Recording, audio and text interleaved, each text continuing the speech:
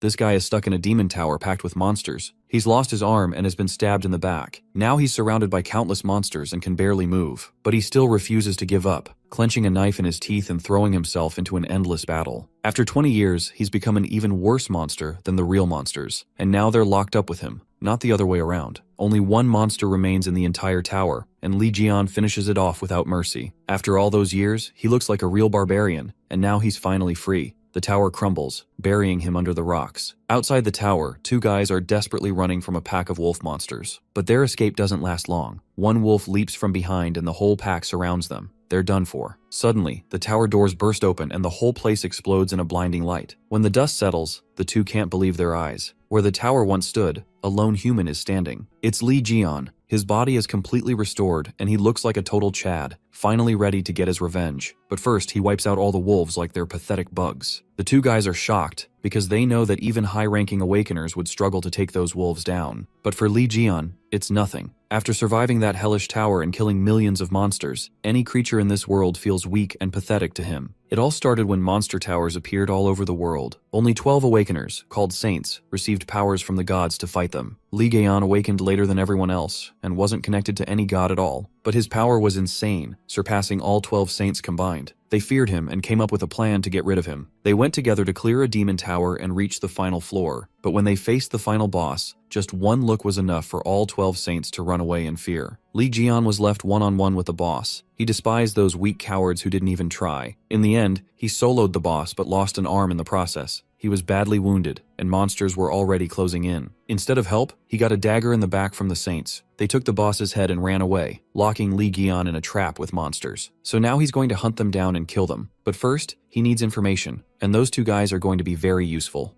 After punching that last wolf monster to death, Lee's eyes land on those two guys and he leaps towards them, scaring the shit out of them. Jimin, gripped in horror, asks why he's attacking them, but our guy doesn't seem to have any intentions to hurt them. Jimin is taken aback and finds it incredible how that guy came from the tower, but the other guy makes him recall what kind of place that tower really is to say that a person could possibly come out alive, a living hell. The guy then supposes that Lee just happened to be in the area when the tower was collapsing. Suddenly, a giant wolf emerges behind Lee. As our guy does not even flinch when he looks back, the two guys are freaking out like they'd pee their pants as they realize that the boss of wolves had appeared. The boys shout at Lee to run away when abruptly, the boss wolf roars tumultuously. The only ones to be saved are Lee Jian and those two guys. Jimin and his friend remain unscathed and our guy Lee stands in front of them, unfazed. As the guy wonders if Jian protected them, Lee calls that monster a fucking shithead and soars above like a freaking Spider-Man. Our fella smashes that dumb mutt boss into the ground. The soul nearly leaves Jimin's and his friend's body when they witness his strength like that of a beast.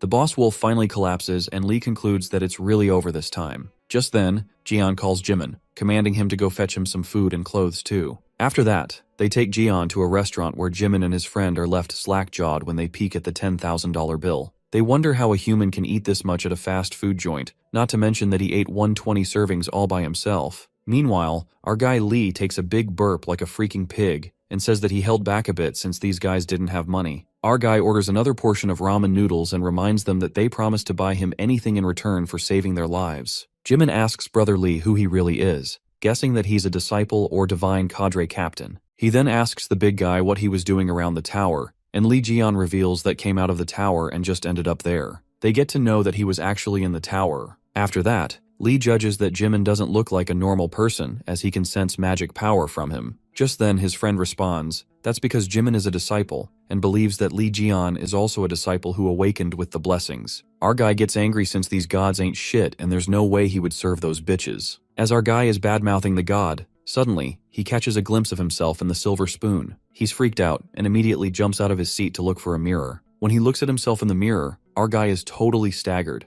and the realization sets in that his entire body has recovered what was once covered in scars. Getting a flashback of his past self, Jian finds it impossible to think those wounds would have been too difficult to recover from without risking his strength. Now that he's gotten a hang of himself, he looks at the left arm that has also regenerated. Just then, Jian's eyes land on a serpent's mark on his hand, when suddenly a sharp pain sears through Lee's body. The system then notifies him that he's experienced death and achieved the impossible. It turns out that his existing abilities and all the achievements from the tower are converted into experience. Lee Jian generates zodiac skills and now he's able to use the power of Ophiuchus. Just when our guy opens his eyes, he finds himself in a different realm, where he encounters the serpent. He then touches the snake, and a bright light illuminates. Abruptly, our fella yanks out of that realm, unable to process what has just happened. Jim and Dee asks if he's alright, while our guy, traumatized by the events, hysterically asks them if they didn't see the giant snake that just appeared, a super big one at that. Jimin informs him that he didn't see any snakes, plus he makes Lee remember that he took off clothes, grabbed his wrist and screamed like a caffeinated squirrel. Lee supposes that the others were unable to see the snake, while Jimin thinks that he's a weirdo. Moments later, Lee Gi-on learns that he's become the master of Ophiuchus and gets an awakened name,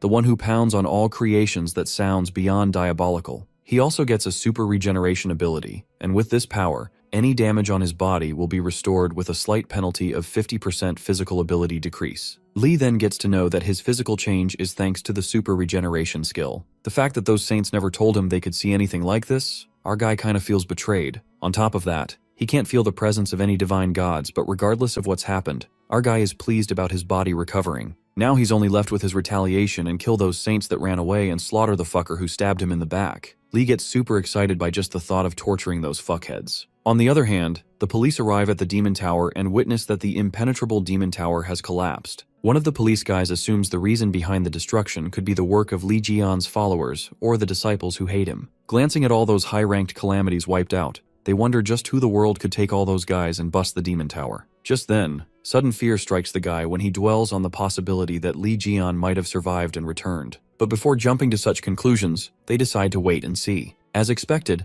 the media is going berserk over the news of the collapse of the Demon Tower and asks Ares Saint Yang Wei if he believes that there's a chance that Lee Gi-on survived. Yang Wei confesses that he has no comments on that and walks away from the conference. In his car, Yang Wei loses his cool when the name Lee Gi-on pounds in his ears relentlessly, and this chilling thought crosses his mind that Lee Gi-on might still be alive and that he survived 20 years in that tower. But Yang Wei finds it impossible. Making a fool out of himself, he presumes that there were tens of thousands of demonic beasts in there. On top of that, they were all black-ranked, so there's no way that Lee would stand a chance to escape that tower alive. Not to mention that Lee's body had already been wrecked from the recoil of powers, and he hadn't received any blessings from the gods like them, the 12 saints. But still, Yang manifests that if Gi-on is still alive, everything will be over for them. Well, this guy doesn't know what awaits him. Damn, Fatso is about to get wrecked. On the contrary, our guy is enjoying watching the news on the phone, thinking of crushing this guy first, who's Yang Wei. The next scene takes us to the airport, where one of the 12 saints, the Sagittarius Saint, Hugo Otters, arrives, more majestic than before. As the saint poises with grace, the people are left in awe to see such a dignified saint, and believe that someone like that is a real chosen one. In the car, Hugo's phone begins to buzz like crazy, and he exasperatingly turns it off, tired of these damn reporters who are always on about the conspiracy theories of Lee Ji-on being alive. He then receives a call from an unknown number, but Hugo finds it all bullshit as it has already been 20 years. We then travel into Hugo Otter's flashback,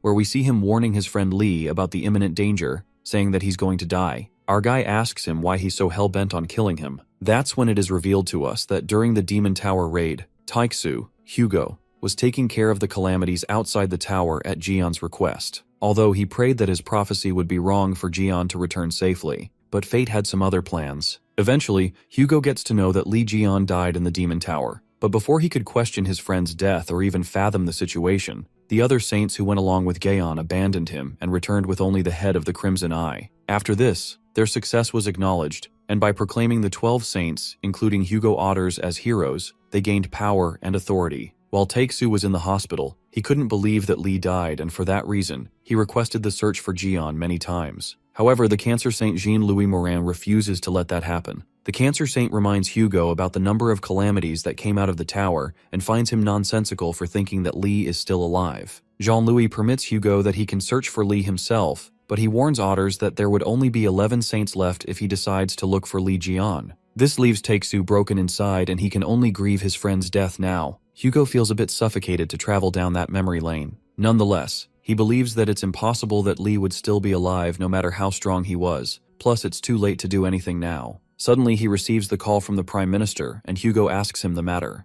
The Prime Minister is certain that the saint must have heard the news of the Demon Tower collapsing. As soon as Taeksu hears this, he assumes that it's about Lee again. Hugo bluntly explains to the minister that Ji-on died that day in the Demon Tower, anticipating that the Demon Tower incident was caused by Ji-on's followers. He already gave a heads up to the Prime Minister not to use this issue for this election vote, However, the Prime Minister spoke up and said that he was not talking about Lee Jian. Instead, according to the news that he received from the Korean government, that line call just rang moments ago. Hugo Otter's questions about that call line, and the Prime Minister reveals that it was Lee Jian's exclusive call line that rang. An urgency presses upon Taeksu, and he tells his driver him to stop the car instantly. Hugo finally takes a moment to process all this, and realizes the calls he's getting just now were from Lee. He then stumbles upon a voicemail on his phone. The moment crackles with intensity when a chilling voice says that it's going to find him and kill him. Heartbeat echoes like a drum when Taeksu recognizes that it's Lee's voice. This scares the hell out of Hugo as he can sense the rage in Lee's voice. Archer immediately orders his driver to head straight to the airport. While his man worries about all his businesses in England, Hugo doesn't give a shit about them anymore. The scene then switches to the restaurant, where Lee Jian is stuffing himself with food and is mad about the fact that Taeksu grew up to think he learned how to ignore his calls. Curious, Jimin asks him why he'd called that guy so many times, and our guy tells him to wait and see for himself. Nonetheless, our boy is totally amused by this thing called a smartphone, and come to think of it, it was year 205 when he went to the tower. After calculating, Gian believes that since it's been 20 years, this world has become a better place now. Jimin can't seem to believe that it's Lee's first time using a smartphone,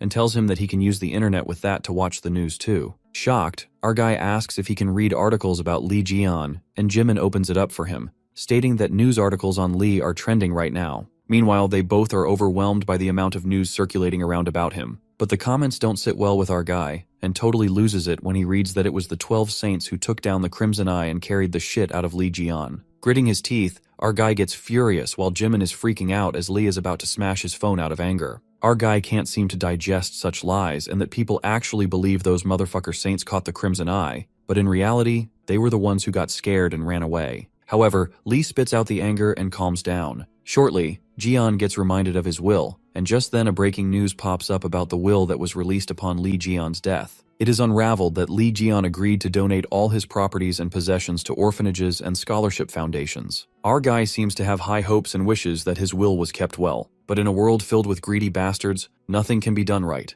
Because when our fella opens up the news, he discovers that Lee Jian passed on all his properties, including divine artifacts, to the 12 saints to help save humanity, aside from Sagittarius Saint Hugo Otters. The moment the truth sinks in, and that's when our guy decides not to hold back anymore and kill them all, determined to rip their bodies apart, piece by piece. Our boy grabs Jimin's smartphone to the extent that he breaks into pieces while the poor boy cries in the corner, bidding farewell to his phone. But then Lee gets a hold of himself when he presumes he can't do anything at the moment, given that he looks very different from how he looked 20 years ago, but still he's eager to announce his return. He knows if he goes around telling people that he's Lee Gian, people will think that he's crazy. Our guy then decides to lay low for now and take care of those saint bastards one by one. Meanwhile, Jimin is bawling his eyes out on his broken phone as he still has installments planned on it. Suddenly, the system warns Lee Jian that someone is watching him, and our guy could sense a familiar presence. Our guy steps outside of the restaurant where he finds the household gods, godly entities controlled by divine gods. A suspicion lingers in Lee's mind when he assumes that they might be underlings of Ares, and the system promptly informs him that the household gods are creating a barrier belonging to Ares. The householder then requests a tribute, and our guy seems to have enough of their bullshit for daring to act like this is their area when they go around kissing the asses of the divine gods. He decides to deal with them when suddenly someone calls out his name. While our guy gets interrupted, it turns out to be some people blabbing about Lee Jian saying how it's so damn noisy since he's all over the news. That guy carelessly spouts nonsense, wondering why they are giving Lee so much attention when he's a lost case anyway. Our guy just gulps it down quietly, but then Jimin's eyes land on the badges that the couple is wearing, and he realizes that they're from a Gemini divine cadre. Jimin immediately asks Lee to get inside and warns him not to get into an argument with those people. However, Lee stands in front of that Gemini guy, and the guy rudely talks to our main character, telling him to fuck off. Jimin cries in the corner as he believes that they're screwed. To further piss Lee off, that Gemini cadre blows out a plume of smoke that paints Lee's face. Just when our boy is about to spiral out of control, the man's girlfriend asks him to stop and sneers at him, saying that Lee is gonna piss his pants. The couple let it slide and walks past him, calling him a pussy. The Gemini guy calls our boy a loser who likes Lee Jian, ignoring the fact that he's the real one, while Jimin nervously appreciates brother Lee for holding his anger and reveals that those guys were from Gemini. Our guy gets madder than a hornet in a bottle, calling those two over-the-top cadres a couple of cockroaches. The Gemini guy steps back and stands up close to Lee to confront him. Well, this guy digs up his own grave when he calls Lee Jian a mere regular person who he can't even feel a speck of mana from. Our guy smashes that fatso away with a single flick, As crazy as it sounds, the guy blows away with that mere flick, leaving everybody slack-jawed. Meanwhile, that chick tries to pull a trick on him as she is about to ambush him, but Lee and our guy clearly notices what she's doing behind his back. Well, he sends her flying with a single strike. Our guy lets out that they don't even amount to much while Jimin asks how he could use his abilities in the middle of a street. Lee Jian clarifies that he didn't use any ability, and they would have been dead meat if he had used his abilities. The realization hits those guys that Lee beat the crap out of A-rank disciples with only his finger. Pretty crazy, right? Shortly, something grasps Lee's attention when he holds that fatso's necklace who's knocked out. Our guy pulls out that necklace, which is a divine artifact, and discovers the reason why he felt weird hitting him. Lee then asks Jimin why these bastards have divine artifacts when saints should only be the ones to have them. Jimin gets convinced that Lee Jian is clueless about the things that happened over the years. It is then narrated that humanity almost went extinct from the calamities several decades ago. As a matter of fact, humanity was only able to survive thanks to the divine gods and the saints that they chose. But since this entire world can't be protected by just 12 people, the saints gathered people to follow them and made divine cadres. The people who have awakened by being granted power from the saints are called disciples, and they are ranked proportionally to their power. The saints chosen by the divine gods are the heads, and the 10 stars can be considered saint candidates. The strongest disciples who command the other disciples are called divine cadre captains. Moreover, the power of divine gods comes from the disciples' faith, so they have all sorts of competitions to get people into the divine cadres. The selected disciples are then given gifts from the divine gods. Well, that was some intricate hierarchy up there. After processing that intricate hierarchy, Lee finally realizes that while he was away, so many things took place in those 20 years of time span. Abruptly, Jimin panics and asks Lee to look above, pointing at the household gods. The system then notifies Jian that the households of wealth and greed under Aries are enjoying this situation and urges them to finish off the man and woman, the Gemini divine cadres. They desire to see the spilling of blood and tempt Lee by saying that he will give him a useful gift. The guy is left in disbelief to think that our boy managed to catch the attention of the household gods. The household gods are like the shadows of divine gods, and opposing them is the same as opposing divine gods. While that guy insists Lee do as the god wants, our guy wonders why Yang Wei's goons were in a place like this, believing that they were trying to fill their stomachs just like that piggy bastard. Our guy presumes that Yang Wei bastard hasn't changed at all. He then pounds his feet on the ground that sweeps in the household gods, making them disappear. Lee sneers at them for daring to stand up to him, while Jimin is shocked to see that the household gods of Aries ran away after confronting Lee, and the barrier disappears as well. Jimin comes to realize Brother Lee is definitely not an ordinary person. A few moments later, our guy calls out Han Jimin and corroborates with him if this fatso thug is a Gemini disciple. The boy elaborates that they're the divine cadre that has the most influence in this country, and an elite force that consists of several influential figures. Our guy immediately guesses that all they have is tons of money, and believes that everything that divine cadre is wearing is brand name clothing. Our fella starts ripping that fatso's clothes apart as looting times are the best. Well, our dude is the strongest fighting thief in the world. After a long day, Jimin along with Lee Jian arrive at his apartment, and Jimin expresses his gratitude for saving their lives and taking them home. As Jimin is low-key hinting that our guy should leave now, our guy takes a big fat yawn. Jimin frantically asks if he's thinking of mooching off him in his house, and yeah, that's right. Later, our guy gives himself a haircut and looks hella handsome that even Jimin is left smitten. Our guy couldn't resist his pretty face and reminisced on the time when every single strand of his hair was precious since he kept losing hair as a side effect of his abilities, and poor fella used to cry buckets. He'd never thought he'd get to style his hair like this. Suddenly, Lee spots a bee and asks Jimin why there is a calamity in his house. As our guy smashes that calamity, Jimin gives him a thumbs up for killing it barehandedly. Strangely, there are several of them, and Lee annoyingly keeps killing them. Jimin assumes that Lee might be giving off a scent that calamities like, but our guy calls it bullshit, and deduces that something in this house is attracting them. Our guy then figures out the reason that Jimin has all these evil artifacts displayed in his house, and it's attracting the calamities. Jimin reveals that he received these artifacts directly from the Gemini saint, and the boy proudly flaunts the items, though they aren't his. They're things that have been blessed by the saint. However, that artifact that Jimin was cherishing more seconds ago is now broken into pieces by Lee with a single smash, as he finds it hella disgusting. While Jimin is on the verge of a breakdown, our guy rummages through his stuff and discovers the musical artifact that steals personal information, and the watch attracts the calamities. The surge of frustration rises when Lee Jian conjectures that those saint bastards are doing evil stuff, and he recalls that not only did they steal his money, but they're also selling things like evil artifacts to people and feeding off others. Our guy frantically commands Jimin to just throw all this stuff, and while the poor boy tries to stop him, they are interrupted by the ring bell. Well, it appears to be Jimin's roommate Sung Jae, and our guy questions him like he's the owner. Sung Jae confesses that he's the owner of the house, and things get a bit awkward. The next scene takes us to Aries' divine cadre, Yang Wei's residence, where it is reported that the household gods that were in Korea have disappeared. For that reason, their Korean branch is in a panic right now. Yang wonders who on earth would do something like that, as the household gods are the divine subordinates of the divine gods that no awakened would dare to chase them. He then commands his man to contact the other saints and find out if they've found any clue. Just then, Yang's man informs him that the Sagittarius saint is still uncontactable as always. While Yang assures his underling not to worry about Hugo as he's in England for his mercenary work, his man unveils that Hugo Otters left England right away, adding that his destination is Korea. A suspicion flickers in Yang's mind that Hugo might be making moves due to the rumor of Lee's survival. Fear kicks in, and Yang wonders what if Lee really comes back alive. The saint starts throwing things as the agonizing dilemma tightens, making him disoriented. Yang then instructs his man to do a proper investigation on this. His underling reports to him that in the place where the household gods disappeared, a disciple of a Gemini was found left with only his underwear and was lying naked on the streets. Based on witnesses, that disciple quarreled with a handsome man. Upon hearing the word handsome, Yang gets convinced that it can't be Lee Gaon since his face was very hideous. Yang is worried about the Lee Jeon rumors and the household gods that were in Korea disappearing for unknown reasons. To make things worse, they also failed in their quest for the Spider Queen. Yang abruptly instructs his man to prepare his private jet. He decides to find out what exactly is happening in Korea with his own eyes. The scene then takes us to a Gemini-affiliated hospital in Korea, where that Gemini divine cadre, the one who got his ass kicked by Lee Jeon, is admitted while his grandfather, the chairman,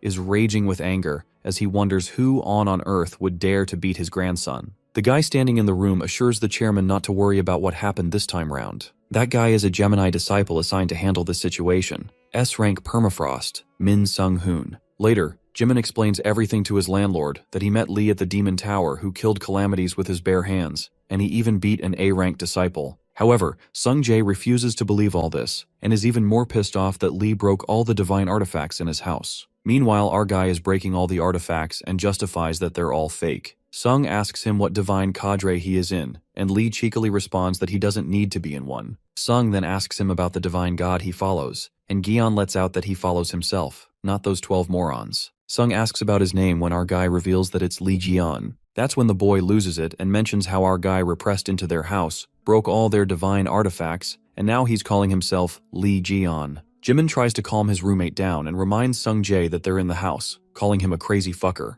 But Sung Jae, being the disciple of Gemini, his mana explodes and he activates the skill Gaze of God. Our boy warns him that he's going to burn his house down at this rate. Meanwhile, Sung goes berserk as he gets charged with power. Lee notices that Sung is already using a high-rank summon at such a young age, and admits that his trait isn't genius for nothing. Jimin shouts at Lee and tells him to run away, warning that Sung is an A-rank disciple of Gemini and also a severe Lee Jeon fanatic. Sung Jae warns Jimin to get out of there if he doesn't want to die. However, in a whisper of the movement, Gaon appears behind him. With one iconic flick, our guy tells Sung Jae that he'll piss himself at night if he plays with fire too much. While Sung pauses for a moment, Lee hits him as he flicks, and Sung crashes away with a force. Our guy basically saves everyone as Sung was planning to set the whole building on fire. Jimin corroborates with Lee if his roommate is not dead while our guy assures him that he's fine. Poor Sung gets knocked out as he foams at the mouth and Jimin starts sobbing, asking if he's still alive. Nonetheless, our guy heads into sleep first, and as soon as he barges into the room, he finds the room filled with his figure statues.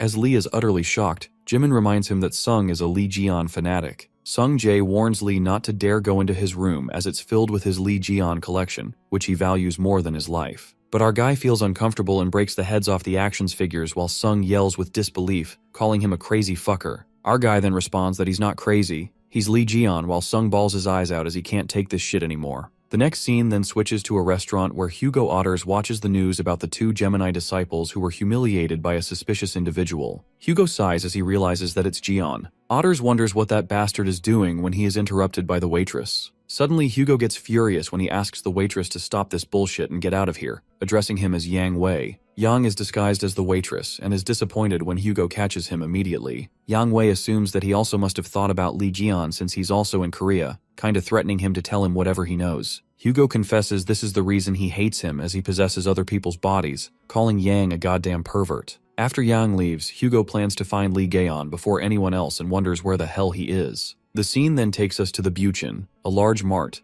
where Jimin is shopping with Sung Jae and asks him if that guy is really Lee Jian. But Sung denies it and justifies that Lee looks completely different, not to mention that Lee Jian was someone who saved humanity, not a thug like him. Jimin lets out that he really saw Lee come out of the Demon Tower, and given that he's super strong, he might be the real Lee Jian. Abruptly, a mayhem breaks out in the mart as people shout that there's a thief. Suddenly, Jimin and Sung get hit by that thief who's dashing between the aisles. Jimin guesses that the thief is a Scorpio disciple, while Sung Jae notices that he's using his abilities to steal, and at this rate, all the items and wallets in the store are going to be emptied. The thief is too overconfident as he believes that no one will be able to catch him, not even the saints. But his plans get crushed when he bumps into a guy, who turns out to be our fella Jian. The thief realizes that it's over for him and breaks down, kneeling before Lee. Jimin asks him what he's doing here, and our guy forgot to tell him to bring some chicken. Moments later, they're interrupted by the Gemini disciple, Min Gyung-hoon, who compliments Lee since Scorpio disciples are hard to catch. Min takes our guy as a regular disciple and advises him to call the police next time. Meanwhile, our guy presumes what's up with this son of a bitch. Suddenly, the ground begins to rumble and chaos spreads when people think it's an earthquake. Meanwhile, the thief decides to slip away. The ground crumbles and a giant calamity bursts out of it. The guy decides to escape this danger before he gets caught in it. The thief tries to make a narrow escape, but overconfidence gets the worst of him when the calamity bites him to pieces,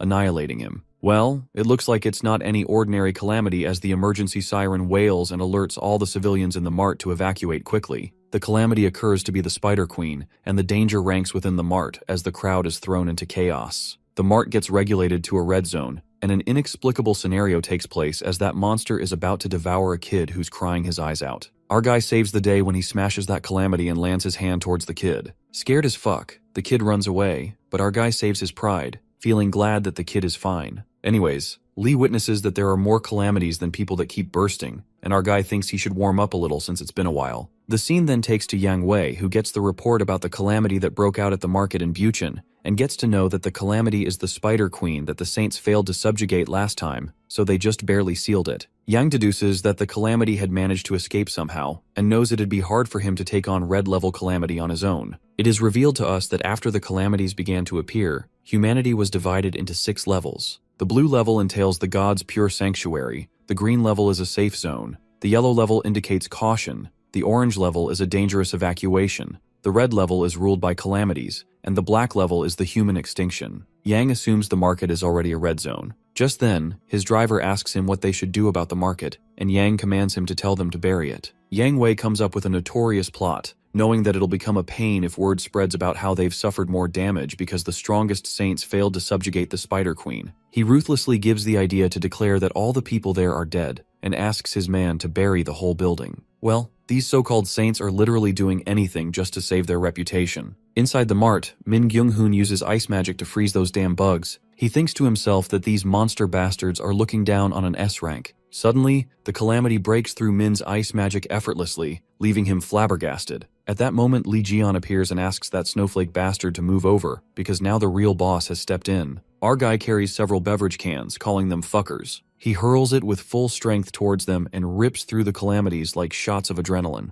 As Lee's roommates are left disoriented after witnessing his fight, our guy gets notified that he has handled the calamities and acquires new materials for production to produce new skills and divine artifacts. Thrilled by the skill, Gion decides to try it out later. After the fight, Lee, considering the 50% restriction on his power, thinks his movements were not so bad. On the other hand, the Gemini disciple Min is left in disbelief, given that these calamities were barely affected by his S-rank magic, but our guy took care of them effortlessly. Our guy Lee hands the dagger back to Sung Jae, informing that it was from his house while Min Gyung-hoon wonders where a guy like Gion came from. At that moment, something strikes Min's mind and he calls Lee a layperson. Min recognizes our guy as a thug and accuses Lee Jian for being a criminal who ambushed their disciples earlier. While our guy gets caught, he hysterically punches Min right across his face to shut him up. Jian asks that bastard Min him how he found out, while Min, with his cheek swollen, calls him a dumbass. Min divulges that it's pretty obvious since Lee is wearing the badge and those designer clothes, speculating that he stole them. Min points at the badge on Lee's shirt and reveals that it's an S-rank divine artifact given only to the Gemini disciples. Min Sung-hoon is certain that our fella is so unreasonably strong because of that badge, while Jian acts clueless. Where did that badge come from? Saying that it looks like shit.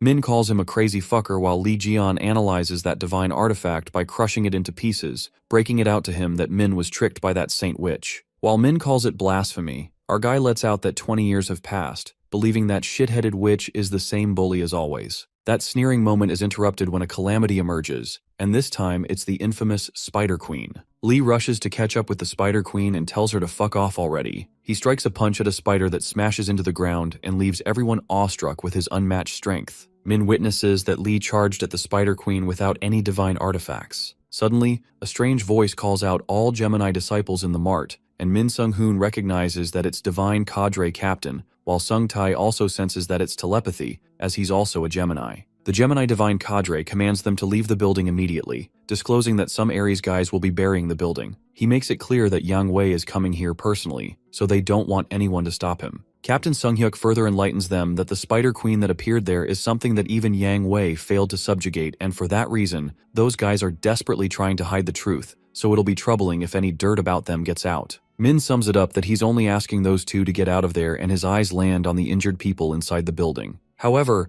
something makes him change his mind when Min looks at Lee fighting the Spider Queen. Sung-hoon asks Sung-jae to evacuate with him, who's confused as to why just the two of them are evacuating. Sung-jae is left in disbelief to find out that their true intentions are to bury people alive here, and Min tries to manipulate him by saying if the Spider Queen shows up in the city, people will criticize the power of the Zodiac, and they will get weakened if their faith is shaken. In order for the Zodiac to save people, they must believe in them. With that, Min creates urgency and says he only has a few teleportations left, stating that he can't ignore the commands, and that only Sung-jae can come with him. However, Sung refuses to leave his friend behind and is concerned about the people who haven't evacuated yet. Min Sung-hoon tries to make him realize the depth of the situation and confesses that he can't get buried alive here with these losers. Therefore, Min proceeds to use his ice frost power to kill everyone there to make it easier for Sung-jae to leave this place. This drives Sung mad and he fights against Min to stop him. Min advises Sung to stop being needlessly guilty and think wisely, but his words are cut off when he is hit in the back and crashes on the floor. Turns out it was Gaeon who saved Sung-jae and asks him why they're still there since it's dangerous here. Sung-jae justifies that they can't get out since the exits are blocked by the calamities.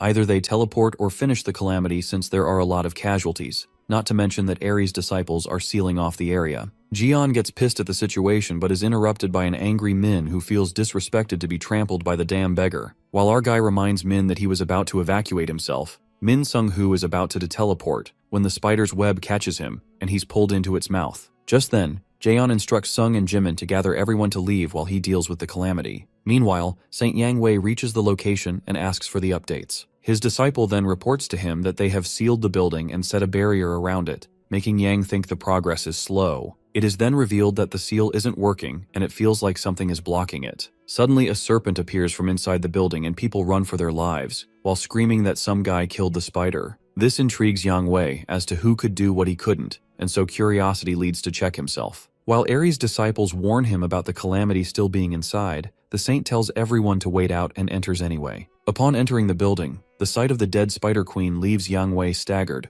rising his curiosity that who killed the red-ranked calamity. The saint finds the situation complicated, but then he senses the energy and rushes to see only to find out it's Hugo Otters. He wonders if this was Hugo's doing, and it all makes sense to him. As Yang Wei is busy thinking, he hears a familiar voice who asks him if he enjoyed himself while he was gone. Shivers run down Yang's spines as he hears the voice. It appears to be our guy who meets Ares after a long time, reintroducing himself as Lee Jian. After that, Sung-jae wonders if it was really Jian Lee because he looks different, but his moves were like before. He's interrupted when Hugo calls him out. It appears that Hugo is Sung-jae's father. Upon being shown disrespect by his son, Hugo gets mad but then analyzes his son's condition, which seems to be fine. Archer questions Sung-jae if he was inside the mart as he heard that the calamity was killed, wondering who could possibly do it. Sung ignores his father like he's invisible, and Taeksu wonders who his son takes after. Suddenly, Taeksu overhears Jimin mentioning Lee Jaeon's name and he grabs Jimin frantically, bombarding him with questions. After that, Hugo learns that Jian's still in the mart and that he's the one who eradicated the calamity. As he's about to ask for more details, they hear a bang inside the mart. We see Lee Jian express the feeling of being hurt because the first thing Yang Fatso does is attack him after 20 years. Yang observes his face that bears no scars anymore, and he's also young. The fat guy refuses to believe and concludes that this guy is impersonating Jian, deciding to make him pay for deceiving him. Both the parties attack and our guy lands a punch right on Yang Wei's gut, making him blow away. In Jian's opinion, scumbags like this fat-ass saint always need a beating before they listen to anything properly, and makes Yang recall his betrayal the moment he left Gaeon in the tower to die. Even our guy's holy relics and fortune were all stolen by the saints by fabricating his will. The old hag stutters as our guy assures him that he is going to kill them anyway, but first he has to beat him up, and then his house, his sect, and his holy relics. Plus, he's quite adamant to crush the remaining saints later on. Yang feels threatened, and fears this shouldn't happen because, by his words and actions, it seems he isn't lying. Wang wonders if actually Jian Li came out of the tower alive because that's impossible. Yang Wei challenges him in a fight and tells him to prove that he's actually Jian. Things get serious when the god of Ares, the Jade Emperor, makes an appearance to which our guy is amazed at the sight. The Ares saint gushes with pride by the appearance of his god. By using his divine skill, the celestial armament, Yang uses it on our boy and proceeds to kill him. After the attack, Yang Wei wonders if Li's dead, still stuck in the thought of how this bastard Gaon managed to get out of the tower. As he smirks upon his victory, Yang witnesses our guy breaking through his powers and is left in disbelief when our guy punches him in the face, leaving him staggered. Our guy feels proud that he's finally recognized by the old hag and states that he's really back. Li Jian says how even Yang's weapons stink like shit, while the fat ass is blown away by the fact that this kind of regenerative ability is impossible even for Aquarius healers. Just then, Jian's 13th sense skill has been unlocked, and our guy decides to test his new skill out right then and there. The fat saint begs while the Ares Zodiac witnesses Jian Li and is astounded, whining as to why he's still alive. Exclaiming that this cannot be happening, the Ares Zodiac disappears while cursing endlessly. Yang Wei is betrayed by his divine god, leaving him in despair, and our guy laughs at his pathetic situation, knowing that the god left before he could get his hands on him. Our guy, being generous, decides to make him feel the same amount of pain he experienced and beats the life out of Yang. Just then, Ares' disciples along with Hugo enter the building. Analyzing the situation, Hugo sighs as he witnesses what his old friend's doing while others sense the weak energy of Yang Wei as if he's not even alive, making them wonder if something happened. Hugo, using his powers, tells everyone to step aside as he enters the lower floor. He peeks at Yang's dead body with a note that says, "Fat ass here, best of luck." Takesu wonders what our guy is going to do now. On the other hand, Li Gaon reaches the place where Wei Yang keeps his holy relics, and calls Ares a bastard as he enters the place, seeing how he shows off like he's a god of fortune or something. Our guy feels the presence of his holy relic, and as he looks around, he finds that the clothes on the relics were stolen from his house, but the weapons are fake. With that, our guy finds his toothpick and he's so happy about it. As soon as he takes it out, the security alarms wail, and the security surrounds the place, asking Jian to raise his hand and surrender after dropping the item. Jian decides not to, and using his powers, he takes down all the security only to retrieve another holy relic, which is his adorable lime, the omnificent mud ball, which is a shape-shifting artifact. With that, Li leaves the area, and as he proceeds to walk, he comes across a room from where he can sense powerful energy, and thinks it would be a shame to go out with nothing. Therefore, he begins his farming time. Shortly, Hugo arrives at the scene and cries, thinking he's too late, but then he sees a guy walking out, carrying a big-ass bag behind him. Bawling his eyes out, Takesu rushes towards our boy. Meanwhile, Jian stands there with a smile and realizes that Hugo was a true friend after all. However, Hugo rushes towards another guy with crutches, thinking that he's Jian Li, as he gives him a long lecture about meeting him first and bombards him with questions like what's wrong with his leg. Our guy loses his cool and lands a dropkick on Taeksu's face, wondering if that dumbass doesn't even remember what he looks like and threatens to kill him. Hugo analyzes Jian's face and peeks at his holy relic slime, but he's unable to process the fact that he's actually Jian Li, to which our guy offers to kick his ass in order for him to recognize him. Takesu embraces his old friend into a hug as if his life depended on it and starts bawling his eyes out on his shoulder, still not believing he is Jian Li. Our guy lands a punch on his stomach as he resists the hug, which makes Hugo certain that he's the Jian he knew. Shortly, the god of the Sagittarius zodiac, Apollo, makes an appearance. Apollo emerges straight out of nowhere. The divine god questions Li Jian's survival and requests Hugo to check if that's really him. While Hugo asks him how he's supposed to check, Apollo says that something will happen if he shoots with a flaming arrow and aims at Li Jian. As Hugo grabs the divine god and begs to stop, Li gets pissed at Apollo as he gets shot by the arrow, asking why this bastard is aiming at someone the moment he pops up. Hugo calms him down while Apollo teases Li at the back. Just then, our guy confesses to Taeksu that he needs to pay him back now. Taeksu is confused at the sudden confession, but Li Jian smirks wickedly and points at the archer, saying that he'll kill him. Our guy scares the hell out of Taeksu and begins his ranting sessions as he mentions how he came out of the demon tower only to know that his house was sold, his will was forged, and all his divine artifacts are missing.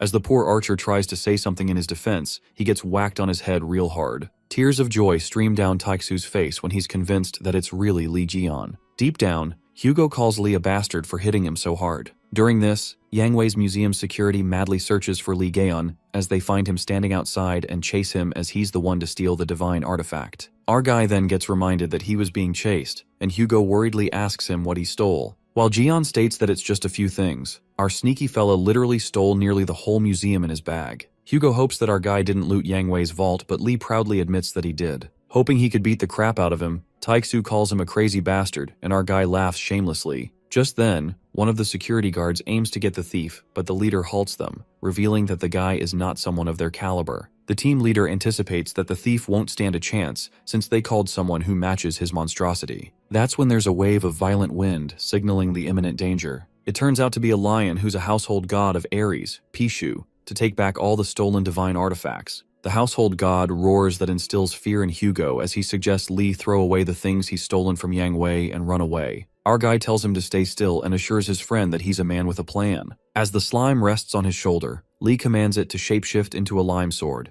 As slime transforms a lime sword, our guy presumes that it will be tough against the household god. Meanwhile, Taixu is overwhelmed by the sudden surge of power. Suddenly, Gion's divine artifact hits the ground as it awakens through the power of Ophiuchus, and due to its trait, the sword is given a critical hit attribute. Gion's new skill, 13th Sense, makes it easier for him to see weak spots of the enemies. Li gets excited as he clearly sees the weak spots of the household bastard. With that, our guy leaps towards Pishu with his sword to wreak havoc. Taixu is not surprised to see this at all, as Li always used this method to strike first, recalling how our guy always managed to defeat all the challenges that were thrown at him, even if they appeared to be reckless. Just as Taixu believes he's got this, our guy gets trampled over by that household god, making Archer's soul nearly leave his body. Our guy asks the monster what he's screaming about and says it's unbearably loud. Li lifts that monster's limb with his power and is enraged as the stench of his foot almost kills him. Our guy slices one of Pishu's limbs off with his sword, making the household god scream in agony. The Beast of Riches sucks up all the abilities in the surrounding and bolts towards Li, while our guy thinks he would have spared Pishu if he'd stayed still. Li Gion decides to hit the monster lightly just once, and as his sword is charged with the serpent's power, he slashes it through Pishu. Taixu is left slack-jawed and realizes that Li is the same as how he was in his prime, 20 years ago. Nonetheless, Li spectacularly takes down the Ares household god, and his zodiac points rise. After that, the system asks Li if he would like to bring the Beast of Riches into his household. It knocks the wind out of him when our guy discovers that he has the ability to control the household gods of the 12 divine gods. To test it out, our boy touches Pishu, and to his surprise, the Beast of Riches becomes a household member of the Ophiuchus. The household god then decreases its size to be hugged by its master, and Li adorably holds him. Our guy believes that since it's the Beast of Riches, he can use it to store all his treasures. Hugo is quite taken aback to witness that Li turned a household god belonging to a divine god into his own, wondering what could have happened before his return for him to have gained such an ability. On the other hand, the system informs Li that he can give a name to Pishu, and our boy names it Piggy Bank. Later, at Hugo's house, Li teases the archer by calling him a traitor, but Taixu whines and justifies that he was hella worried for him. But Li expresses his disappointment to see Taixu, who got married, set up a family, and enjoyed his life.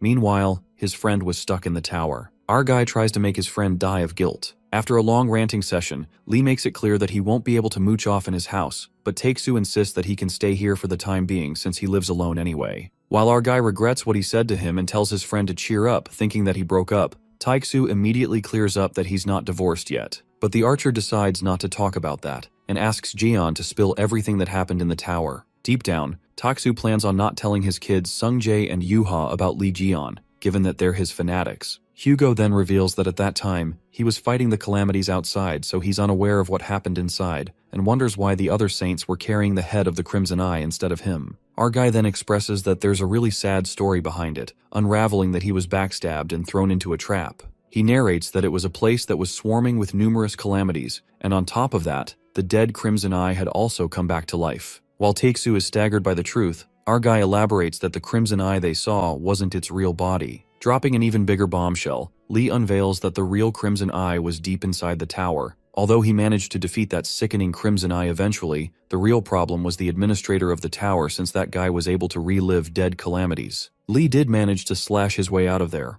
but he was experiencing a life-death situation thanks to the perverted admin bastard who tortured him. At the end of his struggle for his life, Li killed the administrator and collapsed after using up all his strength. When he woke up, surprisingly, those hellish monsters were no longer in the cave, and after that, He was unaware of how he obtained his current abilities. But Li Jian is sure of one thing when he says that the bastard who backstabbed him knew the structure of the demon tower, since that he managed to trap him in that cave, which was filled with numerous calamities, as if they already knew their location. Li gets adamant to beat up those guys who stole his assets and spoke bullshit about him, but he plans to give the guy who backstabbed him special treatment. Our guy feels the urge to make equipment that he's going to beat them up with. He uses his skill creation workshop to summon a workshop that can create anything. Our guy throws everything in, including the corrupted essence of the Spider Queen, fragments of a calamity, and various divine artifacts of Ares. The creation of the divine artifact begins when our guy blends in all the material and the blue aura strikes the toy horse. As the energy bursts out of the house's window, the creation of the divine artifact gets completed, and the ego is produced. The divine artifact imitation horse enables him to use others' magic power of the person he touches. While our guy is quite impressed by the artifact, Takesu gives a proud clap, but he comments that for a high-grade equipment that possesses ego, his artifact doesn't look that cool. Lee explodes like a drama queen and makes him acknowledge the amount of materials he'd used to create this masterpiece. Our guy teases Takesu that he decided to use the remaining materials to make equipment for him, but after the insult, it seems impossible. With the theatrical sweep of his hand on Lee's shoulder, and with a heart-touching monologue, Takesu proclaims that this divine artifact is indeed a piece of art. Slightly convinced by the flattery, our guy concludes that he'll make him an artifact, depending on how well Takesu does from now on. Our guy states that they're going to start by taking care of those saint bastards. Hugo asks how they are even going to do that, as it won't be easy to get the other saints out of their territory. Being the smartass he is, Lee pulls out the royal divine artifact of Ares, the safe of the Golden Fleece, which is more than enough to draw out the saints. Takesu notices that it's one of the top artifacts among the royal divine artifacts, and asks him why he even bothered to bring it when he can't use it. Our guy says that he heard Takesu is a saint who has no money, so he brought this along to fund them while Hugo is pissed off,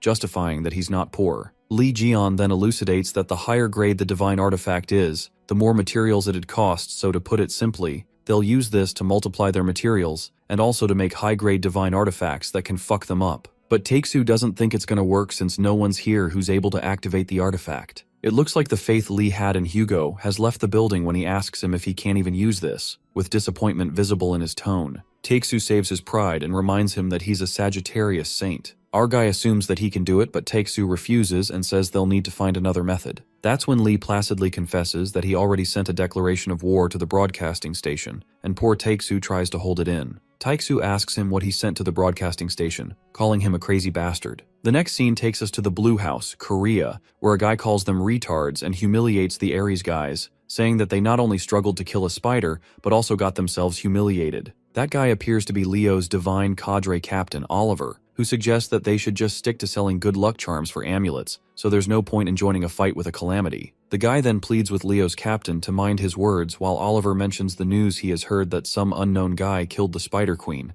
anticipating that the dead guy Li Jian is back. Upon this, the Gemini divine cadre captain, Choi Sung-hyuk, warns Oliver not to cross the line. Choi Sung-hyuk assumes that Leo divine cadre captain is very much obsessed with the hero stories of Li Jian. To piss Choi even more, Oliver deduces that if it's Li Jian, he could certainly kill the Spider Queen, asking him if he didn't see the famous Russian subjugation on the battle video. But Choi believes that it's because he received buffs of the other saints and his weapons were given to him by others, concluding that with that support, they would have done way better. Oliver guesses that they didn't have enough support, that's why they couldn't kill the Spider Queen. Sung-hyuk sets the record straight and confesses that Ares are the ones who killed the Spider Queen, thanks to the sacrifice of an S-rank disciple. Oliver strikes a nerve, yet again, when he says that he's eager to meet that amazing person, since he has to look at that person inside the Spider Queen's stomach. The president is infuriated, presuming that the Blue House becomes a den of such things. Promptly, a guy barges into a room and notifies the president that something big has happened, telling him to watch the news. Well, it looks like Lee Gaeon's declaration of war is released as the news reveals that their broadcasting station received a mysterious package, and inside it, they found pictures of Yang Wei along with a short message. They conclude that according to the handwriting analysis, 99% matches the dead Lee Geo. After the news airs, Takesu lashes out at Lee for sending such a message. Our guy justifies that it was a war declaration to warn the saints to prepare their heads to be cut off. Takesu expresses his concern that Lee had already killed Yang Wei, which was already a big problem, so there was no need to announce that. Our guy reveals that Yang is not dead, and the moment of truth sinks. Jian excitedly pops out a bunny, revealing that it's Wei Yang. Well, it looks like days of hell have begun for little Wang as our main character has got himself a damn plushie to punch around. Inside his head, that bunny calls Lee a fucking bastard. That bunny gives Taixu a major ick as he wonders if that's really Yang Wei. Our guy yanks the bunny's ears like a joystick and lets out that his abilities have gotten pretty good from the experience of this battle. Lee brims with wicked delight and insists his slave number 2, Yang Wei, introduce himself. Taixu questions if something like this is possible in the world. Just then, our guy hands him a dagger. Lee then unravels that this knife was stabbed into his back and that's what put him into a trap. Taixu is staggered when he glances at the knife that stabbed Gion and notices from its engraving, it doesn't look like an ordinary blade. Based on his scrutinization, Hugo concludes that if he was stabbed, then it wasn't Yang Wei. Our guy then informs Taixu that he's going to drop by the Divine Artifact store for a bit, reasoning that Asshair Wang said he saw the knife engraving somewhere in the store. Our guy asks the archer to lend him some clothes and Taixu tells him to wear anything he wants from the closet. After that, our guy leaves Taixu to guard the house and waves goodbye to his slave number 2, Hugo himself. While Yang Wei sneakily laughs, Taixu gets mad. The scene then switches to Yang Wei's artifact museum, which is dismantled thanks to Li Gion. A group of women disciples arrive at the scene and the leader informs the saintess that Ares Saint is nowhere to be found on the scene, neither can she sense the divine god's energy. Aquarius Saint, Sophie Marty, asks her underling where the Ares Saint went, and her associate guesses that perhaps Yang Wei ran away with all his wealth. But Sophie calls it a predicament and believes that it'll be quite troublesome if he makes a deal with another saint behind her back. Sophie Marty wonders where that baldy piggy runs off to while her associate dwells on the possibility that it might be that Li Jian who just returned kidnapped Yang Wei. Sophie hits one of her servants with a water splash, while that associate on the phone apologizes for saying something unnecessary. Sophie then informs her that she'll be heading to the Divine Artifact store as planned, revealing that she has to sell off the Divine Artifacts to prepare the funds for the Drachma auction, which is very crucial for them. Suddenly, another associate interrupts Sophie's bubble bath and notifies that other saints have also applied to participate in the Drachma auction. The scene then flips to the Lion Gem, where people stare fixedly at the incredibly masculine guy. That guy is the Leo Saint, Stephen Marker, and his associate comes to him, revealing that Li Jian's divine artifact will appear in the Drachma auction.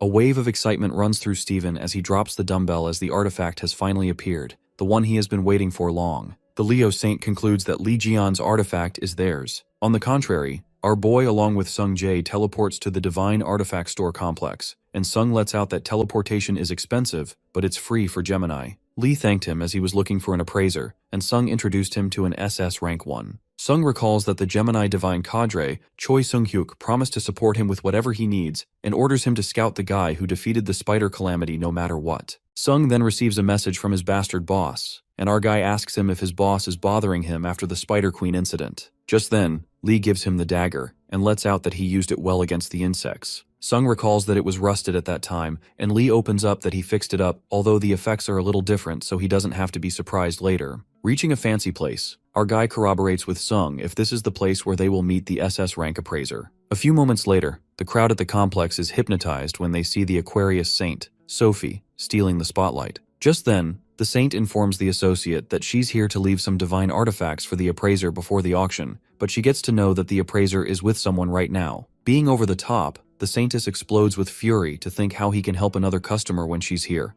but then she snaps out of it and says that she will wait around the area, acting like the nicest person on earth. Meanwhile, our guy is looking around the artifacts, and given that this place is run by an SS rank, Lee gasps at the high prices. After that, the Virgo affiliate, SS rank appraiser, Jin Myung holds the divine artifact and asks Sung Jae who made it. That's when our guy confesses that it was created by him, while Jin Myung dubiously glances at the artifact and asks him if he has some sort of connection with Lee Jian. Sung Jae tries to tell appraiser Jin that this guy is a Lee Jian pretender, but Jin Myung shuts him up, saying that they are having an important conversation right now. Jin then asks our boy what's his relationship with Lee Jian. The appraiser accentuates that most people are unaware of this since Lee's so famous for combat, but he's also a legendary producer. Moreover, the divine artifact he's holding right now, Jin Myung is left in awe when he utters that have seen countless counterfeits in his life. But this is different, adding that he can definitely feel Lee Gaeon's hard work from this. Our guy is surprised that Jin knows a lot about Jian, and Jin Myung confesses that he sure does since he's his disciple who received his favor. Our guy is totally freaked out, not by the fact that he's his disciple, but by the fact that he's blushing at Lee's name. Nonetheless, our guy doesn't remember ever taking on a student. Considering Lee's age, Jin Myung believes that he couldn't be a direct student of Lee Gaeon, and since his skill is quite impressive, he got fooled. Pissed off, Lee wants to punch that con man so badly for insulting him,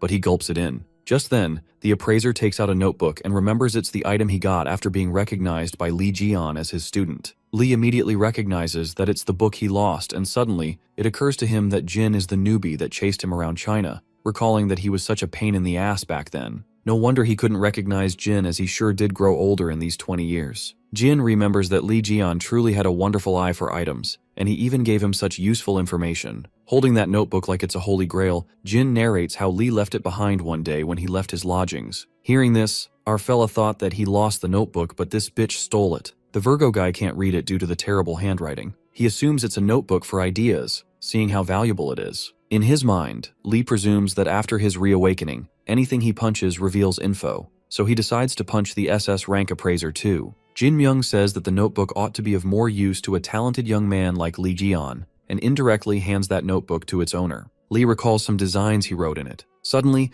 the notebook begins to glow, and the status window tells him that it's reacting with his owner's magic. It's about to evolve into a divine artifact as a result of Ophiuchus's magic power. Jin Myung is left in disbelief when he realizes that it's a memory-storing artifact, a skill that he's never seen before in his life. However, that moment of praise is interrupted by Jin Myung's man, who appears to be tense and informs him that the Saintess is outside. While Jin wonders what they're getting so flustered over the Saintess, at that moment, Sophie Marty decides to barge in. She's overwhelmed by the vulgar people watching her, as she could sense all the gazes fixated on her. In the crowd, Sungjae wonders what the Aquarius Saint is doing here, since she only appears in official settings, and he's heard that even leaving a church is a complicated matter. On the other hand, Saintess Marty loses her patience and decides to talk with the appraiser herself. She's determined to make him buy their divine artifacts at a high price for auction funds, but her nerves are on edge because of the weight. Curiosity gets the best of her when Sophie can't resist to find out just who on earth the guest is that the appraiser is treating her like this. She walks in and pauses for a second when her eyes catch a glimpse of a handsome guy, Li Jian. Her heart melts. Suddenly, a behemoth serpent hisses at her, shrouded in an aura so potent that it could eat a person alive. With Sophie's heartbeat echoing like a drum, she's paralyzed by fear. Sophie wonders what that magic was, as it felt like hundreds of serpents coiling around her to choke her. Just like that, she immediately runs away. Jin Myung is surprised that Sophie left right after she came, and Lee assumes that maybe she was feeling sick. In the meantime, the system notifies Li Jian that his divine power has been sharpened by the divine power of Ophiuchus, and now takes form as godly power, which means that he can steal divine power from gods and others. But if his divine power reaches 0, his zodiac will lose power, and if the state prolongs, he will be weakened. As more info piles in, our guy asks Jin about the woman who just came in. Jin Myung asks him if he doesn't even know her face when she's all over the disciple columns. The guy reveals that she's the Aquarius Saint, Sophie Marty, which leaves Lee quite taken aback by the realization. Our guy suddenly bursts out laughing, as he can't believe that girl is a friggin' saint, shocked by her transformation, admitting that's why he didn't recognize her. Though she's prettier now, even after Sophie got surgery, our guy can't deny the fact that her rotten heart remains. He believes she's still that heartless bitch who cares more about skincare than humans. He considers her a pest. Having some conscience, Jin Myung doesn't understand why people consider Sophie Marty to be the pinnacle of compassion and self-sacrifice, when she's really just a cruel, selfish person. Our guy is glad to know that Jin knows a bit about her. Jin mutters that's all because the Saintess was Li Jian's physician. That's how Sophie attempted to collect the funds gathered under Li's name. However, with the other saints after it, the government stepped in to manage it. As the truth comes crashing down on him,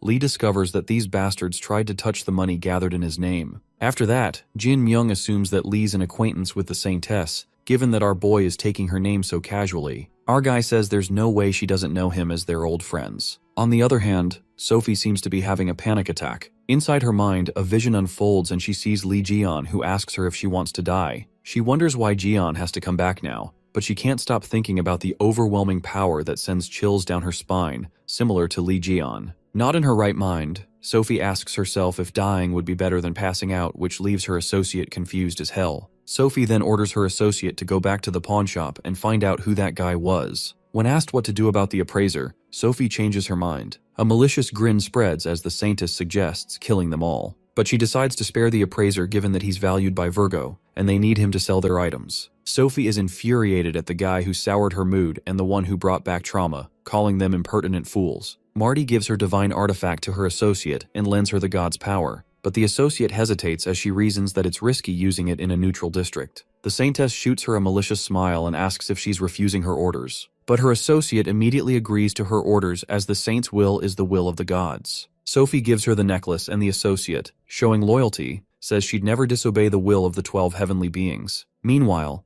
Back in the divine artifact shop, Lee is disturbed by the sudden water leakage from the roof as it drips on him. The scene then takes us to the divine artifact store complex, Center District, where Sung-jae, going his way, suddenly tramples over a pool of water, making him wonder what's all that water when it's not even raining. Analyzing the water, Sung notices that it's faint and he can even sense magic from it. Suddenly, a hand erupts out of the water and takes a shape similar to Sung-jae. While Sung tries to make sense of what's happening, he looks around him and witnesses that illusions like that are emerging everywhere. Meanwhile, standing at the top of the building, it turns out to be Saintess Sophie, who's creating a mirror of the reflection of only A-rank disciples. Freaking out, Sung-jae asks the Saintess guard why a battle skill is being used in a neutral zone, yelling at them to cancel it right now. But the guard, holding the divine artifact, unravels that everything's happening as per Saintess Sophie's order, so he better stop complaining. Claiming that it's the will of heaven, the guard activates the divine artifact, and as Sung-jae rushes to stop her, a bright light illuminates. With divine power, all the citizens in that area are trapped inside water bubbles. With all the reflections of the A-rank disciple as her army,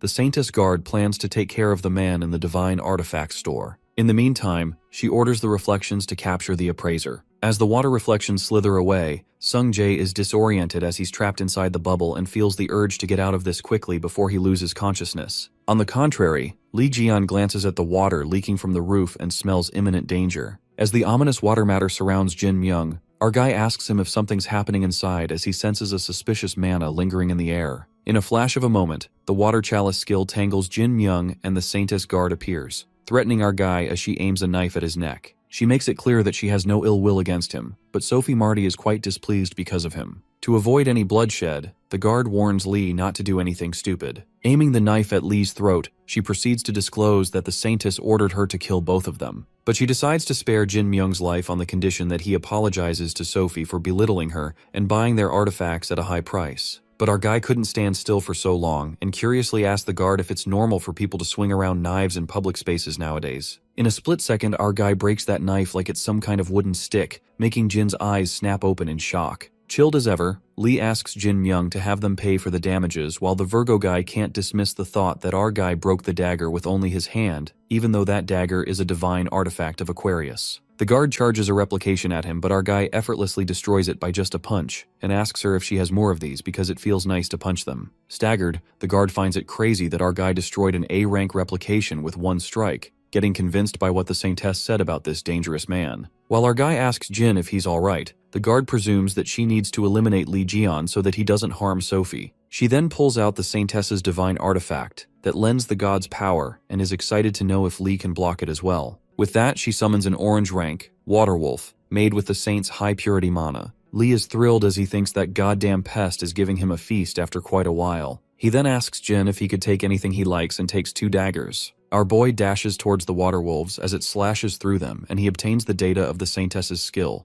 the Oblivion calling water chalice. After slicing those wolves, Lee is impressed by Sophie's dogs as these materials are A rank and up. Thrilled by the score he's getting from just coming to get something appraised, our guy gets super excited as he slashes everything that comes in his path. He even obtains the data of mirror replication fragments, mentality boosts traits, and many other skills. Left in disbelief, Saintess's guard witnesses that all of Sophie's summons were killed so easily. Meanwhile, our guy grins like a maniac and gets disappointed already to see this is all she's got. A strike of terror runs through the associate when she realizes she's going to die if she fights that man, and cowardly runs away. Dashing away, she warns Ji-yeon that he won't get away with this while our guy grins, and speaking from experience, he says that people who say shit like that aren't scary at all. Just then, Sung-jae barges in and asks Jin Myung and Gaeon if they are all right, divulging that the Aquarius disciples just started an indiscriminate attack, and only he managed to escape. With our guy telling him they are about to finish here, Sung is left disoriented to see the place turned into huge chaos with dead water wolves all around. Sensing the mana,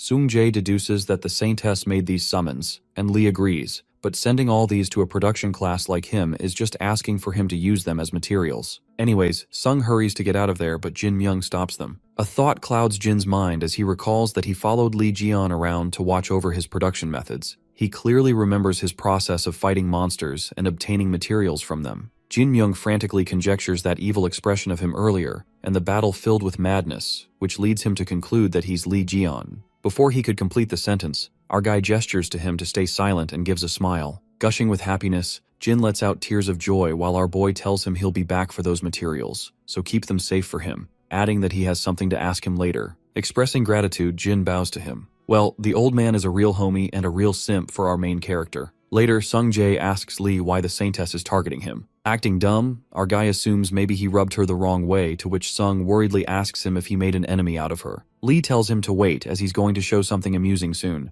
Later, they both stop by Cafe Eden and relish themselves with fancy desserts. Our guy is in love with the gelato and excitedly tells Sung Jae to eat as much as he wants. While Sung Jae doesn't mind eating, he nervously lets out that this cafe is expensive. We then get to know that earlier in the Divine Artifact shop when Sophie's associate ran for her life, she accidentally dropped a badge behind, and Lee couldn't miss this chance to steal and pick it up. Yanking out his flashback, Lee lets out that after taking a look at the badge, it'll do a whole lot. Sung Jae is surprised when he realizes that it looks like an Aquarius badge is an insignia that can be used as a card and even store the skills from other gods. But then it gets him that this insignia even functions as an ID card, so it might even bite them in the rear later. Unbothered, our guy leaves that part to figure out when they're done eating. Suddenly, someone approaches from behind and spots Sung Jae, asking if he likes the gelato here too. The voice seems similar to him. What he dreaded the most was true, as it turned out to be Sung's boss, Choi Sung-hyuk, and our boy pauses for a second as he's about to stuff his face with a big scoop of gelato. While Choi insists that he could sit with them, Lee annoyingly stares at him as he recognizes that it's Sung Jae's boss who was shitting on him. Choi then introduces himself as the Gemini Divine Cadre Captain and assumes that Lee is the incredible acquaintance who took down the Spider Queen that even Yang Wei failed to take down before. Our guy asks what this has got to do with him, and Sung-hyuk states his motive, saying scouting out remarkable talent is also the Divine Cadre's job. Lee asks him what he's going to bribe him with, and Choi Sung-hyuk spills the beans that he's going to give him one of Lee Gyeon's 8 divine artifacts that's going up for auction soon. Hearing this, Lee finally bangs his spoon on the table, and with his patience on the edge, he wonders if they're going to auction his belongings. With ice cream smeared across his cheeks, our guy agrees to go to the auction as he's got nothing, asking Choi if the auction house is nearby. Meanwhile, a frustrated Sung tells him to wipe that freaking gelato off his face first. The Divine Cadre Captain accentuates that since this is one of famous Lee Ji-yeon's divine artifacts, it'll be auctioned off at an appropriate location. He reveals that the auction is held in the greatest auction house in the world, towering 16,000 feet in the sky, the wealthy fortress city, Drachma. The scene then flips to the Drachma Great Auction, where Saintess Sophie Marty appears to be pale as fuck. Drinking alcohol, the Leo Saint, Stephen Marker, asks her to get lost if she's gonna keep shaking like that in the corner, and it's making his alcohol taste bad. Pissed off, in her head, she calls Stephen a muscle brain with no manners, but she decides to tolerate this guy for now as there's no safer place than by his side, not to mention that Stephen rose against Lee Ji-yeon. Stephen Marker declares that Lee Gi-yeon's weapon that was gonna be auctioned off today belongs to him, warning Sophie not to even think about selling it off. Just as Marker is leaving, the Saintess asks him where he's going, but Stephen shuts her off by saying that it's none of her business. Sophie has no other way but to stay calm and believes the guy who exuded Ji-yeon's energy would never come here anyway. While it looks like she's still not over her trauma, her eyes land on Hugo Otters, the Archer Saint. Smirking, she seems to have caught a valuable customer at such a great time. Meanwhile, Hugo arrives and looks for Ji-yeon as he thought he'd be here because of the divine artifacts. Suddenly, pest Sophie creeps up on Taeksu saying it's been a long time. As Hugo is not pleased to see her at all, Sophie admits that it's hard to get a hold of him and can't win against time either. She purposely makes him recall when he used to be the face of Saints, but he's changed quite a lot. Hugo ignores Sophie, making it clear that he doesn't want to talk to her. Her pride is crushed and Sophie provokes him when she deliberately mutters that if he ignores her and does whatever he wants again, he might lose his children just like he lost his wife. Hugo stands still while she guesses that his wife isn't dead yet. She lights the fire just to rile up on him to get his reaction, blabbing that his wife might be as well dead, and mocks Taeksu by calling him an incompetent head who can do nothing when his family is falling apart. Rage crackles in Hugo's eyes that pierces the silence. Enfolded in fire magic, he strikes at Sophie and says that he warned her to go away. Giggling, Marty asks him to hold his temper and she grabs his hand that unleashes fire, using her water magic. She then reminds him about the truce they agreed upon 10 years ago and warns Hugo to be more aware of his status as a half-saint. As she is about to attack Hugo when suddenly someone calls her a pest and flicks her off like a speck of dust. It appears to be our guy, and Taeksu is left stunned to see him arrive at the action.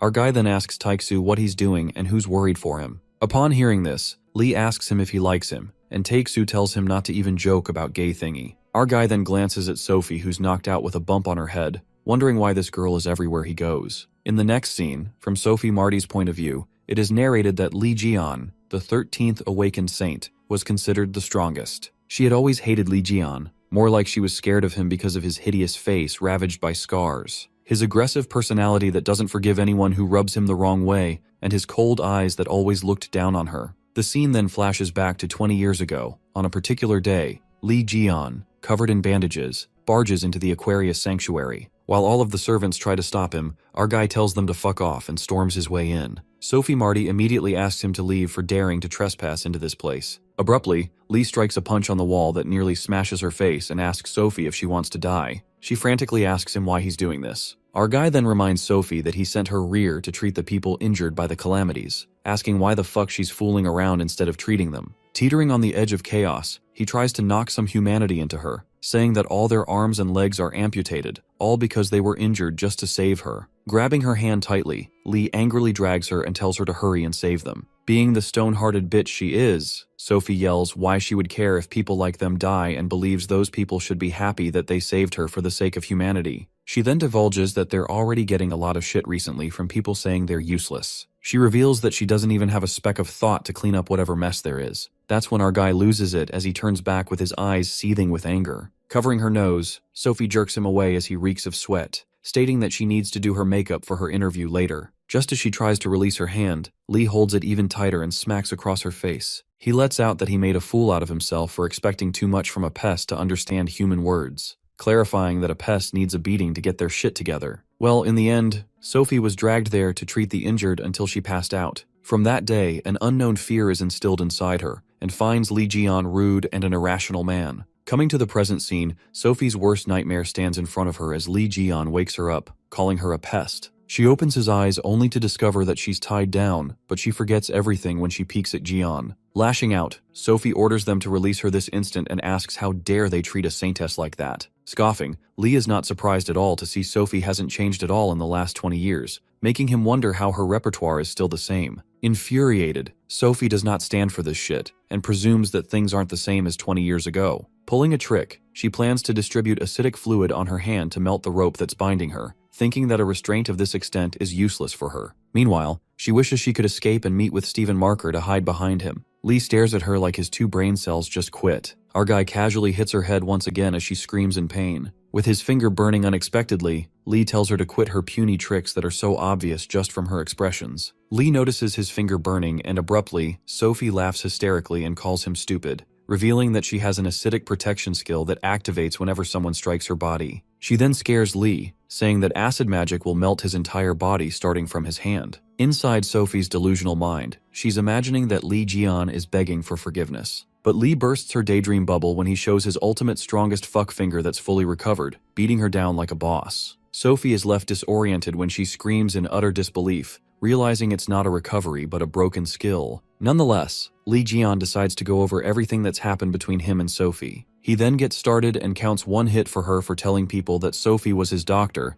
adds 5 more hits to it because our guy knows she was the one who sent the goon to the appraisal store, and adds 50 hits altogether for whatever shit she said to Take-Soo earlier. Poor Sophie accepts her fate and realizes that she's doomed. Our guy prepares his flick and keeps smacking her on the head while Take-Soo isn't bothered at all as he sips on his tea, and he believes that Gion hits everyone equally whether they're a man or a woman, though they all give him a reason too. Take-Soo wonders if he's imagining things as he witnesses Gion's divine energy increasing with every hit as our boy beats the pulp out of the saintess. Eventually, after getting 50 flicks on her head, Sophie gets knocked out with multiple bumps on her head. On the other hand, Lee's divine status gets unlocked, and the system shows his current divine status that is minus 50%. Moreover, if his divine status falls to 0%, the Zodiac loses its power and can lead to death if it remains 0%. Lee can also gain divine status when he hits people. Anyway, the good thing is that he can get stronger. Taiksu interrupts his thoughts and asks Lee if he's not going to ask Sophie about the dagger that stabbed him. But our guy is certain that the Saintess wouldn't dare to stab him, revealing that he found someone who can investigate the dagger, so it's alright. Taiksu presumes that he was beating the crap out of Sophie just to torment her. Lee then takes out his phone and Taiksu asks where he found the phone. Our guy lets out that he borrowed it from someone he knows and that someone is Sung Jae, Hugo's son. Just then, Lee leaves for the auction and leaves the rest to Hugo, permitting him to throw Sophie in a trash can somewhere. Poor Taiksu is left to take care of that witch, and our guy says that he'll contact him once the auction is over. While he wonders what he should do with her, Hugo sees a guy coming in, thinking it's Gion. However, it turns out to be Stephen Marker. Glancing at Sophie, who's knocked out, Steven furiously asks Hugo what he is doing here. Seeing Marker, Hugo greets him, but the guy doesn't seem to be in a mood to share pleasantries. Hugo asks him why he's here, to which he reveals that Sophie asked him to be her bodyguard,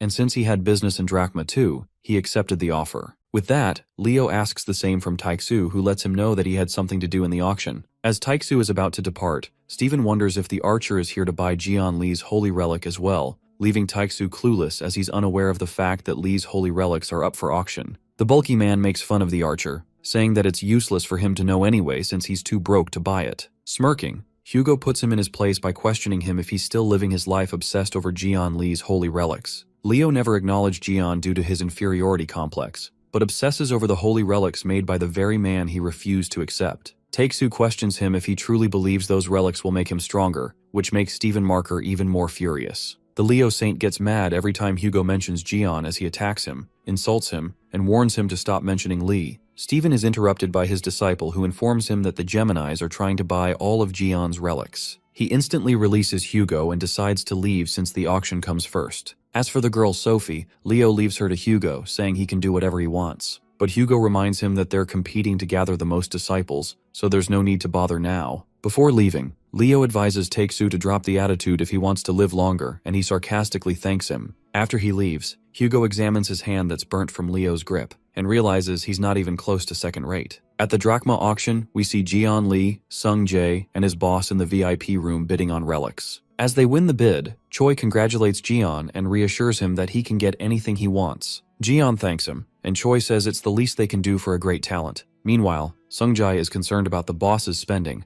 asking Choi if it's okay to spend this much. The boss jokes around, asking if Sung Jae can cover drinks since he forgot his company card. While Sung Jae is left speechless, our guy interrupts, saying he already paid, holding up a black debit card. Choi Sung-hyuk recognizes the card and asks how he got it. Jian justifies that he was drunk and paid on his behalf, adding that he shouldn't ask employees to pay. This makes Choi nervous as he thinks Jian may look young, but he's irritating. He ponders that Jian, despite being a rookie, defeated the Spider Queen, so he's worth using. Compared to that, drinks cost nothing. Choi decides to get into business and praises Jian, thinking he has potential to be S rank or higher. He suggests that if our guy receives a Gemini Saint's blessing, he can become the Saint's successor and lists all the benefits he'll get for free. Jian gets an idea and knows that bastard Choi is using invisible mind control that builds instant trust. Gemini Cadre offers to make Jaeon his disciple and reborn as a Gemini follower, but our guy bursts out laughing, finding it hilarious. Getting serious, Lee asks if he really expects him to serve that zodiac. The man is confused to see Jian's anger and tries to change the subject when a woman enters, congratulating the winning bidder and presents Jian Li's relic with the warranty. The boss is shocked at the name and asks Jian if he bought his relic, to which our guy responds that he was told to bid on anything, so he did. Rendered speechless, the boss freaks out as he knows that Steven Marker is obsessed with collecting them. Choi then apologizes to Lee, saying the relic belongs to someone else and they'll return it. Suddenly someone bursts into the room and it turns out to be the Leo Saint, Steven Marker, who demands to know who laid hands on what's his. Jian sees the intruder and suspects it's Steven, the one after his relics. Scared shitless, Choi apologizes to Steven and says they'll return it, which calms Leo. The boss assures he can take his time with the payment. Smirking, Leo thanks the commander Sung Hyuk Choi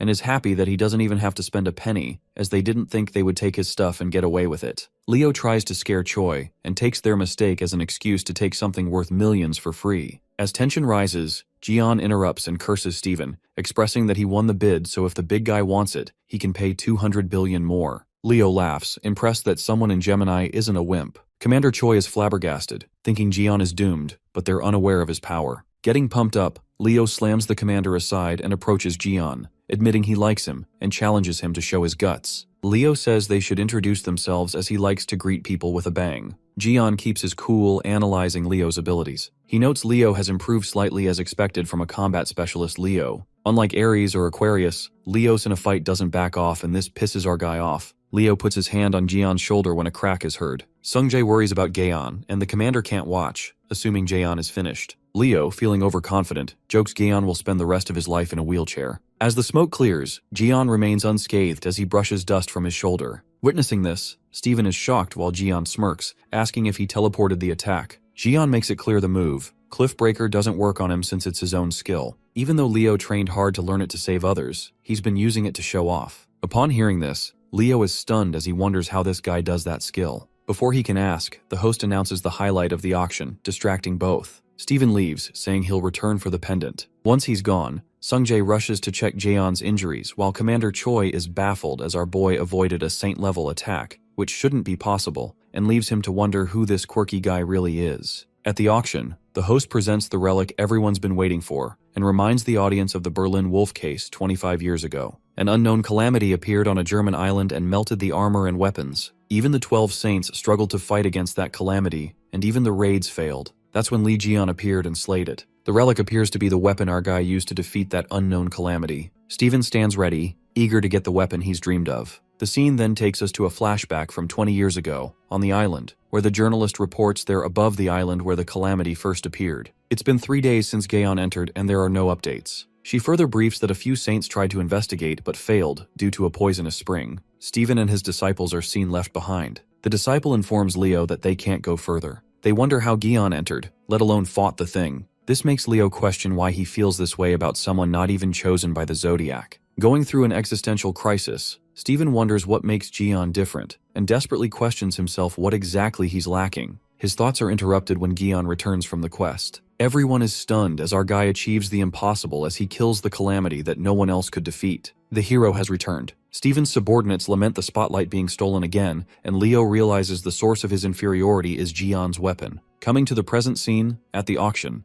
the host presents one of Gaeon Lee's 8 relics, claiming to be the strongest that was used to fight the Berlin Wolf. As the relic leaves the audience on the edge of their seats, it hits him, Steven, that this weapon is the one. The relic that will make him the strongest. Meanwhile, outside the tower, a calamity senses the presence of Gaeon Lee's relic. The relic is a big bone that's the world's most powerful bone stick, and the people are left in awe to see it in real life. This holy relic has the most historical and practical value. On the other hand, Sung Jae throws a tantrum that Gaeon Lee's holy relic is going to fall into the wrong hands, and Commander Choi is frustrated too. Our guy seems to be pretty chill about it as he tries to remember what it was as he used it a long time ago. As our guy tries to convince Sung that this holy relic doesn't hold much value, the kid screams at Gaeon saying that he's too occupied with the auction. This leaves Lee mad as fuck. As the bidding starts with $1 million, the people go frantic when they bid till $50 million. The best part is that the bidding increases the stats of Gaeon. While our boy gasps at how much money people are willing to throw away at a freaking bone, his words are cut off by Sung's roar as he cries out that the weapon was made by Gaeon Lee, the legendary blacksmith, so he should get his head out of his ass. And when he sees Gaeon's face, the red-haired fella calms down and says, "There's a reason why people are doing this." Sung then opens up that all the accessories, amulets, tools, weapons, and sculptures, whatever it was,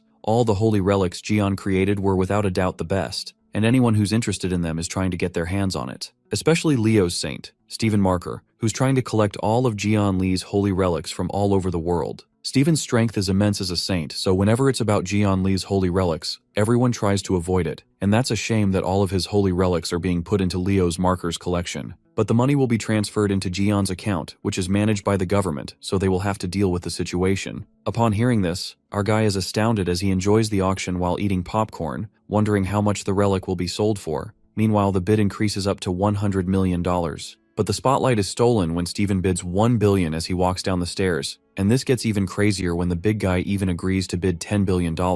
Hearing the bid, the host is left slack-jawed. Meanwhile, the bidders mourn over their fate. As the host confirms if someone would like to make a higher bid, Sung Jae looks at his boss with desperate eyes, begging him to do something. Well, no one offers a higher bid, and the holy relic is sold for $1 billion to Leo. The workers outside have a conversation about an item being sold for $1 billion as they criticize the people for being carefree with the money and spending it like it's someone's pocket money. This is the kind of money these workers can never even imagine to have. Hating the system, the guy wishes that someone would destroy this place, and as soon as he says this, they see a calamity appear on top of them. Inside the auction hall, everyone cheers on Steven as he announces that with this relic, he'll take another step forward. Suddenly, the auction is disrupted by a calamity, as its purpose is to take Gaeon's relic, but the bulky guy would never just give it up so easily, and is glad that there's a calamity, the perfect chance to test out the power of his new weapon. It is revealed that the magic tower in the teleport zone is collapsing. The people are concerned that if the remains hit the ground, this entire floating building will fall. All the mages and disciples unite to stop the scattering pieces from reaching the ground. But when they see it's not helping and that the skyscraper's rubble is too gigantic to destroy, they spiral into panic. That's when Archer Hugo enters the scene, and using his Zodiac Apollo's wrath, he destroys it in one blow, and everyone gets to know that the Archer Saint is here. While people thank him,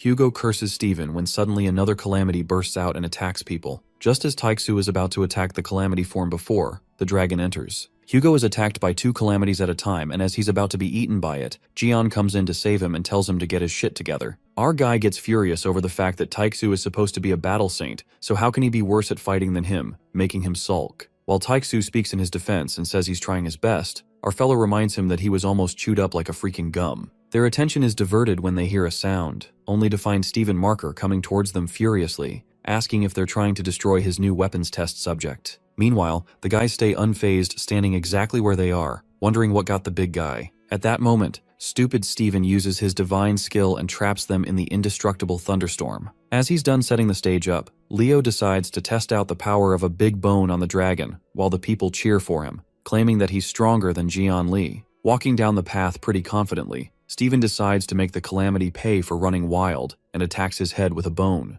But what happens next stops the show as Leo strikes the most powerful bone on the dragon, but nothing happens. Baffled, the big guy tries infusing his skill, but even after that, it doesn't do proper damage and gets whacked by the calamity. Steven then wonders why the fuck Jian's weapon isn't working. Jian, along with Taiksu, tries to find a way out, but Hugo claims that divine skills aren't easy to break, and this makes both of them mad over that stupid Leo who used his divine skill on them. Having no choice, they decide to deal with the calamity inside first, as it's controlling to protect themselves and putting them at the front. In order to protect the citizens, Li Jian decides to do this head-on without a plan, making Hugo freak out as he tries to stop him. Just then, one of the hostages attacks Jian, but he simply grabs him by his head and knocks that affected guy while Taiksu is shocked, as this is something he can't do. Our guy then takes this moment to insult Taiksu, saying that he was going to take care of them all by himself, and that he can't expect a weakling to help him, while Hugo gets pissed and wasn't expecting good words coming out of his damn mouth either. Taiksu decides to cover Lee while our guy is all hyped up and finds out that his friend still has some fight left in him. With that, our guy suggests pairing up like the old times. Our guy decides not to waste time and just get this over with, while Hugo covers him from the back. With that, our fella jumps into the middle of the controlled people, and as he gets rid of some, the calamity aims to kill people. As Lee is about to counteract, Hugo shoots it, which makes Lee compliment him. Running towards the calamity, Taiksu tells it to stop wasting energy and fuck off. With a single blow, he kills it, and Hugo is glad it ended quickly. Jian informs him that the people controlled by the calamity will wake up and recover soon. Notifications bombard Lee as his stats increase and he gains a new skill, Suicidal Instinct, which can only be used once divinity is accumulated to a certain level. He decides to try it out and accepts it. Meanwhile, Steven struggles with the bone, wondering why it isn't working, and thinks maybe he can't draw out its true power, or he's weaker than Lee. The people freak out seeing him backed into a corner, but their attention shifts when they see Jian breaking Steven's divine skill, which is impossible. Steven is shocked since no one can break out of his skill. As Jian does, the calamity senses danger from him, and when it's attacked, it's confused how a human holds this much power. The calamity senses that he isn't a normal human. In seconds, our guy annihilates the calamity, and Steven, analyzing the situation, senses that only one person could do this, and that is Li Jian. Our guy turns to Steven and calls him a bastard for exploiting his name for fame. The furious Leo attacks our guy with the big bone, refusing to believe he's Jian. But our guy grabs the big bone, crushes it with his bare hands,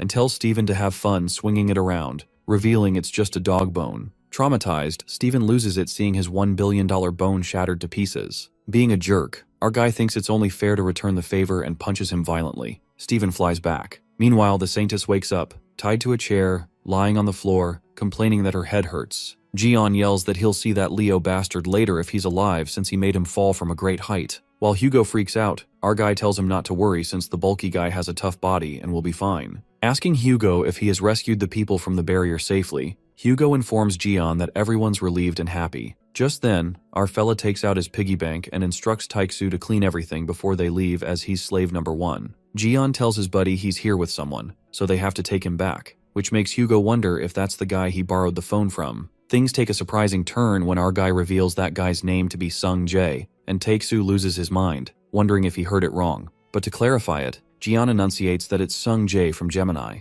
and that his magic power could make him a commander. He's young but smart, so he's sure he's useful. Hate to admit that it's his son this bastard is talking about. Hugo grabs his head out of frustration, realizing Lee is associated with his troublemaker son. Jian read the look on his face when Taiksu had an emotional breakdown, presuming that he tried so hard to keep his kids away because they're Jian Lee's die-hard fans, and if they find out he's alive, his family's ruined for sure. Just then, Lee decides to call the Gemini commander who can teleport and bring him here. But Hugo tries to stop him, saying Gemini hates him and it's pointless. This triggers a flashback for Jian of Sungjai storming out at the auction. Hugo adds fuel to the fire, saying it's obvious the Gemini guys hate him. Successfully manipulating our guy, Hugo convinces Gaeon that despite taking care of Sungjae, being a Gemini, it makes sense he'd hate him. Hugo hits his shoulder and tells him not to mind those idiots, not realizing his son is standing behind them. Hearing Sung's voice, they turn around. Freaked out, Sung demands an explanation, and his dad is done for, wondering if he was already on the call. But Sungjai, who's got no chill, yells for answers. Taiksu reassures his son that he'll explain, but suddenly something from the calamity attacks Gaeon. His creation clay lime swallows it, leaving both father and son in disbelief. Jian Li shakes the slime, telling it to spit the junk out. While Hugo checks if the substance came from the calamity's remains, as it can be dangerous, Sung recognizes the slime from history books about Jian Li's holy relics. That means all the skills and power he's seen match. He excitedly asks our boy if he's actually Jian Li. Meanwhile, poor Hugo is hit with bitter reality as the three of them shout, one in joy, one in sadness, and one in frustration. The next scene takes us to the USA, Leo's sect headquarters. In the executive meeting room, Commander Oliver says their chief Steven hasn't returned since disappearing yesterday, suggesting they request help from Geminis to track him since they're good at it. The disciple then reminds the commander that he fought with Gemini in episode 12 and doubts they'll help.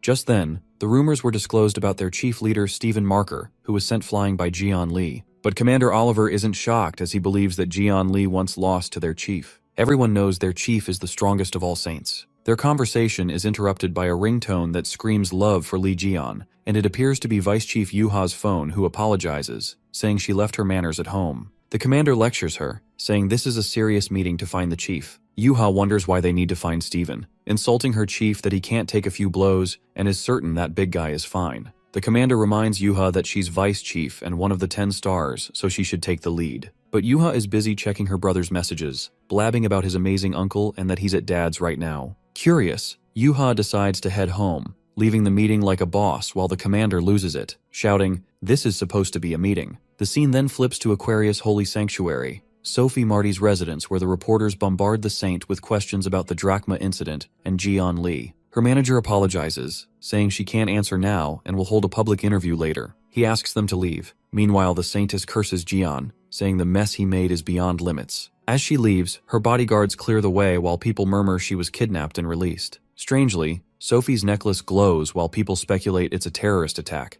It's actually a message, to reveal the truth about what happened to Li Jian 20 years ago. Bawling her eyes out, Marty is thrown into panic as she's in a tough spot. If she spills the truth, the other saints will kill her. If she doesn't, Li won't spare her. We get to know that our guy set a trap, while Sophie was knocked out and put on a necklace that won't come off. That's like a ticking time bomb. She blames Li for everything. Meanwhile, our guy wonders if he should eat ramen. The news reports that Sophie Marty hasn't made a statement and refuses to leave her residence. A massive wave of change is expected due to the events of the drachma incident. A man watching the news mutters that he doesn't like where this is going. The scene takes us to Hugo's house, where Taiksu is trying out a new bow Jian made him, and thinks it's perfect, better than the bow that old goat gave him. Meanwhile, our guy keeps hitting the bullseye and Taiksu tells him to stop being a perfectionist. Our guy strikes an inferiority complex in the archer as he's striking the arrows with a blindfold. Freaking out, Taiksu learns about his evil plan to insult him on purpose while our guy lets out a sneaky laugh, saying all of this is for the joy of making fun of him.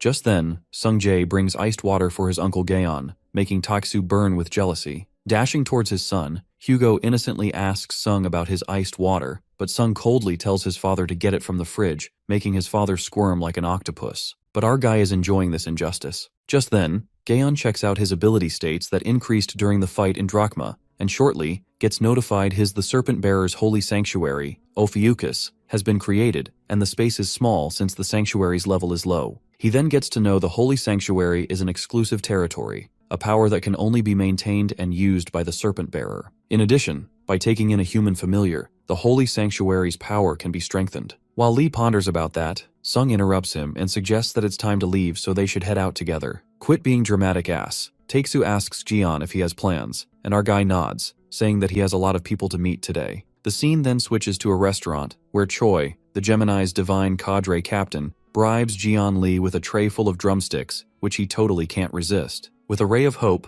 Choi asks Jian if he's gonna join Gemini, and our guy realizes that he's quite persistent while munching on his chicken leg. As the waitress freaks out to see glutton Jian, Choi expresses that recruiting great talent like him is more important than anything, and reminds Lee not to bury the fact that he spent billions of dollars of Gemini's money at the auction. While our guy tried his best to ignore this fact, he presumes how annoying all the other saints were, but this thing with Gemini turned out well. Our guy then reckons that he's beaten the crap out of big guy Steven, Pest Sophie, and Fatas Wang, so next up is the Gemini saint, that trash purple witch. Our guy agrees to join the Gemini sect, but on one condition. He requests Choi to give him the badge he's wearing. Suddenly, Sung-hyuk's guard lashes out at Gaeon for daring to eye on the badge since it was given to the commander by the saint herself. Munching, our guy suggests that kids should butt out of the conversation since the adults are talking. Being a smartass, our guy corroborates with the divine cadre captain if he's going to get the perks and benefits of the Gemini sect from the badge, stating that he can only trust Choi if he hands him the badge. Manipulating Choi,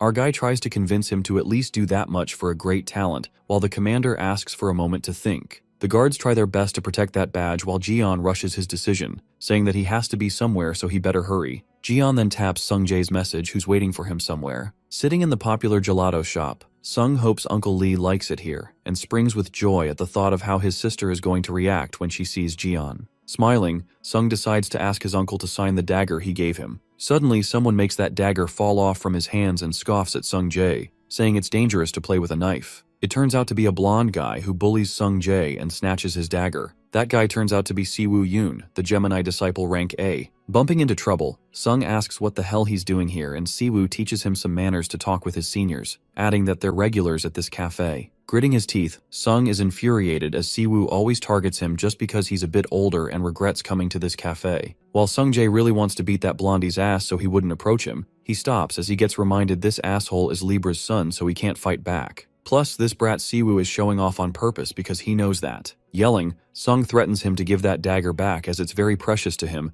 but then Siwoo's underlings grab him, causing quite the ruckus. Sung, being held down by Siwoo's pals, asks him if he wishes to fight him, and Siwoo lets out that he's tied down so all he can do is bark, and not bite. Expressing his great curiosity, Siwoo provokes him and asks him why he's making such a fuss about this dagger, blabbing that it is something his hero Gaeon made, or a memento of his dead mom. As soon as he utters that bullshit, Sung-jae bursts into anger and calls him a fucker. As Sung-jae reacts vigorously, suddenly, the holy relic, the dagger, reacts to the owner in danger, activating a random skill. Something jolts through that dagger as it flashes a radiant light. Suddenly, someone smacks the bratty-ass Siwoo's face, and it turns out to be Jian Lee who emerges from that holy relic. While Siwoo bawls his eyes out after getting hit on the nose, Sung-jae cries out of joy to see Uncle Jian. Our boy scratches his head as he gets hurt, and Sung asks him how he got here. Jian then assumes that the one-use summoning he put in the dagger suddenly activated while he was in the fried chicken place. Watching that dagger, our guy peeks at the guys around him, asking Sung-jae if he was in danger from them. Our guy loses his cool as he learns those guys laid a finger on his nephew and cracks his finger, ready to kick their ass. Scared, those guys don't recall Sung-jae's uncle being a thug, while our boy grins and makes sure they remember what happens when they dare to touch what's his. Jian's evil grin sends shivers down their spine and they realize they're fucked up. The scene then cuts back to when Jian Lee was just living his best life, munching on some crispy chicken. The official is ready to hand over the badge our boy deserves, under the stipulation that he must join right away. Internally, this glass nerd thinks the trade-off is worth it. Once Jian Lee is dragged into signing the contract, the bastard is planning to sneak in terms and conditions that would work against our boy and help him snatch the badge back. For now, though, he hands over the badge he possesses to our boy. With that settled, the nerd signals his lackeys to bring out the contract papers. But before they can get Jian under their thumb, my guy teleports away, leaving those fools at a loss. Not only did they lose the badge, but they're also stuck paying the bill for the chicken my guy devoured. Inside the cafe, our fella beats the living daylights out of the guys ganging up on Sung-jae. Lee smacks Siwoo Yoon across the face, while Yoon attempts to scare him, saying he's Gemini's A-rank disciple and the billionaire Libra's saint. This bullshit doesn't stop our guy as he keeps walloping the blondie. Yoon can't even get his words out as his face is bruised from the smacks. Lee cracks his fingers and tells Yoon to get up, saying that he just got started and asks that shit-face what he's been mumbling. Getting beaten to a pulp, Yoon panics as his defense fails. Yoon gets furious as he sees Lee acting so cocky. He unleashes blue flames and creates Phalaris's bull to attack. Panic spreads when people see Yoon using magic in a safe zone as everyone runs. Yoon scoffs, thinking Lee got what he deserved, unaware of who he's messing with. But Gaeon brings out the big guns, mocking Yoon's skill for being too weak to light a candle. Our boy takes control of the magic and absorbs data from the Phalaris bull. While Siwoo freaks out, realizing Lee is a mage, our guy confesses he's a blacksmith and creates a relic with the data. The stone in his hand glows, and Gaon decides to teach him to use fire properly. Our guy uses Yoon's skill, the Phalaris Bull, burning the man's heart. That's when a massive blue blaze erupts, destroying everything and flinging Yoon like an insect, even ripping his pants. Yoon lies on the ground with his blue panties showing. Our guy warns him not to mess with Sung Jae again or he'll burn him. Jian gives a quirky wink and tells Sung Jae not to hold back with jerks like them, assuring him that he's got his back. Sung stares at his uncle like a puppy. Moments later, a girl barges in, calling for Sung Jae. Seeing the mess, she wonders what happened. Sung excitedly spills that he is finally here. That girl turns out to be Sung Jae's sister, Yuha. Sung introduces her to the hero of the video clip they rewatched countless times, Jian Lee. As memories replay, Yuha sees the uncanny resemblance and pinches herself, stunned. Lost in Jian's beauty, she can't take her eyes off him as he's hot. She remembers he used to be scared and feared from fighting in the tower for 20 years, but now he's even more good-looking. Despite his dashing appearance, she smiles, glad that he's back, safe and sound. Sung Jae interrupts her thoughts, saying they can hear everything she's thinking. Lee greets her and instantly recognizes her as Hugo's daughter, Cheon Yuha. She bows and thanks him for taking care of Sung. Lee tells her to relax and drop the formalities since Hugo's daughter is like a niece to him. While Yuha gets teary-eyed, Sung Jae thinks she's crying from happiness. Nervous, Yuha asks Lee for a favor. He tells her to go ahead, wondering if she's asking for a sign. Just as she speaks, a calamity bursts out of the ground. Yuha looks done as the perfect moment got ruined. Unleashing her weapon, she faces the calamity and confesses that she'll propose to Lee once she's done. As she dashes toward the monster, Jian is baffled and asks Sung what she said. Sung justifies that his sister switched to battle mode because Jian's here, but our guy is low-key freaking out at the word propose. The situation worsens. An announcement warns civilians to evacuate. More calamities erupt across the city. Meanwhile, Yuha fights fiercely to clear them out fast. Slashing her spear, she urges herself to finish this and propose to Jian. But the monsters keep coming, making Yuha realize that she won't finish anytime soon. She plans to wipe them all at once. Swirling her spear, the red energy surges and Yuha warns the monster not to block her proposal. She swings and activates Lotus Spark, ripping the monsters apart as red energy engulfs the horizon. Watching her fight, Lee is proud as she's even better than Hugo. Yuha waves at Jian, but a monster emerges behind her and our guy flinches, pushing her aside immediately. To his surprise, the calamity talks to Jian as it's amazed by how he dodged the attack. Stretching the rope, the calamity desires to make Lee Jian, the serpent bearer, its pet, and the calamity's lizard, drips lava. Lee wonders why everyone's playing with fire and warns the calamity it'll piss itself. But then our guy finds that lizard a great treasure, presuming that he needs a blast furnace for holy relics. Grinning, Jian decides to make the calamity his personal gas burner. The calamity smirks, thinking he's worth disciplining. What they don't know is that our guy's a walking disaster. Wherever he goes, calamities follow. Yuha deduces they're cryptid calamities that must be stopped. Lee interrupts, asking if she plans to handle them alone. Our guy then tells the siblings to leave this monster to him and help evacuate people, trusting their strength. Yuha and Sung Jae are pumped and follow his orders. While the siblings brace themselves, Lee gets the party started. Soon, Jian and the calamity clash one-on-one. The monster strikes its whip, but Lee evades easily. The calamity mocks him and then restrains him in its rope. Laughing, it smashes our guy to the ground, but Lee lands unscathed. Lee breaks the rope and asks her if this is all she got. The monster signals the lizard inferno to roar when a massive explosion follows. Sung helps evacuate and tells Yuha they're done, but she stares at the distant fire, worried because Lee is fighting a high-class cryptid, maybe red class or worse. She wonders if he's still recovering from the demon tower. Deciding to help, she leaps away. Sung Jae reminds her not to interfere, but Yuha insists he hide and promises to return. The Inferno monster thinks she got carried away as it didn't mean to turn him to ash. But her fantasy shatters when she hears our guy sneering at her futile attempts. Eyes blazing with a zest, our guy is stupefied by the lizard's blaze as that's how it should be, mocking that brat Siwoo's flame that was lukewarm. With a grin of malice, Lee chooses the Inferno lizard monster as his smelting furnace while the monster stiffens in panic. That's when our guy summons his crafting hammer. The system asks him to choose a target and points at the calamity. The monster can't comprehend, but she won't let it happen. As she launches a blazing attack, Yuha ambushes with Thunderclap and stabs her spear into the monster's neck. The monster grabs it and hurls Yuha away. Screaming, Yuha crashes through walls and the monster commands its lizard to devour her. As the lizard charges with its lava dripping, Lee grabs it like a basketball and smashes it into the ground. The monster's eyes wide, witnessing that our guy threw the Inferno lizard barehanded. Lee glares at the calamity with his chilled glare like a death's whisper, and a serpent appears behind him. Our guy warns the calamity not to touch Yuha again, or she's dead. Locked into Ophiuchus's eyes, the monster panics, foreseeing death. She spirals out of control, can't accept being beaten by a human. The calamity then powers up and Yuha gets blown back by the surge. The monster regrets she can't train Lee as a pet anymore, but now he's her enemy. She transforms into a red-class, imaginary-type calamity with inferno wings. She vows to burn Lee and the area in one blow. Activating Smash Hellbound, she dashes toward Lee with deadly force. Being a constellation himself, our guy stops her fiery punch with ease. Flash and fury light the sky as the city seems to be engulfed in flames. Yuha screams his name, but our guy appears to be fine as he's wearing fireproof vinyl gloves enhanced with inferno wings. Yes, a plastic glove stopped a city burning fire. The monster is stunned. Lee grins, activates super regeneration, and says she'll fuel his furnace forever. The Wings of Inferno calls this humiliation,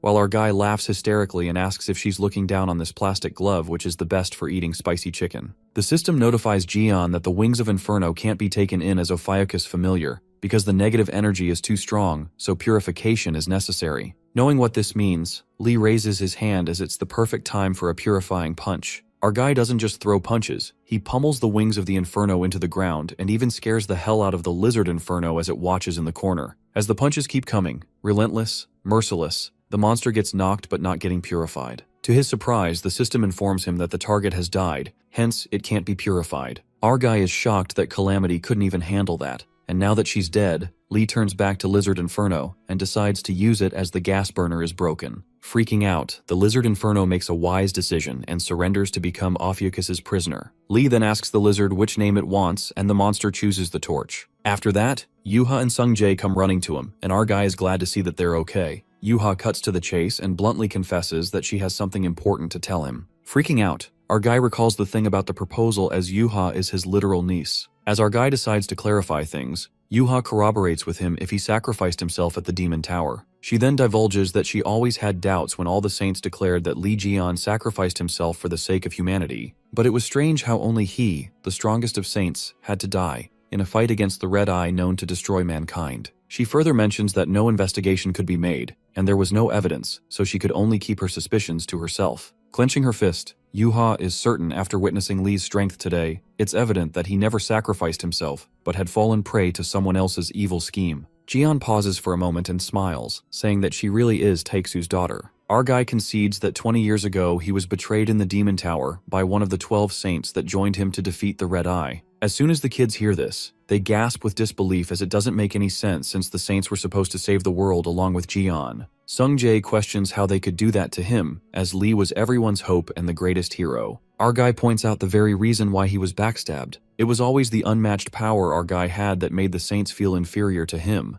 and the fact that he was able to defeat the Red Eye all by himself, that they wanted to kill him. After the Calamity's boss died, all that was left for the saints was to rule the world, and the one who got in their way was him. But our guy isn't so sure about this as it's just a hunch. Sungjae is heartbroken when he feels that all these times, his uncle has been trapped in that tower alone, and on top of that, the other saints stole everything from him when it was Li who saved humanity. A wave of grief washes over the siblings as tears stream down their faces. Smiling, our guy thanks them, and lets out that they don't need to shed a tear for him because he's going to make the saints pay back 1,000,000-fold. Lee pulls out his phone and reads the current news about Sophie Marty's sudden arrival in Korea to hold a press conference. The scene then takes us to the place where the press conference is being held. The room pulses with anticipation as the reporter's mind spirals with wonder that what the saintess could be revealing from 20 years ago. One of the journalists speculates that it might be related to the rumors about Li Jian's return, and believes the saintess is going to reveal something groundbreaking. Moments later, Pest Sophie appears on the stage and screams inside as she's fucked up. She thinks of making a run for it, but she's bound by Li Jian's relic that's wrapped around her neck, supposing it could be a bomb. In her imagination, Li uses her like a puppet as he pulls his string and makes her reveal the truth. Not sure about the other saints, Sophie knows for sure that if she doesn't follow what Li Jian says, he will kill her, so she decides to save her ass. Taking a deep breath, she finally begins the conference and reveals the truth of the incident from 20 years ago, which she's sure they all have been expecting. As Marty opens up about the Demon Tower case that occurred 2 decades ago, a wave of chaos ripples as the reporters recall that case was the fight against the Red Eye. They believe that 12 saints successfully cleared the raid, which became the reason why they were able to be praised as heroes to this day. Nervous, the saintess mumbles the truth about that day, confessing that the real hero who defeated the Red Eye was Li Jian. Silence falls over the room as the reporters don't realize what Sophie has just said. Moments later, the realization sets in and the reporters are thrown into a frenzy. bombarding Sophie with questions. Well, it isn't surprising that she dropped a bombshell that the world wasn't ready for. The reporters get berserk and ask if the Saints have been lying for the past 20 years. This turns the world of media upside down when they speculate that Li Jian is still alive. Meanwhile, the Saintess doesn't have the strength to say much more. Suddenly, someone with dark energy creeps up from behind, announcing that it's impossible. It turns out to be Dark Cancer Saint, Jean-Louis Morin.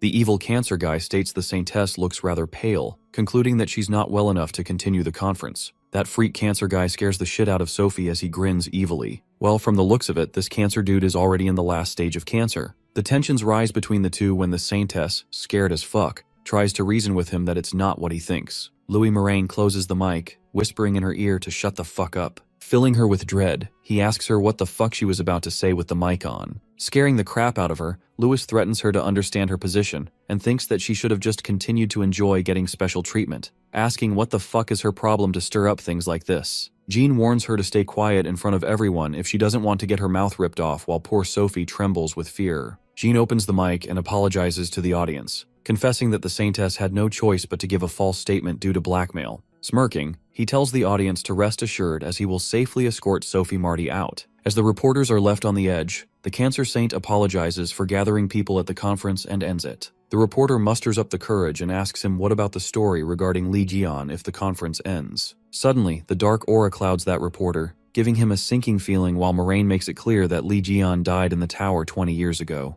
Being a psycho, this cancer guy infers that if Jian was alive, he would have revealed himself by now, and the fact that he hasn't yet. The reporter then asks Moraine who's been threatening the Saintess. As the reporters spiral out of control as they come at him, Moraine calls them fucking insects who should know their place. Things take a 360-degree turn, and Li Jian makes an iconic appearance as he lands an iconic dropkick on the cancer dude, saying that it looks like he's about to slice up the reporters. Meanwhile, the Saintess is freaking out as she's screwed now that Jian's here. Arriving with the Lizard Inferno's tail in his hand, Li feels nice after meeting rotten crab meat, referring to Jean-Louis. Charging at him with the big-ass lizard tail, our guy notices that the scrunched-up mug hasn't changed one bit and gives him a gift as he smashes Jean with the tail. Sophie is left disoriented as she realizes it's a freaking tail. Poor Torch whimpers in the corner, sobbing as he's the serpent-bearer's prisoner, disarmed Torch, and Sung Jae looks after it. Our guy asks Jean how dare he end the conference without his permission while that cancer dude is knocked out as he's smashed under the crumble. Strangely,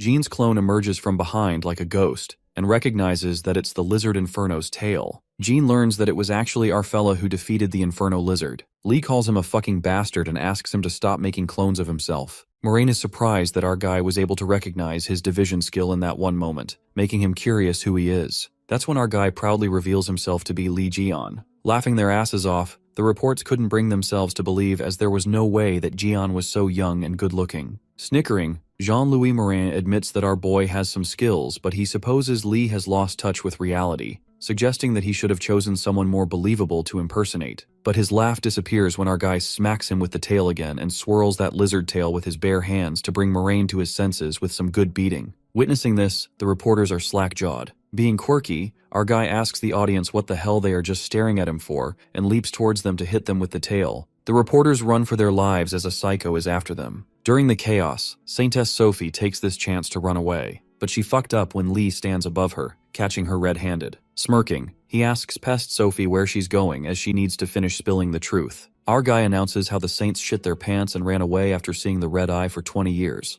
All of them used Jian's name to steal everything. He then gives some colorful remarks about Sophie, saying no matter how much she changed her face with plastic surgery, it can't fix that scum personality of hers. Our guy insists on spilling everything about the past. As our boy pokes her head, Sophie calls him a fucking psycho as he's already saying everything with that damn mouth of his. Suddenly, a loud rumble disrupts their focus, and the system warns Lee about the danger of a threatening energy of a dark constellation approaching them. Just then, a dark energy overtakes the place, and everything starts to disappear, while Sohipi screams that the people have been sucked in and gone. On a serious note, Moraine summons a constellation that exudes such ominous and deadly energy. Jean snickers and gets convinced that it's really Li Jian. It doesn't matter to him how our guy managed to survive that tower, sarcastically asking Jian if he should throw a little returning party for him. The scene then takes us to Hugo's residence, where Taeksu is home alone and decides to have ramen for dinner since Yuha, Sung Jae, and Gaeon aren't here. Taeksu stumbles upon the news about Sophie Marty's press conference, which has become a complete mess. However, the worst is yet to come when he pauses for a moment after he hears that a man claiming himself to be Lee Jian has gone rampant in the middle of the interview, engaged in an intense fight with the Dark Cancer Saint. Staggered after the realization, poor Taeksu spills his noodles, shocked as fuck. On the other hand, the Cancer Saint is causing quite the ruckus as he's mindlessly attacking Lee Jian while the reporters run for their lives. Evading, our guy tells Jean his dumb attacks are useless, but the Cancer Saint launches the black flare of magic, certain that he's got him this time. As the searing pulse of black energy tears through the air and is about to strike Lee down, his dagger holds back the black shadows. While the reporters clap for him for pulling such an iconic move, our guy leaps through the black energy. Jian dashes towards the Cancer Saint while Jean creates the swirls of dark orbs. As the dark aura lingers, Jean-Louis sneers at Lee, asking if he was only practicing acrobatics for the past 20 years. The cancer bastard strikes an attack, and our guy evades each blow like it's a breeze, scoffing and asking Moraine if this is all he's got. Just like that, our boy slashes his knife through Jean and slits him into pieces. However, that bastard's head disappears again, which makes Lee pissed off as he asks him if he only practiced making clones for 20 years. Another Jean's clone emerges from behind and he takes that as a compliment. Suddenly, black energy swirls like a tornado,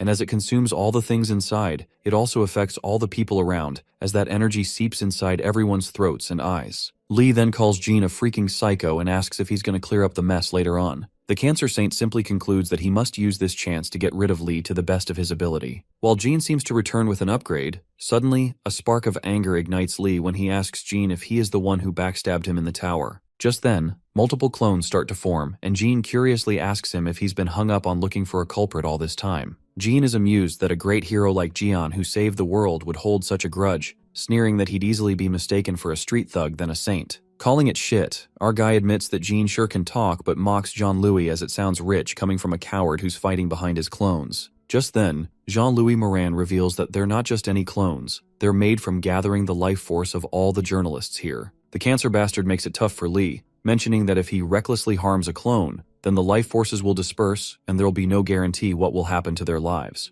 Grinning, Lee Jian has to admit that his foul and gross clone skill really matches his ugly personality. With a clone army of countless Jean, he takes those as Jian's last words. With that, those clones converge a swarm of shadows, eyes locked in on their lone target. But even the shadows are freaked out when they witness a big ass tail instead of Jian. As the Saint Jean wonders how it even got here, our guy reveals that it's a new skill that he got at Drachma, known as Get Him in My Place. This skill can help Lee summon a target of his choice to take his place as a shield for the Serpent Bearer. As crazy as this skill sounds, Lee strikes a punch at the clone like a bang, and being the smartass he is, our boy recognizes that it's a high-level clone that's part of the real Jean-Louis. Planning to hack that clone, our guy infers that all the other trash clones will be taken care of, leaving Moraine as his secret gets exposed. Just like that, Jian uses his 13th sense to detect the opponent's vital points and responds to Jean that he already knows his skills are foul and gross, so he'd be stupid if he did not notice how his rotten core was oozing filth. Hitting the jackpot, our guy grabs the clone's core while that high-level clone and Jean shrieks in disbelief as no has ever been able to find the core,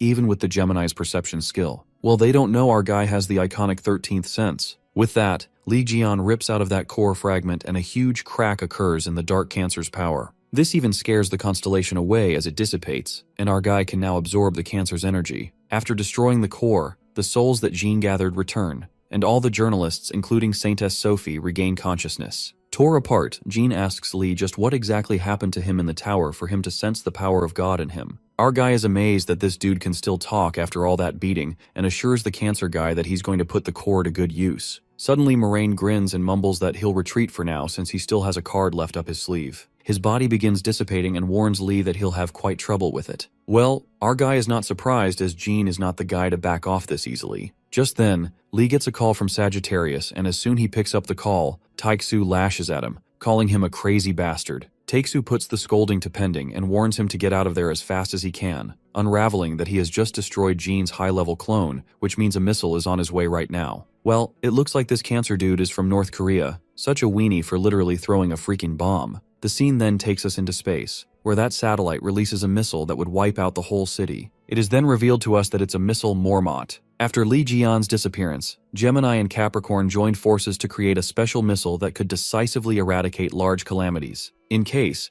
a calamity that humanity couldn't handle were to ever appear, this Mormont was mankind's last card to use an orbital strike to completely destroy the calamity, along with the surrounding vicinity. While Lee Gion gets to know all this from Taeksu, it sounds flashy yet useless to our guy. Taeksu frantically tells Lee that Jean-Louis set the missile so that if his life signals are cut off, the missile will automatically go off as well. Well, it does make sense to Lee since a high-level clone is considered the same as a real one. But our guy thinks running away won't solve the problem given that it's going to blow up a few cities like this one in an instant, and this makes Taeksu ask him if there's no plan after all. At that moment, Lee glances at Sophie Marty with a plot in mind and assures Taeksu that he has a plan. Sophie peeks at Lee, unaware of what that psycho bastard is planning. On the contrary, there's an announcement about the Mormont missile heading into the city and warns all the citizens to evacuate to the nearest shelters. The missile plummets from the sky and dread takes flight in trembling hearts. The people wonder why a weapon against calamities is heading in the center of Seoul, and they start running for their lives with all the teleportation skills sold out. While Yuha and Sungjae are baffled as to what's going on, suddenly another bomb hurtles down, but this time it's our boy Jeon Lee. Grabbing Sophie Marty, he leaps towards the missile while the poor saint is screaming for her life. With a Gemini's saint badge in his mouth, Lee uses the commander's authority to activate the teleportation and flight skills, making them teleport in front of the missile. Soaring like a broken Iron Man with no suit, our guy scoops up the saintess like she's a holy airbag. Teleporting in front of the blazing missile that's plummeting their way, our guy reminds pest Sophie who said she'd do anything if she puts her mind to it, asking her to do the same with the missile. Screaming, she mumbles how she could possibly do it and asks if he's telling her to headbutt that freaking missile. Well, this has to be done as Lee can't risk his life and everyone down there, so it can't be helped. Our guy grabs Sophie's arms and lets out that she's been slacking off for the past 20 years, so she better earn on her keep.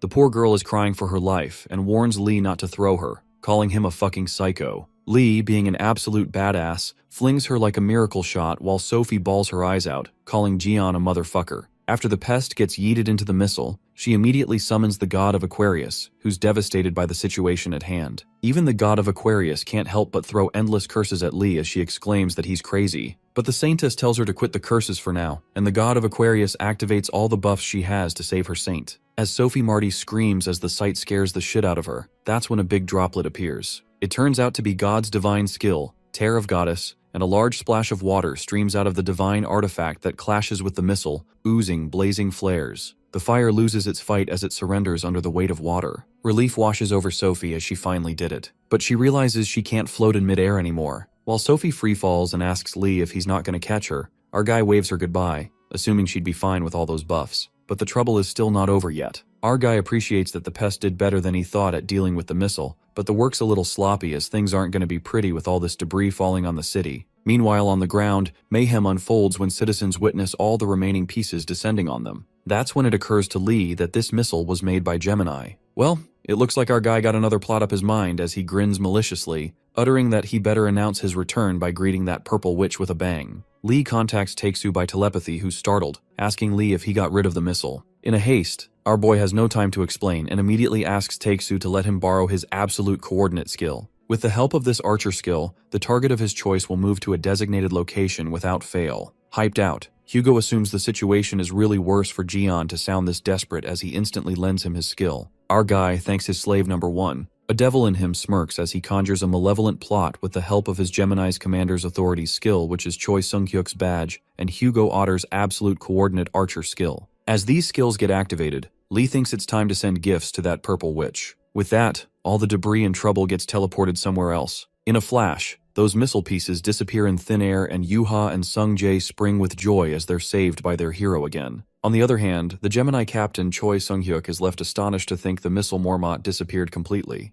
Abruptly, someone calls Choi from Gemini's holy sanctuary Yin-Yang Palace. Worried, Choi asks Commander Ken, "What's the matter?" Getting yelled at like crazy by Ken. Calling Choi a fucking dumbass, Ken asks what he's been doing with his authority as a commander, revealing that all the Mormont's debris is falling on the Yin-Yang Palace. Well, our main character is such a mastermind as he's sending that witch scraps as a gift. In the Blue House president's office, the news that Jeon Lee has spread about how he causes chaos at a press conference, attacked the Cancer Saint, and even destroyed the Mormont missile launched in Korea. Suddenly, the ceiling of the president's office comes crashing down, and Jeon makes a heroic entrance in the middle of the conference table, while holding Hugo in one hand and the commander Choi in another. Our guy tells them to stop talking in secret like rats get over with it since he's here. Jeon announces that he's here to take his money back, knowing that they have his account with all the money they've earned from selling his stuff. Attempting to access his account through Taeksu's authority, Our guy reveals that he failed to open it. Well aware that he put Hugo as his proxy, Lee demands an explanation. After discussing among themselves, one of them opens up to Jian that the Korean government found it unsafe to trust Sir Hugo. The guy continues to state that Sir Hugo is a foreigner, and after he went missing, it was difficult to put their faith in a saint of another country when they have their own saints in Korea. Also, the Sagittarius sect's power reduced over time due to various cases and accidents, so as a result they had no choice but to trust the funds to someone more reliable. Losing it, our guy punches the man in his face, mad at the fact that these bastards trusted that purple witch out of people. Not taking this bullshit anymore, Jian is pissed off at the guys for daring to look down on his friend Taeksu.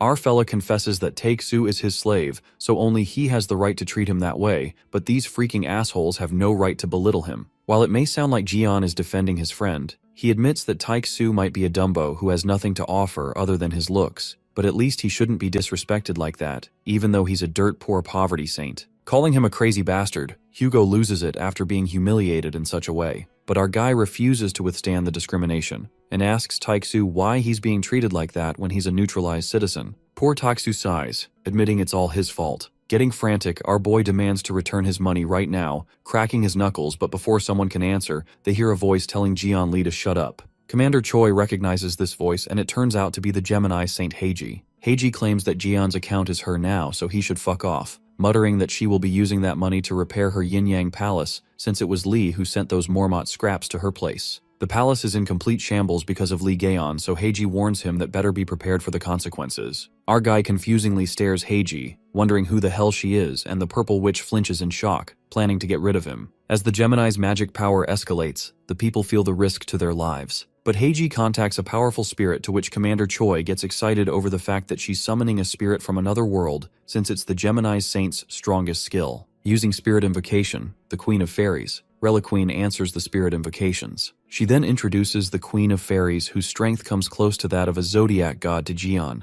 certain that he won't be able to fight her. But our guy crushes her cockiness in an instant when he leaps toward the purple witch, flinging her like an insect as she breaks through the ceiling. As humiliating as it sounds, Gemini's magic starts fading, and while Reliqueen tries to escape the trouble, R grabs her by her hair. While our guy doesn't let the Reliqueen back out on her own, we see Heiji plummeting, and it turns out it wasn't the real saint, but a skill rented by Pisces known as transformation, changing her appearance. The magic vanishes because the user faints. After this shocking event, Lee makes everyone acknowledge that he was right, as he hasn't seen that girl, knowing clearly who the real Heiji is. Our guy announces that the purple witch can't save them anymore, and that they should return his money. Later, Jian Lee along with Hugo walks out of the building with his money, deciding to get something good to eat. Later, Hugo is disturbed as he speculates why the real Heiji didn't appear, since she's the type to go out of her way to use a meteor in the middle of the city once she gets mad. After giving it a thought, Gaon recalls that purple witch Heiji didn't appear when he destroyed her palace, inferring that there's only one reason for that, since there's no way she's holding her anger back right now. He has a rough idea of where she might be at the moment. They decide to visit her later on. In Sungjae's apartment, Jian Lee along with him, Yuha, and Jimin gathered for an interrogation with Reliqueen, who's now encapsulated in a box. Our guy offers the siblings his burger, but Yuha says that she wants him, making Lee choke on his burger. But then she finishes her sentence, which makes Jian relieved. Jimin asks if Sir Hugo isn't coming, and Jian lets him know that he's out on an errand for him. With that, they decide to start the interrogation. Reliqueen is enclosed in an Ares Holy Relic, which is a very strong and secure Holy Relic display case. Our guy threatens the Reliqueen to answer his questions honestly,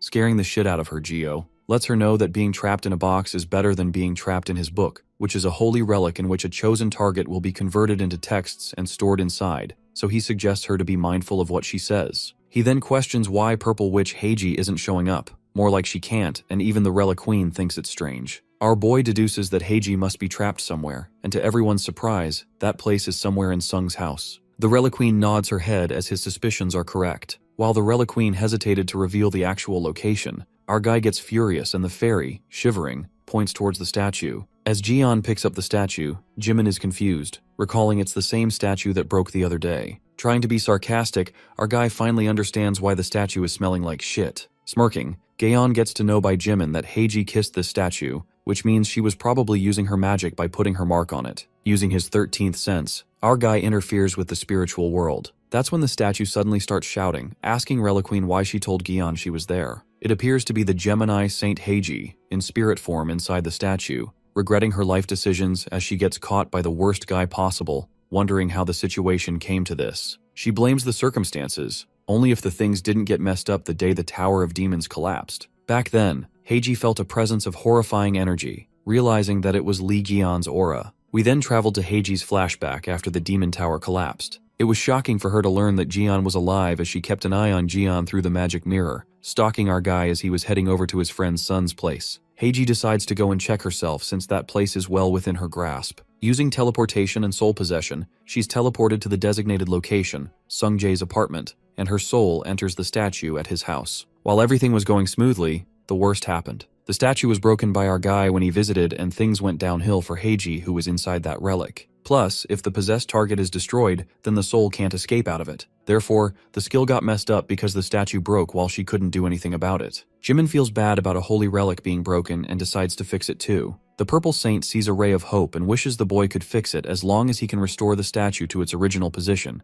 but he tries to fix it with glue, leaving Heiji hopeless of ever coming out. She cries since she can't leave now. Coming to the present scene, our guy dwells on what kind of torture he should put Heiji through, horrifying enough to let the rumors spread out. Furious, the purple witch lashes out at Reliqueen, knowing that she can break out of that box easily. But the fairy refuses as Gaon will catch her the moment she escapes, and begs Heiji not to tell her something so pointless to do while Yuha nods. Our guy loves that Reliqueen knows her place and Heiji calls out her disciple Sung Jae, ordering him to attack Jian. Trying to unherd those words, Sung Jae is stuck between being Gemini's disciple and his favorite person Uncle Lee as he certainly doesn't want to fight him. Hearing this, Gemini Saint hysterically questions her disciple and reminds him the Gemini sect has always been enemies with Li Jian. Being sassy, Sung Jae, without a flinch, declares to quit the Gemini sect right away since it's only natural for him to fight him as a Gemini disciple. Left disoriented, Heiji fools herself, thinking that she has heard it wrong. Sung Jae admits that he belongs to the Gemini sect, but he confesses that Jian is his idol, so it's nearly impossible to become enemies with him. Showing an act of bravado, Sung takes out his badge and throws it away, quitting the Gemini sect on the spot. Suddenly the building starts rumbling while Heiji freaks out,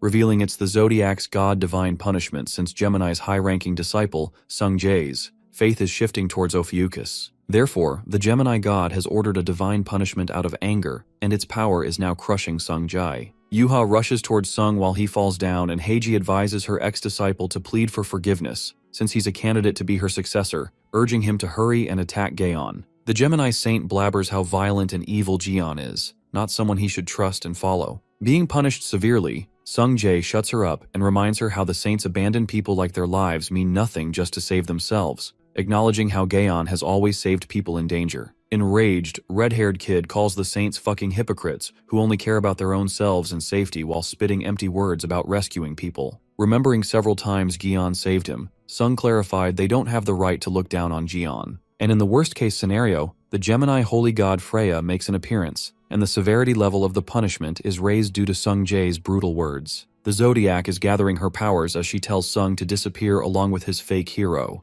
but our guy couldn't see his nephew in pain as Sung's bleeding. And that's when he uses the cancer skill, the Abyss Cutter, severing the connection between the god and the saint. At the same time, in Yin Yang Palace, there seems to be a disaster as one of the men orders to use some magic to get rid of the debris over there. Just as the flames are getting under control, the disciples learn they aren't able to use their magic or gather their magic energy. While the Gemini sect is thrown into panic, Commander Ken informs them that they can't use their magic, asking them if they have tried contacting other disciples from different regions. It is revealed that neither telepathy nor teleport is available, and even the teleportation gate has disappeared for the disciples that went to fight the calamities. All the equipment freezes inside the calamity zone, and since they can't use their telepathy, they're not able to reach them. It looks as if the whole Gemini magic energy has vanished. In Sung Jae's house, Gemini God's magic energy has disappeared, as Jian apologizes to the kid that he had to go through this because of him. Our guy thanks Sung for trusting him, to which he gives him a bright smile. On the other hand, furious Heiji questions Gaon about what he's done and where her Zodiac power went. The connection between Heiji and her Freya, the holy god, got disconnected. It is revealed that it takes great risks and resources when the Zodiac is engaging with the world. That's why the Zodiac grants their saint the ability to use their power. In simple words, the Zodiac is a power plant. The saint is a transmission or substation tower, and disciples could be considered as some kind of plugs or outlets. That's how this blackout could be explained. As Heiji attempts to lean towards the statue to hide her ass, our guy spots her and asks Heiji how it feels to suddenly be incompetent. In case she doesn't know, Jian informs her that's what Crab Jean used to do, cutting off connections between people with an abyss cutter. He just simply combined the cancer skill and his own skill, and it seems the results turned out pretty interesting. It looks like he has not only cut off her connection with the zodiac, but the whole contract itself. Jian pulls a god-forbidden act, Divine Cutter, which cuts off anything one desires, and each time it is mastered, a new ability is created. Heiji threatens him that the zodiac's rage will get him. Playing it cool, Jian looks forward to it so that he will finally be able to meet that zodiac god face to face. Suddenly the sky starts to rumble and a storm appears, notifying that the Gemini god is furious about the loss of her saint and disciples and is trying to engage in the world being aware of the risks. Things get intense as Gemini god Freya appears and the true power fluctuates with menace. Jian Li picks out an item from the storage which is a core fragment of dark cancer that absorbs the power of the zodiac. Gemini god is astonished by the core fragment of another zodiac, while our guy misses his Sky Punisher badly. He could have just sliced the god in half, but sometimes for now Jian works with what he has. With the core fragment, our fella creates an Abyss Storm Scythe, which is of single use, and with that, attacks Freya, causing effective damage to the Gemini zodiac. The god struggles with pain while everyone remains shocked that he managed to damage the zodiac. The Abyss Scythe is destroyed just like it said, while Freya simmers with anger as she gathers all her forces to descend into the world as more rumbling occurs. We see many different types of creatures start appearing as the Gemini god comes with all of her forces in the world. At that moment, Hugo makes an appearance with his zodiac Apollo to stop Freya, warning her that she should stop the intrusion now since she's about to violate the rules. Meanwhile, Yuha and Sungjae are in shock to see their dad. Hugo reminds Freya about the rule that the zodiac can't interfere in this world in their natural form, but the Gemini god says that a mere archer can't stop her. Freya belittles the Sagittarius saint as she wonders what his declined zodiac and his saint could do. While the rumbling gets more intense, Hugo admits that his zodiac can't stop her, stating they're not the only ones who are unhappy with the intrusion. Countless superior beings watching the world are stopping Gemini's descent. They express their displeasure by expressing that direct interference is a grave violation of rules. For this reason, they can expel Gemini's army and mark the respective territory firmly, while other zodiacs who are displeased with the interference exercise a sanction. To interfere with the world, Gemini has to pay a great amount of faith, and if she continues with the interference, she may cause maximum hostility from other zodiacs. Hugo apologetically reveals that other zodiacs have no intention to just watch her hustle around, asking Freya if she's still willing to take the risk. Gemini is chained as she screams, claiming that she will never forget about today. Being sassy, our guy shows her a middle finger and sarcastically asks her what she could even do. After this, our guy is notified that he completely trampled Gemini's pride and has gained a reputation from countless superior beings. He has also gained an enormous amount of experience and has leveled up,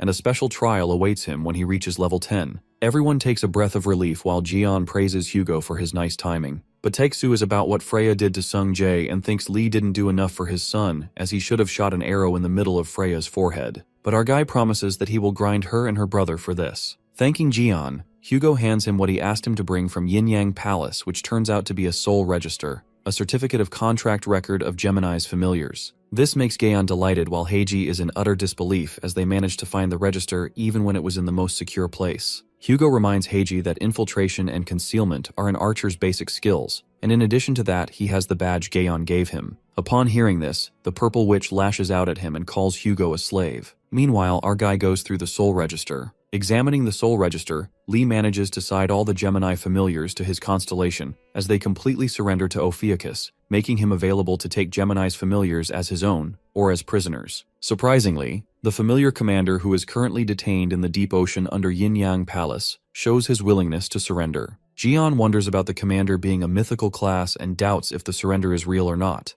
asking the register to show its sincerity first. In response to that, the soul register dedicates a Gemini familiar body, which turns out to be Heiji's body. This cracks up Jian Li so badly while Heiji's soul is having a breakdown. With that, our guy accepts the Gemini's familiar's surrender, and they migrate to Ophiuchus. A name is required for them, and Jian, being an unbothered guy, simply keeps the names Ini, Mini, and Mini. Watching her familiars slip away, Heiji thinks of this as a horrifying nightmare, but Gaon grabs her by her neck and reminds her that her god has escaped, which makes her completely abandoned, threatening her answer his questions honestly. Our guy interrogates her about the person who stabbed him in the demon tower. Playing dumb, the purple witch acts surprised that our guy was stabbed, but Lee hits her with a fragment of the storm scythe which is scorching hot, making her spill the truth. Heiji cries out in pain and makes him believe she doesn't know anything, but our guy seems to be determined as he tortures her. After getting tortured, Heiji ends up revealing that it must be Virgo because he has Jian's Sky Punisher with him right now. Releasing her neck, Jian grins and says she should have given this valuable information from the start. Being generous, our boy decides to give her body back. Relieved,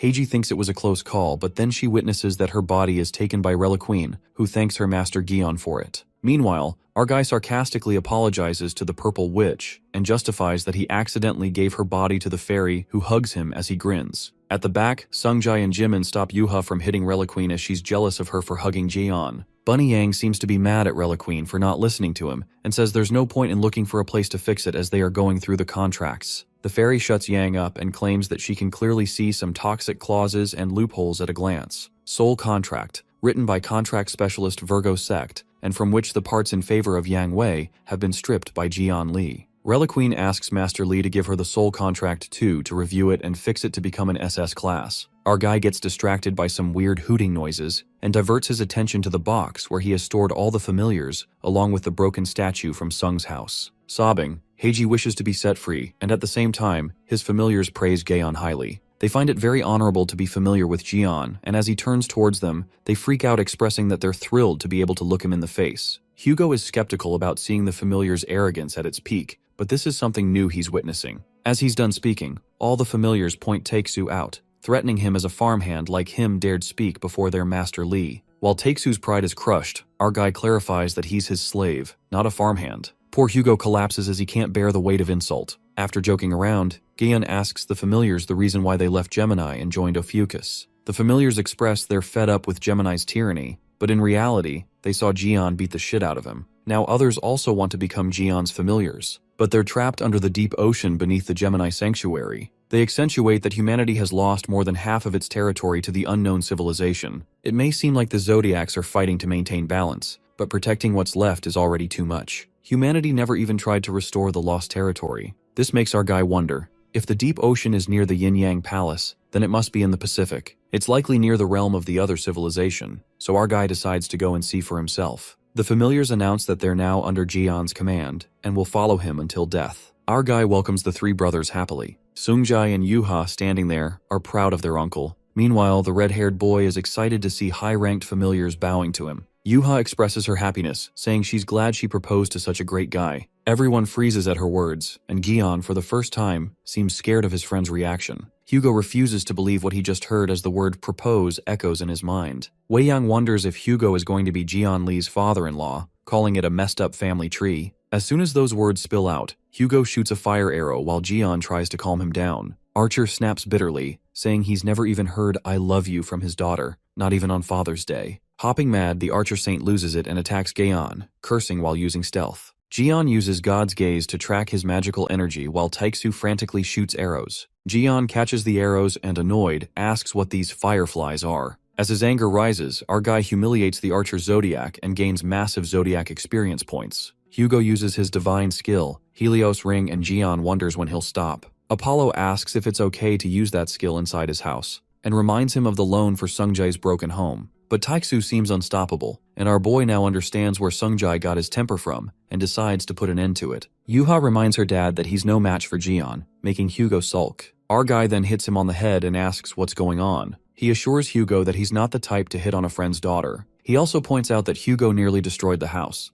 Jian comforts him, saying his kids don't express themselves because they're shy, not ungrateful. They even went out of their way to cheer him up. Just then, Hugo looks at his kids as they've brought his favorite coffee and strawberry cakes. Takesu sobs with joy, but gets crushed when his kids rush to Gaon, telling him they sent the fighting footage to reporters. Jian pats the boy's head, praising him. Sungjai has a fan moment, saying he'll never wash his hair since Gion touched it. Our guy tries the cake and notices lots of strawberries, while Hugo's cake has one missing and Yuha says she put it on Gion's cake. Furious, Hugo rushes to get his strawberries back but keeps failing. Reliqueen, busy sewing Yang Wei, is surprised to see Hugo such a family guy. The scene takes us to Manila, capital of the Philippines, where a red-class calamity is expected. The disciples wonder if they'll be okay, but Commander Oliver boosts morale, saying the best opportunities arise in crisis. Even if their St. Stephen marker is missing, they'll defeat the red-class calamity, Thousand Tentacles, and show the world that Leo is still strong. The disciples shout in unison while Yuha whines and struggles with the noise as wants to go home, missing Uncle Jian. In the tent, the Capricorn Saint insults the Leos, calling them savages trying to hide their fear. He decides to mind his own business, smirking and wondering if his gift has reached Gion. Meanwhile, Archer St. Hugo's secretary, Yeren Yoon, arrives at his wrecked house. Seeing there's no ceiling, she asks what happened. Hugo sulks and tells her not to ask. Yeren notices the Thousand Tentacles raid on TV, and Hugo informs her Yuha is on that mission. Shortly, Taeksu notices the box in her hand and asks what's in it. Yeren lets out that it was left at the door, so she thought it was for Hugo. Suddenly, the box starts bouncing and talking, asking where Jian Li is. Startled, Yeren tosses it away. Meanwhile, Gaon struggles with crafting tools due to poor materials. To make a relic of the desired rank, he needs a better tool. Our guy curses the limit of the hammer of crafting, and regrets not having his achievement hammer. By the way, this badass weapon got 2 names. The one is Hammer and the other is Rammer, so don't be confused. Unable to craft with lime, he decides to stock up on weapons before fighting Virgo. Just then, Gaon gets notified that a constellation has entered the sanctuary of Ophiuchus and Sagittarius. Inside the box, they find a tool made by the Capricorn Saint. The voice introduces itself as Sergeyevich. Annoyed, Hugo says this is something Yang Wei would do. Wong the rabbit wonders if someone called him. Getting alerted of the intrusion, Gaon walks in with a hammer, asking who dares enter their sanctuary only to the old goat Capricorn. While Sergeyevich is happy to see Gaon, he introduces properly. But our guy Gaon remembers him as Sebastian, but the old goat corrects him, emphasizing that Sergeyevich is the Capricorn Saint who specializes in crafting like Gaon. Capricorn takes pride in confessing that since Gaon vanished, most weapons were crafted by him. Ivan gets to the point, stating he's here to apologize and rebuild their partnership. Before he can finish, Jian smacks him with a hammer. Hugo says he could have let him finish, but our guy Jian says it was going to be bullshit anyway. They decide to watch the raid, while the Capricorn Saint at the raid gets to know that his plan failed miserably, so he finds another way. In the meantime, his disciple informs him it's almost time. On a live telecast, a reporter covers the Thousand Tentacles raid. It is revealed that Jian once defeated it 20 years ago. This one must be from the same species. At the raid, powerful sects have gathered. Leo, led by Yuha and Commander Oliver, Pisces, masters of naval combat, Taurus, defending the front, Aquarius, who can stop nukes with holy power, and Capricorn, in charge of crafting and strengthening weapons. Just then, the Saint of Capricorn appears on screen. Our guy sees the old goat who summons the achievement hammer. Hugo recognizes it as the hammer Lee used in the past. The Capricorn Saint enforces other relics with his hammer, known for his enforcement skills. Furious, Jian boils with anger that this Capricorn bastard stole his hammer and gets praised for it. Our guy decides to teach him a lesson before fighting Virgo. But before that, the reporter points out something emerging from the ocean. It's Thousand Tentacles and the battle stations go on alert. But strangely, something clings on the Calamity's leg. In a strange turn of events, it turns out to be Stephen Marker, desperate to get his billion-dollar bone back. Rumbling erupts in the sea, and everyone is shocked to see a man like Stephen fighting that big thing over a bone, but then they realize it's worth $1 billion. Meanwhile, Commander Oliver is screaming inside to see that the bastard is still crazy about that stupid bone, and screams at Marker to be reasonable, asking him to let it go. Just then, Capricorn St. Ivan creeps up on Oliver, asking if he's just going to stand here now that the Calamity and the Leo Saint is here. Since most of the people here are from the Leo sect, Ivan suggests that Oliver should give an order. A suspicion flickers in the commander's mind, assuming that this sly old hag wants to take over his command. Oliver then orders everyone to drink the potion which Capricorn gave them to strengthen their physical abilities. While everyone gulps down the potion, Oliver commands every sect to play their part. The Pisces to use spells to improve mobility in the ocean, and Aquarius to cast spells to buff battle and survival instincts. He orders Taurus to make a defensive formation, as they will be needed to stop the calamities that might land on the shore. With that, Commander Oliver charges to attack, declaring they are beasts who are ready to die. Leo guys leap towards the calamity, and the commander activates the skill of Leo, skill beast form, as the sudden surge of power runs through him. Oliver has the power of a wild beast as he monstrously strikes the calamities, while Cheon Yuha instructs all the disciples to cast their magic that combines into a unity skill, the beast roars.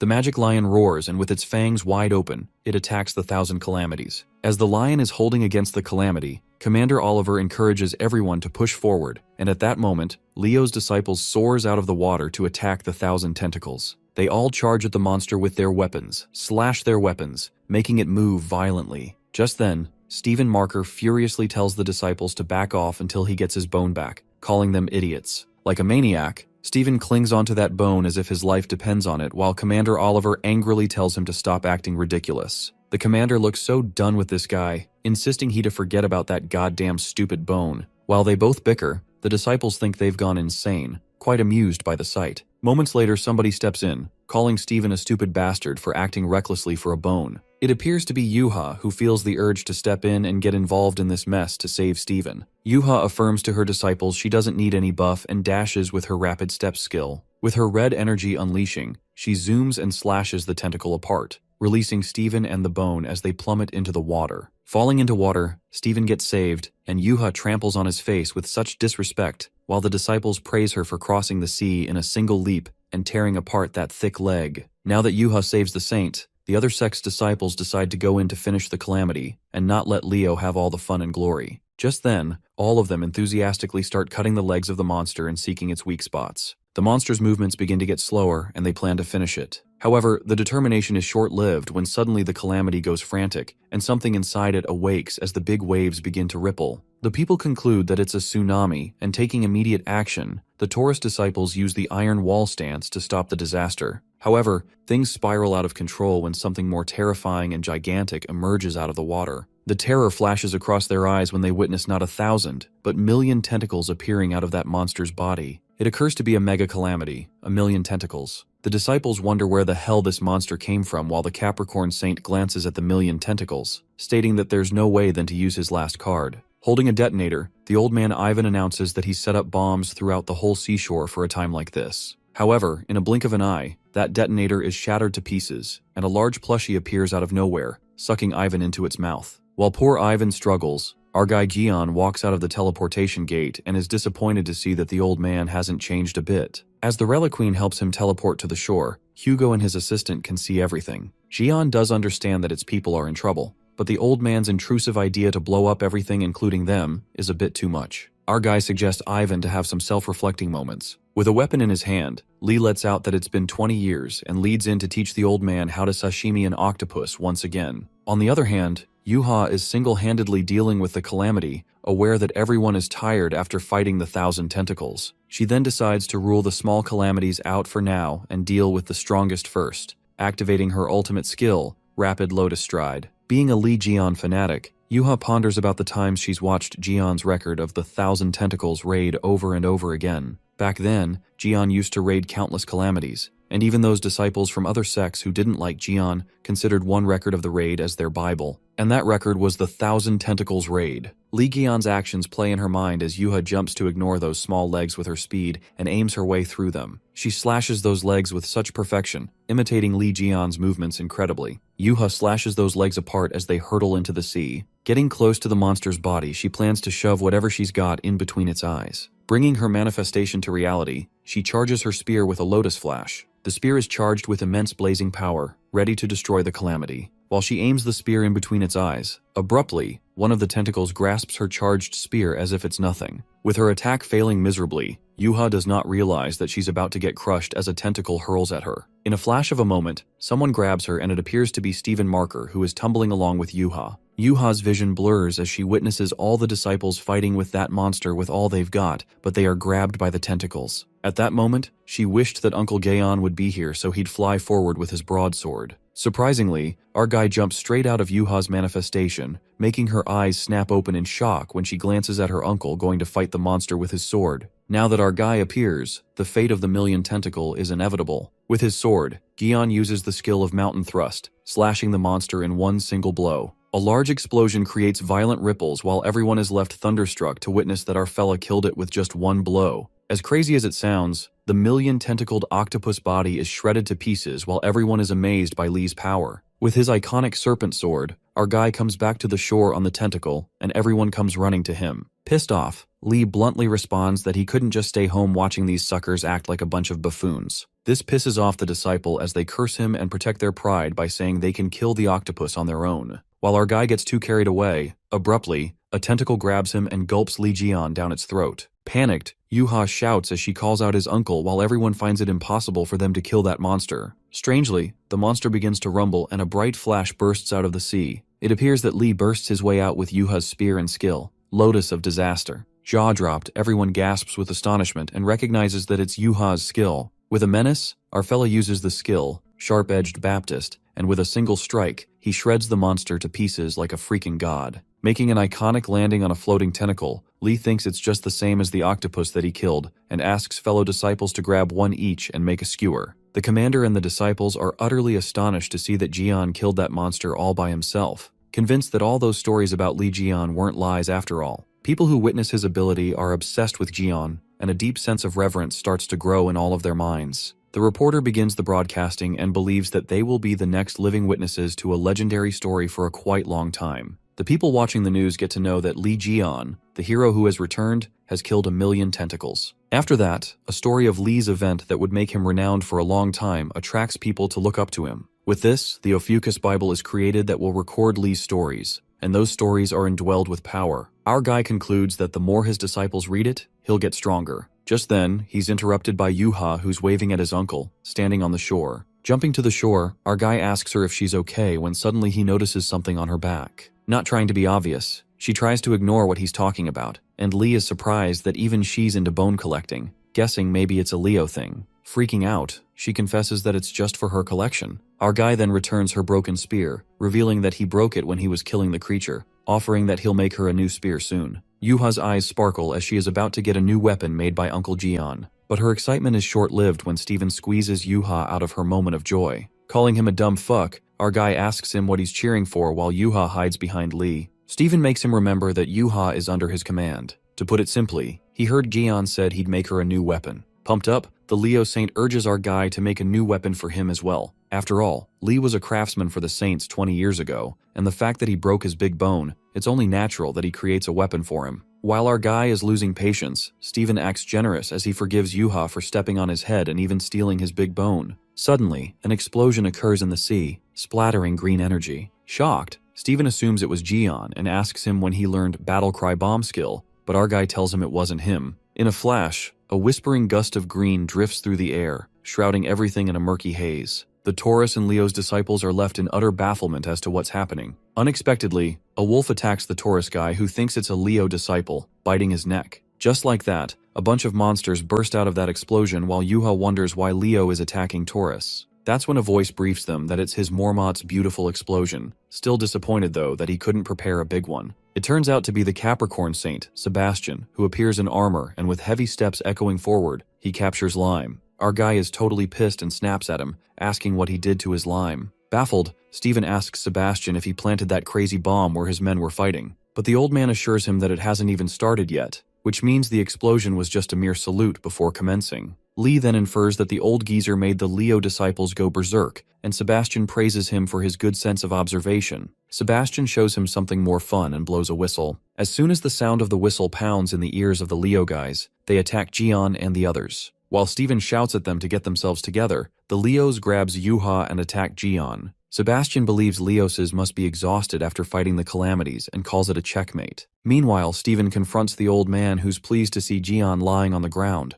not expecting it to be this delightful. Leo Saint furiously questions Sebastian what the hell he's doing to his men as they aren't following his orders. Ivan chuckles and finds it disappointing when he discovers that Marker and Yuha didn't drink the potion that he gave him. Sebastian divulges that the potion Steven's men drank earlier has a unique reaction to the fallout of his Mormont, adding that they won't listen to anyone's order but to Capricorn's whistle. Steven warns the old man to restore them to normal, calling him a son of a bitch. To his surprise, Sebastian agrees to him, but he seems to have a condition. Suddenly, Jian's weapon gets summoned and Steven recognizes it immediately. The old man Ivan nods and reveals that Gian made it by himself. Capricorn then offers Steven a deal that he's not going to refuse, ordering him to use that sword to kill Li Jian. But Leo refuses to be ordered around by the old hag. But Sebastian rumbles towards him and blackmails Steven into carrying out his orders if he wants his men back. The old man sympathizes with the lion and says that he understands his complex, a feeling of inferiority from Jian. While these words do hit Steven, he tells the old man to cut the crap.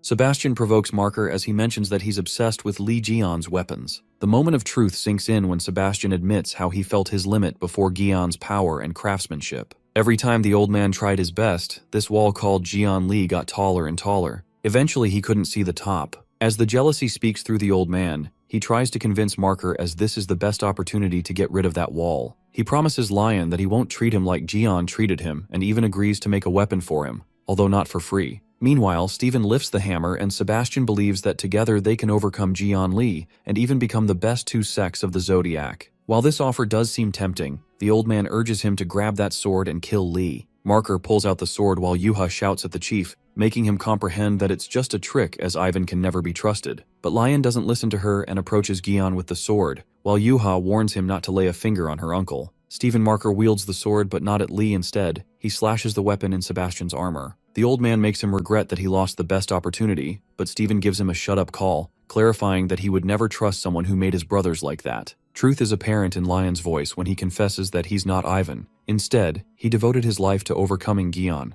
and didn't waste his time weeping with such complexes like him. Steven makes it clear that he doesn't want to take his place with a cheap, shameful, and dishonorable method. Showing the old man his middle finger, the Leo Saint confidently reveals that he has already exceeded Gian, and he just needs a decent weapon. Marker accentuates they both have nothing in common and about the weapons. The old man admitted earlier that he's no better than Gian at crafting weapons. Leo shoves the brutal truth into Capricorns that he'd never appreciate such shitty weapons from a crazy old freak. Well, it looks like the old freak had too much and warns Steven that he will regret his decision, aiming his weapon at him. As the weapon shoots at them, Steven crashes that weapon into pieces with his bare hands. The old man tells him not to flatter himself as his armor unfolds a deadly weapon. That weapon is a missile launcher and Ivan goes for a full launch. Sebastian shoots the missile at Steven that would blow onto bits, certain that even the great lion can't stand it. But Steven transforms into a lion and grabs that missile in between his fangs as it blows in his mouth. That's when it occurs to Marker that maybe the old freak was right 20 years ago, but he has tested his limit while tumbling and being crushed. And that with only one purpose, to overcome Jian Li. A sudden power surges through the lion as he activates a skill, Thunderclaw, and leaps toward Sebastian. With a single leap, he hits the armor guy and makes him stumble. The power crackles with a weight of relentless grind.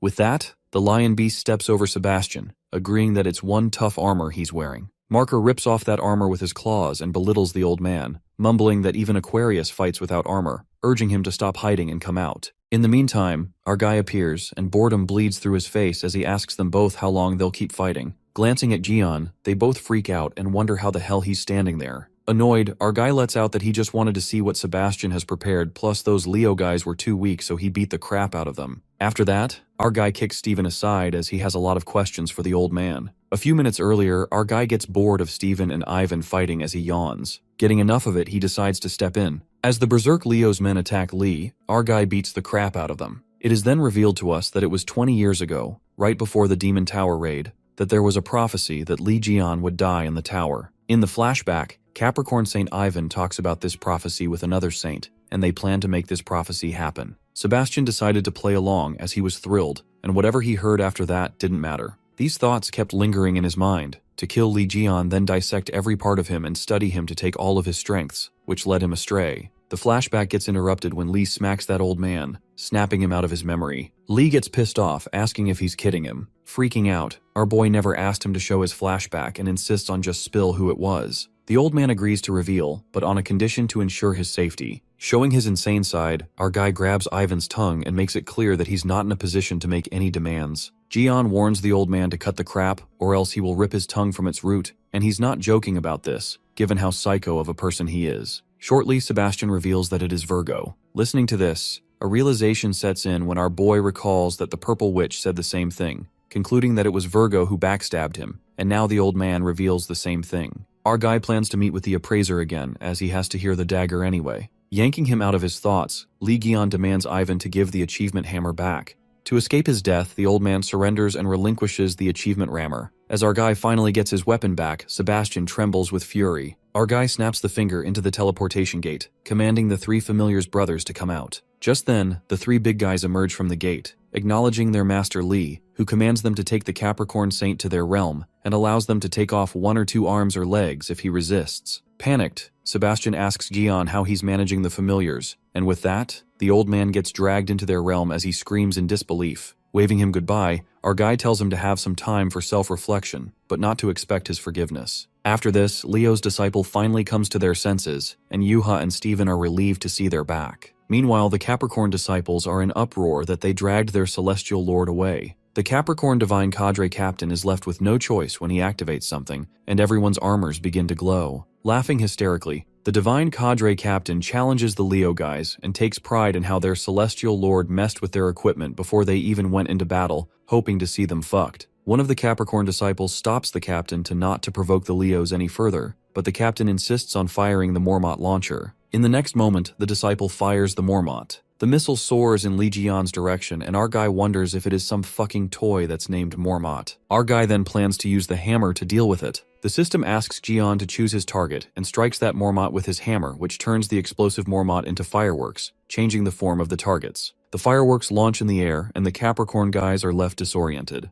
Just then, the Leo guys step in. Stephen Marker warns the Capricorn bastards to get prepared to get sent flying for trying to use them. With a smirk, Marker accentuates that they're the beasts, strong and tough. Though they might have fallen to Mormont, such explosions won't do anything to their bodies. The Capricorn guys run for their lives when they see Ji-yeon standing at the back. Screaming, Marker refuses to let them run away and asks Ji-yeon if he has a decent weapon, something big that beats people up nicely and is nice to swing. Well, this description fits right at Leo Saint when our guy sees him as a weapon, big, sturdy, and beats up people nicely. The grin spreads across when Lee confesses that he does have a weapon like that. While Steven gets creeped out by the look in his eyes, our guy grabs the big guy's feet and swings him like a yo-yo, flinging it toward the Capricorn guys. The big guy causes quite chaos when he falls on them while our fella thinks of going bowling next time. The next scene takes us to the European Union of Humanities, the outer area of the Western Protective Dome, the Red Zone, where the Calamity left a trail of destruction. The Virgo sect Chief Ranger Zane smells a stench and keeps his guard up as he could encounter calamities at any second.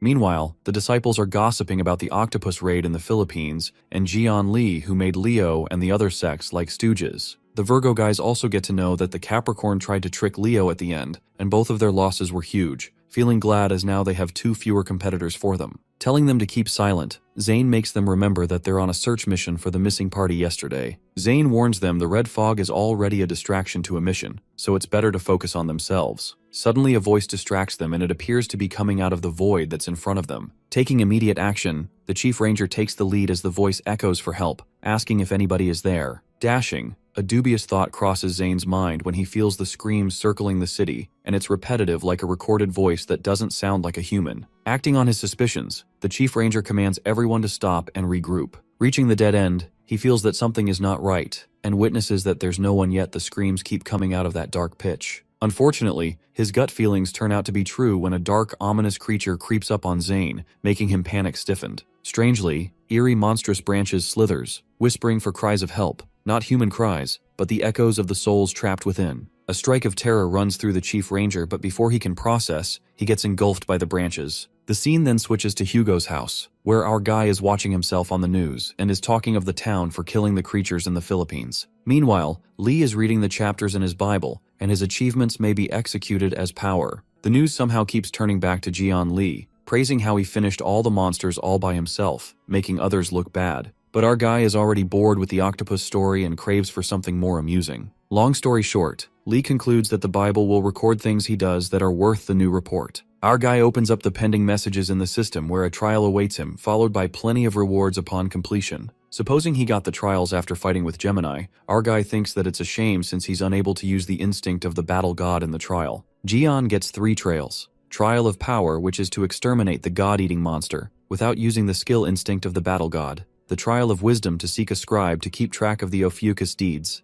and a Trial of Fame in which he has to acquire a human disciple. But he finds these trials harder than he thought as he's clueless about what a scribe is and how he finds a disciple. It's not like he can just craft them with his hammer. Just then, his God's Gaze skill gets leveled up, and now he's able to check one's faith. Later, Yeren dusts off Wei Yang, who freaks out as don't need to be dusted. At that moment, our guy yells and asks them to stop whatever they are doing. Taking the chance, Lee checks Wei Yang's faith, which is 90% Aries, and Yeren Yun's faith, which is 90% Ophiuchus and 80% Sagittarius. He then gets to know that his constellation status decreases if he accepts someone who does not have 100% faith in him. Believing that he should choose disciples with caution, Lee thinks of people who have 100% faith in him: Sung Jae, Taek-soo, and Yuha. As our guy can't wait to make them his disciple, he excitedly asks Yeren where are 3 of them, but then she tells Lee that went somewhere early in the morning. Lee decides to check on them later, and shortly, he receives a call from Jin Myung, the Virgo affiliate. Grinning, The scene then takes us to a flashback where the world is in chaos because of the calamity. That's when we see Sung Jae's mom, who hides her son in the car as he cries his eyes out. Comforting her son, the mother assures Sung Jae that his father will be here in no time and finish the monster in an instant. With a smile on her face, she affirms Sung Jae to be strong and brave when suddenly she gets attacked by the monster. Abruptly, Sung Jae jerks awake as he yanks out of his dream, trembling with fear. Watching her brother trembling, Yuha holds his hand while Hugo notices that Sung is having a nightmare. Trying to hide his fears, Sung says that he got a bit excited to see Mom in a while, but Yuha presumes it's an after effect of the wrath of the Zodiac. Just then,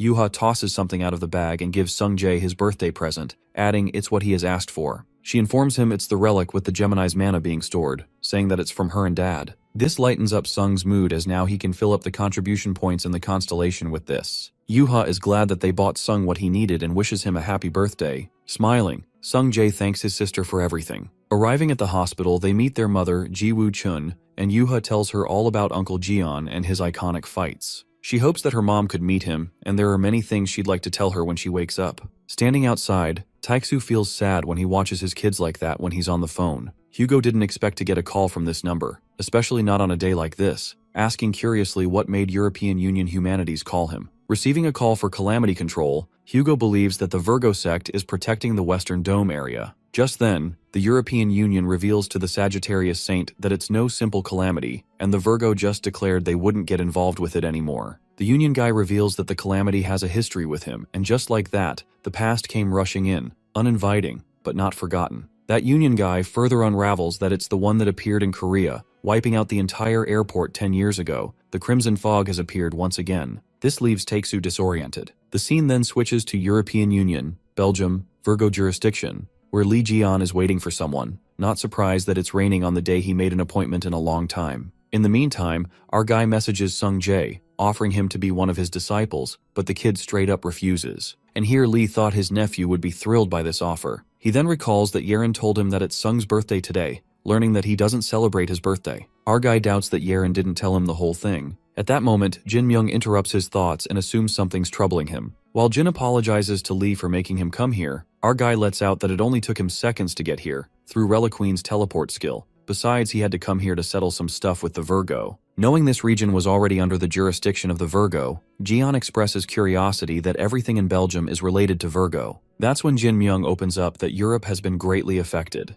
Ever since the Zodiac's appearance, and the sex system rooted throughout the world, Europe had become a giant theocracy. Above all, the Virgo guy states that the people had to believe in them since the Virgo sect is protecting the very dome they're living in. But despite his words, Lee backfires at Jin and asks how come his faith seems to be saying differently. It appears that he checks Jin's faith with his god's gaze, showing that his Virgo faith percentage decreases and faith in Ophiuchus rises. These words startle Virgo with truth so raw that it's as if his very thoughts had been laid bare. Our guy speculated there must have been something big if Jin's faith had decreased in Virgo. Lee believes that Jin not only because he asked him, but because he wanted to talk to Jian about his Virgo sect. Hitting the bullseye, Jin admits there's nothing he can hide from him and casts a hired skill from the Pisces, the silence barrier that blocks sound in or out of the barrier. Jin gets down to business and starts with the dagger Jian requested. Things unfold when the appraiser reveals that the dagger which was used to stab Jian 20 years ago is a dagger with a death aura, and further info was destroyed by an evil force. After managing to extract a few memories from the dagger, Jin was able to find out the person who stabbed him.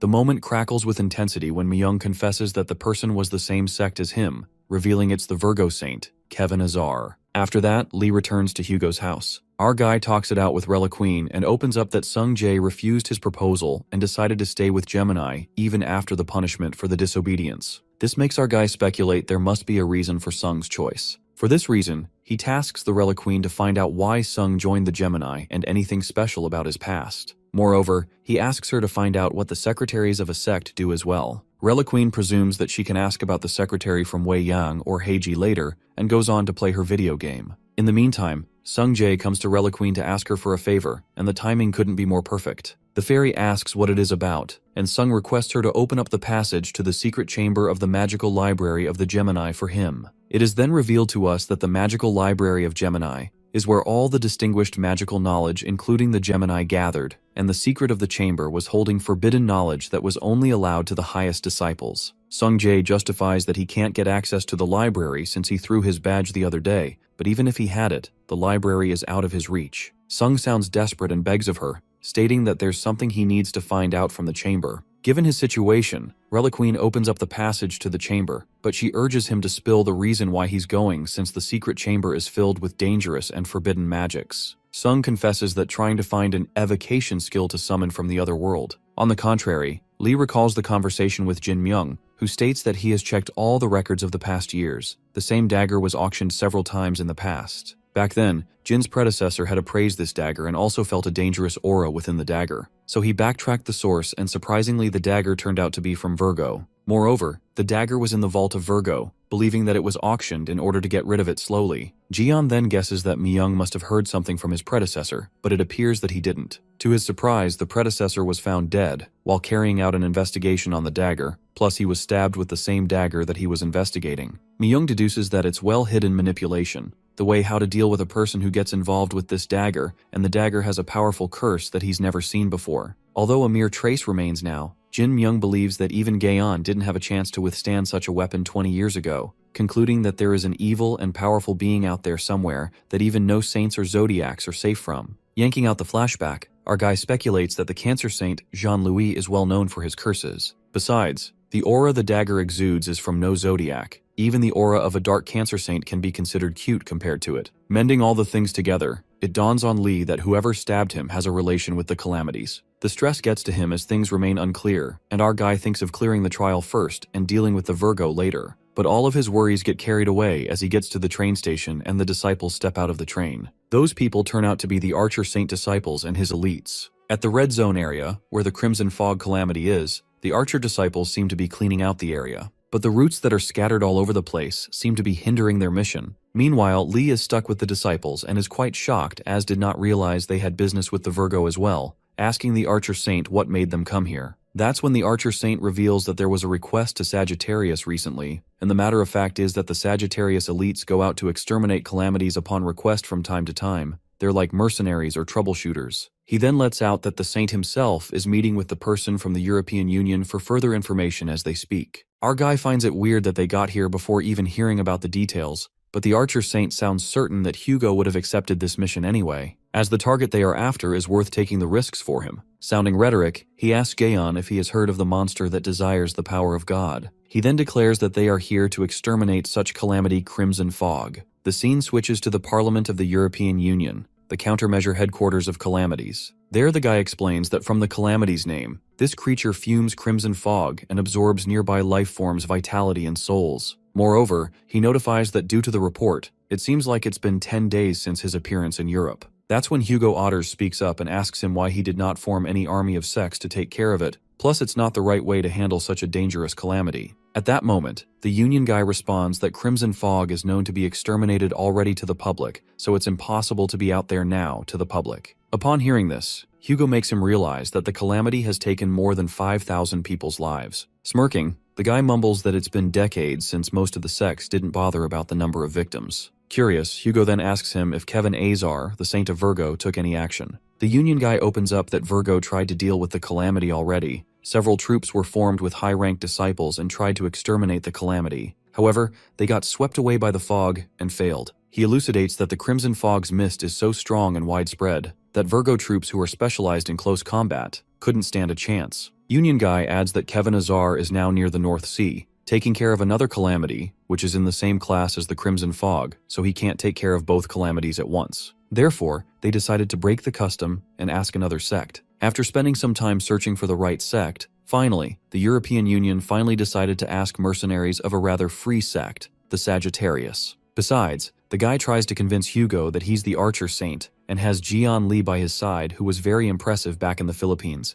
earnestly requesting to exterminate the Crimson Fog for them. The atmosphere is charged with suspense as Hugo could feel the evil intentions lingering behind that sly smile. Inside his head, Hugo presumes that swell-headed and self-respecting Kevin Azar would rather choose to kill himself, then would let the outsiders take care of the calamity within his region. The suspicion flickers in Otter's mind when he speculates that the Virgo is trying to get rid of Jian and him at once because it's clearly a trap with a bad intention. While anger erupts within the Sagittarius as he becomes aware of their notorious scheme, the Union guy peeks at him and gets a flashback where a guy told him to lure Hugo and Lee Jian. Reeking of malice, that Union bastard tells him not to worry, and urges him to mention the Crimson Fog is out here as Hugo won't be able to reject this request. On the contrary, the archer reveals to Jian that the Crimson Fog took away the love of his life. He unravels that Jiwoo Chun was the wife to the saint, and mother to Sung Jae and Yuha, and believes that Gaeon must have not seen her because they met after he got locked up in the Demon Tower. Also, the very first disciple and commander of the Sagittarius got killed while Hugo was trying to save his wife and Sung Jae from the Crimson Fog. Just then,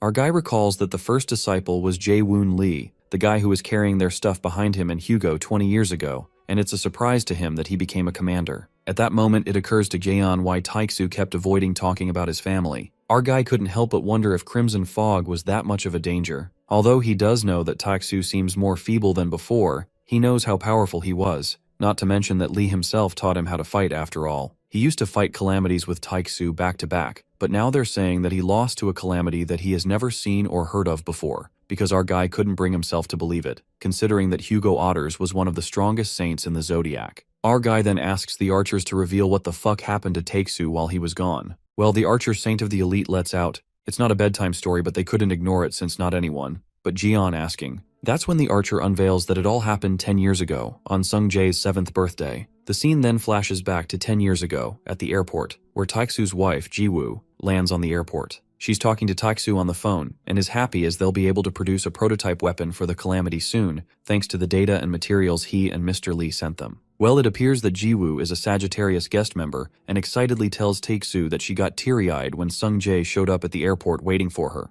Jae-won Lee, the disciple and commander, seems to have bought Sung Jae as he wanted to see his mother as soon as possible. Just then, Sung Jae's stomach begins to growl as the little guy feels hungry, and Jae-won Lee decides to bring them something to eat. In the meantime, as the little guy is waiting, his eyes land on two guys who seem to have set something free, and after releasing it, they both run for their lives and do not get involved in the mess they've created. As Jiwoo and Sung wait for Lee, suddenly, darkness overtakes the area and there's a blackout at the airport. Scared, Sung Jae asks his mother why the lights are all out when abruptly ominous crimson mist begins to linger, diffusing across the airport. And that's when the deadly calamity Crimson Fog appears, which causes an uproar while Jiwoo holding Sung Jae tells Jaewoo they're in trouble. At that moment, Lee drops the food and charges at the calamity as it's about to devour Jiwoo and Sung. Jae-won Lee immediately blocks the calamity by climbing into its mouth as he pushes Jiwoo and Sung Jae out of the way. While Sung Jae screams as he witnesses Uncle Lee flinging into the monster's mouth, Jae-woon smiles at him with a thumbs up and in the next second, he's devoured.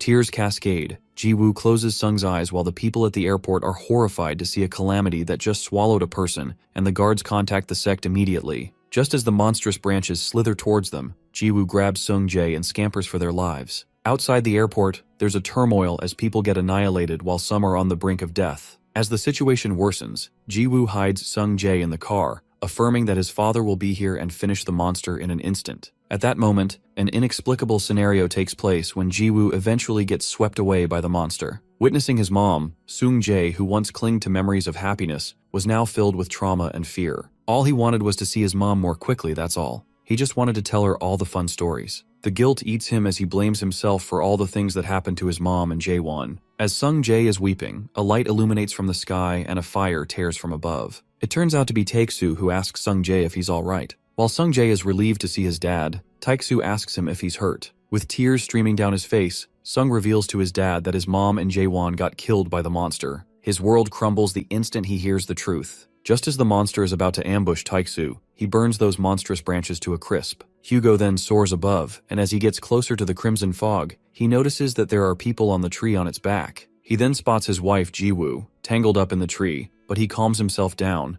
believing there might be a way still. He then wonders if he could just pull them off from the tree. Approaching the tree, Hugo walks to his wife Jiwoo, who's unconscious, wanting to get her out. With his flaring energy, Taeksu burns his way through the tree when suddenly the souls begin to creep up on him, begging him to save them. Whispers of weeping souls drift toward him, which draws away his attention. Suddenly, a tree branch pierces through him. The Crimson Fog grabs Taeksu and is fascinated by the god's power he possesses. Drooling, the monster desires to have his power, and that's when it seeps into Hugo's divine powers as he screams in agony, utterly helpless. Meanwhile, Sunjae, who witnesses his father, sobs uncontrollably. As Hugo is trapped by the monster, a purple aura cloaks in the air, and Heiji, the Gemini saint, saves the people from the tree with her protection spell. It appears that all the saints come to the rescue and focus on finishing the calamity. Left in despair, Hugo is left to wonder how all of them got here while the Scorpio Saint Haley comes to him and asks if he's alright. She then helps Taeksu, and after hearing about the Crimson Eye, she informs the archer that she gathered as many saints as possible.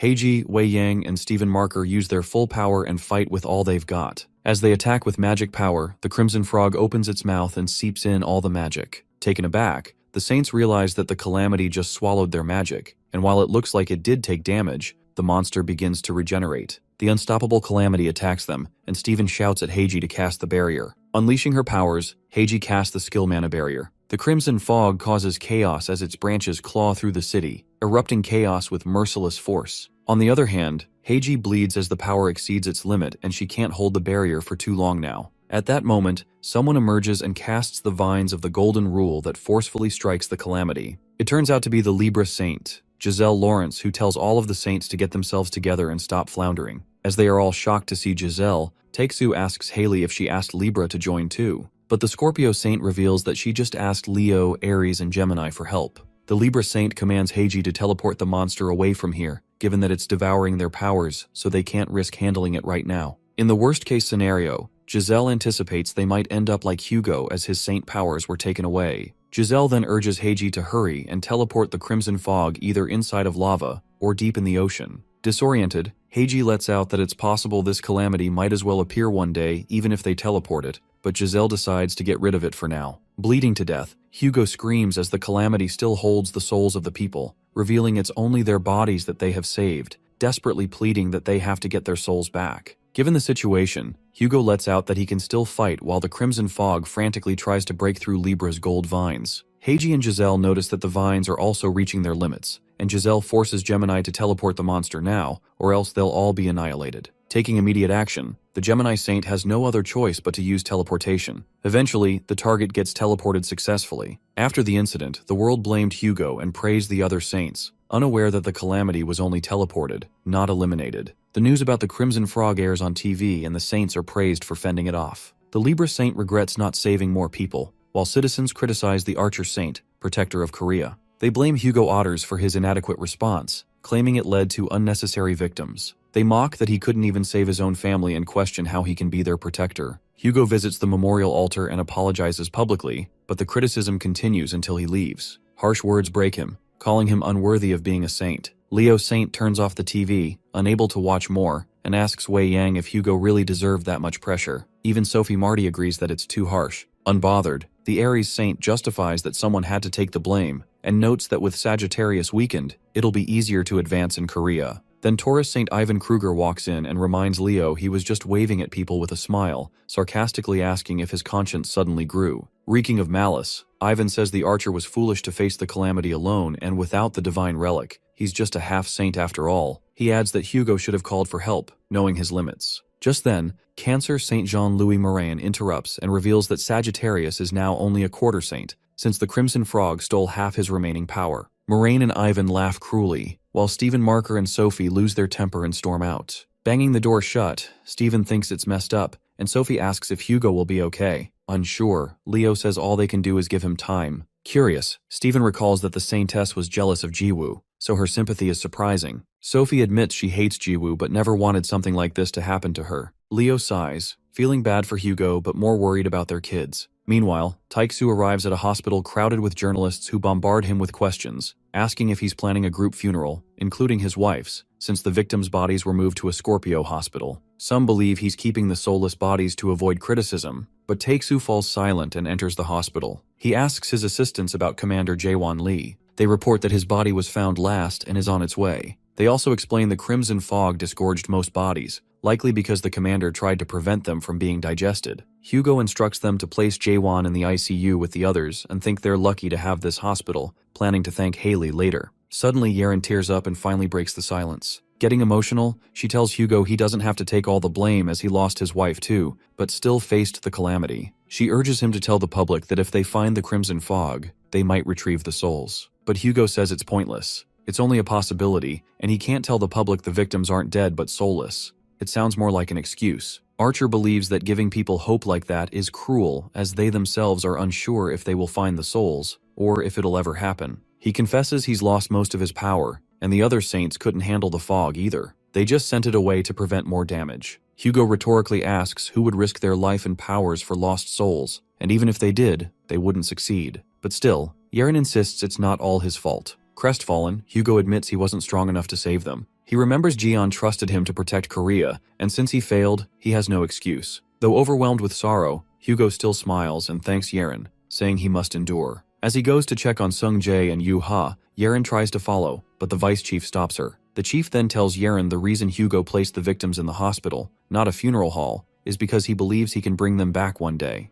There's no way now, but Hugo won't give up, because giving up on them would be like giving up on his wife and Jaewon Lee. Meanwhile, Taeksu approaches Jiwoo's hospital room. As he's about to open the door, he hears Sung Jae apologizing to his mom, blaming himself for being hungry at the airport. The kid believes if he hadn't been hungry, they would have left sooner, and mom and Jaewon would be safe. Sobbing, Sung Jae takes all the blame on him. Taeksu, overwhelmed, can't bring himself to enter as he breaks down in grief. Now he wishes he'd told Sung Jae it wasn't his fault, but he didn't, afraid Sung would blame himself for his own brokenness. Coming to the present scene, Hugo's disciples sob uncontrollably after the story while our guy apologizes for asking. Taeksu says he should have shared sooner. While Hugo thought something was wrong after the messages, he didn't realize Lee was waiting for him to tell the story. Our guy then explains the chief couldn't continue because he kept crying, so he called him instead. As the fire crackles, Taeksu ends the story, his story, and this calamity. With fierce determination, he vows to make things right this time. Later, the archers clear up the area as they burn all the remains. As Hugo gives instructions, a disciple hands him a drink. While Hugo drinks, Yeren gives him chocolates. One after another, the archers give him snacks and gifts, trying to lift his spirits after his painful memory. Overwhelmed, Hugo tells them it's not necessary, and the archers quietly leave to scout the area. Meanwhile, Lee enjoys the chocolates and tells Taeksu to savor the moment. The Reliqueen communicates through telepathy and informs Gaeon that she just talked with Sung Jae. She then reveals to him that Sung went inside the secret chamber of Gemini's magic library to find an evocation skill to summon someone from the other world, his only reason to stay in the Gemini sect. Evocation skills allow one to bring those from another world, and Sung Jae believes that it could let him bring back souls. The fairy discerns that Sung wants to try to bring his mom and Jaeon back who got hurt while protecting them,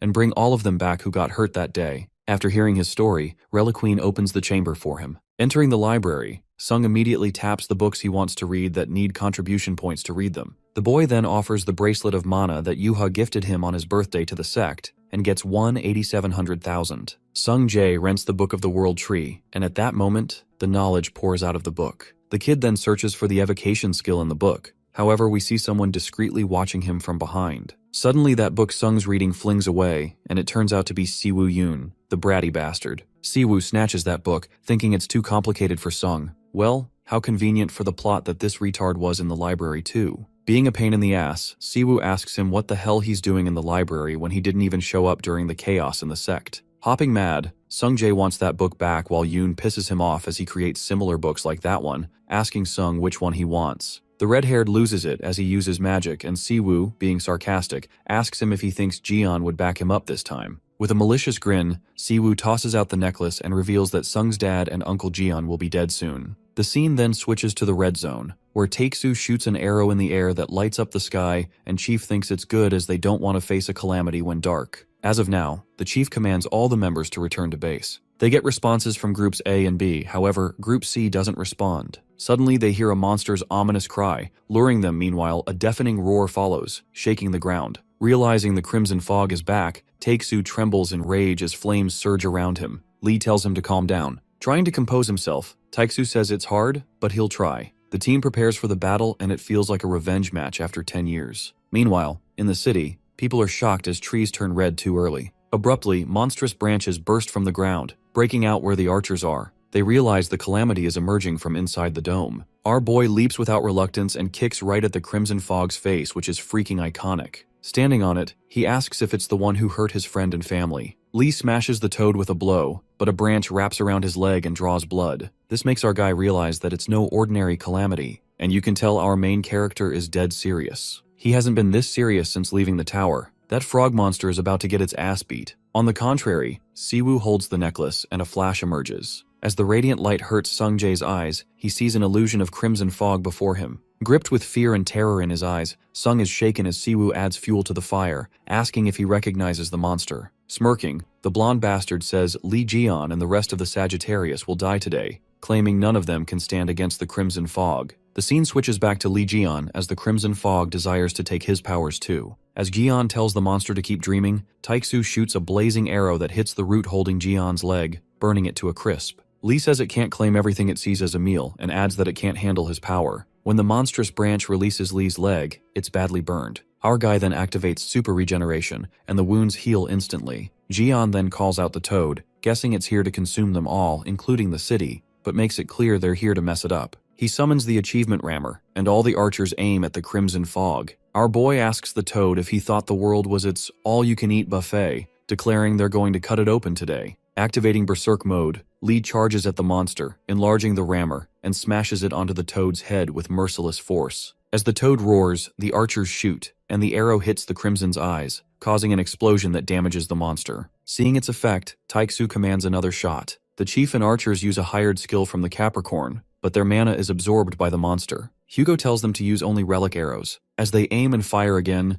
the blazing arrows hinders the toad. Rage crackles as the crimson fog grows frantic, emerging edgy roots from everywhere, displacing the archers. Frustrated, Jian summons the clump of creation clay, lime, and commands it to create scissors. Opening its mouth, a colossal pair of scissors emerges. Jian grabs them, saying it's pruning time. Our guy chops the roots that even lime freaks out. With terrifying grace, Jian slashes through the roots with relentless rage like a man possessed. Going all out, he zooms with lightning speed and pierces his daggers across the toad, slashing it repeatedly. Eventually, the crimson fog is torn open as blood splatters. The archers are shocked that it was killed so easily, but Hugo feels something's off, noticing the roots haven't vanished yet. Meanwhile, Sung Jae, who witnessed the whole fight, jumps in joy, believing Dad and Uncle Jaeon killed the fog. He sneers at Siwoo Yoon, mocking how his perfect plan crumbled, saying his father and Uncle Gaeon are stronger than he thought. Grinning, Siwoo admits they're strong and says he underestimated them, but he declares it's not over yet. He explains the toad's obsession with eating. Whatever it consumed became its power. The bastard then triggers Sung's memories, reminding him how devastating it was when he saw it firsthand. Suddenly, the necklace Yoon holds unleashes magic, uttering it's time for round 2.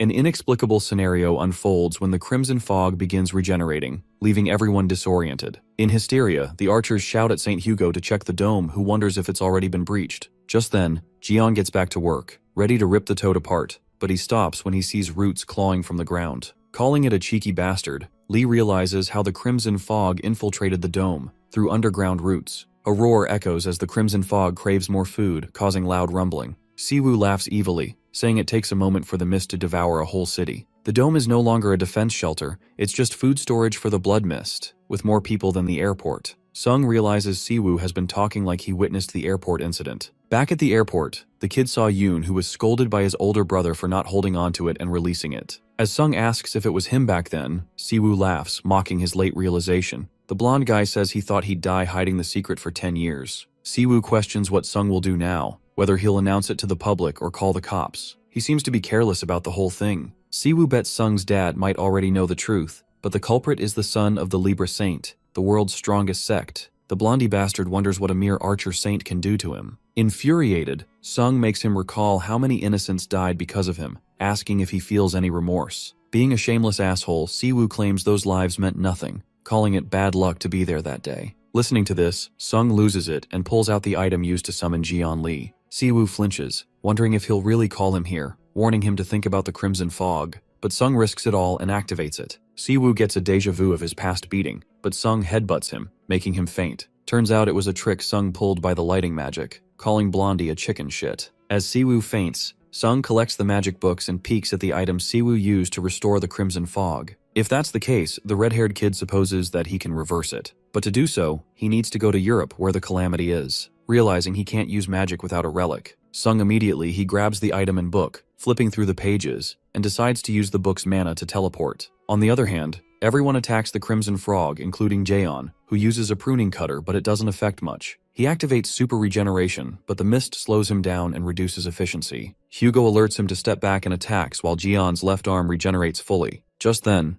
Jaeon asks if Hugo recognizes the aura, confessing that he remembers it. It's the same as in the Demon's Tower, the Red-Eyed Army. 20 years ago, the Tower of Demons appeared as part of the massive invasion of the Red Eyes army, and people could only suspect the tower to be either an ark or an outpost for those calamities. But one thing was certain, that the calamities inside weren't ordinary. They were beyond classification, perhaps class impossible. Activating his 13th sense to detect its weak spot, Jaeon analyzes that it has 3 cores, and the most active one is made of sacrificed souls and life energy. In addition, it's draining more life energy through its roots from somewhere. Our guy realizes it's connected to the dome, and it's feeding from there. Jaeon quickly alerts everyone and informs them that it's using the dome as an energy source. Our guy states that they must break it. It's a prison for those trapped inside. Hugo orders his disciples to fire at the dome, but the Crimson Fog grabs them and uses sacrificed people to mimic them. Cursing it, our guy gets determined to grind that piece of shit in the dirt. Meanwhile, Seung-jae uses teleportation and glitches to the designated location,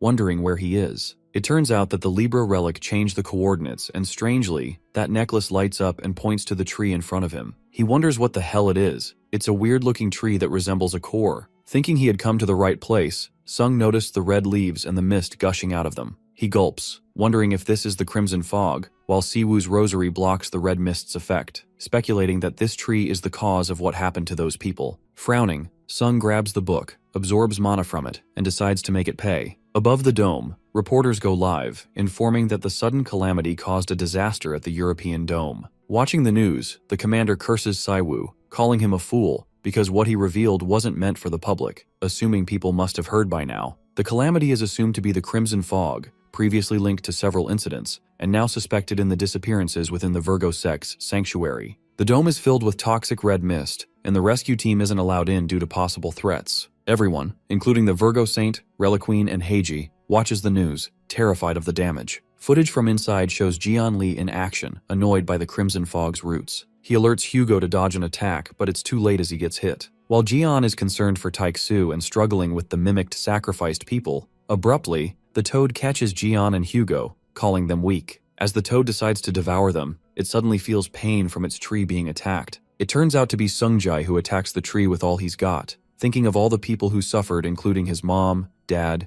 Jae-won, and others. He keeps attacking as the Crimson Fog reels in pain and anger, heading toward the dome. Just then, Hugo prepares Sergeyevich's bow, determined to stop the calamity. Their attack seems to be effective, as Hugo claims that the only reason they didn't use this until now is because it might have distracted Jeon, but now he's alone. Drawing the Earth Axis arrow from the armory, Hugo attacks again and orders everyone to fire, trying to hold it still. They use all their skills to strengthen themselves, unsure if it will work. One of the guys says that this monster can regenerate, so if they can't kill, they must at least restrain the Crimson Fog. Cursing humans, the Crimson Fog is struck in the head, reeling in pain. Meanwhile, Seung-jae continues damaging the tree, warning of mana repulsion between Libra and Gemini. The boy strikes with all his strength until the tree cracks. The Crimson Fog is in disbelief that its power, its city, and the souls it had prepared for them are all gone now. The core of the Crimson Fog cracks, and all the souls from his roots are vanishing now, as people think that maybe it has something to do with the collapsing of the dome, while wondering who could have done that. Seung-jae lies exhausted, his hand throbbing, and the Libra's holy relic broken. But now, seeing the sky without the dome, he grins, proud of what he's done.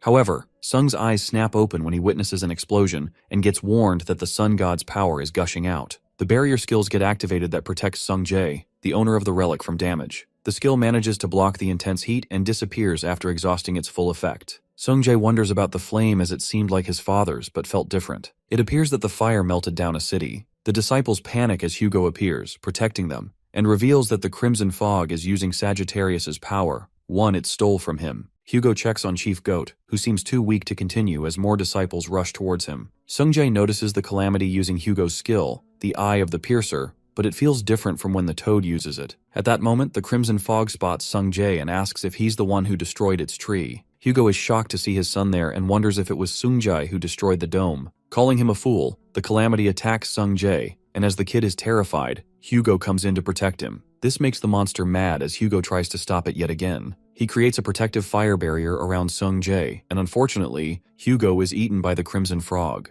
The fog boasts that it now has the sun god's power, but at the same time, Argai appears, using Ice Blender to cut that bastard up, but it no longer works since it has the power of the sun god. The toad gets too cocky, claiming that it will now take Jeon, the serpent bearer's power too. Screaming in despair, Jian calls Hugo by name, urging him not to give up. Being inside the fog, Hugo can't feel his body. Cursing himself, Taeksu regrets everything, not saving Jiwoo, Jaewon, or being a good father to Sungjae and Yuha. Just as he loses all the desire to live and thinks it's the end, Hugo catches a glimpse and then sees the stolen fragment of his power. However, he was helpless. The power that he strived for was right in front of him but couldn't do anything. Taeksu believes that if he can reclaim it, he can fight again. He begins to lose consciousness as everything is fading away. Thinking it's the end of him, a memory flashes in his mind, a memory of his loving family. That's when his eyes snap open and Hugo struggles to reach the fragment, not wanting to let his family or Jian down. He finally makes contact with the Sagittarius fragment, master of the Great Light. The fragment of the sun intends to be united with its source of power,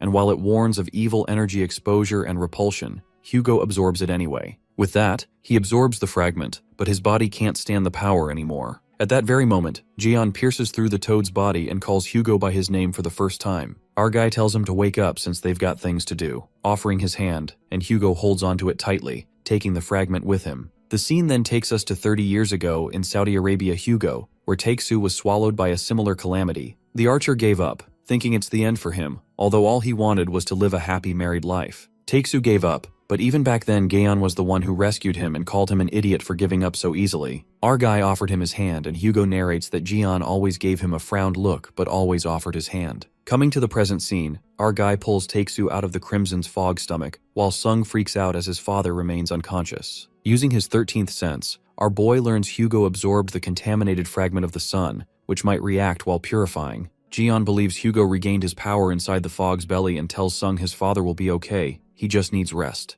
Lee lets him know that his dad isn't going down so easily. Asked about his plan, Jian reveals he has a toad to fry, and with that, he attacks the Crimson Fog, alerting that it's got a debt to pay for disrespecting his friend and ruining his nephew's birthday. As it struggles to regenerate, Gaeon takes the chance and summons his achievement rammer. He witnesses that only the core is left and strikes the toad with full force. The Crimson Fog accepts his defeat by the Serpent Bearer, but it warns that its roots are spreading and it'll take others with it. The toad claims that the Serpent Bearer might live, but the half-assed archer and all the others will die in the collapsing city. But our guys get it that Taeksu might be a moron, but not weak. Suddenly, the city begins to collapse and Hugo regains consciousness. As he does, another flame tornado appears, which is on the live broadcast. Watching this news, Yuha rushes to St. Haley, informing her that her uncle and dad are in Europe, but Scorpio seems to be watching it already. Haley does admit that Hugo had some tough moments, but she's glad that he finally got what's his. While Sung is happy to see his dad awake, the Crimson Frog rages, saying it's his power, and attacks with roots. Annoyed, the archer uses his skill, the Sky of the Blaze, and our guy alerts the toad that this skill burns down every foul thing. Jian pities the calamity, given that it devoured everything but gained nothing.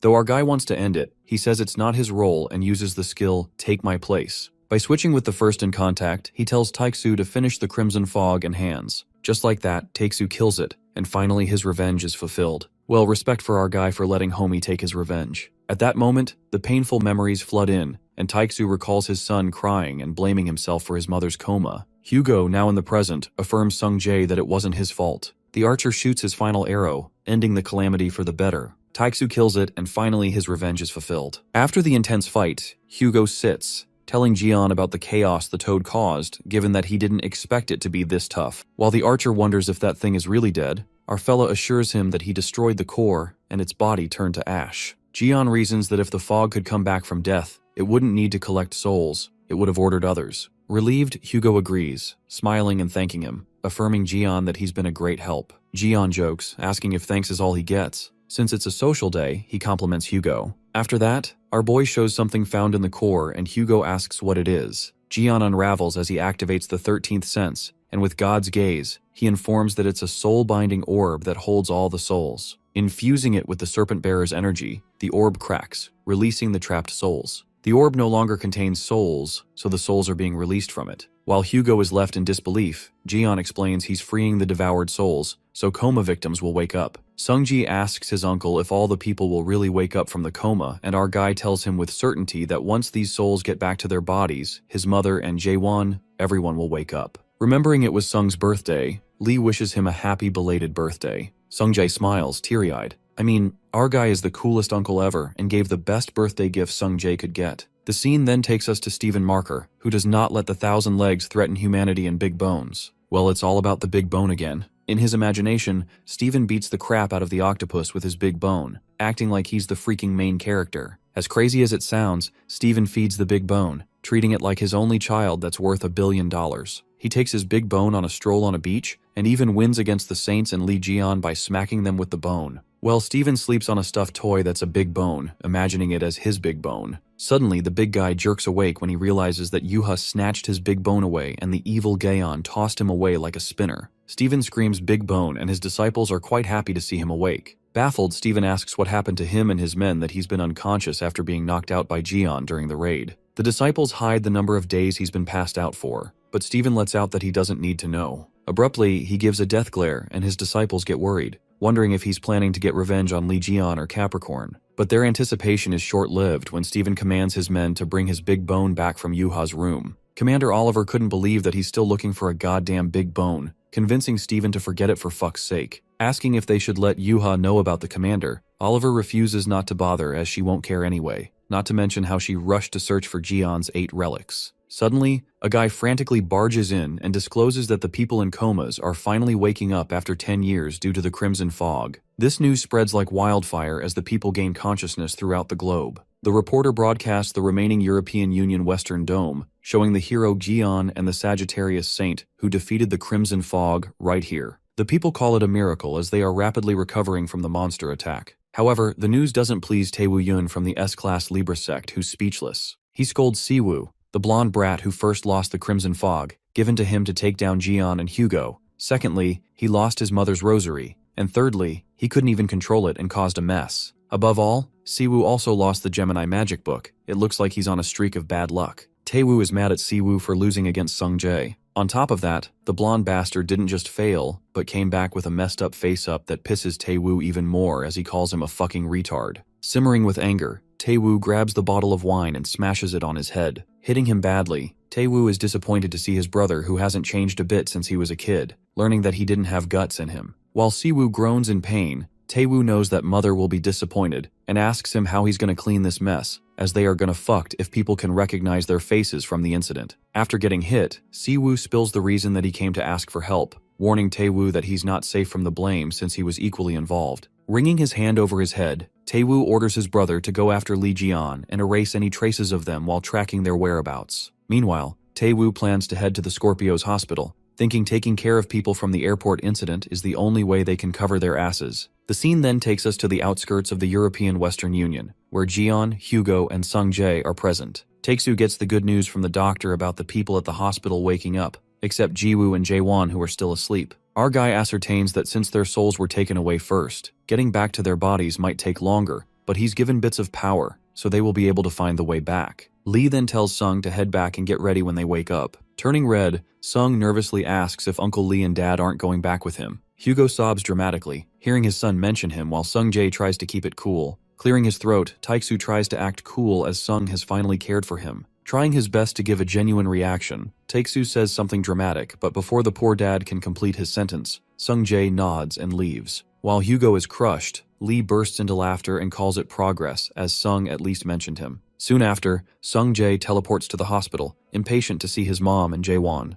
but he thinks he shouldn't be greeting them empty-handed and rushes to get flowers. On the same note, Taewoo is walking towards the Scorpio's hospital and thinks it's quite a fancy hospital, but still, he thinks it's shitty compared to theirs. Anyways, that blonde brat could never understand why they kept all those people for over 10 years. Taewoo decides to pay a visit and wonders where that little brat Sung Jae could be. He decides to pay Sung's family a visit before he'd show up. In the meantime, Sung returns with flowers. The scene then takes us to the European Union Western Dome, where the archers are being interviewed for winning against the monster, while the wounded people are carried inside a building with aid. Our guy sits inside a broken tavern and gets notified about completing the trial of power, learning his human body will be transformed into the god's body as a reward. Jian's achievements of destroying the god-eating monsters and Sagittarius Saint admires the serpent bearer are recorded in the Bible. Now our guy left with the trial of fame and intelligence by appointing an apostle and a secretary. Ignoring that, Lee stares at the broken piece of a dagger he was stabbed with, still wondering why he found this fragment inside the toad. This clearly depicts that whoever stabbed him in the tower is serving the same mastermind as the toad. With all the evidence he's gathered all along, all the arrows seem to be pointing to none other than Virgo Saint. Jian then asks Hugo if they are done so they can get to Virgo, but Hugo suggests that they give them a break as they're not as strong as him.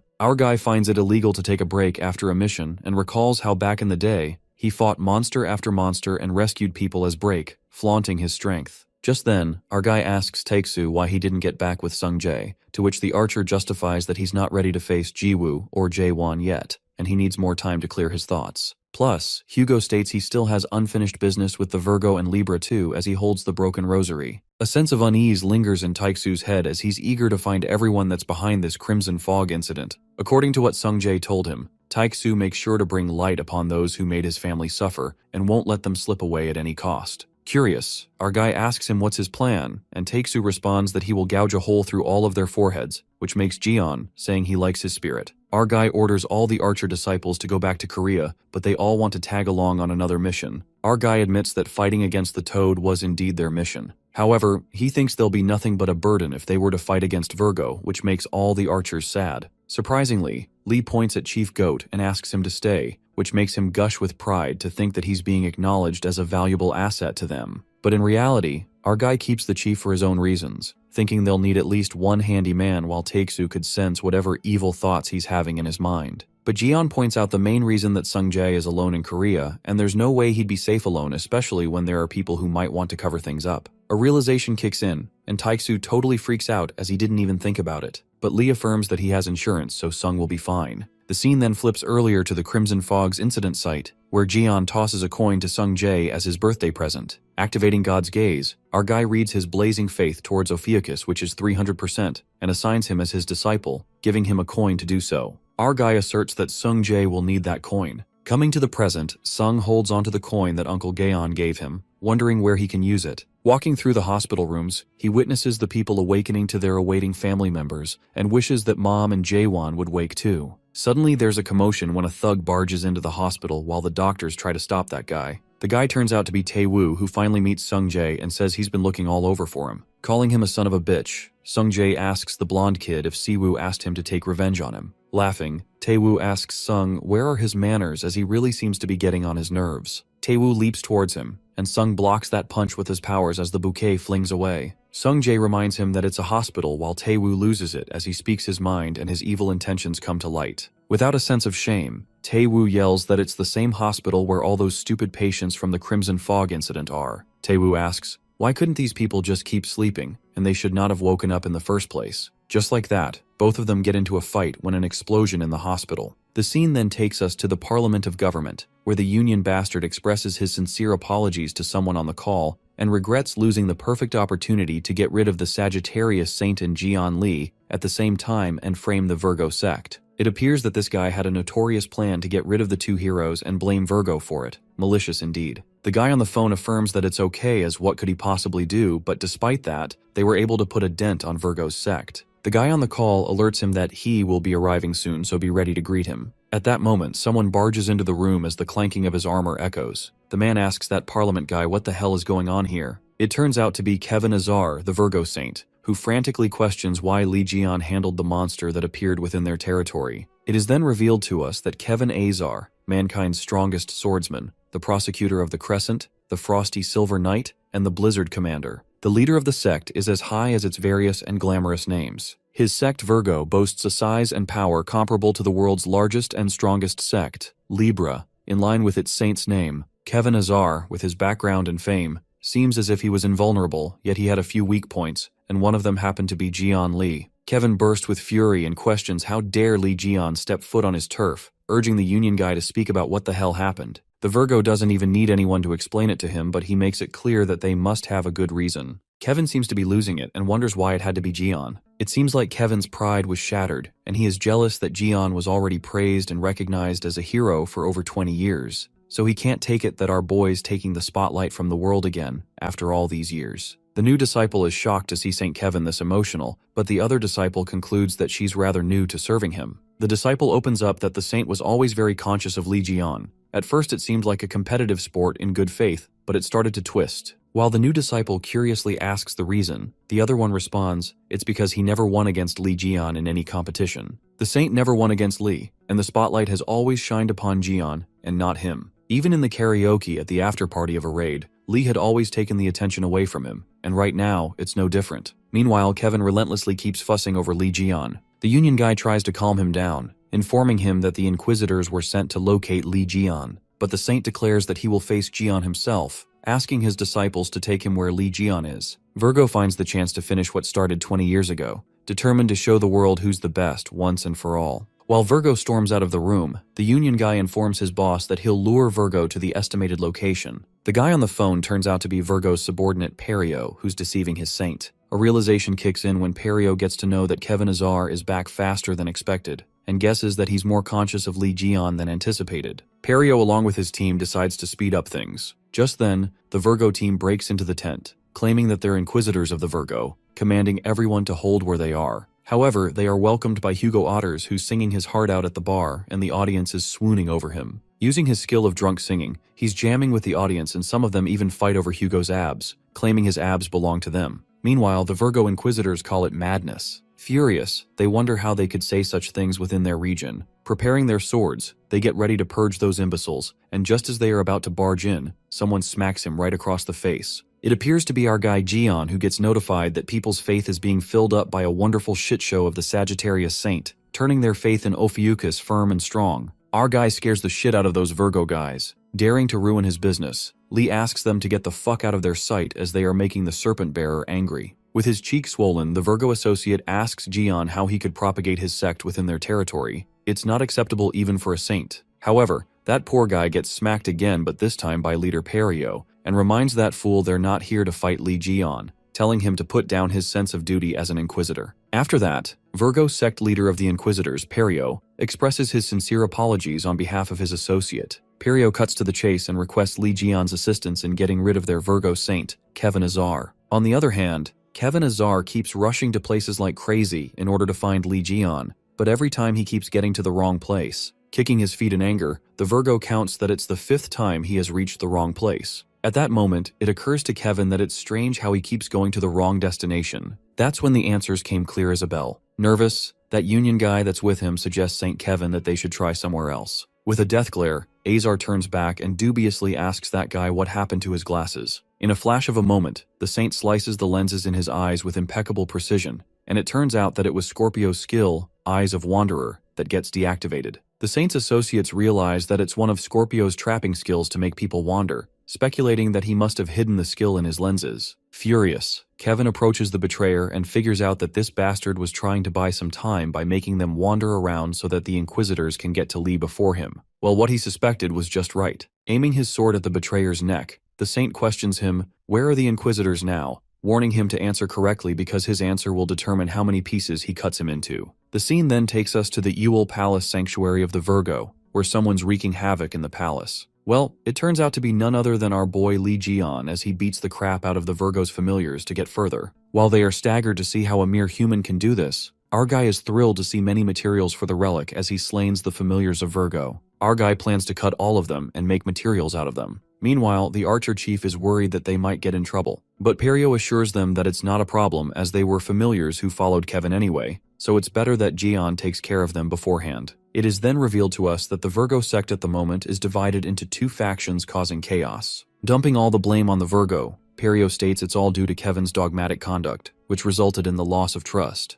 For this reason, they, the Inquisitors, have made up their minds to stop him, and to do so they need Li's assistance. The archer chief finds it suspicious, wondering how the Virgo Inquisitors dragged them into this affair. He then believes the conflict between the 2 factions is more serious than he thought. While poor Taixu is still spinning as he's drunk, what the chief finds more shocking is that the Inquisitors even promised Sky Punisher as a reward. It appears that the Sky Punisher was the weapon that represented Jian himself, and it was stated that he lost it during the fight with Red Eyes 20 years ago. They'd never thought that the Gemini Saint was telling the truth. After a while, Li slain the familiars of the Virgo Saint and relic storage opens. A tense moment unfolds when they realize that the Sky Punisher is just beyond that door as it is about to open. Kevin Azar makes an entry, leaving his disciples out of his breath as he sprinted his way to the palace. Thrilled, never in a million years Kevin thought he'd be happy to see Li. Jian also gets exhilarated and lets out that it's been 20 years so he's glad to see him. Kevin is delighted to see the archer and greets Hugo Otters, who's pissed yet drunk. The Virgo Saint even spots the one who betrayed him, Perio, and asks if he plans on sticking with Jian to take him out. Well, Kevin thinks it's good since he doesn't need to go looking for all of them one at a time and plans to finish them all. Shortly, Virgo glances at the broken pieces of armor and notices his familiars have disappeared. Rage simmers when Kevin yells frantically, asking who the hell did this to his familiars. Getting scared, Perio, Hugo, and the chief point toward Jian without reluctance, and our guy Loki calls him unloyal fucks. The anger seethes through him as this adds one more reason in Kevin's list to take Jian down. Kevin slashes his sword, and using his ice magic, he creates edgy frost fangs. However, those fangs melt away in an instant when they clash with Hugo's blazing power. Drunk Taiksu says that he has some unfinished business with Kevin, and clarifies that before he fights Jian, he'll have to fight him. Kevin then believes that the Archer Saint has found his lost power again, but still he can't match his level. With a single flick, Taiksu summons multiple spears. It appears to be a holy relic, Earth's Axis arrow, that is being taken out from the infantry's armory. With that, Taiksu grabs the giant Axis arrow and flings it towards Virgo. Kevin scoffs and asks Hugo if he thinks he can harm him with these Axis arrows. Using his sword, Kevin breathtakingly pierces through those arrows. While Hugo aims for a direct hit and thinks that he got Kevin, Chief Goat gives him a reality check and feels embarrassed. Meanwhile, our guy calls and reveals his whereabouts to someone, asking that person to come quickly. On the other hand, Kevin Azar stands his ground as he just dodges the attack magnificently. Virgo lets out that they're about to go at it for real now. That's when our guy steps in with his scissors and declares that he will fight Virgo since he's so eager to fight him. Kevin is more than happy that Gion's finally stepping in while his disciples get worried, asking him if they shall assist him. But Kevin refuses, and makes it clear that it's a fight between the saints, warning not to interfere when adults are playing. Virgo confesses that he has waited 20 years to take him down, and our guy can't help but agree that he sure dreams big. Kevin dashes towards him and the fight begins as their swords clash against each other. While Lee is surprised that the white hair can handle it, our guy gets notified he can't utilize his body's potential. Thinking it's a bummer, Jian can't unleash his strength while Kevin challenges him to try something harder. Going all out, Kevin's blistering frost begins to rage, which destroys Jian's ground-cutting scissors, as it's unable to withstand the severe coldness. As the sword is about to hit Jian, our guy makes a flip and deflects Kevin's sword like it's a breeze. Flipping backward, Jian loses an arm, and taking the chance, Virgo leaps for another attack. But this time, Lee's hammer saves the day, leaving Kevin stunned that he summoned it in that instance. Our guy tells Whitehair not to get distracted while they're fighting. As Lee's foot smacks right across Virgo's face, he drifts away. Our guy grins evilly and provokes Kevin, asking if this is all he's got after 20 years of grudge. Laughing, Kevin is finally convinced that it's the real Lee Jian. Just then, Virgo thinks it's enough warming up and gets real as he uses his full powers now. Just like, Kevin Azar unleashes something spectacular, and everyone gasps thinking he'll be using it now.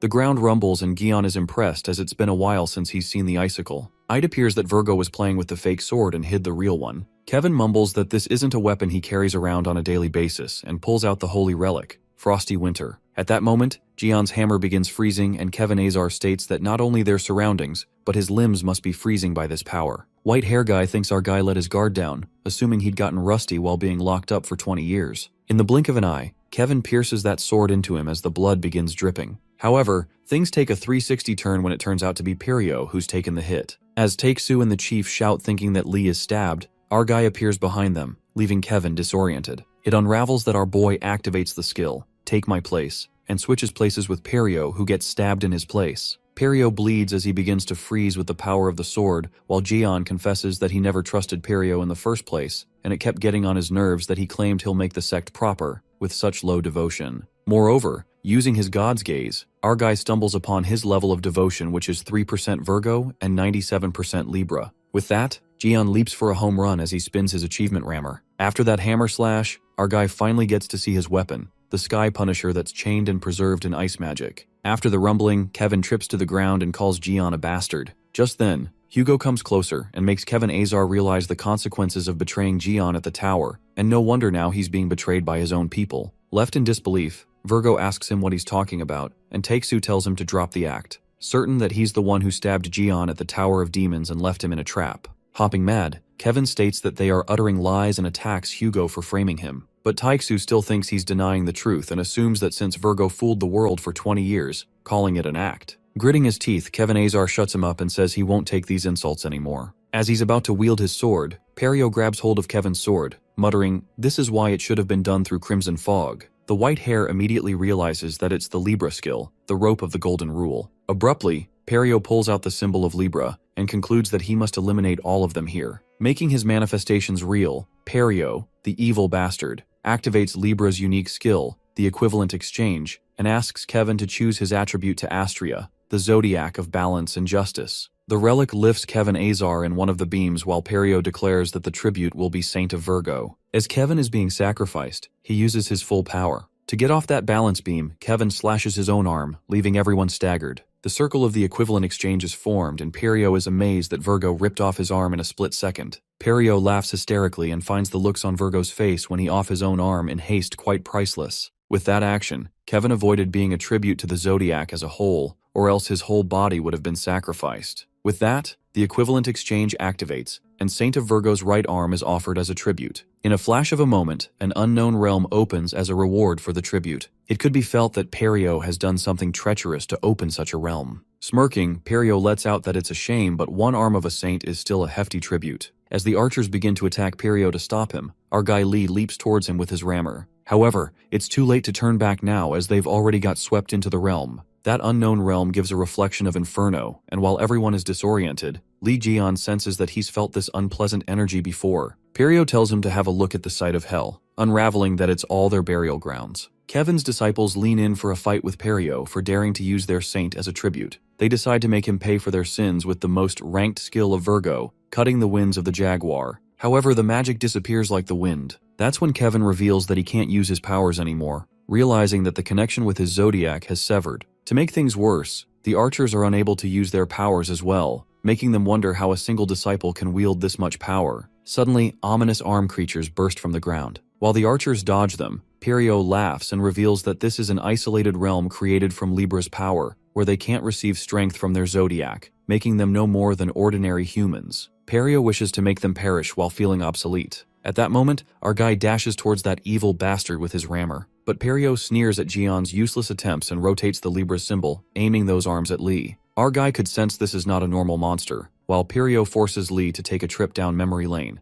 asking him to greet his old enemies. Perio reveals to Jian that these monsters are the ones he fought with 20 years ago, the ones who took him to the brink of death at the Demon Tower. That's when the realization kicks in, and our guy understands why he could sense this unpleasant feeling coming from these monsters. Perio further unveils that these were not manufactured to be class impossible, as the Crimson Fog. Instead, these monsters are the real class impossible that dwelled with the red eyes in the Demon Tower. Just like that, the relentless monsters take over the unknown realm that once dwelled in the Demon Tower. The scene then switches to the Scorpio Hospital, where Taewoo and Sung Jae are still tangled up in an intense fight. However, none of Sung's attacks seem to be working as they are held by Libra's vines, while Taewoo suggests he give up since there's difference between S rank and A rank. Taewoo makes Sung Jae bang on the wall. As he breaks through across the wall, the red-haired kid realizes that it's his mom's room. That evil blondie approaches Sung Jae and even has the Gemini magic book in his hand. Panicked, Sung Jae decides to get out of his mom's room quickly, and just as he runs to grab that magic book, Taewoo kicks him right into the guts. While poor Sung struggles to get up, Taewoo knows everything that Sung pulls out mana from the magic tree book, and there's more to it. Grinning, the blonde guy asks him to give up and proceeds to attack him. He tells Sung Jae to hold on tight to his mom's hand while he's on his way. At that moment, Taewoo strikes his power that displaces Sung's mom's bed, making Sung Jae and his unconscious mother fall out of the hospital window. In that life-threatening moment, poor Sung Jae is unable to do anything as he himself is falling down. Falling into his death, Sung Jae refuses to give up like this and thinks of Uncle Gaeon, Yuha, and his dad, but he snaps out of it as no one is there to help him. Sung Jae desperately tries to think of a way to escape the narrow death. The poor guy feels so helpless as he doesn't even have the spellbook and no more mana, so he can possibly do nothing. Calling himself an idiot, he holds tighter to his mom and knows that he has to fight himself. At that moment, Sung gets reminded how Uncle Jian never gave up in the tower, nor did Dad even inside the Crimson Fog, so he shouldn't give up either. About to hit the ground, the kid gets determined to help his mom. Looks like the god listens to him when he gets a message from the Serpent Bearer welcomes Sung Jae, who possesses an indomitable spirit. The system then asks Sung Jae if he would like to accept the trial and receive the power of immorality to fight his enemy. Sung doesn't give a shit about whatever it is and begs to let him just once have the power to protect others. Suddenly, a jolt of power surges through the guy and he successfully lands on the ground, saving his mom. Meanwhile, that bastard Taewoo is left staggered to see Sung survive that fall. The scene switches to the unknown realm, where Perio, who's thinking of himself so high and mighty, looks down on the Saints and Lee Jian, scoffing that they're no match for him. Provoking the Saints, who are trapped by the arms, Perio lets out that even bugs twitch when they are stepped on, but he can't expect anything from someone who can't use their powers, concluding that twitching will make them look miserable. He then calls out Gaon and asks if he's willing to twitch or going to give up. Holding off those arms, our guy thinks this bitch blabs too much. Suddenly, a grin takes over Jeon's face, and he loses it when Perio asks him to give up, making that bastard flinch. Our guy then reminisces that in that demon tower, he was without a zodiac supporting him, and even with his body messed up, he fought alone against the Red Eyes. Not to mention that he struggled alone for 20 years in that damn tower. And never once he thought about giving up, yet this bastard is telling him to give up now. Laughing hysterically, our guy mocks Perio for thinking that bringing out some class impossible here would make him win, calling it fucking adorable. With a menacing grin,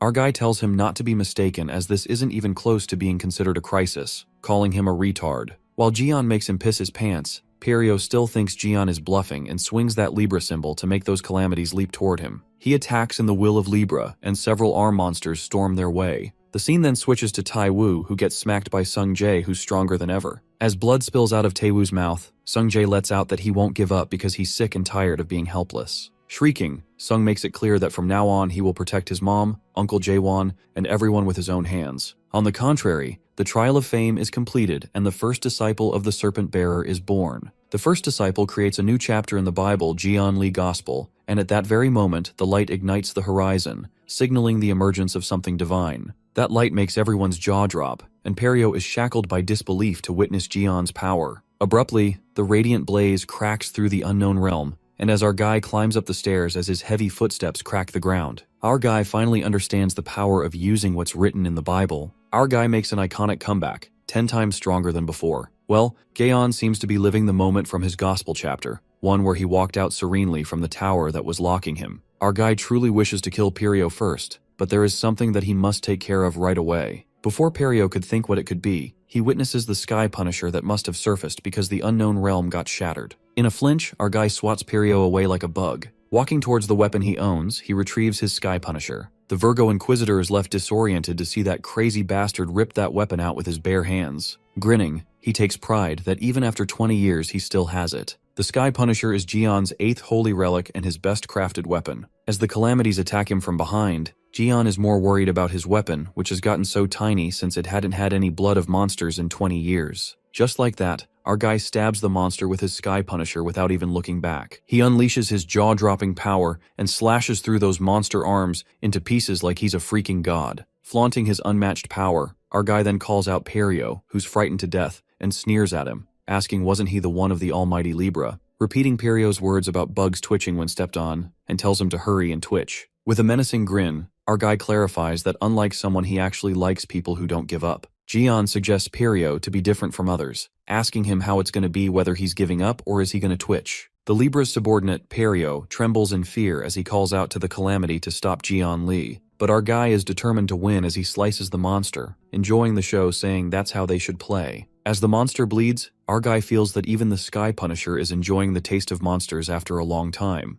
As soon as he gets rid of the Calamity, Kevin Azan along with Hugo uses their skills Meteor of July and the Radiant Sky to use a combination sect skill. A storm of radiance appears, and their connection with the Zodiacs is back now. They pose glamorously now that the Virgo and Sagittarius resurrected, and Jeon mocks them, telling them their pose sucks. Pissed, they snap at him, letting him know that they're just victims of the plot twist. Perio wonders how the situation turned out like this, even after severing connections with the Zodiac. Being doomed, Perio decides to escape. However, Kevin leaps towards him as he calls out Perio, striking his sword to avenge his right arm. Suddenly, Jean-Louis emerges out of Perio's body. Kevin gets back as he recognizes the skill to be familiar, while Jean-Louis reveals that he has some urgent business with Perio. The Cancer Saint catches Perio as he was running away without getting rid of Jeon and the others as he was told. Jean gives him another chance, offering him as a tribute to the Zodiac, and tells him to become a monster and finish his mission. The Saint Jean-Louis Morin uses the Libra skill, an equivalent exchange offering Perio as a tribute. Jeon then calls out White Hair and corroborates with him about Perio's name, who turns into a monster. Curious, Kevin asks him if he's going to come up with a new nickname for him too. While our guy calls Kevin Whitener given the hair of his color, it pisses Kevin off as he's sick of his sense of humor, wondering how Archer deals with his nonsense. Well, Jeon states Take-Su has no other choice, and Kevin laughs out loud, admitting it's true as he's a peasant. Just then, Perio transforms into a monster while our guy feels that his body is surging with power. It appears that since his body enhancement is 85% complete, the side effect has been lifted so he can now test his enhanced physical abilities. Recalling how much there was when he swung the weapon lightly, Gaon decides to swing with full power as a test. As he does that, he notices something. Jin Myung reaches the location where he was called by Jeon, wondering what on earth happened here. Jin ponders that Gaon could be fighting with the saint. Suddenly, the Yule Palace collapses and the whole thing gets sent flying. At that moment, a girl appears and asks Jin Myung if it was the Virgo sanctuary that just exploded. As he looks at the girl, he's shocked to find out who it is. On the other hand, Jeon beats the shit out of Perio as the guy collapses, wondering how much his body has enhanced because he's unable to control his power. Learning that's 85 right now, our guy is impressed and anticipates what would happen if his power reaches to 100%. Our guys literally destroy the whole palace. Meanwhile, Kevin trembles with anger, calling him a crazy bastard. Virgo has become homeless. On the other hand, Jean Morin arrives at Libra's palace where Giselle gets to know about Perio's failure, the monster attack, alienating saints, and the internal betrayal that has failed completely. Finding it humiliating, Jean apologizes for underestimating Jian Li, since he didn't expect him to take out the impossible class calamity with ease. Giselle is also pissed about the fact that the Cancer Saint has shown his face to the enemies. Jean defends himself and blames Libra, as she's the one who told him to get Jian Li, so he was just doing his best. Getting mad, Libra Saint asks him if he's playing games with her, and chains Jean Morin with the golden vines. Petrified, the Cancer Saint admits he wouldn't dare to do that. She hopes that the Cancer Saint succeeds next time and asks him where the Jian gang will head next. Moraine predicts that Kevin Azar will prove his innocence, so the next place they will head is Scorpio's sanctuary. At the same time, Kevin speculates that Scorpio was the one who stabbed our guy, but Hugo seems to be doubtful about that. Shaking Kevin like a ketchup bottle, Take-Soo denies this and would have understood if it was someone else than Haley. Take-Soo tells Kevin that they've already checked the records of the unknown civilization dagger. Hearing this, Kevin smacks Hugo on the face, telling him not to judge so quickly just because he got help from Haley with Crimson Fog and about the dagger. Virgo justifies that there's no reason he would secretly stab Jian Li at the Tower of Demons. Instead, he would rather beat him in front of the people. Since the situation is like this, Virgo shows them the proof that it was Scorpio as they make their way underground to the Holy Relic storage. Kevin reveals to them that he's well familiar with the dagger since he investigated some of the sects in secret. It was to find enemies hiding among the saints. As they step down the stairs, he shows them a room full of weapons. 5 years ago, he found these while investigating Scorpio, and all of them are related to the unknown civilization. Kevin deduces that Scorpio is dangerous. They are one of the beings who threaten the human race. But Yuha appears there and disagrees with him. Upon seeing Yuha, Kevin assumes that she's the archer's daughter, but is confused about her disagreement about Scorpio. Yuha reveals that she was at the Scorpio sanctuary before coming here, explaining that she received a lot of help from Haley, and she's a good person. But even Yuha wonders if it's too early to make a hasty conclusion. Hearing this, Kevin reacts rashly, asking her if she knows what place that is. Their conversation is interrupted when Jeon's stomach rumbles and Hugo suggests that they should eat something first. At a restaurant, we see the cracking of the crockery while everyone's attention is on Jeon's table. Our guy can't control his power, and Kevin lashes out at him, asking him what's his problem. Even a saint like him has a limit of patience. Meanwhile, Yuha is busy admiring her uncle since he's an alpha male. Kevin gets mad at Archer for the way he's raised his daughter. Staring at Kevin, our guy grabs him by the head, shaking him up and down. With that, Jeon gets to know that his body enhancement is complete and has transcended into the first stage of a god's body. Our guy admits that his body did get ridiculously strong and that it might take a while to get used to it. Hugo, upon seeing Kevin, giggles, saying that's why it's important to know when to stay quiet. But even Taiksu falls prey to our guy, who grabs him by his head. Holding two divine saints like they're toys, our guy seems to be having fun. Yuha films the whole scene thinking how freaking cool Jeon is that he's handling two saints like a toy. This drives Virgo crazy as he wonders if she's really the Archer Saint's daughter. Just as our guy flings them away, Yuha remembers that Haley gave her something to give it to him, sliding a pen towards him. It appears to be truth-writing wooden fountain pen on which traces of the scribe can be found. Jin Myung, upon seeing this, swoop towards Lee as it's one of the 8th holy relics of Jeon, and he's pleased to experience this with his own sight. Our guy is thinking about the scribe, which is the last trial of wisdom, and recalls how Scorpio used to hide from him, wondering why keep the pen when they always hated him. He asks Jin Myung if he checked the underground storage, and the appraiser confirms the items are related to the unknown civilization and may have ties to Scorpio. Kevin cuts in, saying he already told them Scorpio is connected to the unknown civilization. He even overheard them talking about it. Virgo also claims Haley tried to kill him 20 years ago by poisoning his food, making him certain Scorpio was behind it. Just then, White Hair adds something to Jeon's food. Everyone gives him a dubious stare, but Kevin says it's just supplementary medicine, reasoning that Jeon has no zodiac blessing and always overworks himself. That means he won't be at his best in battle, so White Hair added medicine to help, but says he doesn't need thanks. Hugo stares and sums up that Kevin gives Lee medicine while Scorpio gives poison. Jin-myung offers to test it, but Kevin warns him not to touch Gaeon's food and questions his loyalty. An argument breaks out between Kevin and the Archer Saint as Virgo insists Oriental medicine doesn't work on him. Jin-myung apologizes to Gaeon, saying he didn't expect someone from the Inquisitors to be swayed by the other sect. But Gaeon finds it weird, given that they risked their lives for rebellion,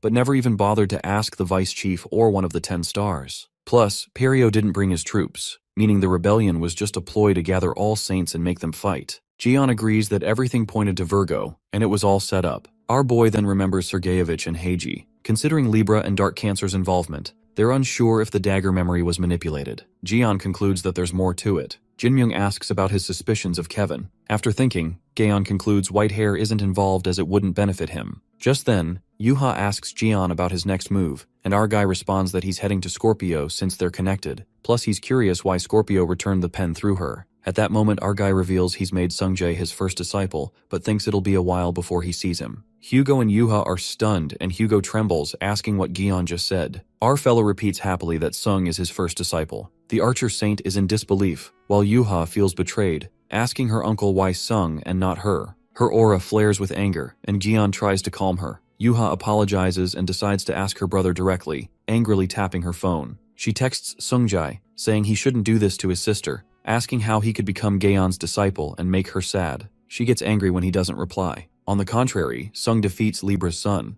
A nurse compliments him for taking down an S-ranked Libra. She thanks him, saying they captured Taewoo because of him while Sung-jae finds her suspicious. Strangely, the nurse asks if the transformation was too perfect, and it turns out to be the Gemini commander Sung-hyuk Choi. The red-haired kid is disgusted by Choi's cross-dressing. Choi quivers with anger, saying it was tough dressing like a woman just to get the stolen spellbook back. The commander asks his disciple if he knows what's in the book since it holds unimaginable things. Sung-jae apologizes, saying Choi can do whatever he wants with it, but the commander refuses to leave just yet. He has questions, including the whereabouts of Saint Heiji, who betrayed Gemini. In the meantime, Gemini disciples arrive to take Sung-jae. In a hospital room, we see Jaewon finally opens his eyes and overhears everything. The Gemini commander, along with his disciples, doesn't plan on leaving until he gets the answers to his questions, including the whereabouts of Saint Heiji, and he intends to ask the betrayer of their sect, aka Sung-jae. Sung-jae feels enraged after hearing his commander being selfish again, who only cares about what he wants and disregards what others think. And with that, he announces that he doesn't plan on following the Gemini sect anymore. Gemini skill. Evocation is activated by the Gemini commander, who orders his disciples to capture the red-haired kid alive. Sung-jae is ready to fight as he tells everyone to come at him at once because he's confident about being much stronger than before. But, suddenly, his mana starts getting sucked up, and it seems like it's not the commander's doing because he looks as confused as Sung-jae. An entity summons from the skill the Gemini sect just used, but it doesn't look like the spirit they summoned, and as the commander tries to remember who this is, he realizes it's the spirit not even Saint Heiji could summon. It's the strongest ever and the first fairy king, Elysian. The Gemini commander, who's still in disbelief, admits that they gathered their mana but never intended to summon the fairy king, as he wonders if it's because of the spellbook's power. Elysian reveals that it was the disciples of Gemini who performed a summoning spell, but what brought him here is Sung-jae's exceptional mana. The fairy king wonders whose mana this is, and even though he's bound to Gemini, he really liked the mana Ophiuchus's first disciple has. Elysian reveals that he even plans on transferring to Sung-jae's sect, and the commander, upon hearing this, is in utter disbelief as he questions the fairy king how he can even say this as a familiar assigned to Gemini. The fairy king believes there's nothing wrong with it, since the connection with the Gemini zodiac is now severed, and they have no clue where their saint is, as he complains that they're asking for too much loyalty under these circumstances. The Gemini commander thinks of every way he can stop Sung-jae and the fairy king from making a contract, and orders his disciples to stop Sung-jae and kill him if necessary. The red-haired kid looks super excited to fight, as he was getting tired of waiting, but then the system notifies him that his serpent-bearer's power has been depleted. Sung-jae panics as he realizes all his mana is gone now, and the fairy king lets him know that he probably absorbed all of his mana. The red-haired kid tells Elysian to do something about it, while the old man states that they haven't made a contract yet, which means he can't do anything to help. The Gemini commander, who has been witnessing all this, asks Sung-jae if something's wrong and gives him the choice to give up the contract with the fairy king and come with them. But as he's about to say something else, Someone enters the room, breaking through the wall and leaping in front of Sungjae like a shield, questioning who dared to threaten his nephew. Turns out, it's his uncle Jaewon, who warns everyone to stay away from Sungjae, and Gemini disciples realize that he's the Sagittarius commander who was taken down by Crimson Fog and had been in bed for 10 years, as they wonder how he can move like that. The Serpent Bearer's energy, which was dormant in Jaewon's soul, protects him. And as the Gemini disciples decide to attack them, the Sagittarius archers arrive at the spot, commanding the Gemini sect to surrender if they don't want holes in their heads.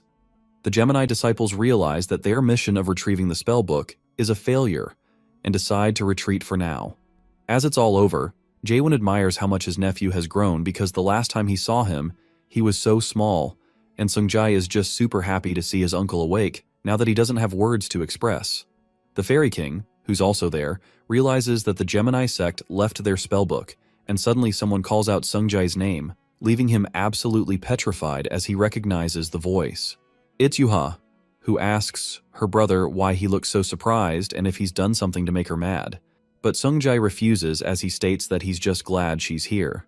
Yuha loses it and lashes out as she tells him not to lie, since she knows he became Gyeon's first disciple. Just when Sungjae thought he's done for, Jaewon steps up as he breaks it to Yuha that he's awake. And the black-haired girl, after seeing him, forgets everything else as she's so shocked and happy to see her uncle. Meanwhile, Sungjae hides behind Jaewon and takes a breath of relief when Elysion remarks that he looks more tense right now than when he was surrounded by the Gemini. The Fairy King offers him to run away from here by making a contract with him, by which he also gets to transfer to his sect. The red-haired kid has no choice but to make a contract, so he agrees and starts running away from there. Yuha realizes that her brother is running away and runs after him, while Sungjae states that he couldn't do anything about being born second, but couldn't give up being the first disciple of Uncle Jeon. This makes the black-haired girl even more mad while she tells him to stop right there, and as Sungjae lands on the ground, all his movements pause. Yuha mocks him as she thought he got hurt while landing, but as she looks in the direction he's looking, she's also left speechless. Turns out it's their mom, who's glad to see her kids full of energy and asks them if they have been behaving themselves. The next scene takes us to Virgo Metropolitan Teleport Transfer Station, bustling with people. Our guy, Chief Goat, and Kevin Azar are surprised to see the station, and Virgo says it's one of the few still working. Virgo explains it's not as effective as Gemini's, but since Gemini went rogue, it's busier than ever. Jeon swats his hand, telling him to shut up. Moments later, Hugo gets a call from Yuha who gives him the news about Jiwoo and Jaewon waking up. Taeksu cries tears of joy and Yuha adds that Sungjae along with the archer disciples chased Gemini away, but Taewoo vanished. Taeksu gets angry as he can't believe Gemini and Taewoo were there to cause trouble. After hearing this, Jeon doesn't know who Taewoo is, and Chief Goat explains to him that Taewoo is a Saint Libra's elder son. The chief reveals that Saint Hugo had already discovered the culprits behind the Crimson Fog, Taewoo and Siwoo Yoon, Libra's sons. In the past, Taeksu confronted Libra, exposing her role in the task force, special cargo, and the passenger list since all the evidence linked to her sons. He also had eyewitnesses from survivors. A storm brews in his gaze as he asks Giselle if it was her son's doing. Without a single speck of shame, Giselle is not surprised that Hugo figured it out. Libra mocks Hugo and says the half-saint archer can't do anything as he has no power left, plus he's even worthy of being called a saint. She, being a heartless bitch, gives Hugo two choices: expose the truth and face war, or drop everything and accept his failure. Justifying her son's mistakes as youth, Giselle provokes archers, mentioning his kids, Yuha and Sungjae. Hugo has no choice but to protect them. Back to the present, Chief Goat says once Libra mentioned the kids, Hugo had no choice. That's why Saint Hugo kept quiet, for the sake of his children's safety. After that, Jeon orders Goat to find the Libra brothers, no matter what. Our guy finally understands why Taeksu sent Yuha and Sungjae to other sects as Sagittarius couldn't protect them. But he finds one thing reassuring, that Sungjae is his disciple now. Just then, Gion remembers the follow-up mission that came after that is to assign an Ophiuchus saint. Baffled, he wonders who to choose, especially with a rank limit. Meanwhile, Taeksu thanks Gion for sending his disciples to Korea. Otherwise, it would have been worse. Gion stares at Hugo, thinking who should be the Ophiuchus saint. Suddenly, Gion invites Taeksu to his sect, offering to make him a saint. Before Hugo can react, Apollo, the Sagittarius zodiac, bursts in, enraged, warning Gion not to covet his contractor.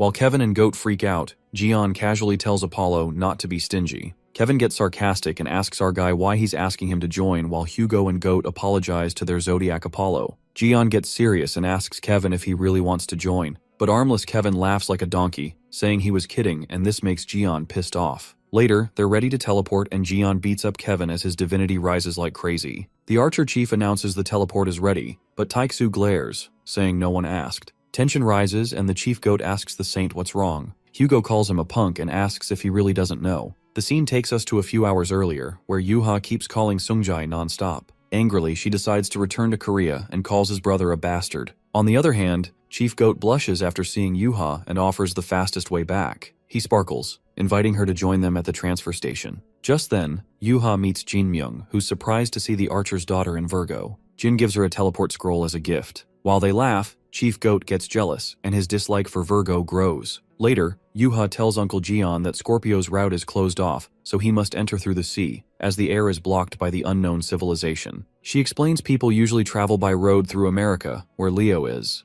Jian sighs as it'll take time to reach Scorpio's sanctuary while Yuha plans to go to Leo after finishing her business in Korea. Using the scroll, she calls Uncle Jian and Dad, praising their fight against the Crimson Fog. After Yuha teleports, Gaeon reflects on why people raise kids. Taeksu says that after a hard day, their smiles make everything better. But Hugo notices Chief Goat looking gloomy and grows suspicious. He bluntly asks if Goat has feelings for Yuha. When Goat stays silent, Taeksu strangles him. At the station, Jian beats Kevin while Taeksu strangles Goat. After their goofy brawl, Taeksu asks if Kevin's joining. Virgo reasons that he has to prove his innocence and he doesn't want anyone else to beat Jian before him. Though armless, Kevin says he'll handle any threat to Jian. After that, they're set to teleport, and their destination is Washington, D.C., Leo's sanctuary. Meanwhile, in America, Leo's guys hear that Li Jian has arrived. They prepare a wild welcome, planning to give him hell. At the battle arena, the crowd goes wild for the upcoming festival. Later, at the Leo battle arena, the crowd is roaring as they announce the battle of the century between Stephen Marker and Li Jian. After the whole thing is announced, Stephen wonders who he is or what this place is. In the meantime, our guy walks up to the stage yawning. At that moment, Stephen realizes that he's fucked and wonders that how in the world things turned like this. Bro is pretty much screwed. The scene then takes us to a few hours earlier, when Li Jian and the others arrive in Washington, and the first thing they witness is a colossal lion statue. Thinking that Stephen is such a psycho, our guy is creeped out by Leo's narcissism, and Taeksu is not surprised at all since Leo lives for basking in his own glory. But Kevin Azar is smitten by that statue and wishes to build one too. Hugo asks Jian why the hell did they bring the white hair along as he's picking up only bad things while being here. Shortly, some Leo subordinates call out Jian's name, informing him that there's an invitation from the Leo saint, Stephen Marker, requesting him to come with them. Our guy questions why Leo would invite him and Kevin says the same. Hugo chokes the white hair, telling him to mind his own business. Leo guys recognize the Virgo saint, Kevin Azar and Hugo Otters, concluding that Jian sure is not to be taken lightly. One of them mocks Jian, saying he's allying with the other saints as it would be tough to take down their Leo saint on his own. The guy gets a kick into his face after uttering bullshit. Jian refuses to go as he knows that Stephen Marker is going to ask for a weapon. While our guy beats the crap out of the Leo guy, another subordinate tells Jian that they came here to invite him officially to the Leo battle arena, passing him the envelope. It is revealed to us that Leo Battle Arena is a tournament taking place all over the states without any rules applied. No sect, no rank, no nationality whatsoever is asked. The competition is solely for the purpose of finding the strongest fighter. The subordinate reveals the match between the saints was only held once, and it's been 30 years already. That was the fight between the 13th Saint Jian Li and Leo Saint Stephen Marker. They wish to recreate that fight again. Meanwhile, the scene takes us to Leo's headquarters, where Stephen gets to know about his match with Jian Li. While Marker panics, Commander Oliver assures him that he has prepared everything for him. But Marker asks the commander why the hell he decided this all by himself, and Oliver justifies that Stephen was humiliated by Jian during the Thousand Tentacles raid. The commander believes that Jian must have held a grudge over him for the match 30 years ago, as he wanted revenge. While Stephen holds his anger, the commander gets the news that Jian accepted the fight.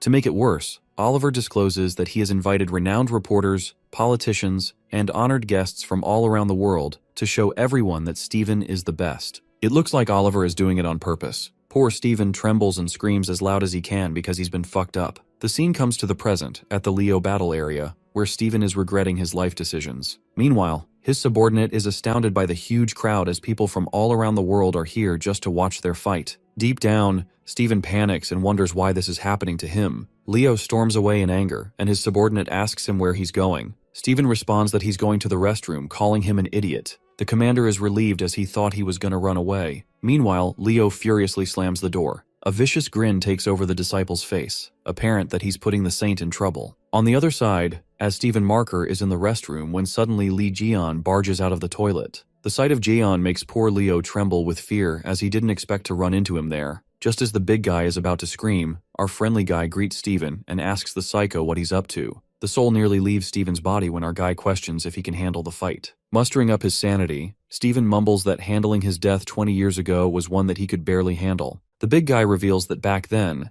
Jaeon was a symbol and mental support that made humanity believe that they could win. People were torn up and fell into despair by the news of his death in the tower, revealing that he was one of them too. Our guy tells him to cut the bullshit, making Marker recall that he was the one who announced the death of the Red Eyes. Marker justifies that he had no choice but to show off because he didn't want the people to know that even saints were being defeated. Steven calls himself a necessary evil who isn't decent or noble and states that he's trying to protect humanity in his own way, given that he's more afraid of humanity falling into despair than being criticized for being incompetent. Leo concludes that one day when people figure out the truth, he wishes that day comes after all the monsters are gone, and he's ready to take all the blame. Our guy looks done with him and tells him to get to the point. And there Steven thought he'd had him with his emotional speech, but damn, it didn't work. Just then, Steven tries to convince Jian that the battle arena is just for entertainment, so a hero like him can't be an entertainment for the spectators. Pissed off, our guy tells him to cut to the chase before he loses it, and Steven's heart pounds like a drum when he scaredly suggests that they make it a tie. And so the story continues again from the beginning,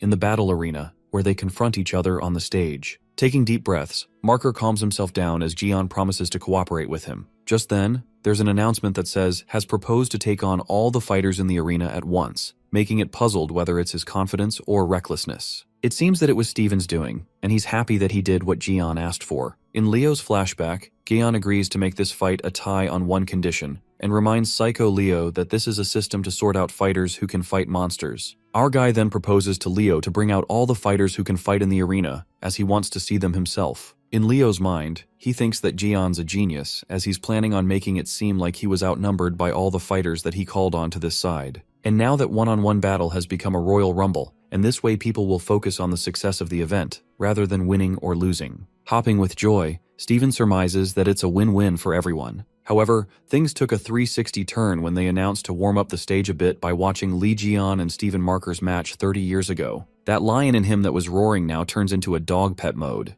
In the video, Steven is beating the crap out of Jian. Meanwhile, poor Leo is freaking out on the stage and begs to stop the video. Panicking, Steven is scared for his life when he justifies that he never asked them to play it while our guy loses it. Our guy glances at Leo and thinks it's quite infuriating while poor Steven accepts his ill fate, knowing he's fucked for real now. 30 years ago, Lee Jian was defeated by Steven Marker, but what the world didn't realize was, this was a fraud fight. Our guy gets steamed up for daring to keep that fraud fight and play it here, but Steven also spills the ugly truth that he paid him $50 billion for that show. Soon after, gossip spreads through the crowd about the fraud fight, and Steven regrets opening his damn mouth. To cover it up, Leo provokes the fighter to fight, and to his surprise, it works as all of them leap towards Jian. Chief Goat in the crowd is left in utter disbelief to think that Jian was paid $50 billion for that fraud fight. Takesu reveals that Lee donated all that money. Meanwhile, Kevin Azar is trembling with anger as he screams at Jian for accepting this fight with those morons while avoiding his challenge. The white hare lets out that he's got money too and summons his sword. Roaring, the armless white hare runs towards the stage while Taiku and Chief try to stop that maniac. On the other hand, the whole crowd goes crazy over Lee Jian, thinking he called his friends to help.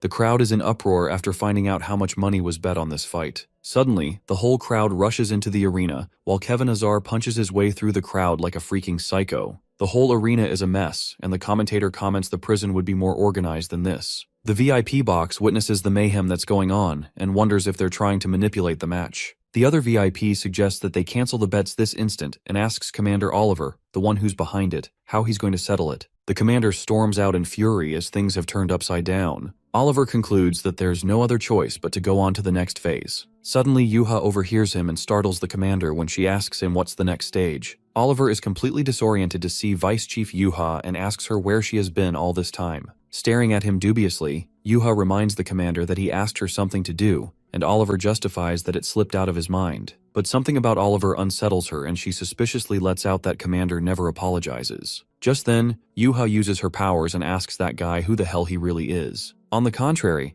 things in the arena are pretty messed up as people begin to beat the crap out of each other while Stephen Marker witnesses the whole shit show, wondering why that bastard Oliver isn't trying to clean this mess up. Meanwhile, our guy is enjoying this as he runs around, beating people and gaining their data. Jian smacks them real good and thinks it was a good idea to call them all out. Our guy then thanks Steven as he was able to collect them with ease and points at the lion as it's his turn. The goosebumps run down Steven's spine while Jian says he would have taken it lightly if it wasn't for the stupid video. At that moment, it hits Steven. The reason why he called out all the fighters was to gain their data and realizes he's been fucked up. Our guy flings that last fighter and concludes that Marker is still too slow just like he was in the past. But the Leo Saint quits hiding like a coward and roars like a lion, stating that he won't hold back either now that things are like this. Going insane, he leaps towards Jian with his veins bulging, but the inevitable happens when Leo gets whacked by Jian with his least efforts. Blood drips from Steven's nose, and before the poor guy could recover from that punch, our guy leans in for another attack. After that punch, Marker comes to his senses, realizing he can never fight this monster, and knows he'll become dead meat if he doesn't do anything. As Leo attempts to use the advent of his Zodiac, our guy doesn't give any chance to counterattack and pummels him into the ground.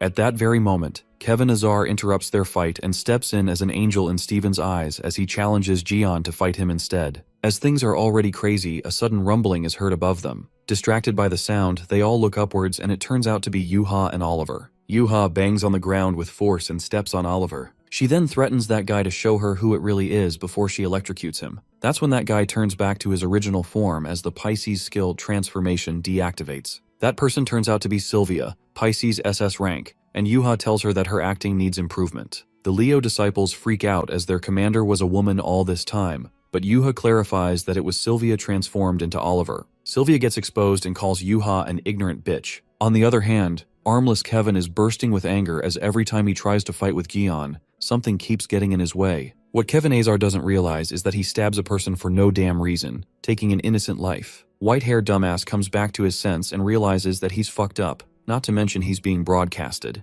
The whole crowd witnesses Kevin sword stabbing that person, leaving everyone staggered by the sight. That's when the silence falls over the arena as Bro accidentally kills someone. Knowing that he fucked up real bad, Kevin tries to explain himself and justifies that it's not what it seems. Suddenly, the stabbed guy starts speaking, asking Kevin how'd he find out. While Kevin flinches, trying to believe his ears, that guy compliments the whitehead for having a keen eye. Just as Kevin draws out his sword, sensing danger, suddenly, a light illuminates from that guy's body and the Leo guys instantly sense that it's the Libra's mana energy. They are left flabbergasted, knowing that there was a Libra spy among them all this time. That dead body comes to life again as it's wriggling and our guy recognizes that arrogant voice. The Libra guy rumbles out of that portal and finally gets to meet Li Jian. But first, he gives credit to Kevin Azar for figuring out who he was in this chaos. The white-headed dumbass being an accidental genius takes this perfect chance, flattering himself that he is always this predictable. I mean, Kevin's a real deal. First he escaped that murder and then pinpointed Libra. Dude's on a good luck streak. After that, the Libra's puppet expresses his disbelief,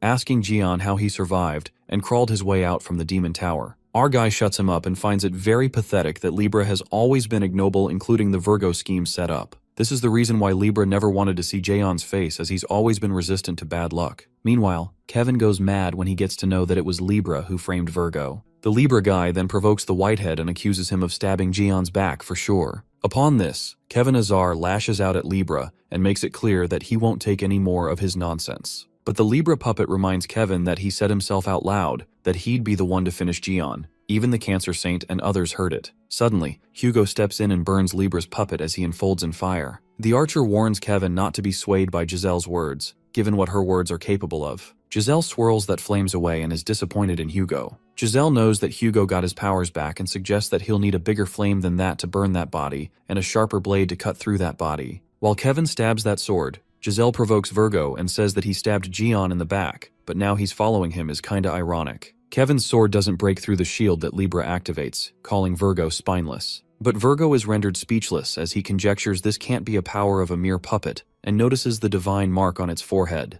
It is then revealed to us that a divine mark is a unique mark given to a beloved disciple by the Zodiac. Such a disciple is linked directly to the Zodiac, being able to perform a saint-like ability and power, which means that this puppet is now as powerful as Giselle Lawrence herself. That's when our guy steps in as he soars with his Sky Punisher. Giselle tells Jian that his weapon is useless as he can't break through those gold vines, saying that this divine mark grants him the blessing of a zodiac. However, our guy proves her wrong as he slices through those vines, making that puppet snap. Jian, being the greatest of them all, slices that divine mark into half, making it shatter to pieces. Taken aback, Giselle Lawrence witnesses Jian break that divine mark like it was nothing. Laughing, she finds Jian full of surprises and thinks that there's finally someone for her to enjoy. At that moment, someone steps into Giselle's room as she sits on her throne. That guy reports to her that getting rid of the Leo Saint ended up in failure. Giselle manifests a different outcome if it weren't for Kevin Azar, but their plan was hurried to begin with. Surprisingly, she calls out Commander Oliver and asks him how the operation went. Well, it turns out Oliver was busy serving Libra. She then addresses the commander as the soon-to-be Saint of Leo.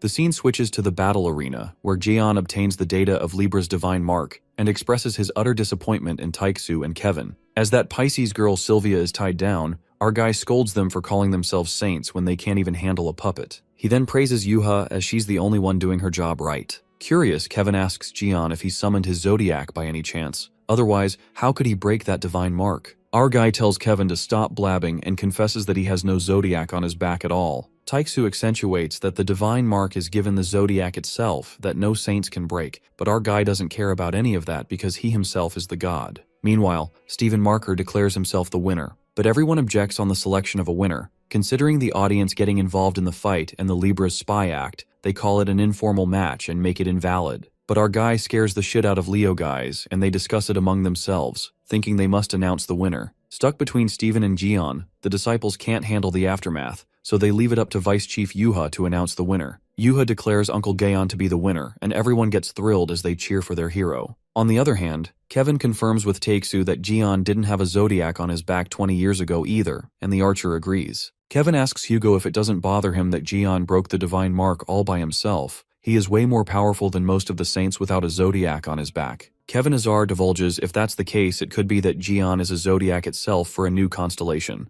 In the arena, our guy gets back to his stealing job as he summons his familiar piggy bank to loot some stuff. Jian commands everyone who's carrying stuff to put it in front of Pishu. The people sob as they have no choice but to listen to Jian. Meanwhile, Jian's familiar piggy bank devours all sorts of treasure. But the dude doesn't stop here when he asks those chosen fighters to hurry and sign the contract that they're transferring to Ophiuchus. Well, it turns out the system gives him additional recruitment to increase his influence by recruiting more disciples. However, those disciples who were forced to transfer lacked devotion. Our guy is such a badass when takes all of Leo's disciples and their holy relics. He then thanks Psycho Steven as it has been an absolute pleasure doing business with him. Meanwhile, Kevin thinks the future of this earth is doomed if he's really a zodiac. Curious, Taeksu asks the white hair if he has any proof that Gion's a zodiac, and Kevin shakes his head. But Archer takes this as a headcanon and chokes Kevin for talking nonsense. Struggling, poor Kevin justifies that the Archer himself said that Gion was able to control familiars who didn't even listen to saints with ease. And come to think of it, it's only him that doesn't have a zodiac out of all 12 saints. Taeksu pinches Kevin's nose real hard and believes that he's making up stuff as there's no way a man can be a zodiac. As our guy watches them bicker, suddenly, a thought about Libra crosses his mind. He finally begins to ponder that Giselle knew exactly where and how he got stabbed.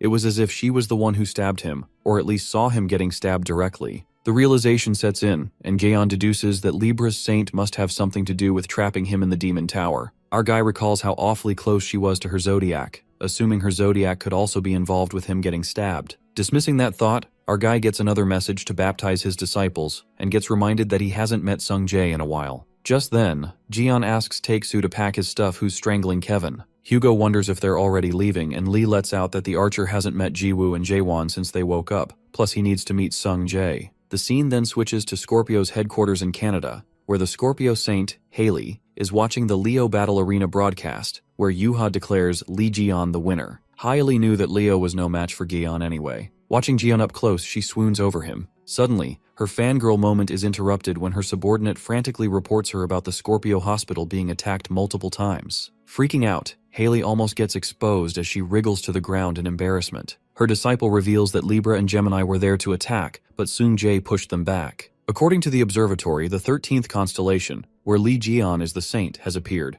adding that Sung Jae has become the first disciple of Jion's sect. It is then revealed to us that the zodiac system is based on zodiac signs. So far, the 12 sects have come together and built a special observatory to observe changes in constellations. This makes Haley infer that the other sects wouldn't welcome the sudden appearance of a new constellation, and now that Jian Li has his first disciple, Sung Jae, everyone must be getting ready to check on him. Her disciple unravels that there were several attempts to get rid of Jian's first disciple to get the assassination of the first reward. Given that Sung Jae will be their target, Haley plans to send her people to the hospital, but she gets to know Eugene has already left for the hospital. The scene then flips to a park near the Scorpio Hospital, where a guy is scampering towards the hospital. As the loud rumbling reverberates, the intruders are getting smacked by the familiars who are after Sung Jae. They are Jian's familiar who storm out of their realm, insanely searching for Jian's first disciple. The familiars make it clear that Sung Jae is their prey. Meanwhile, the intruders from another sect are scared for their life as they could literally die fighting those giants. Well, their motive is the same. They want to catch Cheon Sung Jae. Sung Jae, hiding under the bushes, thinks it's savage. The fairy king who's with him praises Sung for using familiars, as it was a brilliant idea to stop those intruders. Sung finds it very reassuring to have those familiars on his side,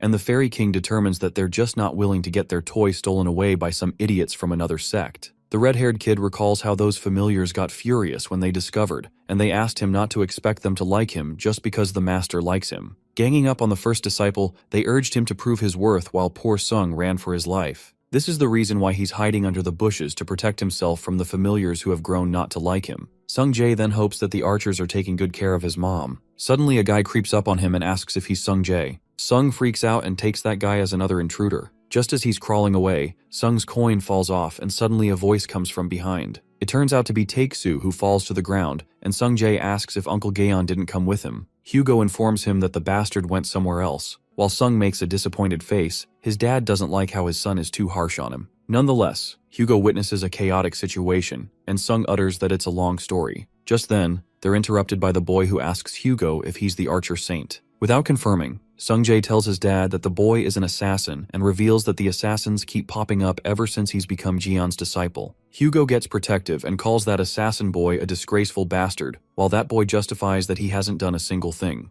But Sung Jae calls him a liar and elaborates how he tried to sneak attack him. Taeksu lashes out at that boy when suddenly the zodiac Apollo appears. The Sagittarius zodiac seeks direct descent and declares he would burn that dangerous kind himself. While Sung wonders why a zodiac appeared all of a sudden, the boy thinks it's all screwed up now that the zodiac gets involved. The boy tells both father and son not to blame him as they started this. Abruptly, that mysterious boy browses through the Sagittarius Bible with his powers as the paper rustles swiftly. Thinking it's quite a rhapsody, that guy flips the Bible's pages as the words begin to change, making it turn into nighttime. Hugo couldn't believe that boy forced a zodiac to go back, and that's when that boy smirks. He lets out that no sun should be out at night, referring to making Apollo go back. As Taeksu screams and asks what the hell he just did, the boy confesses that he just pushed an annoying zodiac out of the way, and now the Sagittarius zodiac cannot interfere. That powerful boy turns out to be Eugene, the Scorpio's scribe. Eugene asks what he should do next and again browses through the Sagittarius Bible. Eugene casts something and it makes Hugo drift away as the ground beneath him crumbles. Startled, Hugo recognizes that verse just now as Apollo used to recite this verse.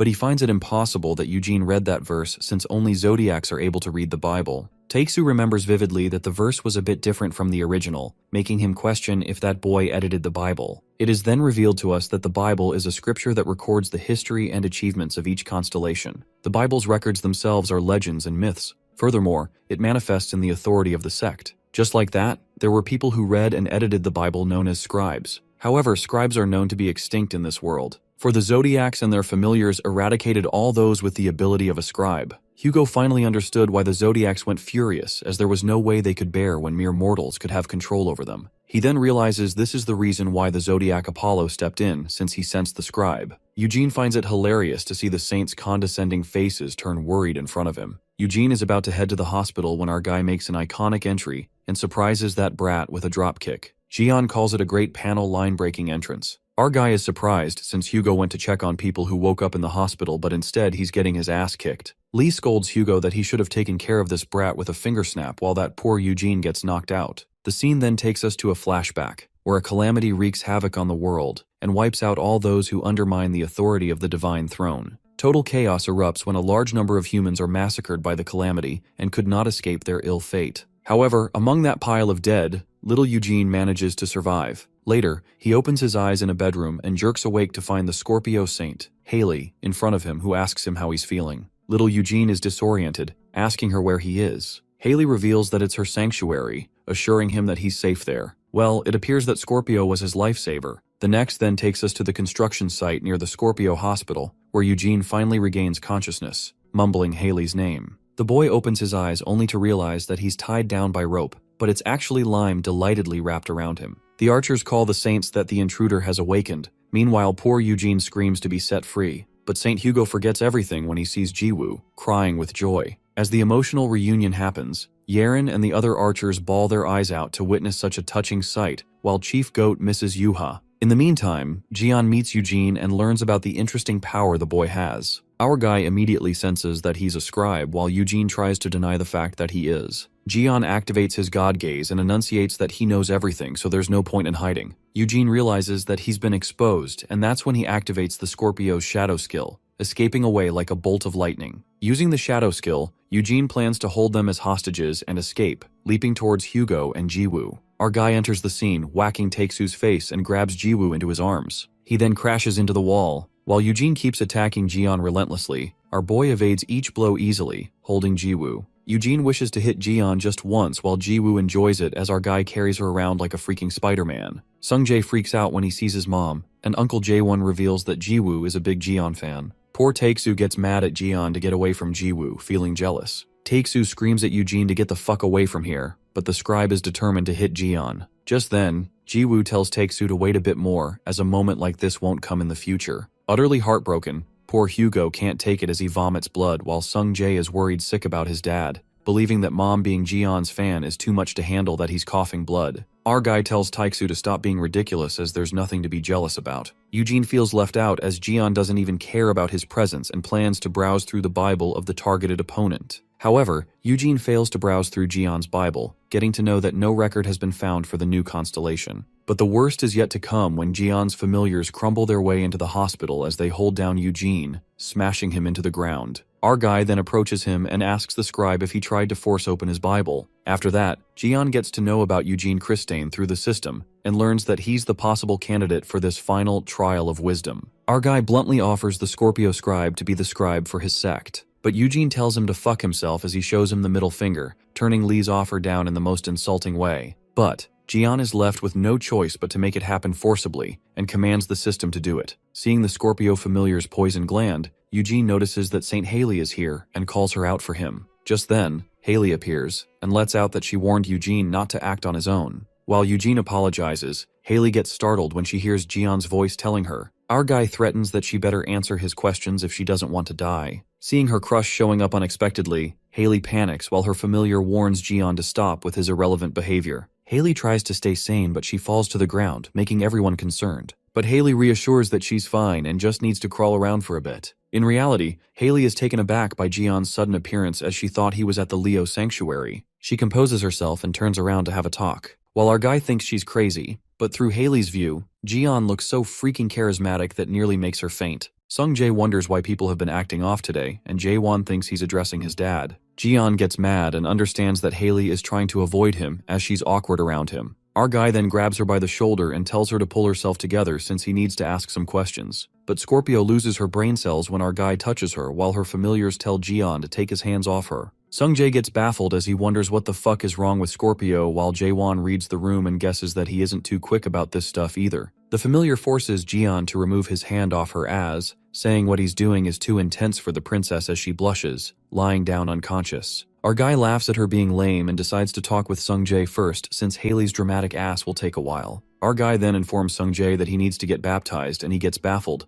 wondering if he means getting introduced to a zodiac and getting acknowledged as a proper disciple. While Lee nods, Sung freaks out when he thinks the holy ceremony can be performed here. Jian thinks all the formalities are useless, and Sungjae doesn't seem to be mentally prepared for it either, but our boy decides to do it anyway. Sungjae opens his eyes in a dark place and gets questioned if he's the one who wishes to be the first follower of Ophiuchus. Agreeing, the red-haired kid introduces himself as Sungjae, who's ready to follow and serve Gaeon, the serpent bearer. As he looks behind him, Sung sees the zodiac of the serpent bearer that looks familiar. Sung recognizes him to be Jian Lee, and after a snap, eyes open in the real world. Jian asks him how it was, and Sung finds it insane as he's still mentally there. Getting baptized, Sungjae acquires new unique skills. Sungjae has awakened as the vanguard of Ophiuchus, and has been given abilities as the privilege of being the first disciple. The boy finally learns that his uncle was the zodiac of Ophiuchus, while our guy is relieved that he has a better awareness than Hugo and Kevin. With that, Sung decides to brag about this to Yuha, but the moment is interrupted when Haley regains her consciousness, asking if it was his first baptism. She congratulates Jian Lee for baptizing his first disciple. Smiling, our guy asks Scorpio if she's feeling better now, and activating the 13th sense, Jian goes straight at her neck while all the familiars get alerted.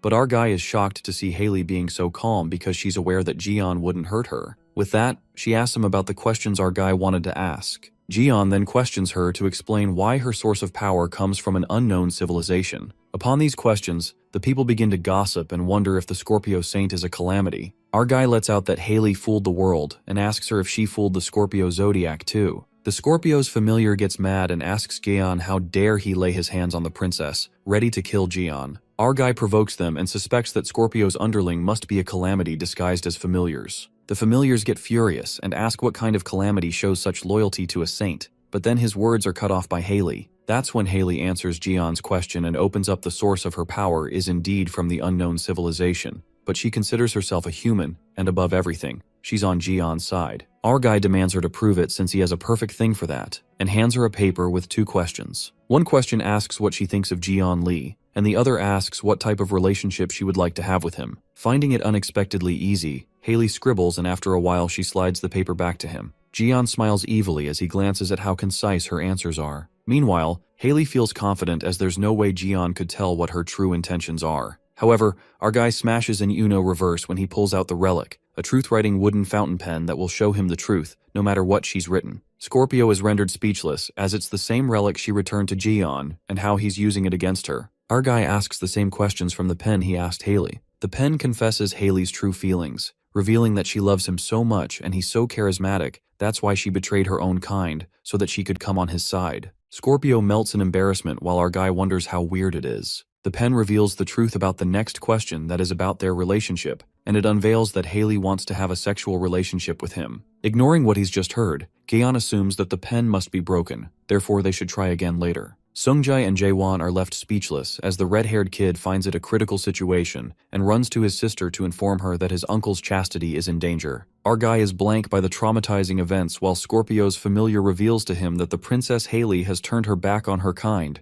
and chose humans, that's why she's loyal. The familiar tries to make Gaeon understand that the princess wanted to have a relationship with him, forgetting the word sexual. Haley begs her familiar not to say another word and commands that they're going back as she can't handle any more embarrassment now. But our guy stops Scorpio and asks her what more she knows about the weapons from an unknown civilization, since the dagger that stabbed him in the Tower of Demons was also from an unknown civilization. She regains her composure and says that it's a weapon that contains the monarch's power. It is then revealed to us that the monarch is a title that holds the highest rank of the unknown civilization. Weapons of the unknown civilization that contain the power of the monarch give off terrible energy that can even threaten the zodiacs. Haley continues to state that this must be why Lee couldn't do anything when he was attacked by that weapon. Ever since then, she's been collecting those weapons and sealing them. Our guy connects the dots and learns that's how Scorpio was tied up in the investigation of the unknown civilization's weapons. Just then, a guy questions Haley if she's saying there's a true leader of the unknown civilization, not the Red Eyes that Jian took care of 20 years ago. Haley reveals that Red Eyes isn't the true leader, stating there are at least 3 more monsters just like Red Eyes. Tension rises in the atmosphere, as Hugo wakes up with a jolt thinking that the disaster like Red Eyes was not the final boss. Now that Jian thinks about it,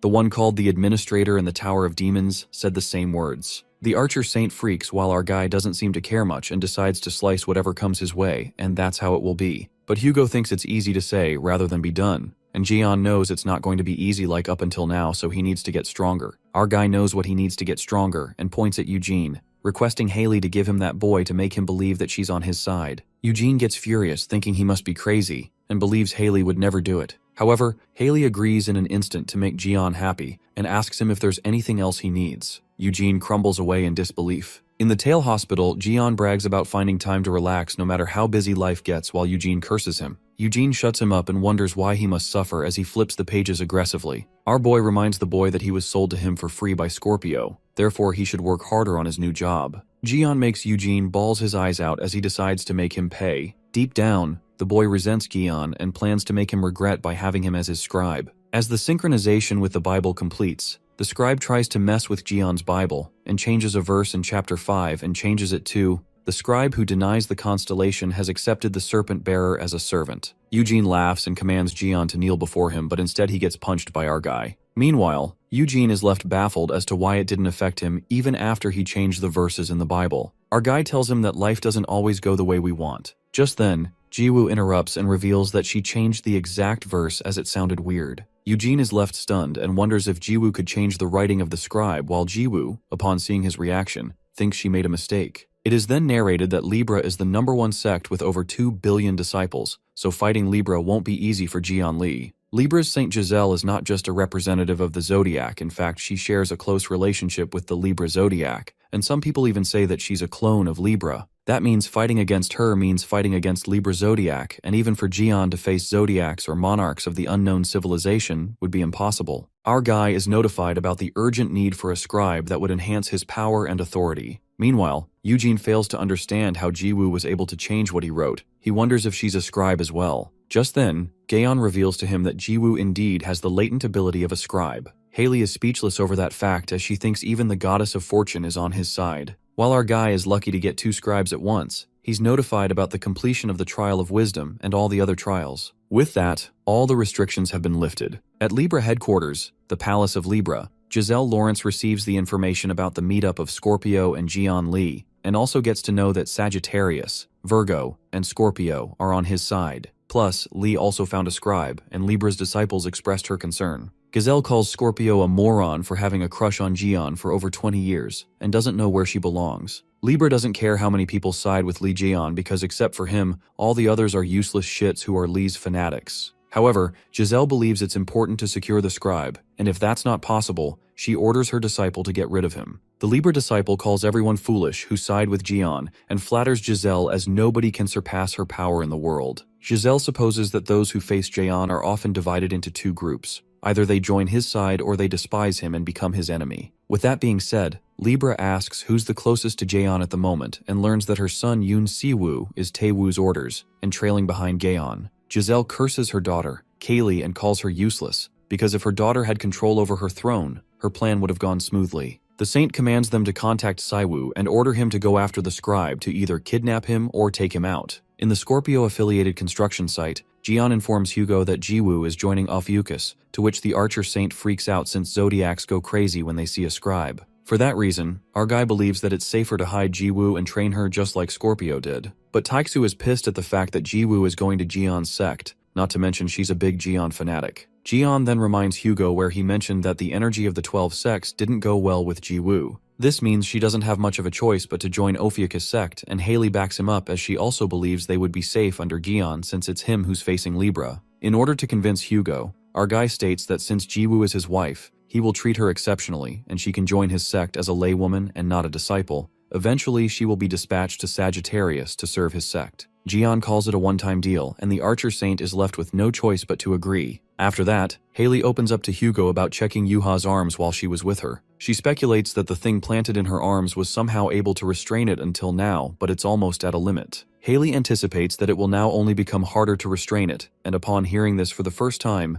Jian asks for more details. On the other hand, Jiwoo is finally done organizing the papers and asks Eugene if she should organize the other set of papers too. But the boy seems to be done with his life, exhausted by work, and tells her to do whatever she wants. Eugene curses Jian for forcefully recruiting him, even making him sign a slave contract and put a bump on his head. On top of that, Jian left him with the holy relic, a truth-writing pen, and he seems to be pissed about it because every time he throws it away, it hits him back. Jiwoo is concerned about him and consoles Eugene not to give up on his life. Somehow Siwoo Yoon mistakenly hears the whole conversation as he just came here because his mother told him. Siwoo decides to make up for the mess he made in the blood mist situation and gets adamant to complete this mission to reclaim his mother's good remarks. The blondie targets the recorder and is aware that Eugene is a strong person from Scorpio, therefore he decides to take care of him later. Siwoo thinks of taking out Jiwoo, as it's an opportunity to screw Sung. As he's about to attack, Kevin Azar aggressively kicks the door behind which Siwoo was hiding, calling out Jian Li in frustration.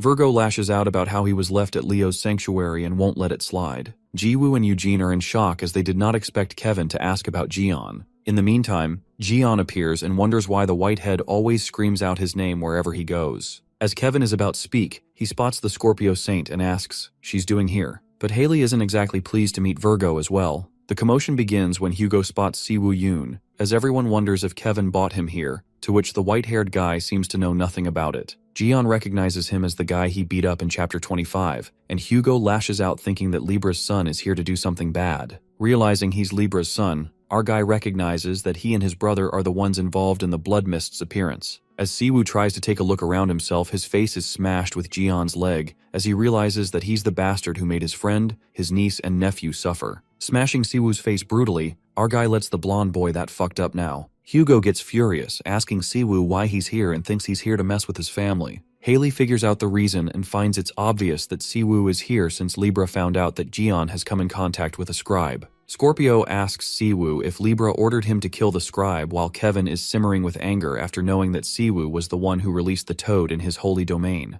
Virgo wonders which body part of his should be cut off first by him. Given that everyone is upset with him, Jian thinks Siwoo is screwed up and decides to come up with a way to spread rumors about him. Meanwhile, Siwoo urges to retreat from his mission because at this rate he's going to be a dead meat. The blonde brat attempts to save his ass and escapes to the headquarters. As Siwoo is happy that it worked, he finds Gaon in front of him, grinning. After the brat disappears, Hugo chases after him, but our guy lets him know that he let Siwoo escape on purpose. That is to catch his brother along with him. In Honolulu, Hawaii, there's a Libra-owned luxury resort where we see Taewoo being healed by Aquarius avatars, as he's forced into this. He curses Sungjae and wishes to tear his limbs off so that he will be forced to crawl around for the rest of his life. Abruptly, Taewoo hears a scream echoing from above, and surprisingly, it turns out to be his brother Siwoo. Siwoo immediately alerts him that Jian Lee found out that he was trying to kill his scribe. Taewoo curses his brother, calling him an idiot who always messes up things. And Taewoo ascertains that the Saints will fuck them up because he literally tried to murder the scribe in front of them. Taewoo gets mad as he relentlessly curses his younger brother and is scared about the thought of what he's going to tell Mother. Taewoo thinks it's a waste of time and his stupid ass plans to stop Jian Lee first. He takes his little brother to a place full of gems and reveals to Siwoo that they will use these gems for equivalent exchange since every one of these gems is a core of black-class disaster misfortunes. These are made from the disaster misfortunes during Jian Lee's raid at the Devil's Tower. Simply put, they will use the gems to summon a disaster-class misfortune like Red Eyes. Siwoo is concerned if they will be able to handle it, but Taewoo affirms that they have nothing to worry about since they have Libra Rosary. They're desperate to get rid of Jian Lee. Activating the Libra skill equivalent exchange, the cores of various black-class disaster misfortunes are offered as tribute. Finally, an uncontrollable disaster-class entity is summoned as a reward for their tribute. Taewoo is certain that the disaster calamity will easily defeat Jian Lee since they've offered many cores. A beam of light appears as Siwoo asks his older brother what he summoned for it to be like this. At that moment, they realize there's something wrong since this shouldn't be happening. Siwoo instantly feels the familiar feeling and promptly, Lee Jian appears, head-butting Taewoo and Siwoo laughs as he gets saved from the headshot. Our guy opens up about a parrot he found on his way here when it suddenly started dragging him somewhere, so he just had to see what it was about. It turns out Jian Lee is the disaster-class entity that was summoned. With that, our boy released the bird and plans to have a heart-to-heart conversation with Siwoo, who curses the avatar, and is shocked to know the uncontrollable disaster class was Jian Lee himself. Libra's son gets scared as he admits they're wrong and claims to turn themselves in for what they did, even agreeing to apologize to Hugo. Our guy assumes that they have forgotten the real issue, and states that the Libra brothers are missing the punishment which they deserve. Fearing his death, Siwoo trembles, and as he stumbles back, he comes across the Libra rosary. At the same time, Taewoo, who was passed out, wakes up cursing as he wonders what kind of summon it is. Just then, Taewoo looks for his rosary like a maniac and asks Siwoo about it. That's when Siwoo betrays his own blood as he offers Taewoo as a tribute to summon a calamity, just to save himself. He sacrifices his brother by activating the Libra equivalent exchange skill and offering Taewoo as a tribute. Siwoo, instead of dying from guilt, finds it's a relief that unlike him, Taewoo is very useful since now he can be saved. At that moment, Yoon Taewoo transforms into a disaster, and witnessing this betrayal, our guy laughs how Siwoo used his older brother as a tribute, and their holy god just accepted the tribute. Our guy finally gets it how messed up the Libra sect is, comparing them with the family of the other sect he's well familiar with. Jian concludes that they're complete opposites. Jian reveals his holy domain, and the connection with Libra has been severed. He briefs Siwoo that he created a barrier after Ophiuchus's holy domain got bigger from clearing trials, therefore he won't be able to use Libra's power. It appears that Taewoo died instantly, because Libra's powers got cut off in the middle of his transformation, and Jian finds it hilarious that he offered his brother as a tribute, but now he's turned into a bunch of trash. Meanwhile, Siwoo seems crestfallen as the sacrifice was in vain. Siwoo is left with no more tricks up his sleeve, therefore our guy decides that it's his turn to play now. The records in Ophiuchus's Bible are acknowledged as power, and now that Sagittarius's saint has moved after seeing Ophiuchus's master, Jian can borrow Sagittarius's power. Jian then activates the Sagittarius skill, piercing eye, and asks Siwoo if he has some last words or sin he wants to atone for. Our guy calls him trash and advises him to choose his words wisely since they might be his last. Hearing this, Siwoo melts in breakdown, revealing the truth in pure frustration as he questions Jian who is he to harass him like just because he released the blood mist a long ago. The boy justifies his heinous crimes by saying that he was a kid back then, and it was just a mistake. Siwoo gets mad as he spits out all the crimes he's committed, just like controlling the blood mist in Europe and ambushing Scorpio's hospital. The boy reasons that he did what he was told. He was pressured, and since the blood mist is now killed, he wonders why it matters since Jian saved those people anyways. Rage takes over Siwoo as he screams and asks Jian why he's doing that to him when it's over already, boasting about being Libra's son again. Siwoo reminds him that he's the son of Giselle Lawrence, the Libra saint. In the middle of the rage talk, Siwoo looks at Jian dozing off and calls him a bastard, asking how the fuck he can doze of right now. Our guy admits it was hard for him to keep his eyes open, and says that he must have a lot of regrets to talk this much. Siwoo realizes Lee never planned on listening to him. That's when Jian reveals that he's listening, and tells Siwoo that whatever he said right now was broadcasted to the whole world. Our guy worked hard to let everyone see it, so he got a ton of viewers. Our guy estimates and states that it's about 8 billion viewers. Since the Sagittarius skill is a 1,000-mile eye type of skill, Jian used this skill to broadcast Siwoo's words to the entire world who spilled the hidden truth. At the Libra Holy Domain, Scale's castle, the disciples try to locate Jian and Siwoo like crazy, but aren't able to locate them yet. Chaos is spread in the Libra sanctuary, as the disciples wonder how big Jian Li is trying to make this, and takes whatever method necessary to figure out their location, since they have to save Siwoo. One of the disciples sees the crowding of civilians increasing outside the castle as people protest for their safety. People are in utter chaos to find out that Libra and her son actually released a misfortune like that. After hearing the truth, the citizens boil with anger as they wonder how someone can feel no guilt after killing so many people. They begin to protest that Siwoo should be killed. On the contrary, Kaylee, Siwoo's sister, watches the broadcast as well and smiles to see her little brother getting punished for what he did. Siwoo lowers his head as he doesn't want to hear things about him, while Lee Jian congratulates him for becoming a world class that everyone wants to kill. Our guy then points his spear toward him and concludes that he heard Siwoo's last words, but he never heard an apology, just excuses.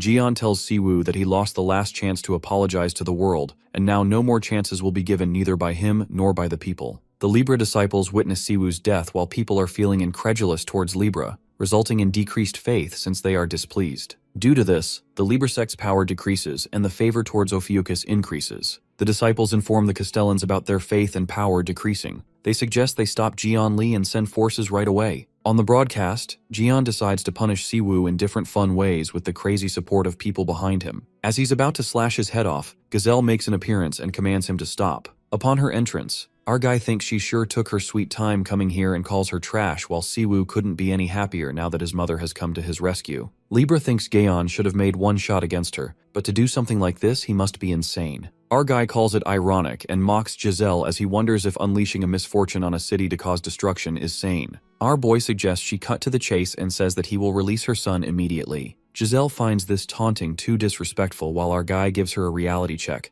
clarifying that the dishonorable one here is her son who kills innocent people. Our guy then decides to go with Giselle's method this time and gives her two choices just like she did to Hugo, either to reveal all of Libra's crimes and pay for them, or fight him with everything on the line and gets doomed. In addition to that, Libra also needs to spill who stabbed him in the back at Devil's Tower. Upon hearing this, Libra giggles and finds it absolutely ridiculous as she questions why in the world she has to go with his offer. Our guy already knows what a condescending bitch she is, and with that, he slashes Siwoo's head off mercilessly. Bringing out his insane side, our guy mercilessly slices Siwoo's neck while Giselle, hiding like a coward, threatens Jian that he'll never get away with his. But our guy assures her not to get worked up already and confesses he's about to do something worse. While worse might be not the word for it, our guy does something jaw-dropping when he uses his regeneration skill on Siwoo to resurrect him. Paralyzed by fear, Siwoo trembles as he recalls that he just got his neck sliced. Before he could make sense of it, our guy strikes that Sky Punisher again, ripping him apart, killing him yet once again. He resurrects Siwoo again by granting him his regeneration skill. Jian becomes a devil as he torments Siwoo and relentlessly rips Siwoo apart, then brings him back to life. While Giselle screams and asks Jian what the hell is he doing,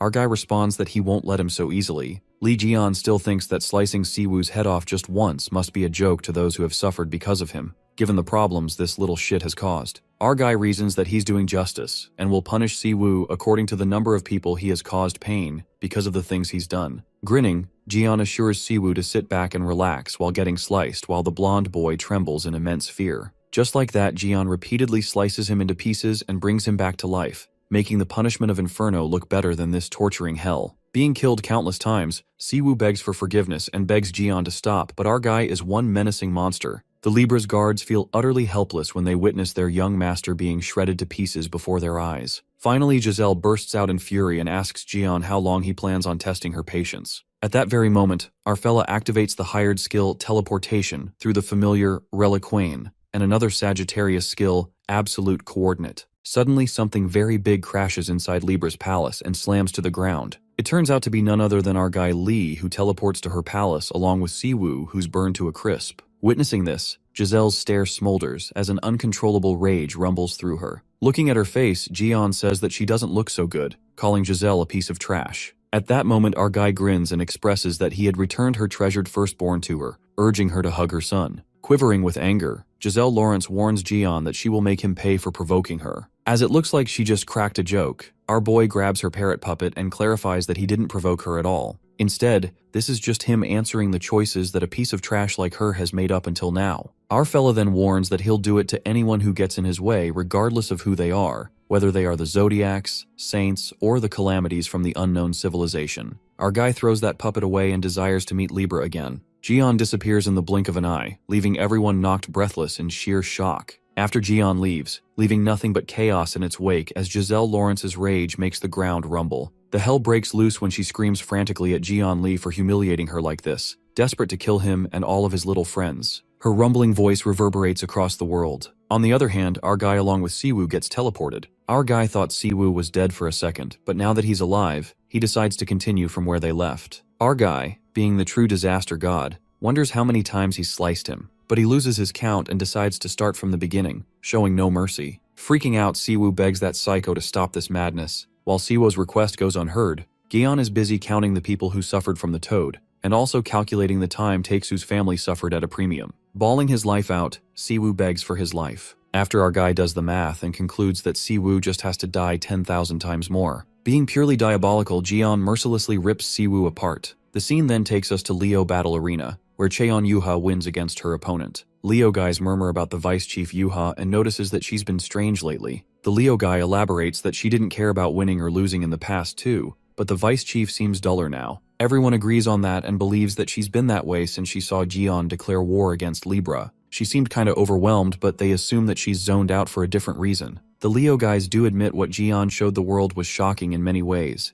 and they've never seen a person getting tortured like that. One of them thinks that Libra's son deserved it, and not to mention, those Libra bastards being condescending and rambling around pissed them off. Just as the guy announces another win for Yuha, she gets bored and leans closer to the mic, confessing that she's quitting Leo and gonna join her uncle's sect. While they all saw it coming, Stephen, who's in the hospital, also witnesses this. As his disciples hurries to change the channel, Stephen already blacks out from a mini heart attack. It seems that Leo takes this news to heart, and his subordinates tell him to get a hold of himself. Commander Oliver, who happens to be there, grits his teeth, thinking the Saint of Leo and the Vice Chief are disrespecting the sect. Meanwhile, Marker's subordinate bawls his eyes out, thinking that the Saint left them, but the other assures him that the boss just fainted. Taking the chance, his subordinate lashes out at Stephen and says that he got his ass kicked by Lee and Yuha, completely disrespected his authority, asking his Saint if this is the way he wants to end his life. In the media, the journalist infers that Libra has been deceiving the whole world, not to mention that they were hiding the truth about the Crimson Fog, and they even tried to cover it up, blaming it on Sagittarius. The other journalist believes that it's a bit too early to jump to conclusions as Libra has yet to make its statement, and none of the facts has been cross-checked. Plus, he speculates that all those accusations could be Jian Lee trying to frame sect Libra. The guy then makes a bold remark, saying that it could be a common negative strategy used between sects. This makes another journalist lash out at him, reminding him that Libra's 2 sons are now dead, yet he still has the audacity to say so. A guy states that it's weird that in such a catastrophe, Libra haven't stated anything yet, so it's only natural to suspect them as they've been quiet after all these accusations on them. On the other hand, Scorpio, Virgo, and Sagittarius are watching the news. Haley compliments Kevin that he's good at something else other than putting poison in Jiyeon's food. Looking proud, Kevin calls it a piece of cake if he uses the media under his influence. Virgo throws shades at Haley and is certain that someone's sect, which is located in the middle of a forest in the middle of nowhere in Canada, doesn't know how to do this sort of thing. Kevin then clarifies that those things he mixed up in Jiyeon's food were supplementary medicine and not poison, believing that Haley's secret poison must have been detoxified thanks to his medicine. While both of them bicker over Jiyeon, Taeksu looks done with them and surprised at the same time, noticing how obsessed they are with Jiyeon. Curious, Kevin then asks Hugo where Jiyeon is after creating all this mess, to which he responds that Lee has been pretty busy lately. The scene then takes us to the former Libra's hideout in Hawaii, at a construction site. It turns out that our guy Lee is demolishing the Hawaii branch of the Libra sect while enjoying some burgers and music. After the demolition, our guy has already decided what he wants to build here. However, our guy is too surprised as he also finds many crystals, Demon's Heart, and a crystallized gem created by concentrating the monsters Jiyeon killed in the tower. Our guy guesses that they intend to summon monsters through these crystals, just like how that Libra parrot summoned him earlier. With that, Jiyeon gets back to work and calls that place a sweet home. Just then, he wonders if his present has got to that piece of trash yet, referring to Giselle. Well, that present turns out to be her dead son that Jiyeon presents her. While Libra's guards tremble with fear, anger takes over Giselle. She is more pissed off that all broadcasts are ready to rip Libra apart, and questions her disciples if they are going to let these things happen. Her men justify that Virgo made their move so quickly this time that they couldn't counteract. Giselle gets furious and presumes that servant Kevin is no different than that damn Aquarius saintess, calling them Jiyeon Lee-obsessed peasants. Just then,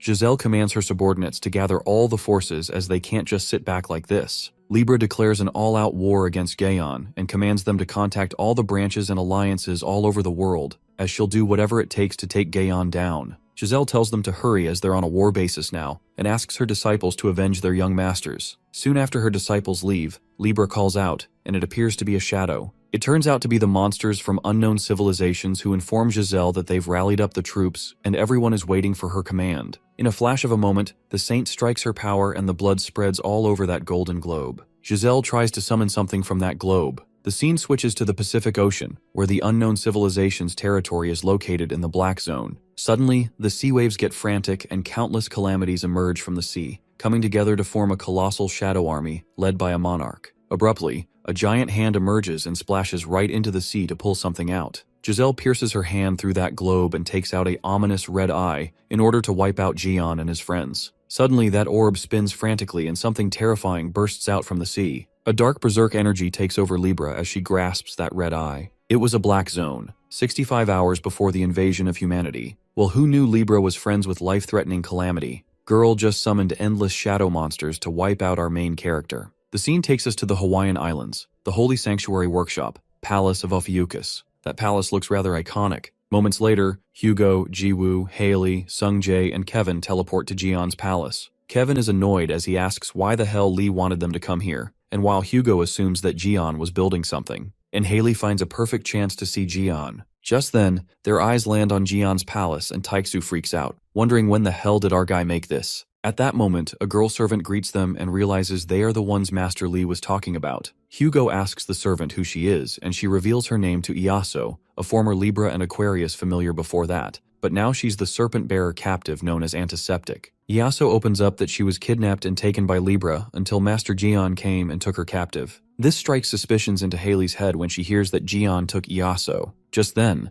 they notice an egg she's holding, and Iaso elucidates that it's an egg of Master Lee's familiar, and he asked her to take care of since she's a goddess of health and nursing. Dumbass Kevin wonders if Jiyeon Lee started a family here and calls him a cheeky bastard, while Haley twitches her eye out of jealousy. Suddenly, Haley summons her familiar and commands it to bring everything from the sect they could offer to Jiyeon, even pull out the base of the column. Iaso then asks them to enter through the door, and as soon as it opens, the smoke brushes against their faces. Welcomed by a lizard who's erupting fire, Hugo is left astonished when he figures out it's a furnace. It appears that our guy made a whole freaking steel mill here. Meanwhile, Kevin can't believe his eyes as he just saw a freaking lizard go into that lava tub. While they are amused by the amount of things going on in there, Taiksu discovers this was what he was building after demolishing the Libra's hideout. As expected, Jiwoo is quite impressed and Haley presumes that Jian's is so cool as he made one hell of a drive. The familiars, working at the workshop, spot the master's slave, the archer dude, informing him that Jian is waiting for him. The familiars then guide them to go further where the forge is. Taiksu heads to the forge and isn't surprised because a forge was a given in Jian's workshop, while Haley finally gets it why she's been hearing the clanking of metals. Taiksu greets shirtless Jian, who's forging his sword with the hammer, looking hot as fuck. Haley's nose starts to bleed when she peeks at Jian's masculine body and Jiwoo can't help but gush over it as well. Kevin runs outside as it's too hot, and Haley blacks out because of the level of hotness Jian's exuding. After that, Taiksu curiously asks him how he managed to build a workshop when he demolished the hideout yesterday. Our guy then reveals that he's got a pretty handy skill, gluttony, where he can consume a designated target and recreate it into something else. Our guy combined the holy sanctuary, Palace of Ophiuchus, and his workplace, Workshop of Creation, into one. Jian smiles and says that he felt that it's been a while since he'd been faithful to his new job, and Taiksu recalls that our guy was in the field of production. Jian states that he'll be sitting in this sanctuary and forge where he will create numerous holy relics. Our guy couldn't wait to get to grind as there are tons of things to be made, but that piece of trash Libra declared a war, so he can't help but to step up and take action. Just then, Hugo asks what he's making, and our guy reveals that it's a weapon Yuha as he promised her, affirming that he'll make one for Sung-jae and Jiwoo as well, leaving both of them in awe.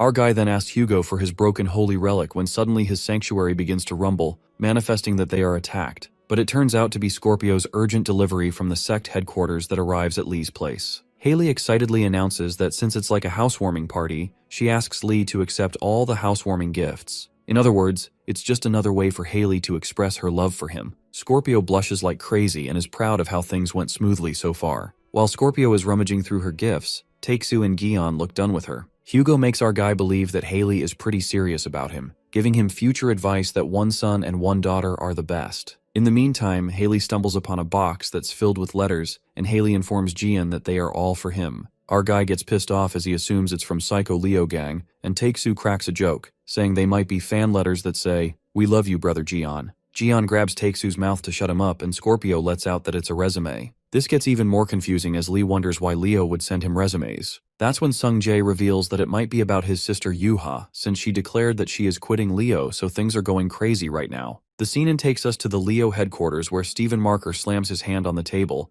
asking Vice Chief Yuha why would she say something like that on stage. Marker informs her that many people are trying to leave with her and Yuha is aware of that. Stephen even agrees to grant her any wish, but Yuha then insists and wishes to let her resign. Marker even agrees to make changes in her salary contract, but she straight up refuses. As the stress dawns on him, Leo gets concerned that he might lose muscle mass. Leo asks her if she's really fine leaving from here and asks how her arms are lately. The scene then flashes back to 10 years ago, a few days after the Crimson Fog incident. While Jiwoo is in the hospital, little Yuha wakes up to a sound, and thinking it's Dad, she steps outside. She's half awake, and after seeing it's no one, she walks back when suddenly a mysterious person in a cloak appears behind her. Giselle appears at the hospital where the Archer Saint's family is and comes across little Yuha, who gets startled by her sudden presence. While Giselle wonders if she surprised her too much, Yuha recognizes her. Just then, Giselle takes Yuha somewhere else since she wants to have a talk with her. Giselle expresses her concern about her family and apologizes for her mother's condition.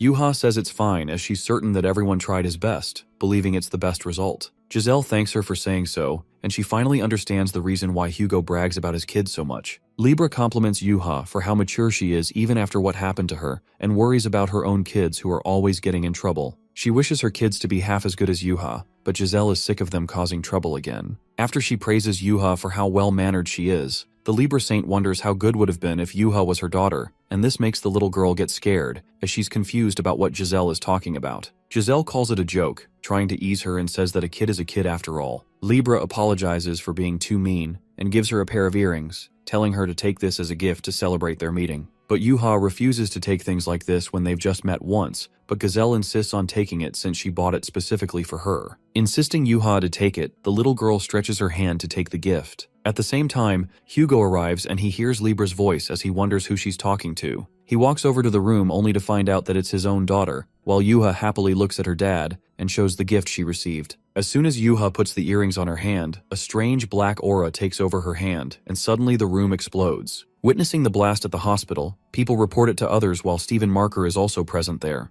Yuha screams in pain, crying and calling out her dad while Hugo tries to save her but is slammed back by Libra, knowing that it's beyond his current power. Libra insults him, making him realize that he's not a saint anymore. Enraged, Archer asks Giselle what the hell she did to Yuha, but Libra belittles him, saying how irresolvable of a father he is to leave his kid alone this late at night. Hugo warns Giselle to put Yuha in her original form right now. Giselle then tells him to take it as a warning as Hugo seems to be taking her words too lightly. She then points out that Yuha is more amazing than she thought. It wouldn't be a surprise if she was consumed by evil god's energy any time now, but she's still holding up. Yuha screams in pain as Libra smiles evilly, being certain that she's going to be consumed by energy. To make amendments, Giselle Lawrence, being the bitch she is, gives Archer an option and states the only way to save his daughter Yuha is to take her to the Libra sect. Hugo tells her not to act like she has no choice, while she's the one turning things like this every single time. Libra threatens him to keep his voice low since it's a hospital, and if he doesn't want to hand Yuha over, she offers Hugo to be her subordinate instead.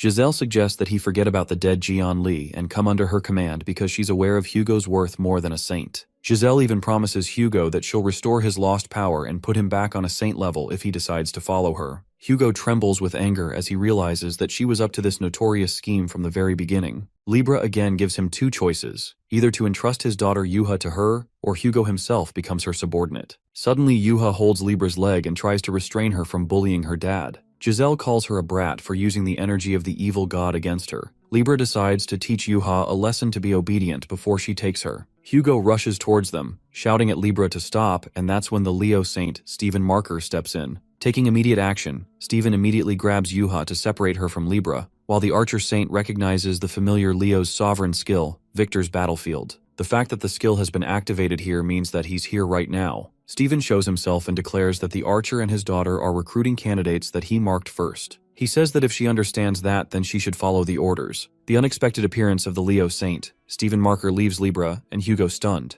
The Leo Saint realizes that Libra has put an evil god on the kid, knowing how revolting it is. He states that a beast like that would be the highest ranked avatar in his sect, almost like a holy god. Although it seems like an awful jerk, Stephen thinks it should be fine since Leo is a sect full of beasts. Therefore, he will think of it as a disadvantage for enlisting the highest ranked avatar. Hearing this, Libra Saint is flustered and warns Stephen to stop playing stupid tricks. Leo Saint gets to the point as he decides to be honest and shows his desire to do anything to increase the power of his sect because that's the motto of every sect anyway. Stephen then states the reason Libra put an evil god on the kid, Yuha, and the reason why he's trying to save her is literally the same. That is to raise the status of their sects for their own good. Giselle calls Stephen a lowly beast and questions him if he's trying to get in her way. Meanwhile, Leo Saint challenges her to try destroying his sovereign skill and take Yuha away from him. Libra accepts the challenge since it's now a matter of self-ego and comes at him with what she has got. The situation beneath the hospital building is now full of chaos as the paramedics try to get the situation under control. Leo's disciples, not caring about the situation, look for their Saint Stephen Marker, who looks at them from above, observing the crowd gathering. The beast loves the feeling of being in a pavilion and doesn't mind an all-out battle at all, but he is concerned for Libra. Leo provokes Giselle and asks her if she's having second thoughts after realizing the circumstances of the situation. Frustration takes over Giselle when she attacks Marker and decides to take a step back. Giselle, being a coward, doesn't like it when the situation gets out of control, and after being threatened by Leo, she claims to Stephen that she owes him a big time and decides to pay his debt one day. But Stephen smiles, doubting if she will ever be able to do that. The beast claims to become the strongest soon, even surpassing Jian Li. The Libra Saint calls Stephen an animal for making that statement and thinks he's not aware of his place. Just like that, the cowardice Libra departs from the hospital, leaving behind Hugo and Stephen along with Yuha. The overconfident Leo asks the Archer Saint not to thank him, but he hasn't even said anything yet. Hugo then asks Marker for his true motive for showing up here, and Leo responds to him that he wanted to see him before he leaves the country. Since he's aware that the Sagittarius sect is in a tight spot because of all the public hearings and apologies, therefore Leo felt bad for him, feeling that the weight of the world was on his shoulders. The Archer Saint couldn't help but wonder if he's here to make a joke out of him. Just then, Stephen Marker offers him to join his sect before he gets into any more trouble. Stephen confesses that he wants Hugo to join the Leo sect because he's a sincere supporter of Jian Li, believing that having him in his sect can help him surpass Jian. But Hugo bluntly declines the offer, wondering why everyone is saying the same thing. Archer responds that he neither has time nor intention to join the Leo sect, and requests him to get Yuha out of evil god's energy already. Stephen's next words leave Hugo in absolute shambles as he reveals that no one can get her out of it. Leo explains that if he releases Yuha, with the evil god attached to her, his daughter will be affected by uncontrollable energy, or Libra might even try to target her again. He rhetorically asks Hugo if he's in the state to protect his own daughter right now, and the archer stays silent. Knowing that Hugo does not possess any power, the Leo Saint gives him a reality check that he has no right to choose or even given a choice. He believes that the evil god attached to Yuha has its roots attached to beasts, and reminds him of his sect's characteristics, which is stopping it from going on rampage even if he can't get rid of it. For this very reason, Steven decides to take Yuha with him. Leo holds Yuha in his arms and notices that the evil god's energy is suppressed somehow. Hugo interrupts him, wondering why he's gone this far as to go up against Libra. That's when Marker reveals to him that he wasn't able to recruit him, therefore he's taking his daughter who has great potential. In addition to that, he felt guilty about the time when Jian died and Hugo raged at him. Back then, Hugo questions Leo why he left Jian's corpse in the Demon Tower when he had the time to recruit Red Eye's neck. That pinched his conscience and reminded Leo of that bitter past. Coming to the present scene, Yuha expresses her gratitude for what Steven did for her, but she feels like her growth is restrained in Leo. She emphasized that needs to get stronger in order to help her uncle, therefore she needs something different from the way she's been doing things. Steven thought he was doing a great job being her guardian for almost 10 years. He even ignored the fact that she was secretly seeing Scorpio for the problem of her arms. Leo blames his lack of efforts, which is the reason why Yuha's quitting. But anyway, Steven thinks it can't be helped and advises Yuha to take good care of herself. The grown-ass Leo bawls his eyes out, and as Yuha tries to say something, they're interrupted when the Leo commander Oliver bursts into the room. Oliver snaps at Yuha and tells her to get out of here since he's always disliked her habit of treating the activities of the sect like children's play and paying no attention to it. Oliver warns her to get out and never even think of coming back. Steven, who was trying his best to make her stay with his crocodile tears, asks Oliver why he's vigilant on making her quit, as he's trying his best here to stop her. As dumb as it sounds, Steven holds a water dropper that reveals his fake tears, and Yuha calls him a jerk. While Steven and Yuha bicker, Oliver wonders why the Leo Saint wants to keep holding on to this impudent rascal since she keeps on mentioning that she wants to quit and go after Jian Li. The Leo Saint claims that Yuha is still a vice chief of Leo and thinks whom he is supposed to hold on to if a talent of her standard is leaving. Oliver catches Leo off guard when he asks Steven how he will react if he leaves, making him speechless. Steven gives up and tells everyone to leave since he's done. Upon hearing this, Commander Oliver is left shocked. He's been hurt by Steven's words and completely loses it when he gets jealous that Boss wouldn't mind if an SS rank like him leaves, but an A rank, Yuha, shouldn't leave. The Leo Saint defends himself saying that wasn't what he meant, but it was too late. Oliver concludes that in any case, Yuha and Steven have no importance for their sect, and accused the Saint that he disrespected the way their sect stands for. Suddenly, Oliver unleashes an ominous energy which is Libra's energy. Steven is left in utter disbelief as he wonders what Oliver just did. Oliver thinks that with this power, he will be able to restore Leo's power and discipline. The Leo Saint orders Oliver to stop, trying to make him realize that he's doing wrong. However, Oliver has already chosen violence, and with a single strike, he rips apart Steven's body, which shows how ridiculously strong his power is. The Leo Saint is still in shock about the fact that the commander of his sect has betrayed Leo and sided with Libra.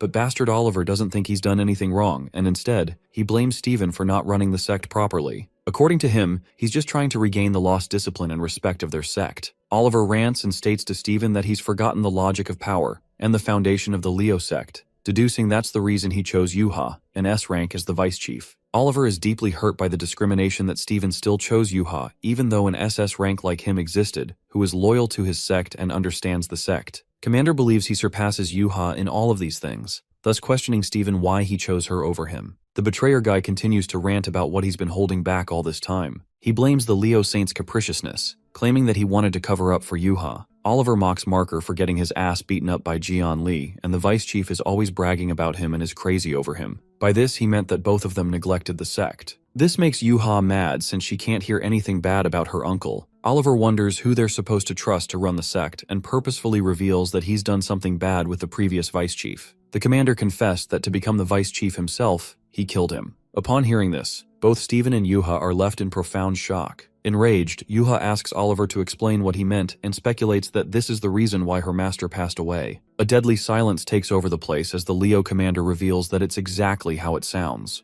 To make them believe, Oliver makes them rethink why the previous vice chief died in isolation, with no help while he was the one in charge of the troops back then. In the blink of an eye, Yuha leaps onto him while Steven yells out her name, warning her that Oliver is terrifyingly strong. Using her skill, Rock Smash, she swiftly goes straight for his face, but the guy holds her by the wrist. Bragging about being excited, Oliver corroborates if it's the same skill Stephen Marker created with Jian Lee, named Rock Smash. It seems like he passed it on to Yuha solely, and Oliver noticed that. However, Oliver states that for him a skill like that seems too weak as something to use in order to avenge her master, and with that he decides to show her what type of skill she should use. He punches her with such immense power that she goes down, plummeting through the walls. Yuha falls onto the gym floor where the people recognize their vice chief not to be in a good position, getting concerned for her. Yuha ends up in a rough state as her body trembles while Oliver jumps from above, mocking her now that she's weak, and challenges her to fight. The building of the Leo sect cracks as they continue to fight while Oliver warns Yuha that even the red lightning she possesses is powerless against him. Oliver makes it clear that Yuha is no match for her and says if she wants to live, she'll have to unleash the beast residing in her arms. The commander wishes to crush the vice chief, trying to trigger her to get the evil god energy out, which is going to result in the worst consequences. He attacks her as the building cracks even more, while the people standing around it run away since the building will now collapse any time. The scene then takes us to Jian Lee's holy sanctuary in Hawaii, in the creation workshop where we see a weapon lighting up indicating that it wants to fight. Thinking it's about time,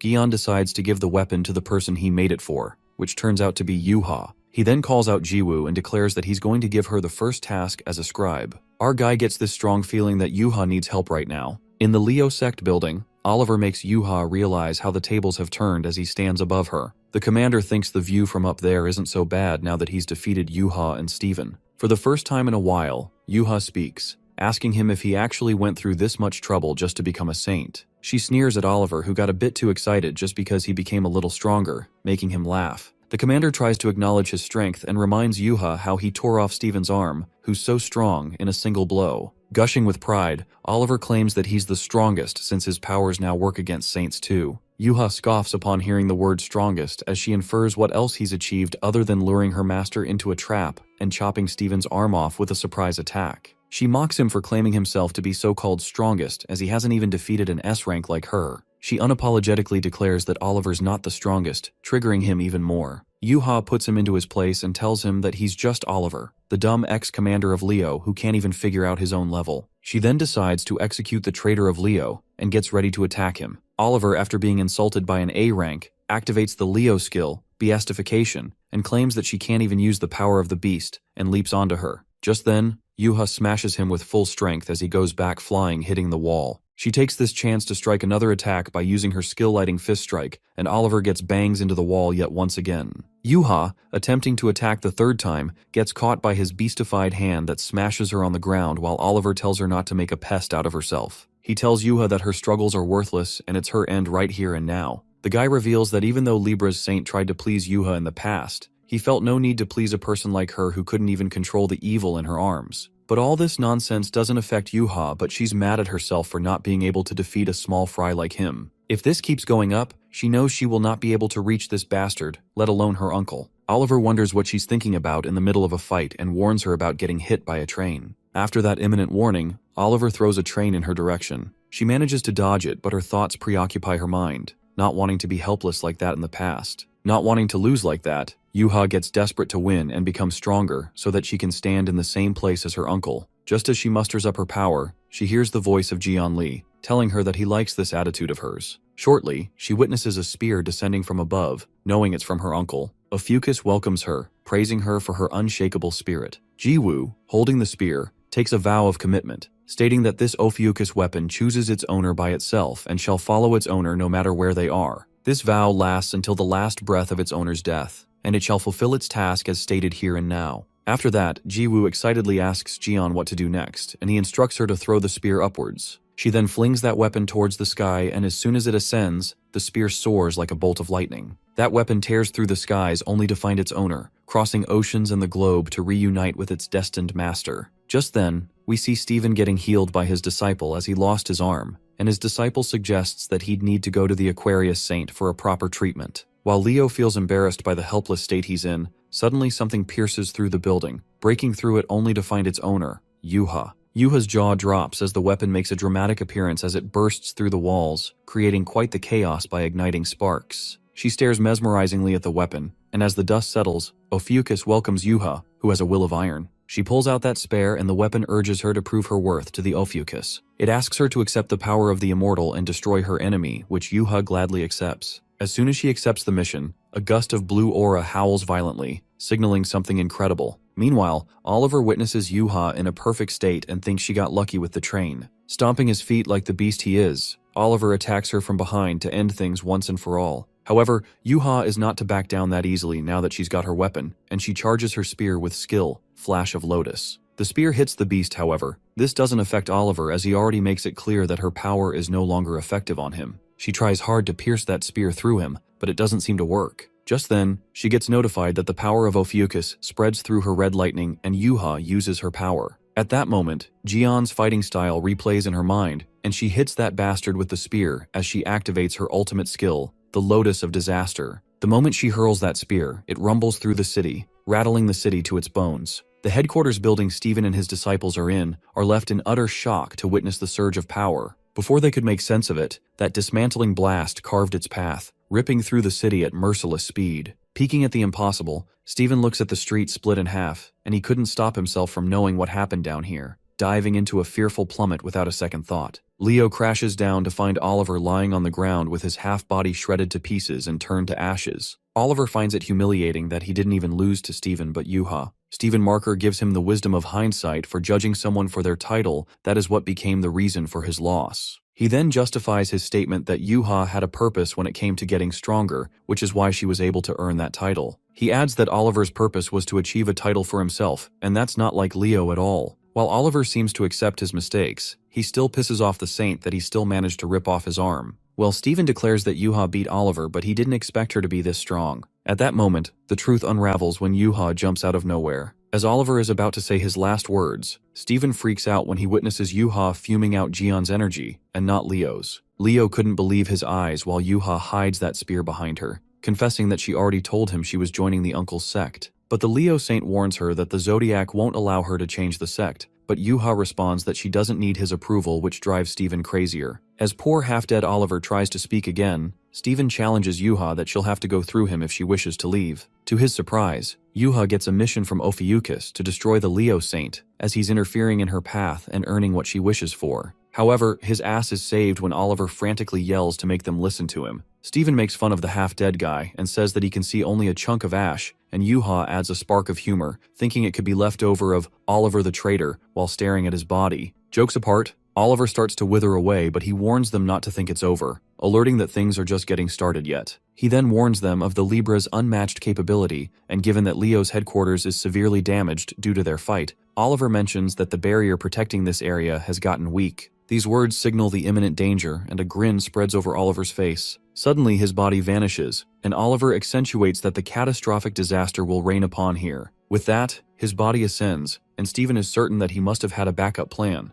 A tense moment unfolds when Leo guesses that he's trying to summon a monster here. That's when the unexpected happens, and a giant monster tears through the walls. A beast of such monstrous scale, so immense that its shadow swallows the towering building whole. Well, to everyone's surprise, that monster turns out to be the Crimson Eyes. They stare at the colossal crimson eyes that emerge right in front of their eyes. Stephen couldn't believe his eyes as he wonders how is this even possible, because he was certain this monster died in the Demon Tower. However, the big guy dismisses the thought when he hears the civilians who are running for their lives. Meanwhile, the Crimson Eyes rumble and erupt a big flare of fire. As the people are paralyzed by fear to see what's to come, that blazing attack is halted by the Leo Saint. The scene then switches to the Ophiuchus Sanctuary in Hawaii, where Lee could feel the strange vibe, knowing something's not right. On the other hand, the news breaks out about the monsters appearing all around the world and attacking cities. Furthermore, they report that a gigantic monster was seen in D.C., Washington, causing chaos in the area, and what's more shocking is that the monster is similar to the Crimson Eyes from the Demon Tower. On the news, Libra's spokesmen state that they will stand in the front line to prevent damage. While Haley, Jian, and Takesu watch the news, Scorpio Saint isn't surprised at all, certain that Libra must be the one who prepared this just to get to them. But she didn't expect that they'd summon the Crimson Eyes, and Taiku gasps in disbelief, wondering how they could summon it in the first place. Hugo knows that Jian ended that monster in the tower 20 years ago, and even the Saints brought back its head as proof. That's when our guy questions Haley about the Crimson Eyes head afterward, and she confesses that there were some quarrels among Saints over the ownership. Scorpio then believes that the Archer isn't aware of this since he cut off contact with others. But after the long, meaningless quarrels, they decided to sink it in the ocean, not to mention that it was Libra who suggested it in the end. While Taiksu feels that she's pointing out that Libra recovered the monster's head later, Our guy could picture it quite clearly as Libra is capable of that. Jian then prepares to go after the Crimson Eyes in order to find out whether it's the same one killed or not. Our guy calls out Haley by her nickname Corpy. That sounds cringe, but Haley is smitten by it already. As she blushes, Jian leans closer to her and asks her to set up a defensive system in his sanctuary, since she's the specialist in barriers and traps. While our guy takes advantage of her feelings, Scorpio gets crazy and bursting with joy as her crush is so close to her. As she manifests some wild thoughts, Haley rummages through her stuff and even decides to pull out the last pillar from her sanctuary to make a perfect system, just out of love. Meanwhile, Haley's familiar tells the princess to calm herself as they will be broken soon in the pace. Scorpio seems like she's going to throw a parade for Jian as she can't believe that he said he trusts her. According to Haley's algorithm, our guy asked her to fortify the sanctuary and it requires a lot of Scorpio's relics, but to skip the trouble, she decides to move into his sanctuary. Kinda crazy. It seems like she's starring in a rom-com with chapter 1 being Delulu, assuming that maybe he proposed to her, but her familiar gives her a reality check and affirms that Jian did not mean that way, making her pissed. After that, Taeksu already seems to know his task, to follow Gion to get the Crimson Eyes. However, our boy asks Hugo to go to Korea, who gets worried about Yuha. Smirking, Gion then assures him that he can feel Yuha's energy well and strong and makes him sure that he'll take care of her. Our guy suspects that if Libra had planned something, then Taeksu's sect won't stand a chance without him. The scene then switches to Seoul, Korea, where the archers are fighting against the monsters as they keep emerging. The situation seems out of control as the monsters are attacking from all sides, and the archers find it tough to let them pass through the front line. The endless wave of monsters hit the city. Suddenly, there's a loud rumble, ripping through the city at merciless speed. That blast creates a hole in the giant monster, wiping it out immediately. Well, to everyone's surprise, it turns out to be the Taurus Saint, Ivan Kruger, who sneers at the Sagittarius disciples for not even being able to handle such monsters. Ivan guesses that he expected too much from the half-saint sect, mocking Hugo Otters. Taurus, acting cocky, asks the archers where Hugo is, and Chief Goat thanks the Taurus Saint for helping, informing him that their saint is absent at the moment. While the chief asks Ivan if he has a message for him so he'll pass it to him later, Kruger refuses and says that he's going to wait until Hugo shows up. As the archers seem to be standing in his path, the Taurus Saint grabs one of the archer's shoulders, warning him that he doesn't like when someone blocks his path. Ivan flings that archer away while the chief screams at him, asking what he's doing. Reeking of evil, Ivan assures him that his fellow archer will live as he didn't use his full powers. Just then, they're interrupted by that guy who Ivan just tossed away. It appears to be Jaewon, who asks the Taurus Saint if he's here to fight them, and not the monsters. As Ophiuchus's protection bound to his soul activates, Jaewon isn't amused at all to see that the one who despises their master is here. Ivan lets out that he looks tougher as Jaewon remains unaffected after the attack, believing this guy isn't under Hugo's sect. However, Jaewon requests the Taurus Saint not to mock their master, and not to call him that way. Trigger, Ivan feels disappointed that Hugo didn't teach manners to his minions. Jaewon's blunt words strike a nerve, and it was all taken to rip away the facade and expose the monster Ivan truly is. As the archers brace themselves, Ivan unveils that Libra told him that it's okay to wipe out the archers, and that's when he activates his powers, ready to crush the Sagittarius disciples. On the contrary, in Ophiuchus's sanctuary, Taeksu leaves and asks Jiwoo to call him if anything happens. Jiwoo lets out that she'll be fine since Master Jian will be protecting her, and Taeksu hates himself for not being able to argue with that. Activating the sanctuary warp, Hugo waves them goodbye and Jiwoo tells him to greet Sung Jae and the others. Jian tells him to clean the mess in Korea and informs Hugo he'll head there once he's done with the Crimson Eyes. Just then, Taeksu glides away, and Gaeon decides to get ready for some pest control before they go and get the Crimson Eyes.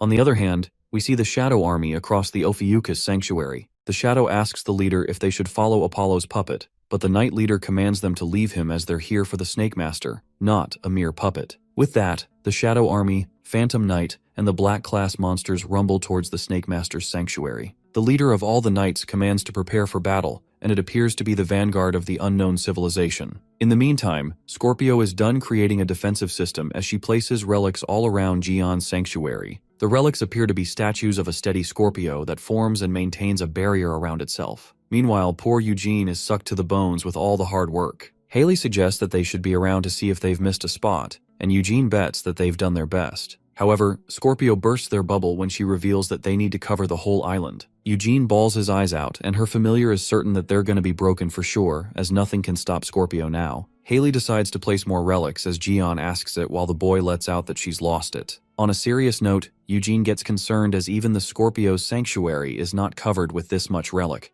and her familiar loses hope since Scorpio has made up her mind to give up anything for love. Just as Eugene thinks it's crazy, his eyes widen with shock when the relic they had engraved into the soil begins to tremble, and suddenly it shatters to pieces. Suddenly all the relics start bursting as if there's an earthquake. Haley assumes that there must be someone who these relics can't endure. That's when things unfold, and it appears that the Phantom Knights have reached the Ophiuchus Sanctuary, asking them if this is the Snake Sanctuary. The Shadow Army rumbles through the water, and the Vanguard makes a sneering remark, calling Gion's sanctuary shabby. The leader asks the Scorpio's saint where the Snake Master is, while Eugene bravely asks who they are. But the knight doesn't seem to take this act of bravado very well, and swishes his sword to strike an attack on Eugene for daring to speak rudely with their lord. Luckily, that attack is blocked by Haley's familiar, who holds it off with his armor, and asks the princess if she's alright. The familiar's armor trembles, and he warns Scorpio not to underestimate the Shadow Army. Shocked, Haley presumes that her familiar's armor got damaged by just one blow, and she asks the Phantom Knights if they're from the unknown civilization.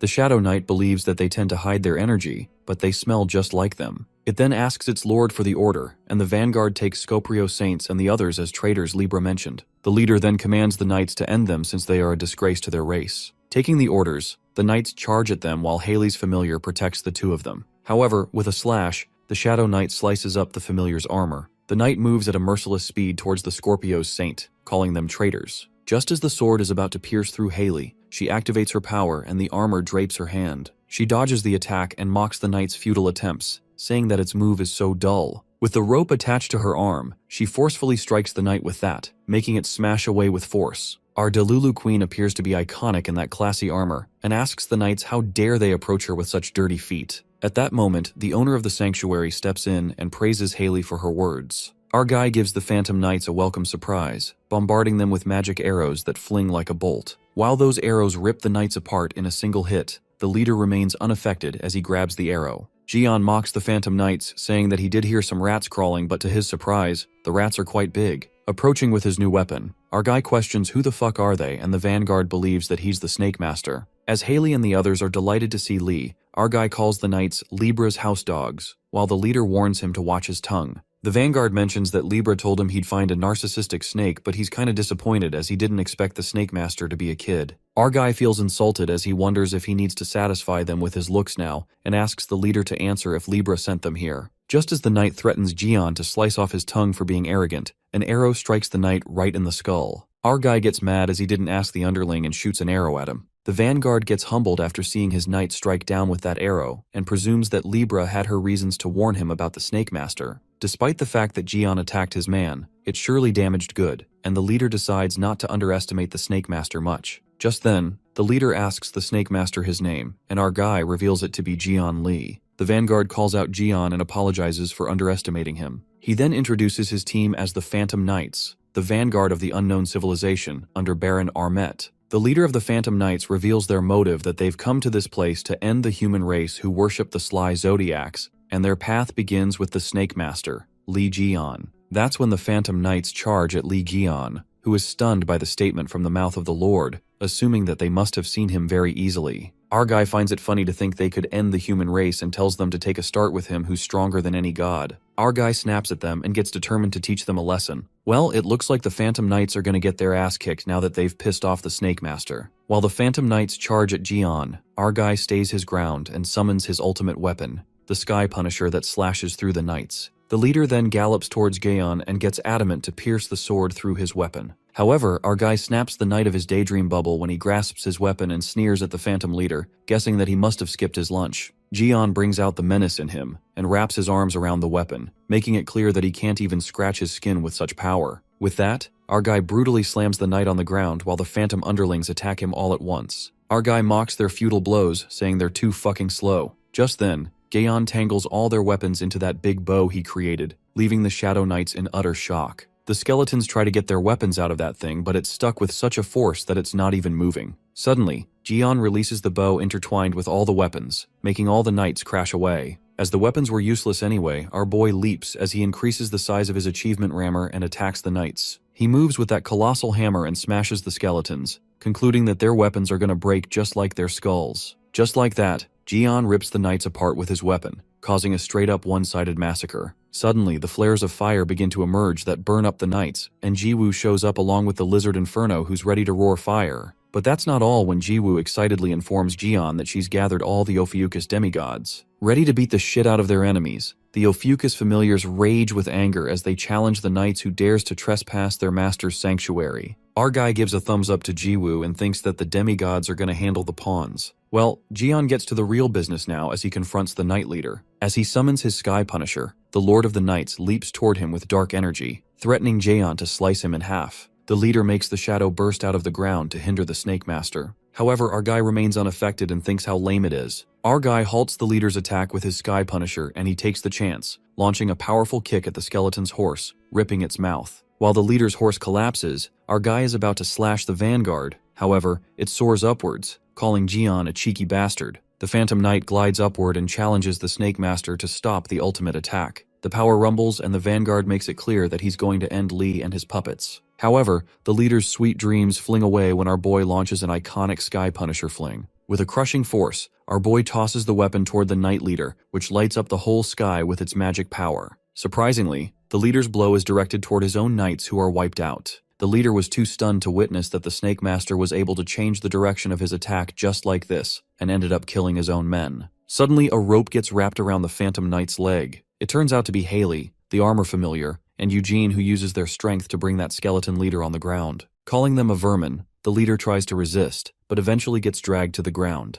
The Knight Leader waits until he gets closer to them and hits them off. But fate had some other plans when Haley seemed to be dragging the leader to his death. At that very moment, Jian emerges with menacing power and slashes that Sky Punisher across the leader knight. While the skeleton screams in agony, our guy scoffs at the leader, saying his scream was the most effective attack on him. With that, Jian forcefully penetrates that weapon, making the knight slam on the ground with a rumble. Haley concludes that it's all over now as the Phantom soldiers are soon to be finished as well. Meanwhile, the Lizard Inferno and the Familiar are ripping the soldiers apart. On the brink of death, the Knight Leader couldn't believe the Snake Master got them this easy, but our guy reminds him that he wiped a bunch of his knights himself and thinks they're a tie on that one. Jian suggests the leader calls himself the Knight of Team Kill. The leader gets furious and stares at Jian when suddenly a blue hole appears behind them. Before our guy could make sense of it, the Knight Leader grabs Jian and jumps into that magic hole, saying that he won't die alone. Gasping with shock, Haley and Jiwoo call out Jian while that knight drags Lee and tells him that he's coming to hell with him.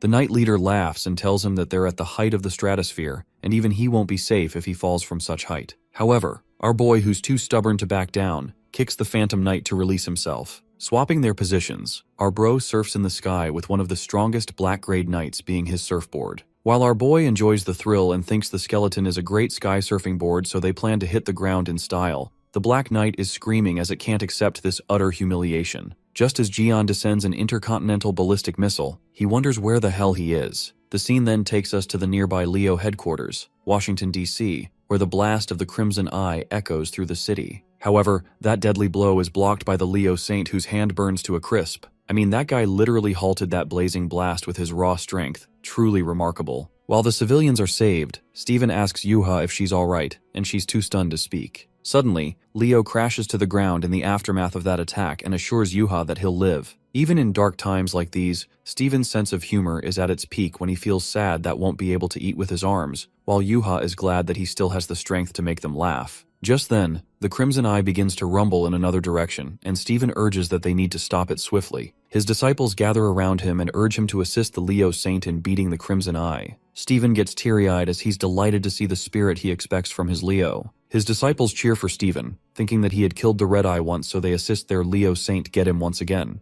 Upon hearing this, Yuha and Steven's reaction is priceless, knowing that's not the truth at all. But Yuha decides not to burst their bubble and save Leo's ass as she says that the Crimson Eye is too dangerous. She understands how the disciples feel, but she warns them that there could be more casualties. Yuha then commands the Leo disciples to spread out and save as many civilians as they can. She tells them to protect those who are weaker than them, as that's the duty of the strong, and Yuha herself sticks with Steven to assist him in defeating the Red Eye. At the back, Leo nervously nods to whatever Yuha says, while all the disciples run off to rescue the civilians. After that, Steven thanks Yuha for saving his dignity, but she reminds him that he needs to stay alive as she needs to complete her mission to defeat Steven to move to Ophiuchus. Poor Leo looks sullen, and still not over the fact that she's leaving. Nonetheless, the Crimson Eye is stomping its way into the city, and Yuha asks Steven if he's ready for round 2 with the Crimson Eyes. Leo, feeling disappointed, reveals that he wasn't the one to finish the red eye, but it was Lee Jian. That's when Yuha gets reminded of what Uncle Gaon told him earlier about him killing the Crimson Eye all by himself. Unfortunately, Jian is not with them right now, so Steven decides to take the step to stop the monster as there's no other option. Leo states that he's summoning the Zodiac, but Yuha raises her concerns since the advent of the Zodiac would cost him. Steven admits that the foundation of the Leo sect could be lost. However, there's no point in not taking the risk if they can't save the people or the city. Marker makes up his mind and thinks it's a chance for him to settle things right. With that, Steven rumbles and summons the Zodiac as the power surges through him. He reflects on his past and gets determined not to run away like he did back then. The power flashes while Steven gathers all the constellation points and resources to summon the Zodiac. He then asks Yuha to cover him while he summons the Zodiac. Moment crackles with intensity as Yuha covers Leo while the Crimson Eyes stomp toward them. On the contrary, the black-grayed knight is descending as Jian uses him as an air surfing board. Exhilarated, our guy could finally see the ground as Steven's energy reverberated through the city. At that moment, Jian plummets like a ballistic missile as he slashes through the Crimson Eye. Steven freaks out to see what the hell is going on, as his perfect action moment is interrupted by Jian, who crashes right onto Leo, who's already broken. While our boy is surprised as it was quite the long fall, Yuha couldn't believe her eyes when sees Uncle Jian. Not to mention he knocked the lights out of poor Steven. Jian is surprised to see Yuha and realizes that the black-grayed knight brought him to DC. Just then, the knight leader declares that it's all over now, being convinced that even the Snake Master won't be a match for the Crimson Eyes. Well, so the knight purposely brought Jian to fight Crimson Eyes, not knowing the fact that our guy killed that calamity alone 20 years ago, and now he's even stronger like a god. Laughing hysterically, the knight tells Jian to face his worst fear and die in misery. Our guy grins as he stares at the red eyes. It is then revealed to us that the Tower of Demons suddenly appeared 20 years ago with its master, the Crimson Eyes. Undoubtedly, that monster was one of the toughest monsters that Gaon had to fight with his life at risk, and even the 12 saints had lost the will to fight after hearing his roar. The scene then switches to the present, where the Crimson Eyes roar again, but Gaon feels something different about it. The monster rumbles after Jian as he dashes away and tells the Crimson Eyes to try a bit harder. Jian climbs on the top of the building with his Sky Punisher and reaches the monster's level, launching an attack at the calamity, not to mention the amount of property damage that's diabolical. After the relentless scampering, our guy feels strange as he scrutinizes that the Crimson Eyes look similar to the one from 20 years ago.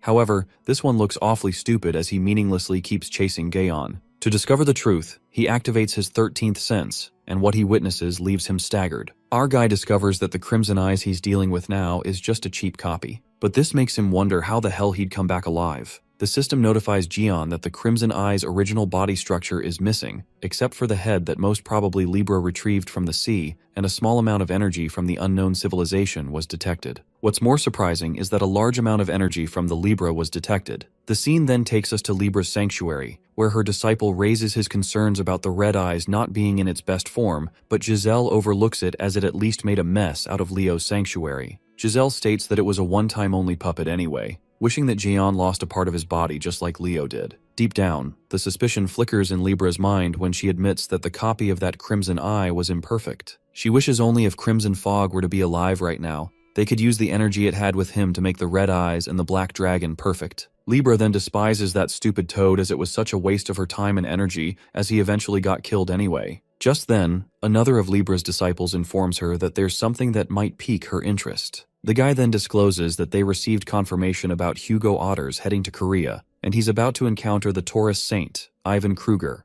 Furthermore, Armet the Baron has stated that he'll be back soon. Giselle assumes that Armet must have been furious to hear his knights were slaughtered. Suddenly Libra gets furious and asks her man if they found something about her daughter Kaylee, but the disciple disappointedly informs her that Kaylee did not respond to the summoning. Giselle guesses that her daughter's still stubborn, and she decides not to wait any longer, as Libra declares that she's heading to the battlefield and will be sending her orders to the troops. Libra concludes that their target is Korea, and commands her disciples to gather all the troops to the Tower of Demons. The scene then takes us to Seoul, Korea, where Ivan Kruger, settled on the pile of dead monsters, finally encounters the Sagittarius Saint, Hugo Otters. Kruger addresses Hugo as a half-saint and asks where he has been all this time. Hugo then asks Taurus what brought him to Korea and why did he attack his man. Acting cocky as always, Ivan, sitting right in front of the Demon Tower, justifies that the Red Eyes appeared in the US, so he got worried and came here to investigate, but his men blocked him, so he just taught them a proper lesson about how to respect a saint. Hugo admires Ivan's courage for coming here,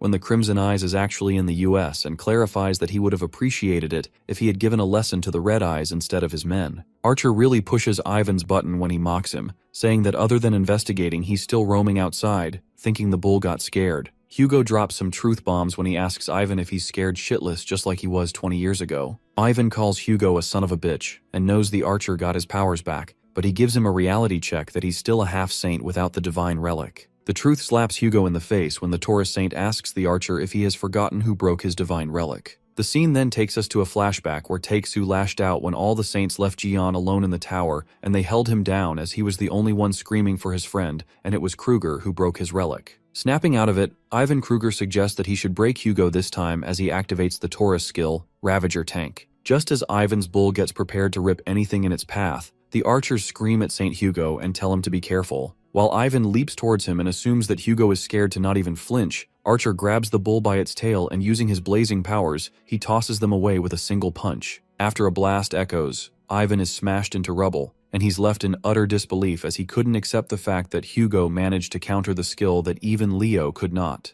Hugo clears up to Ivan that he must have been mistaken when he confesses that he does have the divine relic. With that, the archer uses his divine relic as the blazing light ascends to the sky. Hugo summons that relic from the Ulfiucus sanctuary, and he mocks Ivan, asking him what happened to his over-the-top condescending attitude now. Like a true boss, Taeksu summons his bow, the Sagittarius divine relic, and aims at Taurus, asking if he's too scared to even flinch. Seems like the Taurus Saint underestimated the Archer Saint. To Hugo's surprise, a lot of things are attached to his holy relic as it descends. Kruger wonders how the hell he managed to restore a holy relic, and his mind instantly drifts to Jian Li. However, Hugo assures Taurus that he won't be using this weapon on him, therefore there's no need for him to be scared. Although the Archer Saint is pissed about him messing with his subordinates, they already have a lot of things to settle. Taeksu thinks using the weapons would feel inadequate for both of them. Therefore, he suggests they fight with bare hands and make this gratifying. Trembling, the Taurus Saint calls him a half-assed bastard for thinking he's that great just because he fixed a holy relic. Kruger couldn't tolerate the thought that Archer is underestimating him and claims to crush him. The Archer Saint challenges Kruger, stating that he often bragged about his strength, hence he should consider it a chance to show off his skills. Taurus gets overconfident about his strength, but after feeling the immense strength of Hugo against his arms, Ivan gets humbled as he groans in pain. Hugo reminds him about not underestimating the strength of an archer. Kruger gets pissed off and attempts to headbutt Archer in the face, but as a result, his nose starts bleeding. Taeksu calls it a pack for a punch and punches the Taurus Saint in the face, making his mouth bleed. The fight continues and Hugo seems to have humbled Kruger down big time. Kruger's leg looks injured, but the Archer Saint wants to test how a bull handles a beating. Cursing each other, the fight starts again as the ground rumbles with their fight affecting the surroundings. People gather at that place, curious about what's happening and concerned for their saint. Being beaten to death, the Taurus couldn't afford to accept his defeat. In order to protect his body, he covered his entire body with armor. Kruger admits that he lowered his guard a bit too much and decides to go for round 2. Taurus plans to play dirty, and Archer decides to use his weapon as well. Even up until this point, Hugo Otters has still not realized just how roughly Jian Li has handled his holy relic. As soon as he's about to use his holy relic, it breaks, splitting into 2 pieces. As poor Hugo wonders why this happened, he realizes he's cooked. On the other hand, we see Stephen Marker still unconscious,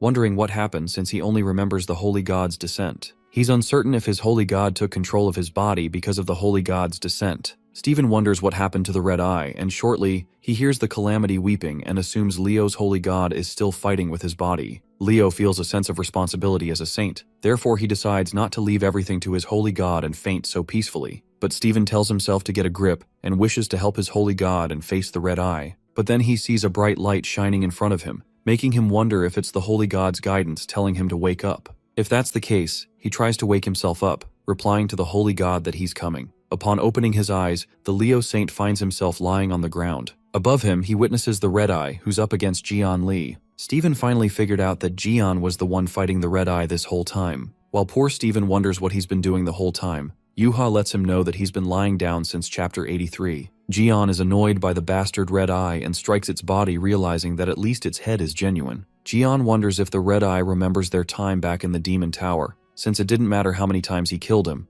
the administrator kept reviving him, but it's thanks to him that he now knows how to take it down. It's not like they're close enough to catch up on life after a long time. Therefore, our boy decides to end the Crimson Eyes quickly, so that he won't have any regrets and die peacefully. Jian jumps in front of his mouth when Stephen tells him not to jump carelessly, warning him about its breath attack. Just then, our guy used his holy relic, the imbuing hammer in full size. He finds the dragon burp disgusting and tells the red eyes to swallow it back. By using his imbuing hammer, Jian pushes back the fire which would come out with the burp, back into his body. As the fire is pushed back, this results in the fire burning the red eye's body as it bursts and spreads everywhere. The attack backfires at the red eye, making it a good roast. Jian sees how it's well done, analyzing the red eye's head to be real and its fire breath to be as powerful as ever. Our guy hits the last strike as he slices off its neck. Every single soul present there witnessed this in pure awe, including Steven, who realized at that very moment what they needed to kill the red eye was Jian Li. Our guy with his signature smile lets the people know that this is the end of the class for killing the red eye, referring to them as his students. Slicing its back open, they discover an egg while Steven and Yuha wonder what this is. Jian, who's already aware of what this is, reveals it to be another red eye. Furthermore, the giant form of the red eye they just encountered is just a host for this black dragon, acting like a vessel that holds it while it grows, just like parasites. This leaves both Yuha and Steven in utter shock as they learn they just defeated a mere vessel. Steven wonders how Jian knows all this, and our guy lets him know about it. Jian then reveals when he was trapped in the Demon Tower, the tower administrator kept reviving the disaster's misfortunes. Including the red eyes and the black dragon, he fought those resurrecting monsters back to back for 20 whole years. Therefore, he couldn't help but learn about them. Our guy speaks according to his analysis, saying that the head of the red eye was stitched with the bodies of disaster misfortunes. He concludes that they most probably got the black dragon from the Demon Tower. Knowing about Libra's connection with the mysterious civilization, our guy guesses that much is possible. Jian manifests so much that if the Crimson Fog would have gathered enough power, the Crimson Eye would have been resurrected fully. Our guy then refers to the Phantom Knight and assumes that he must be disappointed, witnessing the defeat of the Crimson Eyes. The Knight, on the other hand, is just begging to be killed, as he keeps repeating the same thing, that is to kill him. Yuha asks her uncle what he's going to do since they have to decide how to dispose of this giant and the black dragon. In the meaning, our guy gets notified about the claim that has been filed by Taixu, the insignificant Sagittarius saint, referring to the damage to the holy relic and initial defect issues. The realization hits our guy that the bow he gave Hugo might have broken. Our guy realizes he messed up pretty bad and ignores the message yet again, pretending to be busy at the moment. Archer, who's been sending the messages, curses his Jian, urging him to read the damn messages. Hugo runs for his life when Kruger asks him where his triumphant attitude went from earlier, calling him a half-ass. Hugo corrects him that it's not destroyed, but it's just a common initial defect. As the Taurus Saint attacks him, Taixu successfully dodges it, telling him he's too slow. Hugo tells Ivan not to underestimate the power of an archer while proceeding to land on the ground. Just then, Archer notices a black blade aiming at his feet, and he instantly realizes that it's from Jean-Louis Morin, as he's barely able to evade. The Taurus Saint praises Cancer on his surprise entrance and takes it as a chance to pull an ambush attack on Hugo. Suddenly, a sword is pointed at Kruger's face and it freezes along with him, leaving him to wonder who the hell did it. The Archer Saint feels relieved and falls on the ground since he almost got hit. Well, it appears to be Kevin Azar who comes as a savior, telling Hugo that he's in a terrible state. Archer then questions his sudden arrival, and Kevin sarcastically states that it's a nice thing to say when he went through the trouble to save him. The Virgo Saint gets mad and wonders why Hugo is always getting his ass kicked, informing him that it's his rematch with the Taurus, and he could have pulled off something. Getting a bit personal, Kevin gets the reason why Jian doesn't trust Taixu. The Archer Saint shuts Kevin up, letting him know that he was winning the battle until earlier. After that, Kevin advises him that he needs to pay more attention to the defense of his holy domain. Virgo alerts Hugo that his holy domain was flocked with bugs from Gemini, Aquarius, Capricorn, and Aries who lost their saint attacks. Upon hearing this, Hugo gets concerned, but the Virgo Saint assures him that he took care of them, and his companions are now safe. Although the house is wrecked, the holy god of Sagittarius, Apollo, asks if Hugo is going to take out another loan for the house repairs. Kevin unintentionally reveals that he lost his way while trying to go to Jian Li's place in America, but ended up in Hugo's holy domain. The Archer Saint instantly figures out that the Whitehead got lost, calling him a directionally challenged bastard. Suddenly, the Taurus Saint breaks through the iceberg he was trapped in and calls Kevin a Ponzi bastard. Kruger asks him if he really thought he could stop him with some sort of sorbet like this. But the Virgo Saint lets him know that even beef loses its flavor if he freezes it suddenly. Other than that, Kevin really thinks that a bull's neck is really thick, determined by how his face is unscathed even when stabbed with a sword. Taurus makes sure he rips Kevin's tongue out before bashing his face, but he's interrupted by Cancer. Jean-Louis Morin walks in on the conversation, stopping Kruger from fighting verbally. Since they're short on time, Morin suggests they should hurry. Taurus and Cancer mock Kevin and Hugo, thinking that it's not even Jian Li but his weaklings. The Archer Saint loses his cool, saying these jerks can't even filter out their words. The Virgo saint trembles in anger, disbelieved over the fact that they called the second highest saint a weakling. Getting ready to fight, Hugo asks Kevin if he likes his food well done, referring to Taurus and Cancer as beef and crab. The Taurus saints look confused as to who's cooking who, while the Cancer reveals they're in a hurry so there won't be any mercy. All ready to start a battle, they're interrupted when they hear a voice and all their movements halt. It's the Libra saint, Giselle Lawrence, who confesses that they're getting along pretty well. She walks towards the place where Hugo and Kevin are, addressing the Archer saint, and wonders if it hasn't been so long since they last met. Panting heavily, Sung-jae objects to his house being damaged yet again. Yang Wei protests, telling them they're bringing trouble to themselves. If they just let go of him, this wouldn't have happened. Sung-jae snaps at him, asking him who caused this mess. Jimin reveals that it's the jerks that are looking for Wei Yang and tries to hold him back, suggesting Sung he should save his energy for cleaning. Their attention is diverted when a black dragon flies from above them as they look at it. On the other hand, Libra Saint appears as Hugo calls her out by her name, surprised and nervous at the same time. Kevin wonders if she's stepping up personally. Taurus asks her why she's here already, and Cancer justifies that they haven't failed yet. She shuts them up. Meanwhile, the Archer Saint feels immense pressure. Everyone present there feels the intense tension as Libra activates her powers. The Virgo Saint exclaims that they're both saints, confused about the difference in their power. Jean-Louis Morin protests, questioning Libra in pure fright the reason why she's including them in this. Giselle opens up to Cancer that she allowed him to lead the sect that had lost its saint, and yet he couldn't even capture the holy domain of Sagittarius. Libra feels triggered as Cancer gives her an upright answer and addresses the Taurus Saint, asking him if he actually thought that she wasn't aware of how absurdly he was beaten instead of overpowering Sagittarius. Libra states that he should be thanking her that she saved him from getting his ass beaten. She declares that's the reason why she can't trust them with anything and punishes them, advising them to reflect on their failures. Returning her attention to the other two, Kevin and Hugo, Libra wonders what she should do with these toys. Libra plans if she should switch the position of their limbs and head, or just turn them into disaster misfortunes, just like Jian Li in the past. The moment she uses her power, Kevin feels the damned energy while both of them are getting trapped by the vine of the golden rule. She activates the skill, Equivalent Exchange, and Hugo Otters recognize the intense energy to be Libra's. Suddenly their attention is diverted when a black dragon appears above them and Jian Li rides on it. People start to panic upon seeing the dragon as chaos erupts in the area. Jian Li greets Giselle Lawrence by calling her trash as this is their first meeting after his return. Before Libra could react or move, our guy jumps from the black dragon at lightning speed. He punches Giselle with full strength while everyone's in shock. Eventually, our guy finally defeated Giselle while everyone present there wonders how she could possibly be defeated so easily. The vine of the golden rule disappears, and Hugo ponders if it's actually over as Giselle is not someone who can be defeated this easily. Our guy asks his members why they're on the apothecary scale, the one Libra put them in. Jian then scolds them for being whacked whenever he takes his eyes off them, sighing. Upon hearing this, Kevin complains and justifies that it's not like they ended up here by their own free will. Hugo, who's been condemning for a while now, bursts out as he calls Gian a bastard. Archer lashes out at him, telling him to answer when someone is trying to reach him. Our guy acts like he doesn't have a clue what Taixu is talking about. Furthermore, the Archer Saint questions Gian about what the hell he did with the bow and why there's a bunch of mysterious civilization weapons mixed in it. Gian nervously tries to justify his actions by explaining that there's a complicated story behind it, promising to fix it. Hugo's temper got the best of him since he's not buying anything Gian says to him since he almost died because of him.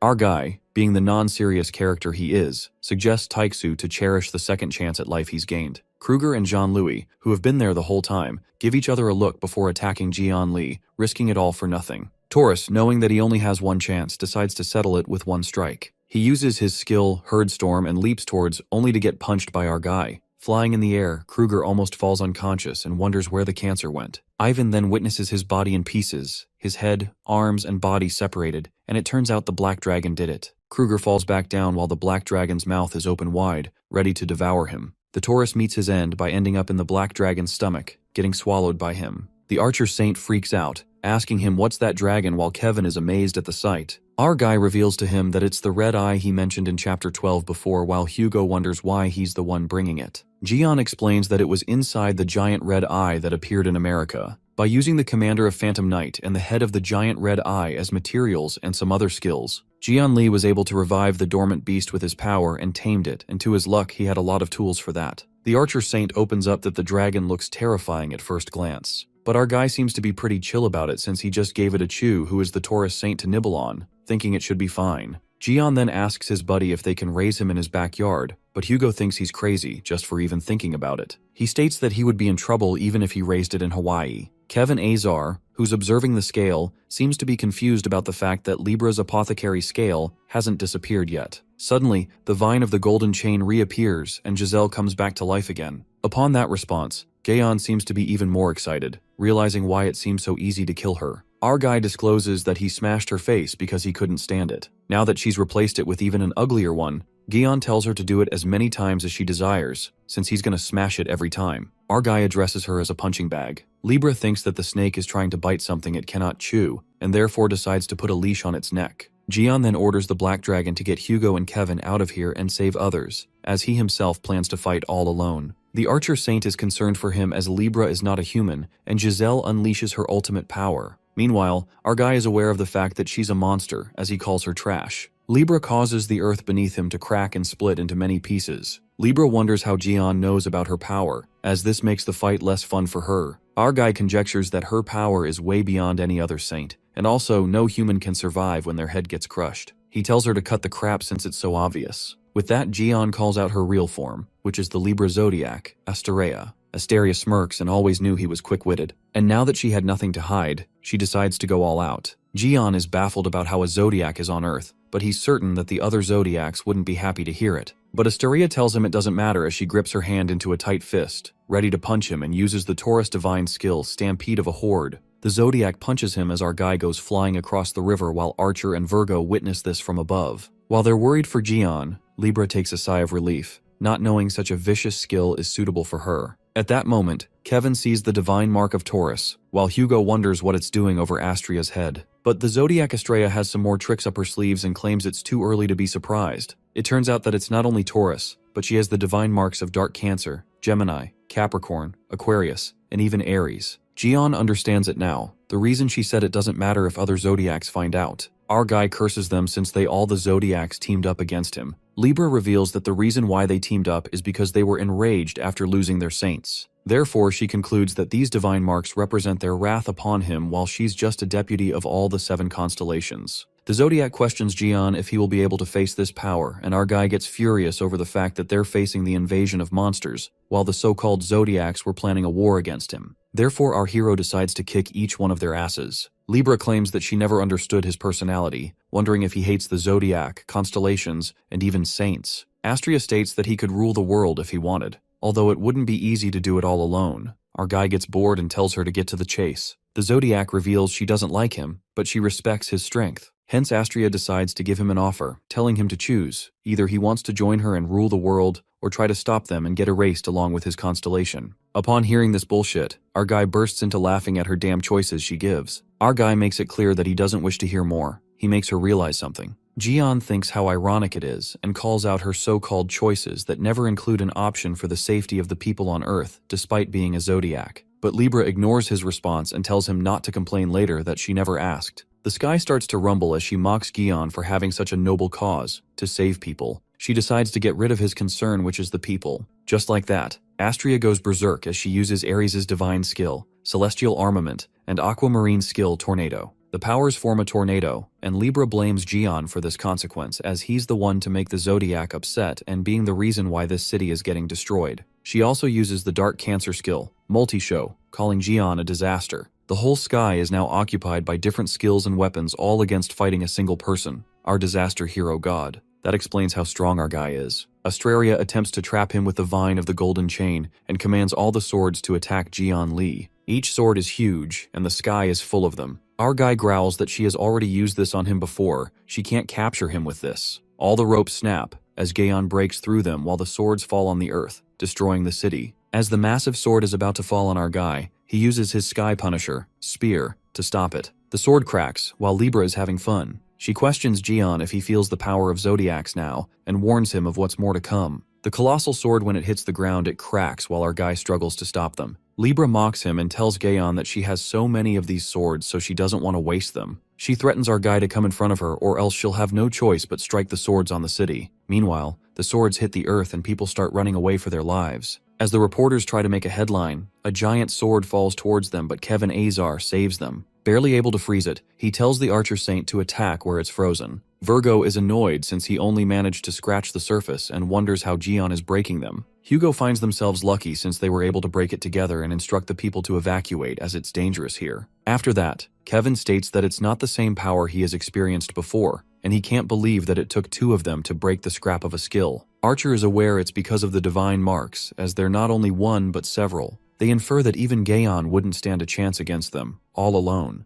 The Virgo Saint thinks the battle should end at any cost, but he can't find a way to help Jian Li win it. With that, they both remember how Gaon told them that they were of no use and would be of no help in the fight. Hugo cries dramatically, thinking that even the dragon is more useful than them, while Kevin couldn't disagree with that. That's when they hear a rumbling sound, and they witness a river overflowing towards the city. The pressure and amount of water is so much that it's even over the buildings. People accept their fate, thinking they're doomed, and gripped by fear, one of them starts praying to the zodiacs, begging to save them. Something clicks Virgo Saint at that moment as his mind drifts toward the zodiac, divine marks, and then to the prayers. Kevin kneels and starts praying to his zodiac, praising his holy god as he believes that he's watching the situation right now. He prays to the zodiac to grant his power to Jian Li so that he can win and save humanity. On the contrary, Jian figures out that Astria is planning to wipe the city out with the river, knowing that the battle won't be easy. Our guy contemplates if he should try using the instinct of the battle god, when suddenly he feels a new energy, as he quickly realizes that it's Virgo, and smiles.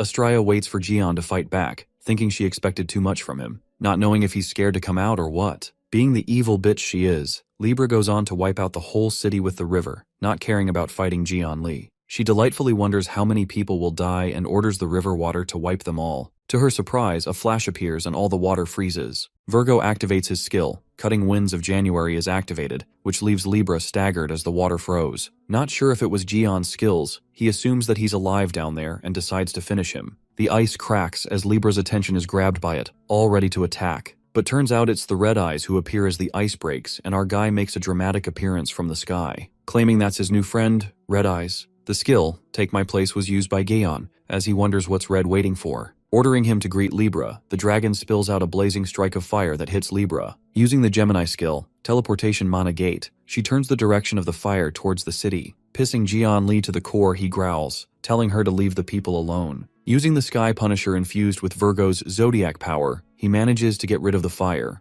As Astria realizes the presence of Virgo's zodiac, she curses her, calling her the stupid moon bitch. Jian is notified that the Virgo Saint has prayed for Ophiuchus, therefore his divinity has increased. The Virgo Zodiac has granted her power to Ophiuchus, and the power of Virgo is infused into the Sky Punisher. Jian Li mocks her, asking her if she said that the Zodiacs are mad at him. He lets her know that now it's time to feel their wrath. Seeing the divine mark of Virgo on Jaeon's head, Libra doesn't feel threatened, wondering what one allied Zodiac can even do. Confused about the wrath our guy is talking about, she questions him regarding whose wrath he's talking about. In disbelief, our guy doesn't think she's asking this for real. Giving her a reality check, he asks her who wouldn't have a grudge on her, letting her know his friends and their families along with all those people who got involved in her deception. The wrath he's referring to is that of all of them, including the soul, who was betrayed and abandoned in the tower. That is him, Jian Li. Telling her to answer him, calling her trash, he asks her who stabbed him back then, questioning her if it was her, or if it was related to those zodiacs on her back. Laughing like a maniac, Libra Zodiac, Astra Rai is surprised that he's still looking for answers from that day, wondering if that matters that much to him, or is it so important to him? Insulting our guy, she reminds him that questions are allowed for those who have power. Smirking, she states that only she gets to ask him, not vice versa or the other way around. Asking him yet again, what can the two of them do against them? Using the Gemini skill, the Comet of Extinction, she targets it upon Jian, while our unbothered guy smiles. Just then, our guy uses the Sagittarius Divine skill, Helio Ring, to counterattack the comet. Seeing the Helios ring, Libra realizes that Sagittarius is also helping Jian. Leaping towards her, our guy grabs her by the neck while the Sagittarius Zodiac Apollo stands with him. While we see the Archer Saint and Virgo Saint, ordering the followers of the constellation, as a saint, to pray to the Zodiac. To pray for Jian Li, while our guy is notified, the Sagittarius Zodiac has stood up for Ophiuchus. Sagittarius and Virgo's sex are praying for Ophiuchus. He reminds Astria what he said before, that a lot of people are in pain because of her, and not just people he mentioned earlier. He questions her about what she thinks the people of this city think of her. Moments later, Jian Li is notified that a good number of people are praying for Ophiuchus, and his divinity is being increased in a great ratio. She dares to compare the wrath of just 7 zodiacs with them. They're at least tens of millions. Talking as he attacks her, our guy smacks her real good as she groans in pain, letting Libra know that he's not done yet. With that, he wonders how many punches she can take, and punches her, as she resists. Astria attempts to cut Jion's arm as she targets him, while our guy is notified that his arm has been severely damaged. He activates super regeneration, and Libra shouts his name in pure rage. As Libra attacks him, suddenly a red aura emerges, wondering who dared to harm Jian Li. That energy destroys all of Libra's duplicates, and it turns out to be a scorpion chain piercing through Libra's stomach, making her cough blood. It seems to be Scorpio's skill, helping Jian Li. Our guy paces up and thinks of getting rid of the divine marks before he gets to Libra. Since he's really good at breaking things, Jian decides to go for the dark carb first. Scorpio has stood up for Ophiuchus, and St. Haley grants her power to Jian.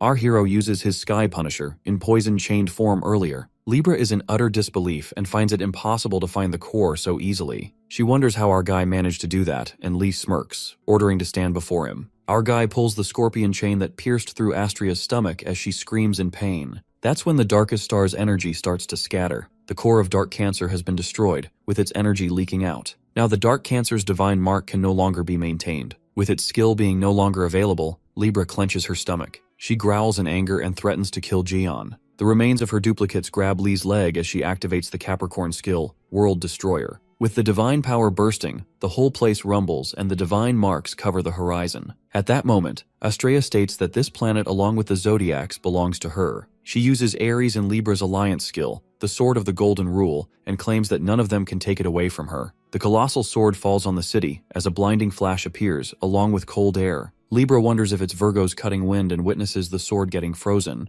While Astria doesn't think it's even possible, our guy smashes the sword and aims straight at the bastard Libra's face to punch her. It makes her fling due to immense force. Jian is disgusted to see how much greed this bitch has inside, and humbles her over-the-top attitude for literally claiming this planet as hers. Our guy feels like a good stomp on her face will give her a lesson, but as he's about to do it, Astria activates Gemini's teleport skill. Jian looks for her and Libra ambushes him, claiming to end him now and lands a punch. Libra's smartass thinks that Jian is done for, and she uses Taurus and Capricorn alliance skills, ramming Bomber along with all the buffs from Aquarius activated. At the same time, our guy uses the Sagittarius skill, Absolute Coordinates, and detects Astrea. Jian wishes that she would go to hell and attacks her yet once again. Libra wonders how it's possible that Jian's alive even when her attack had Taurus and Aquarius energy. That's when the realization dawns on Libra, and she discovers that it's Scorpio's poison that's decreasing her stats. She curses damn Haley, as pure rage takes over and gets adamant that she won't go down like this. Libra uses her deadly last card when she increases the power level of the 7 sects to the top, combining all of them into one. The sky rumbles with an extreme amount of power. Our guy wonders if this is a death trap, and he gets excited. Jian wants to see this sight from the front, and strangely, he calls out the red eye. Libra gets warned that she has combined all 7 sects into one by force, resulting in great resistance to the bonding. The rumbling gets more intense, while Jian orders the red eye to go steady, trying to go through it. The people on the ground witness this, and the news gives live headlines. The fate of the Soul City is still vague, yet to be determined, unaware of whom to trust in such dark hours. That remains a mystery for all of them, as everyone prays, including the people present there: Sung Jae, Reliqueen, Jimin, Hugo, Kevin, Haley, Jiwoo, and her sect. In Leo's tent, the disciples of Leo try to stop Yuha from praying, knowing that their constellation won't be happy to see her like this. But Yuha tells them to let her concentrate since this is the only thing she can do to help her uncle, who's fighting out there all alone. At that moment, Stephen Marker enters the place and tells them to leave her be. He too sits down beside her. Leo is well aware that there's no one to end this misfortune but Jian Li. Stephen raises his hands to pray and commands all followers of Leo to pray for Jian, in order to provide him with their energy. On the contrary, our guy appears and Libra mocks him that he took his sweet time to appear. At the same time, our guy gets to know that the Leo sect has stood up for Ophiuchus, and his divinity has increased. The Leo saint, Stephen Marker, granted his power to him. Jian gets prepared with his achievement hammer. Both powers collide relentlessly, while Libra seems to be reassured, since the divine marks given to her are by the zodiacs themselves, thinking that not even he can penetrate easily. Hearing this, our guy reminds her that he's got something too. The matter of fact is many people in diverse constellations are praying for him, which is increasing his divinity higher than ever. He then activates all divine marks that he's given. Our guy uses battle instinct. With 4 divine marks on his side and the people, Gion tells Astraya to get the fuck out of this planet. Our hero then uses the ultimate skill, the Abyss Cutter, and completely destroys and severs the divine marks of Taurus, Capricorn, Aquarius, Aries, Dark Cancer, and Gemini. As the divine marks lose connections with Libra, her body is ripped into half while the whole place is now in ruins.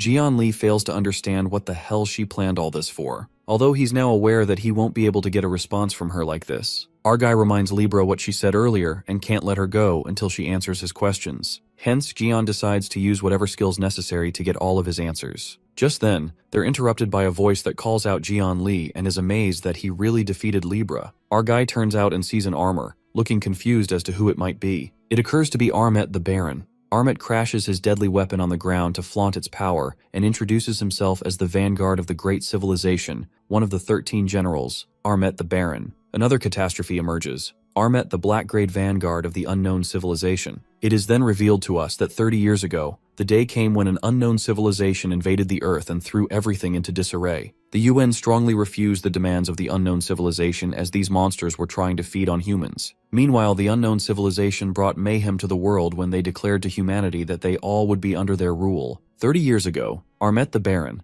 asked the humans for the impossible, commanding them to give up their freedom, rights, and resources if they wanted to live. Jian remembers that the vanguard was the one who appeared that day and gave a memorable speech. He also recalls the phantom knights who intruded his sanctuary under Armet, asking if he's here to avenge his minions. That's when Armet reveals that Libra was supposed to kill the Snake Master, and he was to rebuild the Tower of Demons with the power given by their lords. However, Jian crushed their master plan and made it all twisted. While the thing about rebuilding the Demon Tower doesn't settle with Jian, Armet didn't expect Li to be able to defeat his phantom knights and Libra, not to mention that the Snake Master also destroyed the Tower of Demons. In that case, the Vanguard had to change his perspective on Jian and had to change his plan. The Baron then wields his weapon and decides to put that Demon Tower on hold to kill Jian first with the power given by his lords. Our boy knew there'd be more than just Libra and other zodiacs. Jian grins and feels glad that the Vanguard came because he was going to come to him and finish each of them himself. The divine marks flash as Jian activates all of them and he dashes towards Armet.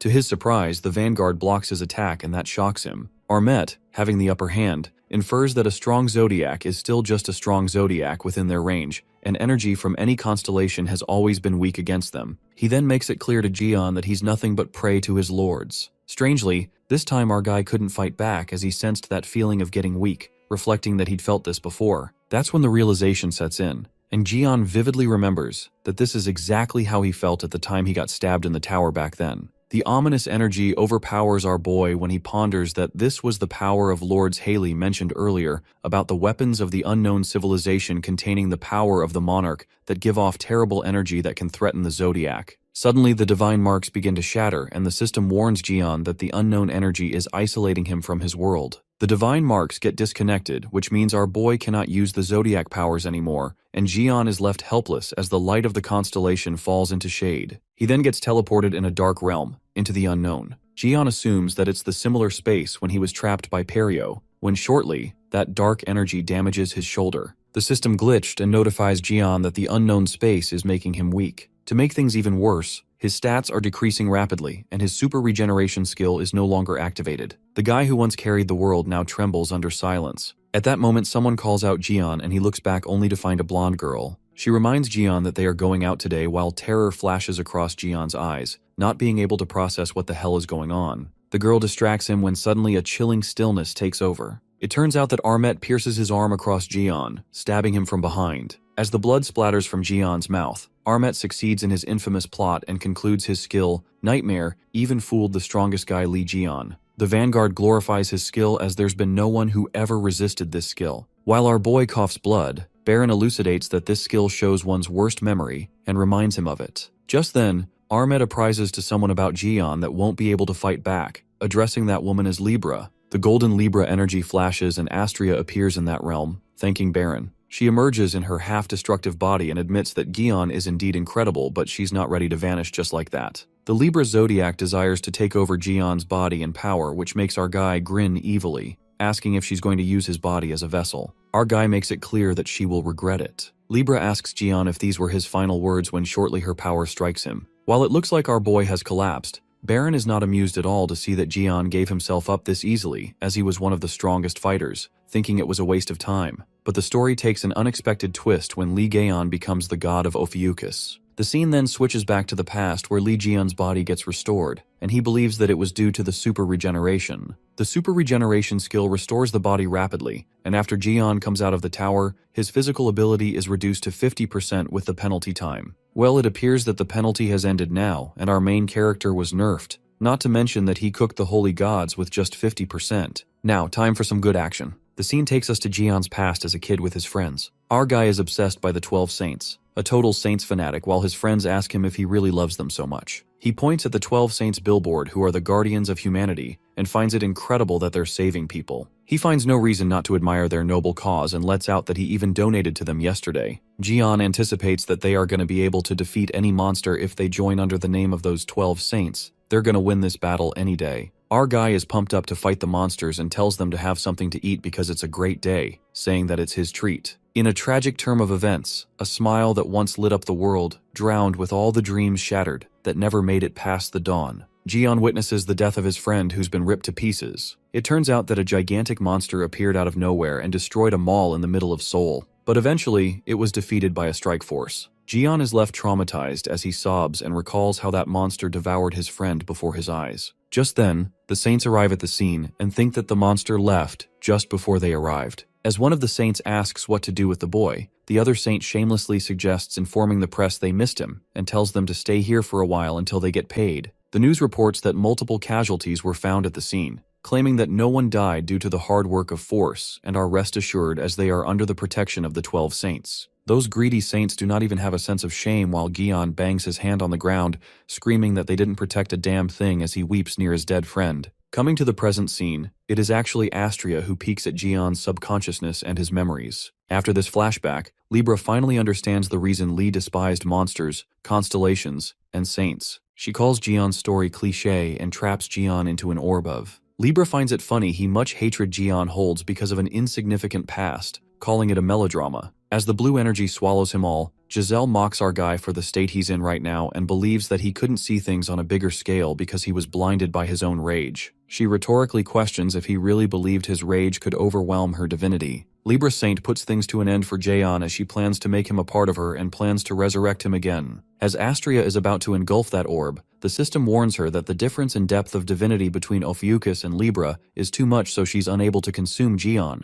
The system bombards her with relentless warnings and Libra screams in rage as her pride is crushed, after knowing that Gaon's power is too much to handle. As that evil bitch is too busy ranting about how weak is, suddenly the clock ticks and a snake moves around it. That's when the constellation Ophiuchus emerges in the realm and Libra goes into denial after learning that Lee's divinity is so huge that it's beyond her recognition range. The reality slaps her across the face and Libra is left in disbelief, thinking there's no way Gaon has greater divinity than her. Things take 360-degree turns when the orb in her hand shatters, and the system alerts that the penalty upon the Ophiuchus is soon to be lifted, in merely 25 seconds. Jaeon's true power is wriggling to be freed. The penalty thingy doesn't get through Giselle's head since she's clueless. But something shocks her to the core when Gaon speaks to the Zodiac and asks Libra if she had fun peeking at others' memories. Just like that, the magic orb shatters and Jaeon gets emancipated, ready to beat the crap out of Astria. Well, the god of disaster has finally awakened, and now he's going to end this bitch who was acting almighty and cocky. Astria freaks out as she witnesses Jaeon's terrifying powers and burns with jealousy. As the Libra knows that she's fucked up,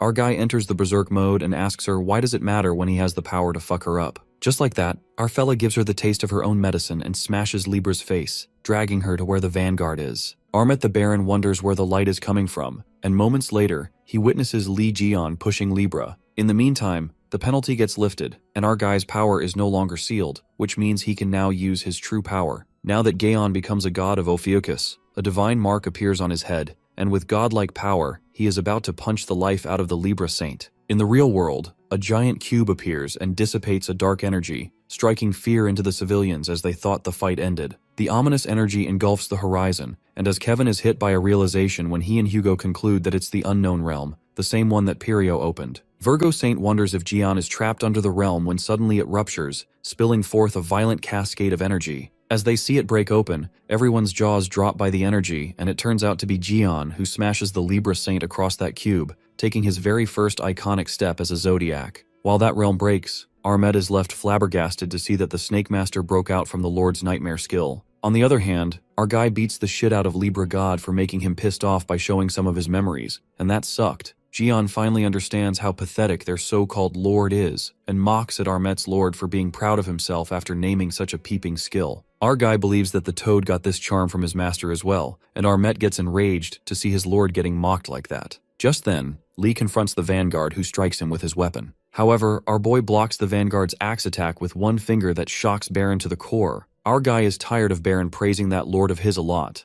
and with a menace flashing across his eyes, he decides to give the knight a present as a reward. That's when he summons his dagger and stabs it across Baron's neck. While Armet gets stabbed, the knight couldn't help but wonder that it's the same dagger consisting of the power of the Lord, wondering where he found it. Jian reveals that it's the dagger that was used to stab him in the tower. Jian infuses the dagger with the power of Ophiuchus. Our boy decides to give Baron something extra on top since he's so crazy about his lord. The power of the dagger strikes the vanguard, and he screams in agony, yelling how a newborn zodiac can be so freaking powerful to withstand the power of the Lord. Well, what they don't know is that our guy is now a god himself. The dagger's power unleashes a torrent of blinding energy that makes Baron's armor break into pieces. Astria's, whose lower body is shredded to pieces, witnesses the vanguard getting killed mercilessly, and now she knows that it's her turn. She knows she's fucked, and tries to slither away with that broken body of hers, running away from the fate that's already destined for her. But our guy catches her just in time and moves toward her to end things once and for all. Libra calls Jian an idiot who's driven by a sense of justice and asks if he seriously plans to play a hero and go against all of the zodiacs and lords. Our guy, being the psychotic hero he is, doesn't take her bullshit when he tramples on her face and declares that he's going against all of them. However, Jian corrects Libra and responds that he's not driven by the sense of justice and thanks the evil saints who've taught him well.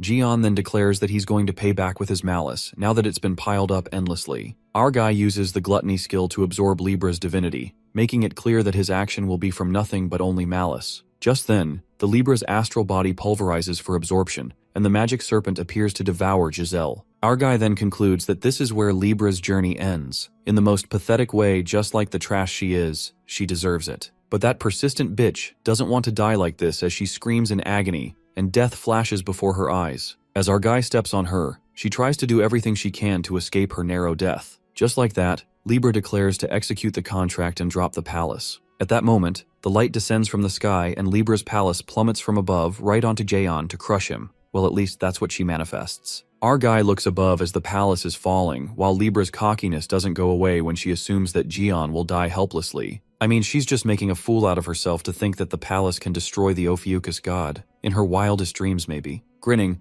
Jian seems done with her puny tricks. While Libra couldn't process that he's smiling, our guy takes a leap as he shall take it as a whole and glides with his power. The people witness the palace crashing on the ground while Taexo freaks out as he thinks Astria crushed Jian with her palace. But the disappointment is short-lived when a radiant power erupts from underneath that palace, which is Jian's energy. The people are left wonderstruck when it dawns on them that the palace is changing its shape into something else. Our Ophiuchus god recreates the Libra's palace with his gluttony skill and absorbs the Libra's divinity. The Ophiuchus, being the greatest of them all, becomes a true zodiac and obtains a divine mark that's freaking iconic. Our guy soars and thinks that being a zodiac doesn't feel like anything special, yet those fuckers have been arrogant about it, referring to the zodiac bastards. Jian lands on the ground and declares these bitches are dead meat, referring to the holy god who sided with Libra. I mean, what an absolute Chad. Bro got pissed off at gods and became one himself just to keep mocking them again. Hella iconic. The scene then takes us to a dark palace. Lee Gaon, who somehow ends up in this place,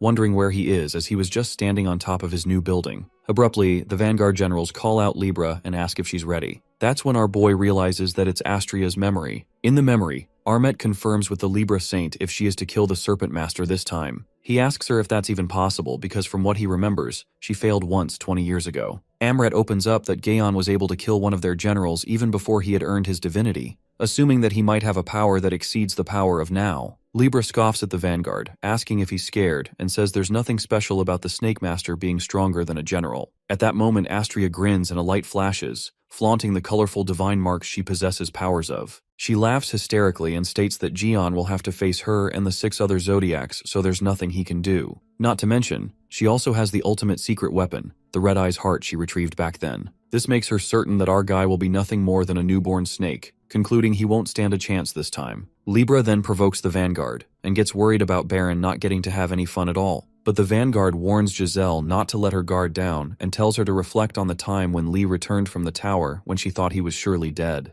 The knight mocks the Zodiacs for always lacking the final touch, and Libra responds, "No lord is that different though," making him remember about the one who got backstabbed by his lord and is now being held in the heart of the Tower of the Demons. The Vanguard admits that she's not wrong and wishes Astria good luck on her mission, assuring her that he'll send his knights as a vanguard. Armet then anticipates that he'll see Libra again at the tower after Jian Li is dead. With that, the Vanguard disappears. Jian deduces that Libra's memory was passed to him while he absorbed her powers. He infers that this memory was before the invasion when Libra met up the Vanguard, but now it's useless. Suddenly, his thoughts are interrupted when he comes across another memory. It's Libra's daughter Kaylee who tries to contact her mother. Callie apologizes for what happened to Siwoo and Taiwoo as they're now goners, thinking it's just karma. She even would have yelled out of joy if they weren't part of the family anyway. Kaylee tells her mom how she's been admiring Jian's doing recently. Callie feels jealous of Yuha that fox as she found out she's been getting close to him. Therefore, she decides to go where Master Goen is, so she pleads with her mother to stop asking her to join the Libra sect. With that, she calls this the last message because she knows her mother will be fighting Master Gaon soon and she doesn't want that. But she promises Giselle that she won't interfere this time and wholeheartedly apologizes to her mother, manifesting that they could see each other in any other form in the future. After the message ends, our boy is baffled to see Kaylee and assumes that it must be another Libra's child.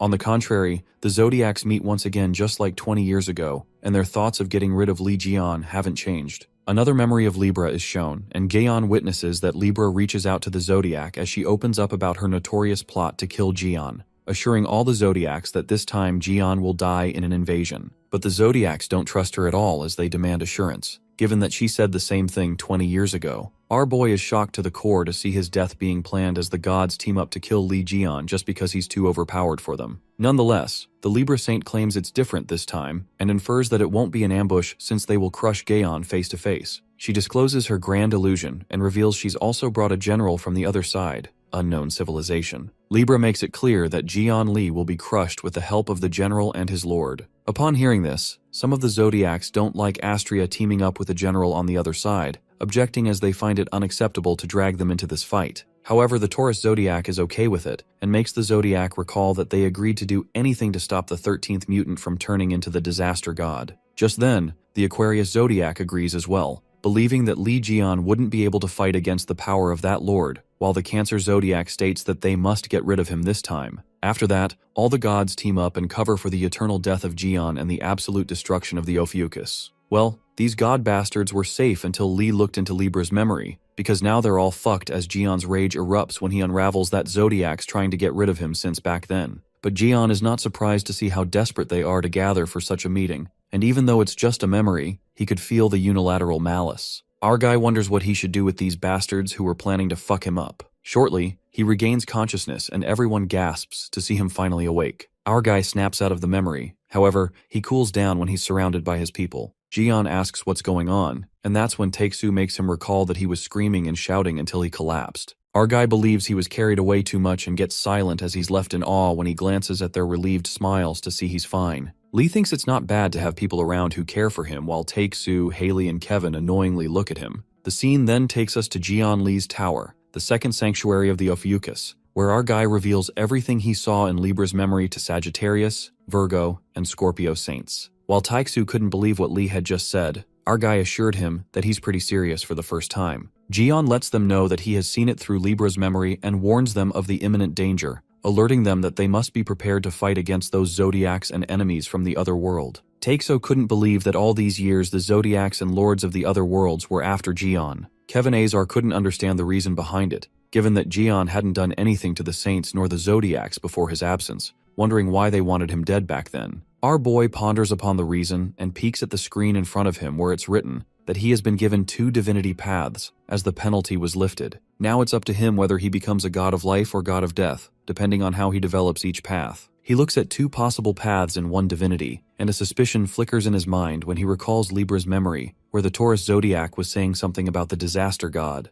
That's when it occurs to Lee that maybe the 2 paths are referring to the mutant or the disaster god they mentioned. But whatever it is, our boy doesn't give a damn if he becomes a god of life or death because he's adamant to get every possible power to make them tremble before him. As our guy is still plotting in his head, Taeksu is creeped out by his evil grin, while Haley finds that evil face pretty handsome. On a serious note, our hero warns the three saints that they're about to face enemies beyond anything they've encountered before, which means he winning one-on-one fights wouldn't matter much if they come in number. For this reason, they couldn't ignore the possibility of the enemies attacking cities where Gion was not present. Our guy enlightens that they need to gather more allies and become stronger together, so they will be able to fend them off. Gion concludes that they've got a lot of things to prepare, advising them to keep their spirits up. Later, in Gion's workroom, our guy puts all his best efforts into preparing the weapons for the upcoming catastrophe. Our guy peeks at the Vanguard's armor he got after shattering it, thinking of making a prosthetic arm and upgrading some gears with his weapons. He plans on using every piece of him. Gion then glances at the Demon Tower and recalls that Baron mentioned restoring the tower. The thought disturbs him as he wonders why would they care to do it after all these years. Suddenly, Libra's words echo in his mind when she was talking about the one who got backstabbed in the tower, and Gion thinks it's related to that person that she mentioned.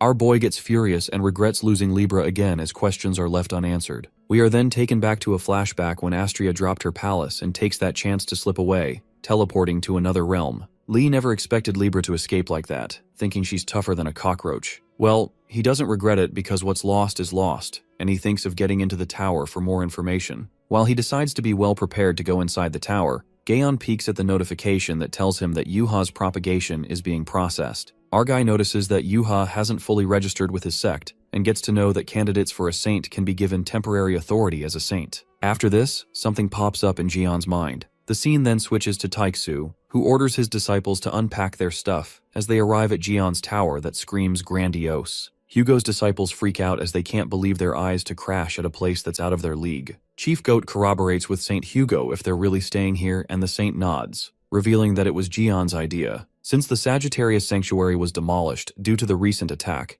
Taiksu exasperatingly informs them they're going to stay in the Ophiuchus Sanctuary for a while. However, everyone is rather thrilled as they're at Jaeon's place, and Sungjae couldn't be happier. Sungjae diabolically feels great about their house being destroyed, while the disciples wish to stay here for the rest of their lives. But Hugo bursts their bubbles when he clarifies that they will go back as soon as the sanctuary is rebuilt. But the disappointment is visible on their faces, and Hugo's pride is crushed. The disciples oppose moving back to their sanctuary, complaining that they're sick of rebuilding their sanctuary over and over. The frustration is at its peak, as if they would chew Taiksu alive, claiming that they deserve sanctuary like this one too. While Hugo is taken aback by the sudden backlash, Zodiac Apollo giggles and says he knew this would happen sooner or later. God Apollo enjoys his saint who's going through an existential crisis and suggests that they should build a nice sanctuary this time. Taiksu lashes out at Apollo and asks him to send him some money for the sanctuary, because that's what he's lacking. But Apollo, enjoying Taiksu's breakdown, clarifies that it's not part of his purpose. Just then, Gion witnesses the chaos going on and asks Taiksu to get ready as they are going to Leo's. Taiksu justifies that he wasn't fooling around and asks why they're going to Leo's.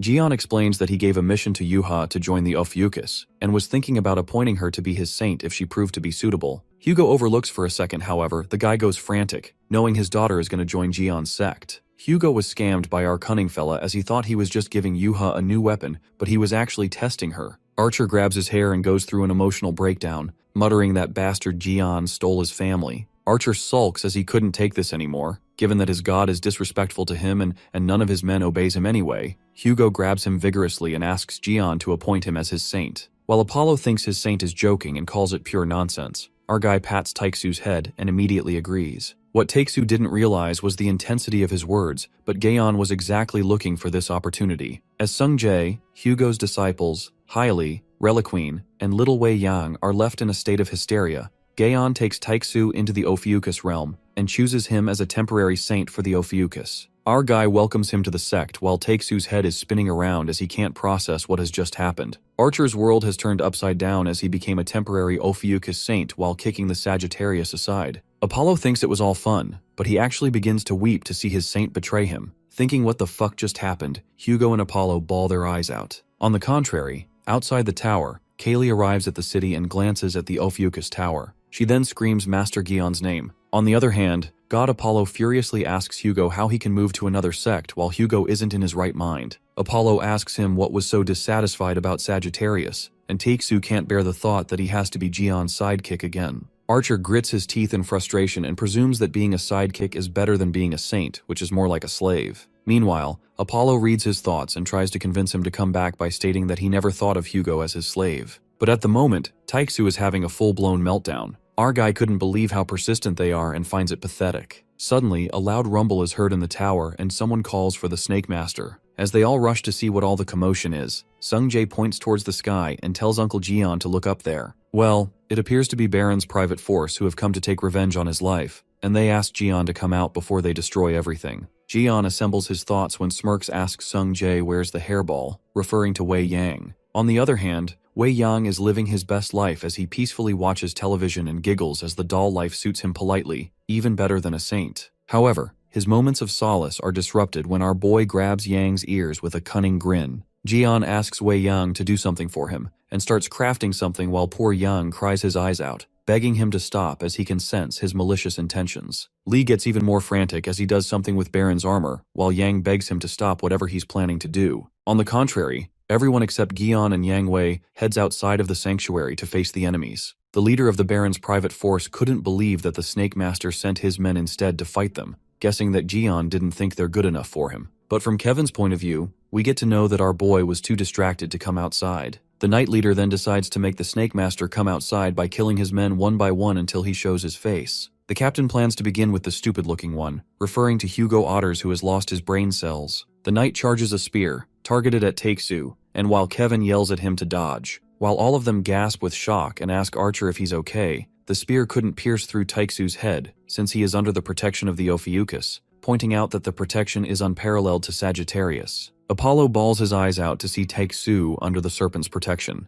but Taeksu is emotionally wrecked, while the Baron's force is thrown into panic when they realize that the captain's spear did nothing at all. They are scared and wonder what could they possibly do when the humans slain the Phantom Knights. The captain shuts them up and keeps his pride, stating that they can't lose to mere humans. That's when the force gets uplifted, thinking maybe the captain was just toying, but in reality, that spear was the captain's best shot. The captain realizes that even the Snake Master's men are that strong. Suddenly, someone gets on the level with Baron's private force and begins slashing them. Someone effortlessly slices the enemies in midair while the captain asks who the hell it is. Surprisingly, it turns out to be Kaylee. As the Knight Captain attacks her, she flips, and with such awe-striking movements, Kali lands on the ground. Making quite the iconic entry, she leaves everyone astonished while Chief Goat recognizes that she's Kaylee Collins from the Libra. Kali, who's SS class, and one of the 10 stars, greets Chief Goat and assumes the last time they met was at Leo's tournament. She makes fun of the Chief, asking him how's the spot where she hit him, thinking it's all healed up. While the Chief gets reminded of the embarrassing moment of his life, Kevin makes fun of him and asks Goat if he lost to Kaylee. The Chief admits that he lost to her badly and miserably. Chief Goat then narrates that Kaylee Collins can't simply be described as one of the 10 stars. A couple of 10 stars and many others have challenged her, including Yuha and Sylvia, but she has never lost. The 10s are the next in line after Saints, so if there were no Saints, Kaylee would be the strongest person in the world. Curious, Kevin asks the Chief if Kaylee is stronger than Jin Myung, and the Chief lets out that he didn't even think to fight her. Meanwhile, Haley's eyes widen with shock when she notices Giselle's daughter, wondering why she is here. Just then, the Baron's force captain overhears that Collins is from Libra, and asks why she's attacking them when Libra made a deal with them. Callie responds bluntly that she's not part of Libra, confessing that she left the sect. While everyone gasps with disbelief, Kaylee warns the knights to get ready to be chopped. She grasps her weapon that looks similar to Gion's Sky Punisher, and makes it clear that she's going to join Ophiuchus today, no matter what. The captain thinks Collins got a little proud of herself, slicing off some of his weakling. He then declares a battle. As Kaylee is ready to chop off their heads, suddenly our guy steps in with a big-ass box in his hand. The box gives off enormous divine energy as it swirls around the tower,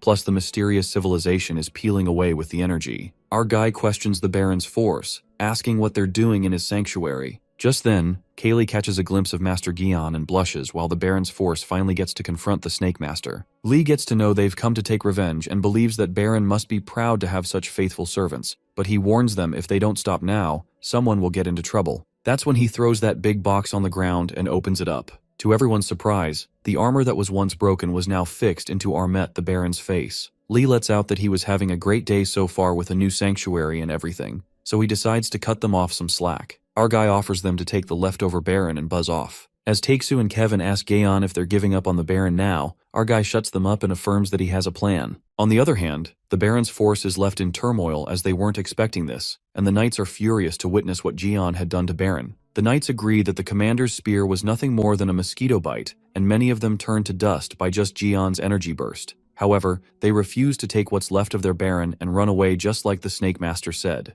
But things take an unexpected turn when the commander immediately agrees with whatever Jian has to say, smirking. Eventually, the Baron's private force leaves in peace and takes the Baron. The atmosphere turns back to normal at the Jian Li Tower. In the tower, our guy decides to hear Kaylee out, who wants to join his constellation, while she looks at him with sparkly eyes. Jian straight up refuses her request while Kaylee freaks out. Our boy does not doubt that she is the strongest of the 10 stars, and that she has the will to join them, but that it is not enough. Then, Callie comes to a realization and asks if he's refusing because she's from Libra. That's when the Scorpio saint, Haley, steps in and bluntly confesses that it's because she's the daughter of Giselle Lawrence. It is then revealed to us that in the past, Giselle created her children by combining her DNA with influential people from around the world. She planned to exercise her leverage from the root of society. Nonetheless, the Scorpio saint can't exclude the possibility of her children having the same moral values as her. Hearing this, our guy feels pessimistic about what Scorpio said, while Take-Su presumes that it's not like Giselle had multiple relationships. Haley lets out that she can't blame them for having such an idea, given Libra's evil doings. She then asks Haley why she is trying to betray Libra and join the Ophiuchus saint.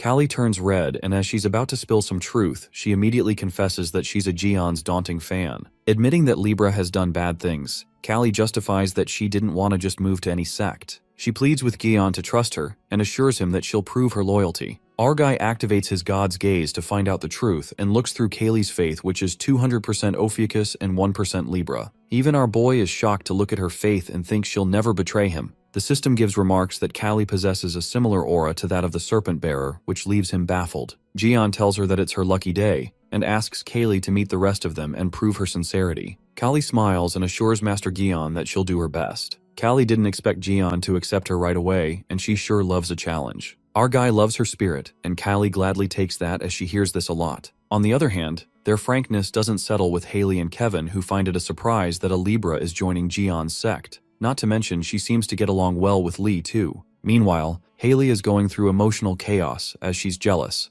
and Kevin leaves her to it whatever she's doing. As Scorpio acts as a possessed woman, Kevin approaches Gian and asks about the Baron. Kevin Azar informs him that the Baron is back with his army now. That's when our guy reveals that it was Hairball inside the armor, leaving Kevin, Haley, and Hugo slack-jawed to know it was Wei Yang. On the other hand, the Knights are pulling the leftover Baron upwards, but in reality, Wei Yang's soul trapped inside the armor is screaming. While Knights curse Jian Li for whatever the hell he did to Baron, Wei Yang bawls his eyes out for getting tortured like this. The scene then takes us to Wei Yang's flashback, where Gaon orders him to enter the Baron's armor and infiltrate the unknown civilization's world to gather information. Yang freaks out at his madness and refuses to do such a thing. Our guy forcibly grabs him and assures Yang that he'll get back into his body when it's done, knowing that his body is being preserved in the sanctuary. But Wei tries to justify that he can't do such a thing, and Jian shuts him up, reminding him that he's trash but still a saint. Our guy tells him to show at least a bit of dignity as one of the 13 representatives of humankind. Yanking to reality, Yang ponders that it's too late now and he must get back by any means. Yang agrees that Jian is an insensitive bastard, but he is aware that Jian always keeps his promise. However, one thing doesn't settle with Hairball. He's in deeper trouble than expected. Just then, Ares peeks outside the armor and notices that they're headed to the Tower of Demons. Yang acts as the leader and asks the knight why they are headed to the tower when it is broken. The knight reveals that's where the facility is that can restore his body. Baffled, Yang couldn't help but wonder that there are facilities left in the tower all these years. The scene then takes us inside the tower, where we see the man tied down by chains and tree branches, in the middle of a divine mark. That guy is blindfolded with multiple daggers stabbed into him. The subordinates inform their captain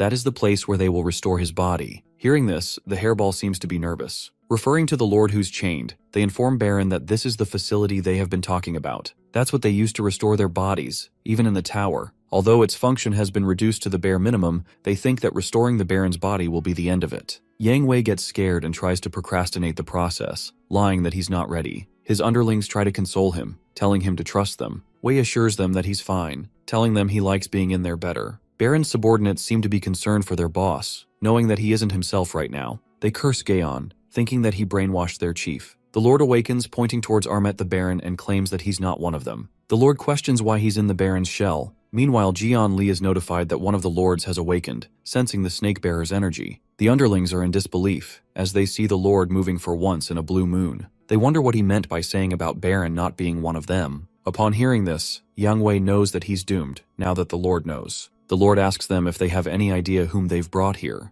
The Lord knows that there's no point in explaining to these dumb subordinates and tells them to be silent. the chained lord grabs Baron's body and pulls it towards himself. It urges Baron to speak and questions him who he is while the Aries saint is panicking, knowing that he's done for. Wei Yang stutters and confesses a lie that he's the Capricorn saint, Wei Yang. The lord calls it nonsense and grabs the armor more tightly, knowing that there's no way the power holding him belongs to Capricorn. Giving him another chance, the lord asks him once again, who's behind granting him such energy. Yang freaks out as he's clueless about what to do and thinks he should just tell the truth. At that moment, we see Jian Li appear there and expresses his disappointment in the hairball getting caught ready. Our guy states that Aries is actually useless, while Yang Wei couldn't be happier seeing him right now. Our guy thought he should greet the lords but wasn't expecting to meet one of them so fast. Jian diverts his attention to Wei Yang, asking him if he doesn't plan to be a spy in the future, but the Aries saint blames Jian's energy for getting him caught. The lord, upon seeing the snake master, is surprised and states that he seems to be a newly born god but senses great strength within him. The lord believes that Jian must be the mutant, the 13th. Jian smiles and responds that's what the others say about him. While our guy is aware that he's the lord who has been locked in this tower,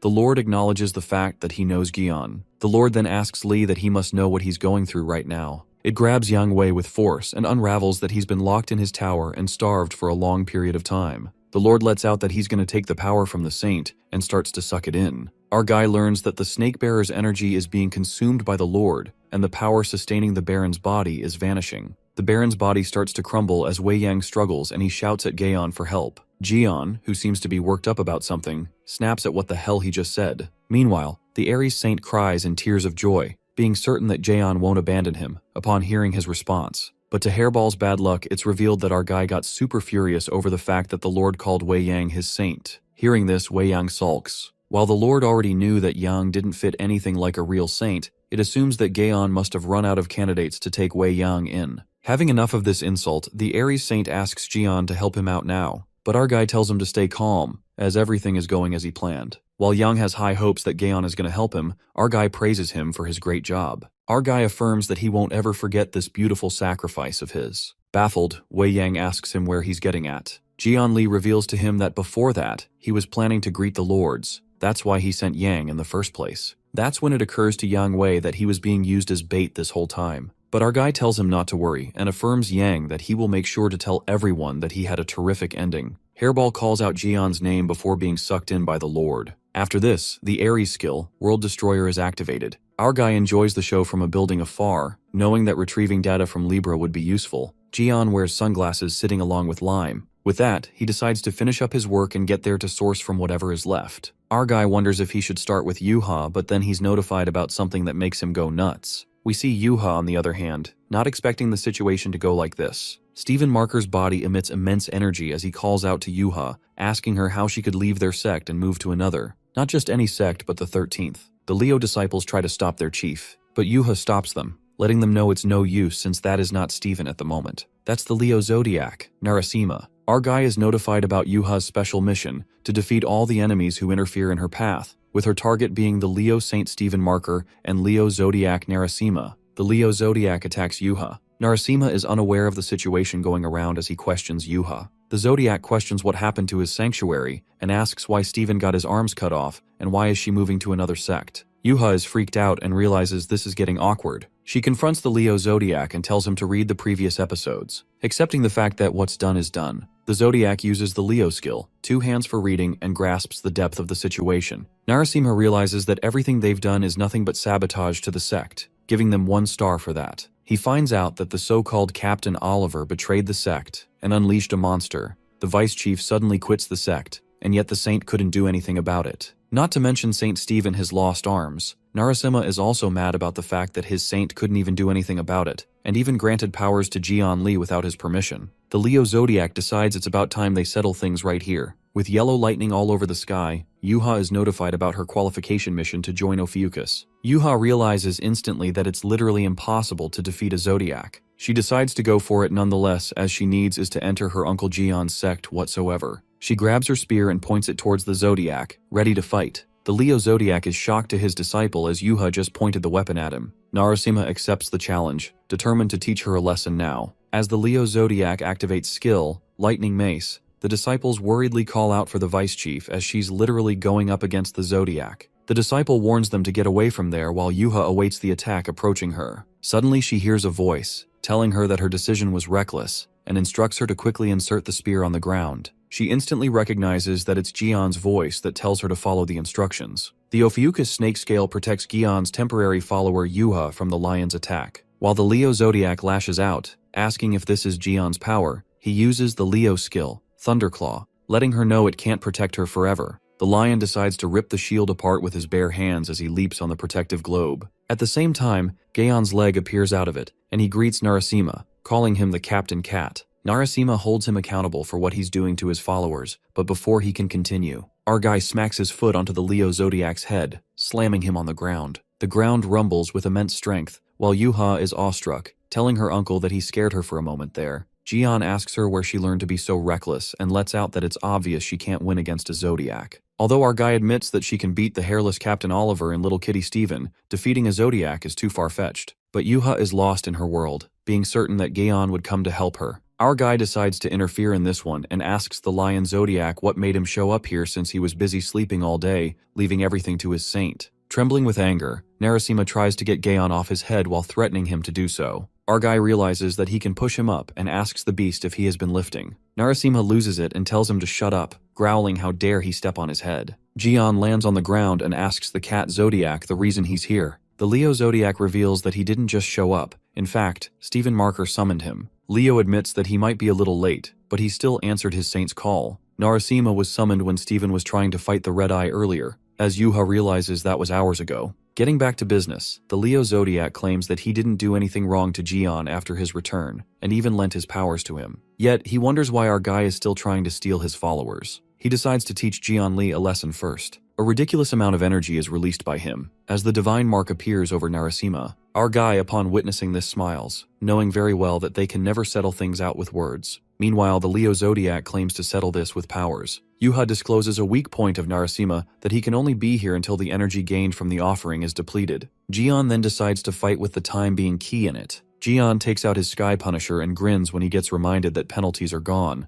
planning to test out how strong he's actually gotten. Hopping mad, Narasimha tries to put Gion in his place and threatens to crush him with all his might. While the lion traps Gion with colossal claws, our guy lets out that he can't crush him this easily, telling the lion to do better. Gion strikes a punch that makes Narasimha smash away with brute force and mocks the beast, asking if this is what he calls power. Our guy leaps with his Sky Punisher and warns the lion to get back on its feet, otherwise it just goes back to sleep more. Pissed off, the Leo Zodiac roars and calls Gion an arrogant bastard. The lion's roar rumbles, and that's when Leo uses the skill, Divine Lotus of Punishment, that echoes like thunder, hitting right at Lee. The crushing attack makes Yuha worried about Gion, while Narasimha makes it clear that he's not done yet as his power blasts through the ground, wanting to turn Gion into dust. However, our unbeatable disaster god emerges, and tells the lion to keep wishing to turn him to dust. Gion emits the divine power and the Ophiuchus divine mark appears on Lee Gion's forehead. It appears that our guy steals the skill of the Leo Zodiac, the Lotus of Disaster, which makes Narasimha mad as hell.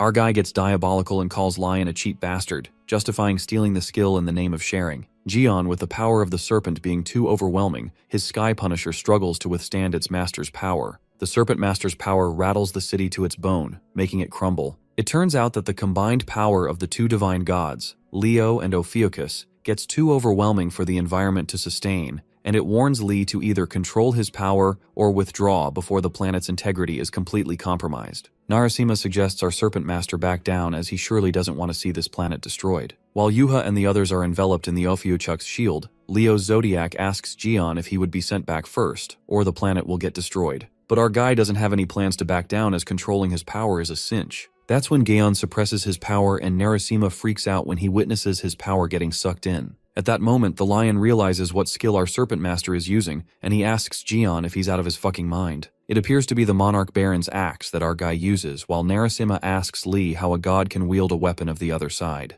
Our guy suggests to the Leo Zodiac that they should share the skills, and thinks the Monarch's weapon was perfect to neutralize the power of God. Gion gets curious and asks Narasimha how much energy he's left to maintain himself, when shortly, Leo gets the warning that the resources of his constellation are being depleted. As the beast gets distracted by the warning, our guy leaps towards Narasimha with the Baron's axe. At that moment, Gion strikes the lion and manages to slash through one of Narasimha's fangs. While the lion lets out a thunderous roar, Gion eventually obtains Narasimha's fangs, leather, and hair. Being the true disaster god, our guy beats the crap out of the cat Zodiac as he relentlessly keeps slashing the axe across the lion's body. Narasimha calls Gaon a literal disaster who uses weapons from the other side. Just then, Leo uses his divine skill, the battleground for a victor, that lights up the horizon. Narasimha chains up Gaon with his lighting power. Our guy calls the lion a moron and concludes that he's just like this slave, Steven. As Lee asks the lion what made him enable his skills, Narasimha doesn't realizes that he's fucked up as the resources and experience points of his constellation get fully depleted. Narasimha gets screwed up big time since he can no longer maintain himself in the realm, and is freaking out as he almost had Gion for fuck's sake. Our guy shows him the middle finger and gives Leo a reality check that he could defeat him in his dreams maybe, while Narasimha challenges Lee for a rematch, saying that he's gonna end him for good. Just like that, the Leo Zodiac returns to the divine realm, and the Leo disciples are astounded that Gion defeated their Zodiac. Our guy then informs Yuha that the matter has been resolved, suggesting that they should finish up the business. On the other hand, poor Steven finally regains consciousness and asks himself if he lost his mind again. As Steven is unable to process the situation, Yuha grabs the saint's attention by saying that he's finally awake. Yuha reveals that the Leo Zodiac himself came by and assures Steven that he doesn't need to worry. Yuha pulls her spear out and gets to her mission to defeat the Leo Saint to join Ophiuchus, which scares the shit out of the armless Steven. As it seems like Yuha is about to hit Steven, unexpectedly, she bows to Steven and apologizes to him. Yuha expresses her gratitude for everything the saint has done for her and explains the reason why she's joining his uncle's sect. She knows how Marker feels about this. She assures Steven that she won't forget about what he's done for him and hopes he would understand her. She then asks Steven for his permission to join Ophiuchus, pleading to let her go. The Leo Saint without a thought allows Yuha to change the sect, while the Leo disciples freak out and ask if he's really letting her go. The Leo Saint states that Yuha has already made her choice, so there's no point in stopping her. Steven believes that he may have kept her in his sect due to his guilty conscience, and concludes that he can't hold her back because of his past. He tells Yuha to leave and encourages her to get stronger as much as she wants, because that's the spirit of a true Leo. Steven tells her to take care while Yuha calls him out. Marker grins as he hears her voice and gets deluded that maybe his dramatic lines would make Yuha hesitate and reconsider. However, Steven's delusions wither away in a second when he turns back only to get smacked on his head by Yuha's spear, making his nose bleed. With that, she finally completes her mission. Yuha defeats the Leo Saint and can't wait to join Uncle Gion's sect while our guy proudly claps for her. On the contrary, at the Gion Lee Tower, which is his second sanctuary, Yuha gets an unpleasant surprise when she encounters Kaylee Collins, asking what she's doing here. An unsettling intensity rises between the two as they're rivals, and Kali asks the same question. Kali confesses she's trying to join the Ophiuchus, but Yuha tells her to keep dreaming as she's from Libra. Meanwhile, Sung-jae loses his brain cells when watches them both bickering and asks Chief Goat if they have always been like this. The Chief Goat asks Saint Haley to do something. However, she's already in a turmoil as she watches those two girls trying to take over her place. Given that she also lost her brain cells, the chief concludes that Scorpio is useless at the moment. After that, Yuha asks Kali about her true intentions for coming to the Ophiuchus sect. But Kaylee clarifies that Master Gion has already told her that he would think about it. That's when Kali teases Yuha and assumes that she's afraid that she might take her sweet spot next to Gion. Upon hearing this, Sung-jae and the Chief Goat freak out, and Yuha gets furious as she clenches her fists and challenges Kali for a fight. Kali looks forward to seeing her try. Sung-jae thinks that it's his time to shine, but doesn't know that he'll regret interfering in a girl's fight. Kali tells Sung-jae to read the room, and so does Yuha, while poor Sung clarifies that he's going to be the one standing right next to Lee Gion. Saint Haley thinks it'll be fun and decides to be a judge while the chief begs Haley not to encourage them. Watching television, Kevin asks Taeksu if they should stop the kids as the atmosphere's getting hot, but Taeksu is certain that they won't listen, and is reassured that Haley would stop them if things heat up too much. Archer frustratingly asks Kevin why the hell is this meatloaf doing here, referring to Steven Marker. Poor Steven tells them not to blame him and justifies that he was here when he woke up. Taeksu asks Gion why he brought the meatloaf over here and tells the big guy that he's taking up too much of the space. While Kevin and Taeksu push the meatloaf into the corner, Steven gets bullied as he has no arms to fight back and thinks how cruel these guys are to treat an armless guy like shit. On the news, it's reported that the recent attack from an unknown civilization has left them with global destruction, and the citizens question certain constellations as they get exposed. Steven infers that the balance between the 12 sects is shaken to the core, wondering what will this phenomenon lead to. Whitehead and Archer are annoyed by Marker's shit talk. Marker believes that it's all because of Gion, which makes Taeksu pissed off as he says no one asked for his opinion. But the Leo Saint elaborates that he's seen Jaeon for quite a while since he became a saint and never understood him. At first, our guy was just an irregular mutant who was treated as such, but now he has become a god himself, opposing others and lords. Steven realizes how Gion has gone too far up, and Archer curiously asks him if he still has a sense of rivalry. but Steven refuses and says that's all in the past and feels kinda sad about it. Kevin and Steven are hurt on a personal level as they know how it feels. Virgo recalls that there was a time for him too, when a goal line which seemed just a couple of meters away, suddenly pushed far away when Gaon became a constellation. Kevin admits that he's mad at the fact that there's nothing they can do except rely on Lee Jian. Although it has nothing to do with pride or ego, Kevin feels the urge to become as strong as Lee, because if he's no longer able to be with them, then what they possibly could do. In the workshop, our guy is making prosthetic arms for Steven and Kevin. After this emotional conversation, Steven cracks a joke and suggests to Kevin to become Jian's slave number 2, just like Hugo. While Hugo justifies that he was tricked, Kevin lets out that he'd rather lose 1,000,000 flights to Jian than become his slave, because he knows how brutal it is. The three of them let out a deep sigh, knowing that they could never suppress Lee Jian. Kevin gets worried about how they're gonna fight Zodiacs or Lords, and Steven confesses that he can't even handle his own Zodiac. While Taeksu anticipates that they have a rough path ahead of them, Steven states that they'll figure it out eventually, and tells him to do whatever they can in their power. Taeksu asks what exactly they should do, and that's when Steven reveals that he's going to hold a press conference to tell the truth of the day 20 years ago. Steven decides to tell the world that it was Lee Jian who killed the Crimson Eyes, not them, and come clean in front of the entire world. The next scene then switches to Reliqueen, who informs Jian that Taeksu, Kevin, and Steven left somewhere as they asked her to open a portal, saying it's urgent. Our guy worked his ass off crafting prosthetic arms for them, and when it was time to surprise them, those sluggish guys acted so quickly to act only at times like this. Suddenly they're interrupted by the rumbling and Jian learns that it's just Kaylee and Yuha having a duel. Kali compliments her opponent that she's got better than before, guessing she learned a few moves from her recent battles. Meanwhile, Yuha hates that condescending tone of hers, the main reason she hates Kaylee. The fight gets intense when Yuha strikes her hard, but Kaylee evades the blow as she bounces off the building wall to counterattack,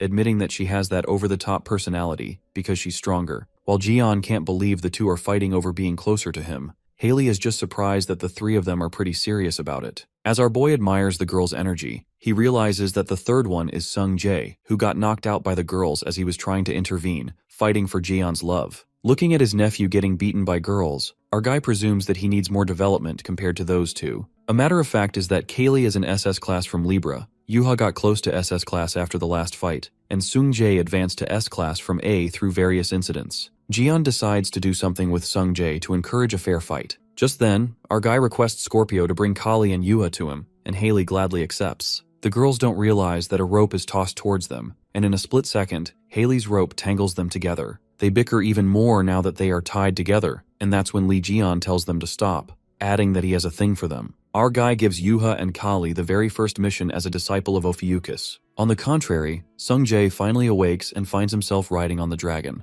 Jian cuts to the chase and lets out that he heard how Sung Jae got knocked out in a blink. Sung nods and despondently admits that he was never a match for them. Jian uplifts him and tells him not to be disappointed as it means he simply can get a lot stronger. Our guy then asks Sung if he wants to get stronger, and he excitedly responds that he'd do whatever it takes to be stronger. Jian likes his high spirits, and Sung Jae, without rethinking, agrees to do anything. Sung Jae asks him where they are headed, and our guy reveals that they're going to the tower. A silence falls over, and that's when Lee jumps from the dragon, reminding Sung Jae that he said himself that he'll do whatever it takes. Regretting his life decisions, poor Sung holds on to his dare life as Gaon aims to plummet directly into the demon tower, concluding that training is the only way he'd get stronger. The raid begins. The scene then takes us to the destructive Leo Sanctuary, where the Leo Saint holds a conference, and the crowd wonder what the press conference is about. The scene then takes us to Steven's flashback, where he decides to hold the conference while Archer asks him if he'll be able to handle it, as Leo might get blamed for everything, including what he hasn't done. But Steven doesn't care as he saw this coming one day, while Virgo can't even imagine the aftermath. Just then, Kevin and Hugo get ready to go along with Steven. Steven assures them they don't have to do that for him, but Kevin and Taeksu refuse to leave him alone in that state, given that he has lost both of his arms. Taeksu dwells upon the possibility that Marker might be attacked by the rest of the Libra. Archer suggests Steven to avoid the nonsense and just organize things he has to say at the conference, assuring him that he'll take care of the rest. Meanwhile, Steven gets teary-eyed after the act of kindness he receives, and sadly he's not even able to wipe his tears. Deep down, he's full of gratitude for Taeksu and Kevin. Fast forward to the present, Steven Marker gets straight to the point, reminding the journalists about the press conference Sophie Marty held. He divulges that Sophie revealed the truth behind the red eyes that occurred 20 years ago at the Demon's Tower. However, due to the sudden intrusion of the Dark Cancer Saint and the numerous incidents that followed, that story sank beneath the surface. Steven declares that he intends to bring that story up once again, and according to Sophie's testimony, the person who killed the Red Eyes back then was Lee Jian, and the one who defeated the Red Eyes that appeared in the US was also killed by Jian. While Steven continues to reveal the truth, Hugo monitors everything and believes everything's fine until now. He also wonders about the situation outside as Kevin's responsible for that. Outside the Leo sanctuary, Kevin's guarding the area when suddenly an unwelcome guest shows up. It turns out to be the Dark Cancer Saint once again, Jean-Louis Morin. Virgo did expect this bastard to show up, and Moraine responds that it's only natural that he's here, as he can't just sit back and watch when Steven undermines them with lies. Kevin Azar justifies that Steven just wants to tell the truth to the whole world, while Moraine manipulates Virgo and manifests that Leo will spill that Kevin was the one who backstabbed Jian in the tower. While Kevin gets enraged, the Dark Cancer Saint continues to spit nonsense, confessing that it was Virgo and Libra who planned out the plan to get rid of Jian. He provokes Kevin into thinking and says that he remembers something from that day. Suddenly, Moraine casts some kind of spell on Kevin that makes him remember nothing about that day. It appears that this cancer bastard manipulates Kevin's mind using some kind of skill. A gust of ominous aura surrounds Kevin, and Jean Morin messes up with his memory, supposing that it would be good to start from the time when Kevin was desperately trying to catch up to Jian Li. Kevin can't seem to move his body and asks Louis what he has done to his memory. The Cancer Saint tries to play with him and justifies that he didn't do anything. Instead, Virgo himself was the one who manipulated his memory because he felt guilt for stabbing him. Kevin shrieks and asks him to stop this bullshit, but that cancer bastard convinces himself to believe that he's telling the truth. Jean-Louis thinks this could turn out good after all, saying he was in a difficult situation since he lost all his partners. Moraine grins and thinks it's not a bad idea to recruit an old partner again this time, referring to Virgo. That's when Louis inserts that key into Kevin's forehead and makes it look like he's reviving Virgos that have sunk into the abyss. At that moment, Kevin's memories get sealed, only remembering the lies Jean whispered to him. On the contrary, inside the conference, the journalists are shackled by the news as they get to know that Li Jian was the one who laid his hands on the Crimson Eyes, and on top of that, Jian was betrayed by one of the saints in the tower. Stephen Marker confirms that it's true, and as they raise questions, suddenly someone comes rushing into the conference. While the Leo Saint continues to speak, abruptly, Kevin Azar, not his true self, bangs the door open. Kevin's attitude changes completely as his smirk reeks of malice. Virgo decides to fill the gap in the story to reveal the person who stabbed Gaon in the tower. The air thickens with suspense when everybody is perplexed what Kevin is about to say next. The Virgo Saint admits that Jian Li was incredible, and he never backed down against the formidable beast, the Crimson Eyes. Trudging up the stairs, Kevin calls it a brutal fight and exhausting even when just watching it.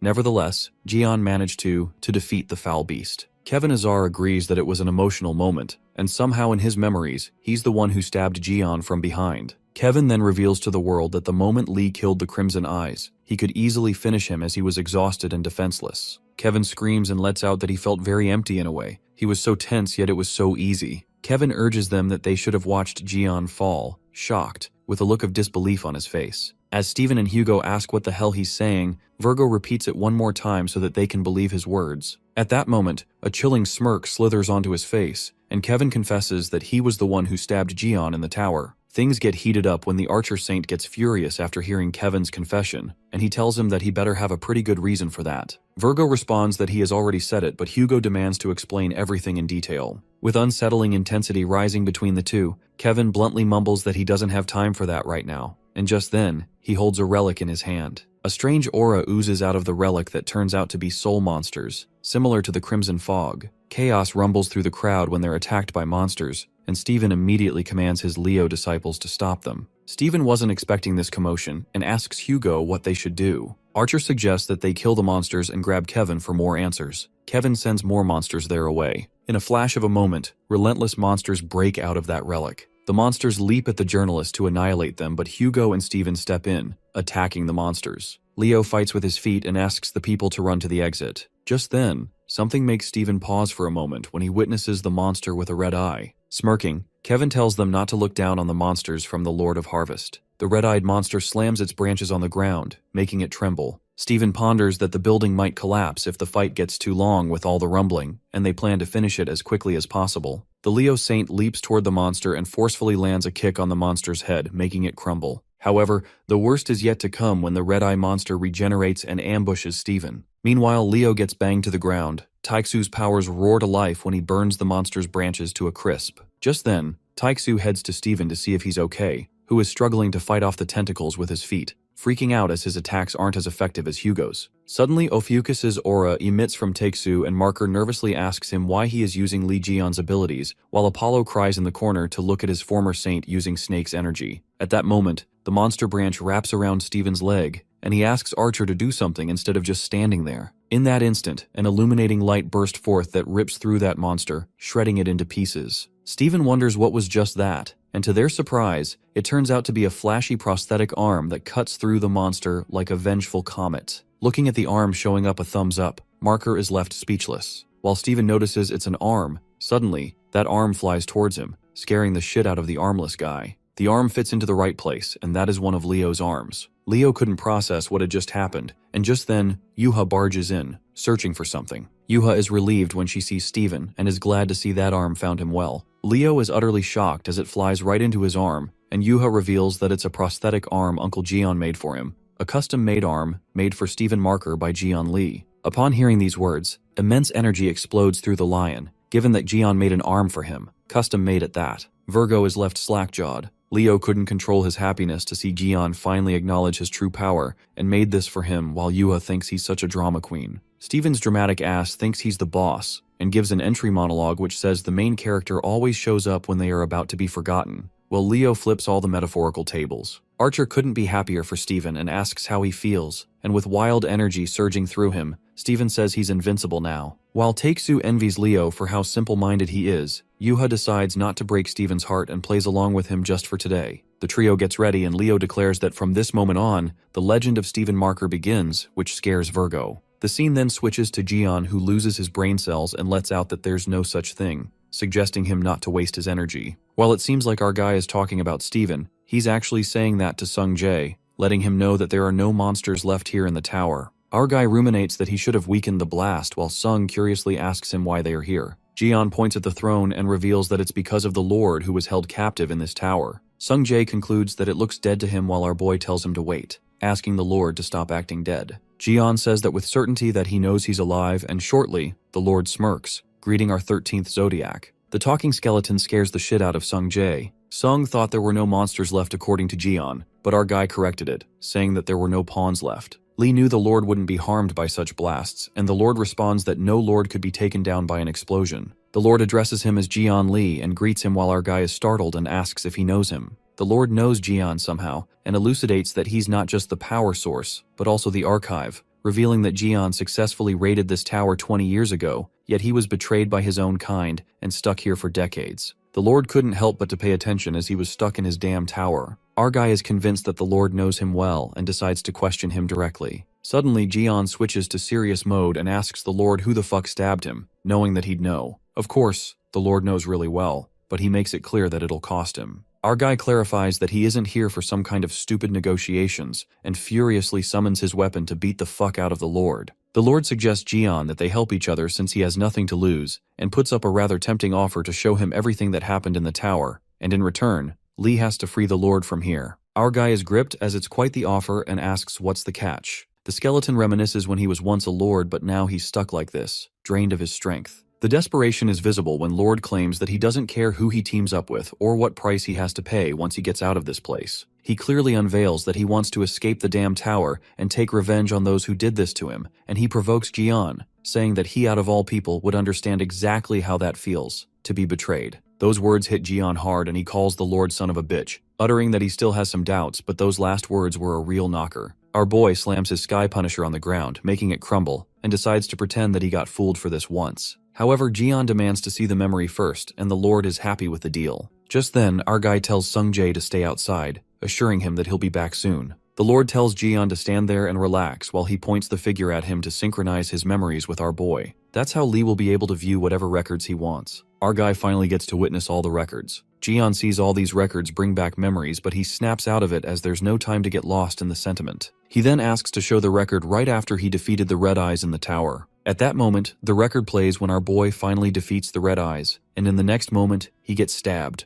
Our boy finally gets to know who backstabbed him, the Dark Cancer Saint, Jean-Louis. The scene then switches to the Dark Cancer Saint who confronts Kevin Azar. Moraine blames Virgo for not accepting his offer when he could, and assumes that the press must be a chaos right now, as the whole world now believes that it was Kevin who stabbed Jion in the tower. Being diabolical, that Cancer bastard dumps everything on Virgo, who finally comes to his senses. Moraine congratulates Kevin for becoming the betrayer of humanity, who will go down in history. The scene then takes us to the moment just before the press conference in DC, where Kaylee and Yuha are bouncing in the air as if they're competing. Callie is super excited for her first mission as Ophiuchus and thinks that she needs to be perfect. It appears that Jian had assigned them both a job, which is simply to deliver these prosthetic arms to Kevin and Steven. He instructs the girls to make sure they deliver properly, since it's their first mission. Callie dashes at light speed and is determined not to disappoint Master Jian. Moments later, Kaylee spots Kevin while Yuha freaks out as she's way too fast. On the other hand, Virgo is being manipulated by the Cancer Saint, who inserts a key in Kevin's forehead. The Cancer Saint reminds Kevin how he was so obsessed back then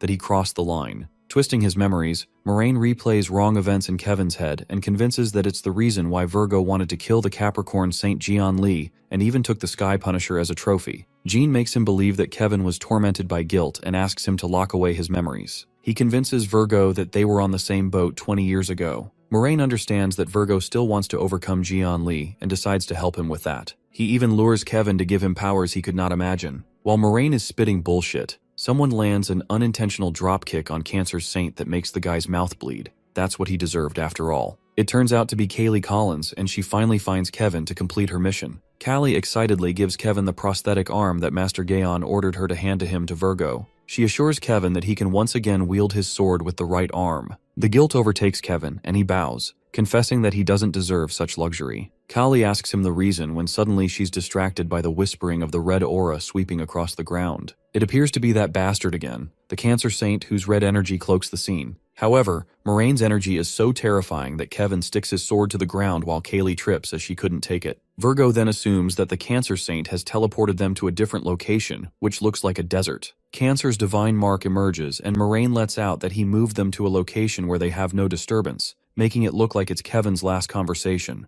The crab turns into half-god mode and asks Kevin if he is confused. He makes Kevin regret not accepting his offer, and believes that the conference must be in chaos, since the whole world will think that it's the Virgo Saint who stabbed Jian Li, and congrats Kevin for becoming a betrayer of humanity who will go down in history. Moraine anticipates that it's just a matter of time before the truth is revealed to the world, and puts Kevin in a helpless situation, saying that his only way out is to be with him now. He provokes Virgo into thinking what Jian would do to him. Smirking, Kevin doesn't give a damn about it and responds that if he really was the one to betray Jian back then he just needs to accept the consequences and face the punishment. Wielding his sword, Kevin Azar makes it very clear that he has no intentions of siding with Moraine. Suddenly, a chilling grin spreads across Jean's face and he tells Kevin to suit himself. That's when something shocking happens and Kevin gets stabbed from behind. Looking back, Virgo is left disoriented when he witnesses Kaylee was the one who stabbed him, thinking that she betrayed Jian. However, Kaylee's vision begins to glitch, and it appears to be Moraine's clones to make fools out of everyone.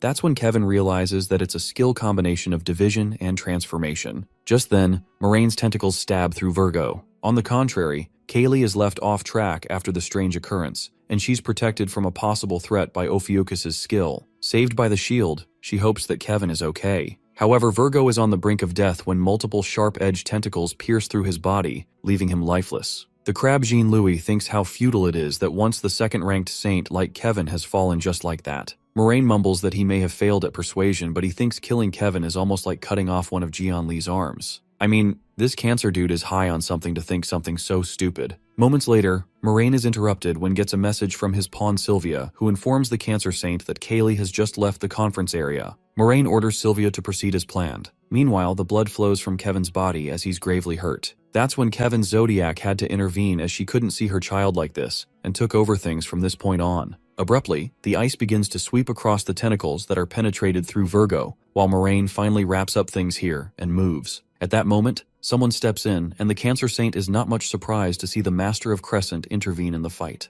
Well, it appears that Kevin's Zodiac has come to his rescue. Abruptly, an icy chill creeps through the air, wrapping everything in a frozen grip. Kevin turns brittle while the Cancer Saint assumes that Virgo's Zodiac seems very desperate, showing himself in a place like this. The cold crept in like death itself, and Moraine frantically yells as he's not going to sit around and watch the Zodiac interfere. The crab then uses his Cancer skill, crushing Claw when suddenly Kevin counterattacks with his skill, April's Blossom. That's when an icy blast occurs, and the freeze spreads like a curse. At that moment, the Virgo Zodiac, Artemis, finally shows herself and asks Moraine how dare he harm its precious child, warning that she won't stand by any longer. Artemis points out that the Dark Cancer Saint treated her Saint Kevin really harshly and even used the artifact from the Lords. In that case, Artemis, the Zodiac herself, concludes that there's no need to spare from her side either. With that, Artemis swishes her hand and a single gust blasts through the air, striking Moraine with brute force. However, the Cancer Saint is rather unaffected as he activates his shield, while the Virgo Zodiac increases the intensity of power that is about to break through the Cancer's skill. The Crab Dude uses the Dark Cancer Divine skill, Dark Star Abyss, and lets the Zodiac know that he's in the demigod state, confessing that he has no intention of going down easily. Artemis rhetorically asks him if he thinks that would be enough to face her.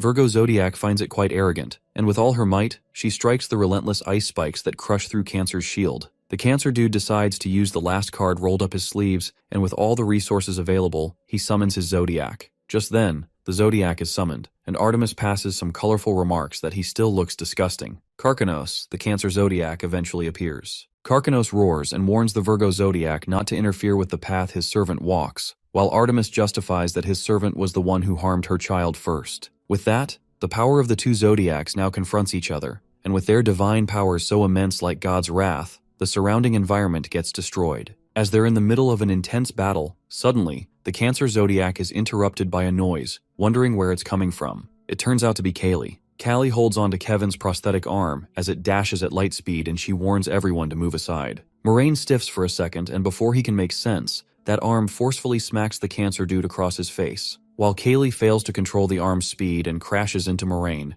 it occurs to be Moraine's other clone as it begins to dissipate. Things begin to take a turn when the summoner, Moraine's clone, is no longer present, which means the Cancer Zodiac gets forced to return to the Divine Realm as it teleports. In the meantime, Callie gets relieved as the arm finally stops flinging. Callie then realizes that she hit something really hard. It's the clone. She then gets notified that the relic, the right arm of the Frost Swordmaster, crushed the head of the rotten crab, obtaining the core fragment of the Dark Cancer. Surprisingly, that prosthetic arm snatched that core right out of that Cancer bastard as it held it proudly. As Kaylee wonders what's the core doing here, Artemis calls her out. However, she doesn't recognize the Virgo Zodiac and asks who she is. Artemis understands that Kaylee is not familiar with this form of hers, and transforms it into a form that's familiar to her. Callie is delighted to see Master Kevin and realizes that it is him. But then Kaylee notices that there's something wrong with Kevin as he gives off a bit feminine vibe. Callie has her suspicions as she asks Artemis if it's really Master Kevin. Artemis transforms herself into Kevin, and she reveals that it used to be his body. Not at the moment, though. Being in a goddess's form, Kevin turns into a beautiful girl, a stunning paradox. On the contrary, Steven frantically slashes through the monsters with his new arm, while Yuha and Teksu assist him.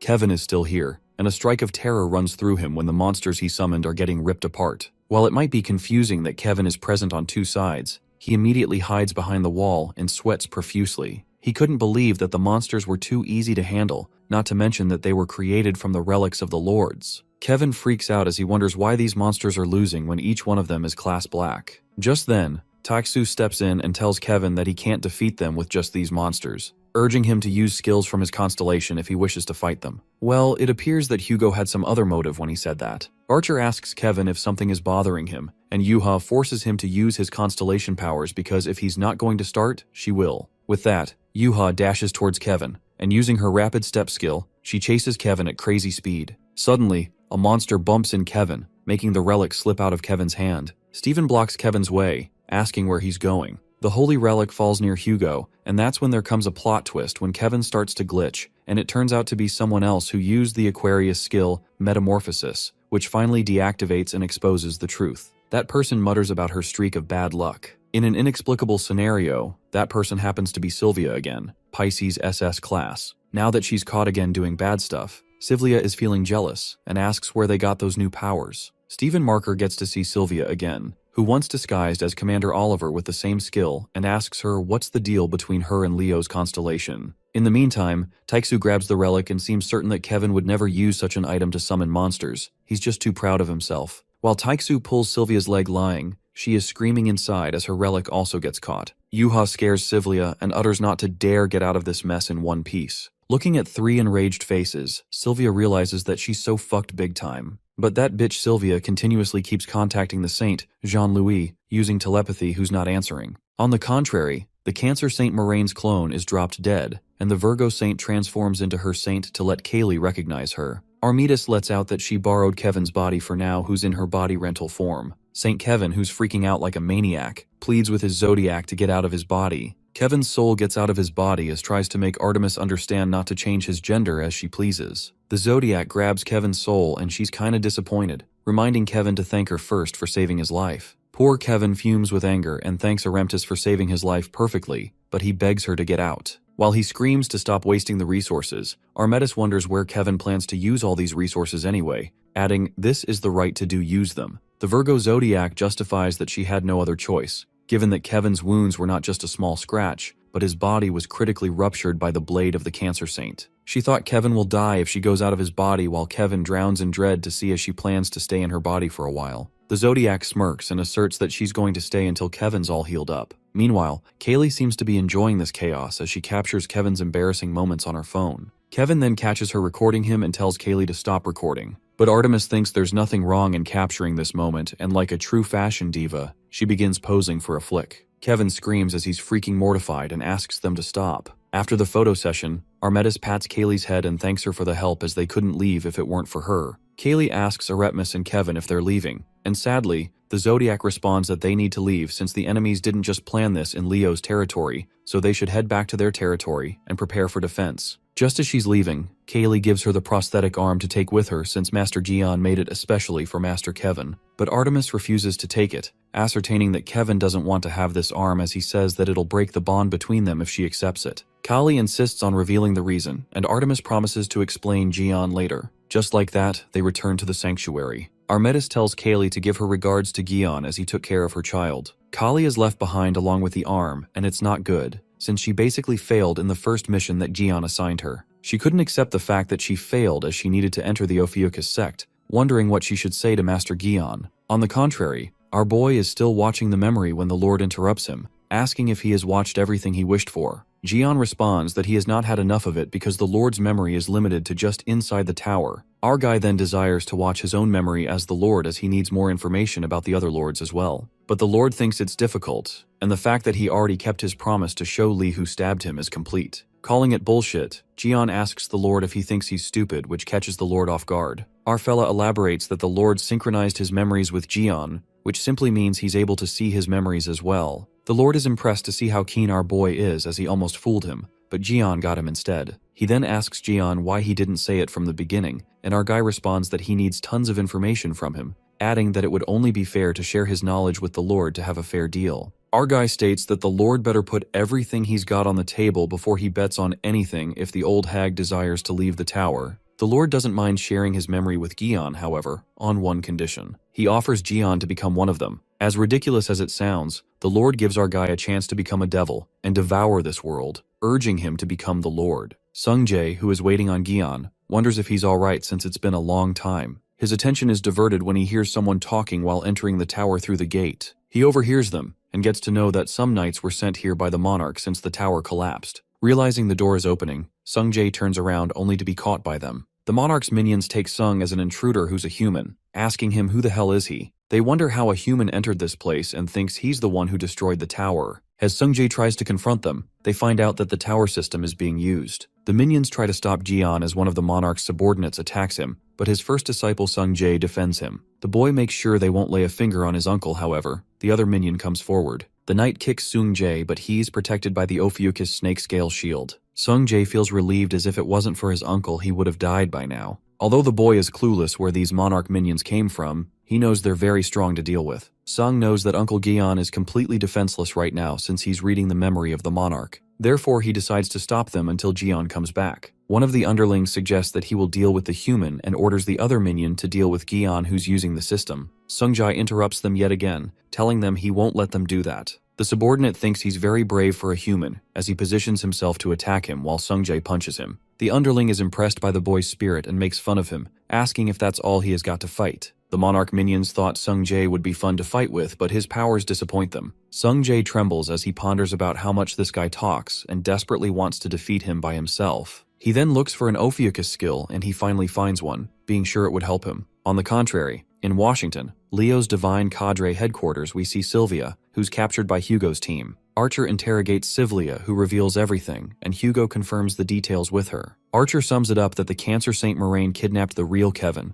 and Sylvia transformed into Kevin in his absence to fool the world. Sylvia agrees, and Hugo asks her where the weird-looking cube came from, which was summoning monsters earlier. The Pisces disciple then unveils that Moraine gave it to her. Other than that, she doesn't know anything else about it. Stephen urges to find the location of Kevin and the Cancer Saint at the moment. As Hugo asks about the whereabouts of Kevin and Jean-Louis, Sylvia bursts into laughter, making it clear that their efforts to find them are worthless. Even if she failed to carry out this mission, this doesn't mean their plan flopped. Sylvia manifests that Moraine must have killed Kevin by now and started invading the Virgo sanctuary. She evilly declares that their plans have been accomplished. As Sylvia laughs, the door bangs open when an angry Kali enters the room. Kali leaves everyone confused while Yuha asks her if her task is completed. Upon this, Kali gets more angry, telling her to figure it out already. Just then, Yuha notices the prosthetic arm that's still in her hands and gets to know that she couldn't deliver it to Kevin. Kali bursts into tears and tells her to stop talking about it since that's making her mad now. She calls out Sylvia, and that traitor seems to be scared of Kaylee, wondering what's wrong.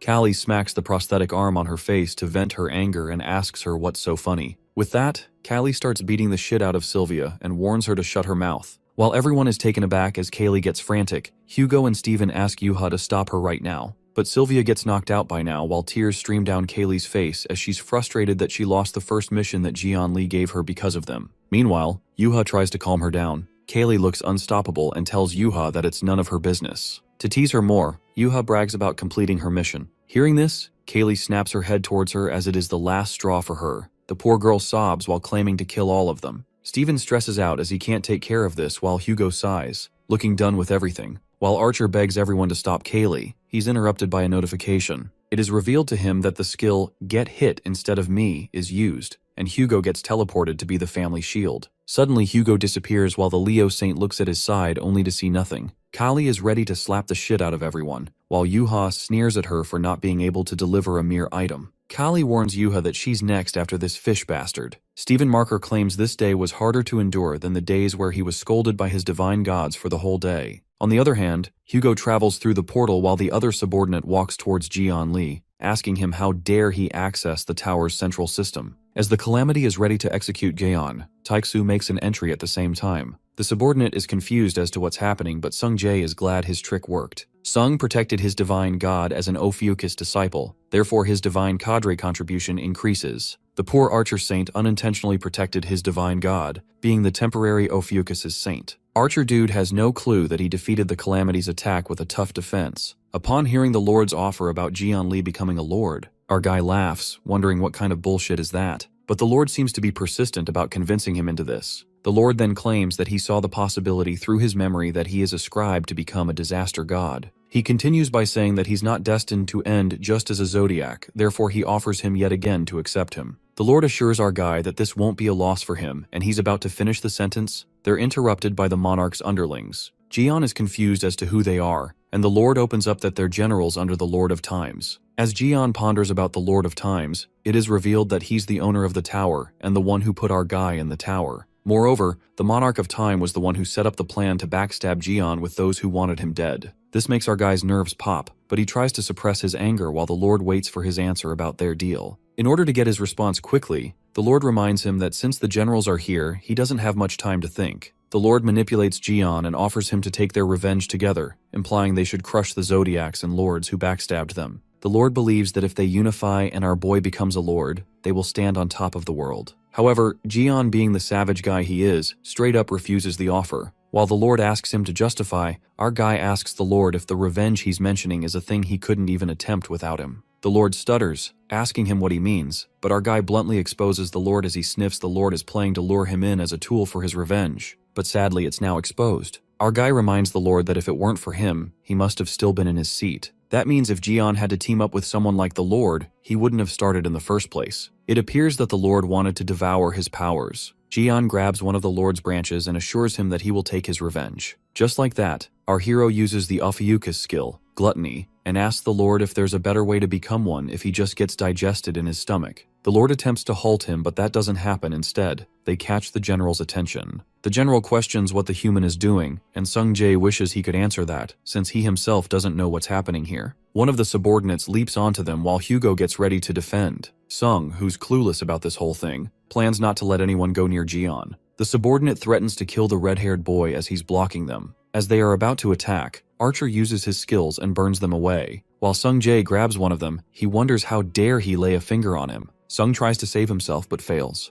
Eventually, Taek-soo comes to his son's rescue and uses a powerful attack on the enemy. The generals find Hugo's strength unexpectedly strong, making them wonder if they have gotten weaker somehow. The general speculates that these humans are utilizing power from a stronger being. In addition to that, they observe that the older human, Hugo, is using more than one Zodiac's power. This leaves the generals with no choice but to use their time travel ability. They possess the power to turn back the time of the tower while Hugo doesn't like the feel of it. That's when the tower restores itself as monsters start appearing from everywhere. Taek-soo wonders if this is what Jian Lee mentioned to him earlier, the resurrection of monsters. Meanwhile, our guy's gluttony skill is interrupted by the Lord's control inside the tower. Our guy gives credit to the old hag for being able to block his skill by doing God knows what. Just then, Jian stumbles upon the message by the Lord of Times, realizing he's trying to make an impressive first demeanor. Our guy, setting his priorities straight, ignores the message sent by the Lord of Times. Lee tells the Lord not to interrupt his dining time and reactivates his gluttony skill, hence breaking the suppression. The Lord struggles to stop him from devouring him as he tells him to reconsider his offer. Jian, being steadfast in his decision, lets him know he's way too diligent. He advises the Lord to accept his fate and affirms that he'll take revenge on his behalf. While the Lord screams as he gets devoured, our guy eventually spots its core. Our fella knows the core is the real deal, and thanks the Lord that it's for the satisfactory meal.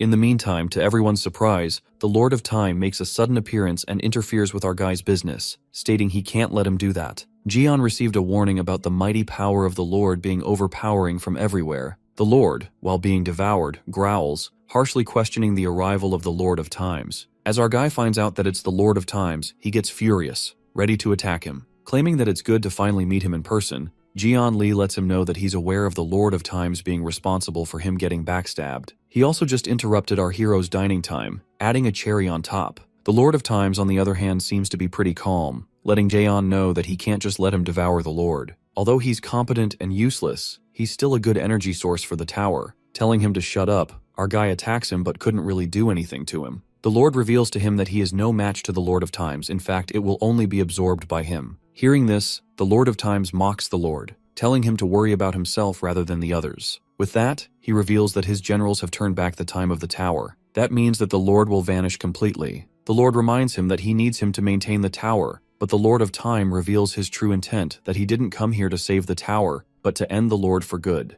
The Lord bursts out, calling them ungrateful bastards who took everything away from him and treated him like trash. To his ill fate, the Lord was killed by the Lord of Time. After that, our guy guesses that they're tangled up in a fucked up business as well. The Lord of Time agrees and expresses that life is pretty much similar everywhere, revealing that it's not his time of departure since the time-space is collapsing. The monarch alerts Gion that the tower's time will be reversed and reset, so he may do whatever he wishes with it, telling our guy to consider it as a token for interrupting his meal. But our stubborn main character decides not to let the monarch get away like this. But the monarch gets lucky this time as our guy tells him to be patient since it's not just the right time. Our guy declares that they will meet again, and with that, he departs from there. Later, Jian returns to the real world, not happy with the fact that it didn't go as planned. Hugo calls him out as our guy awakes.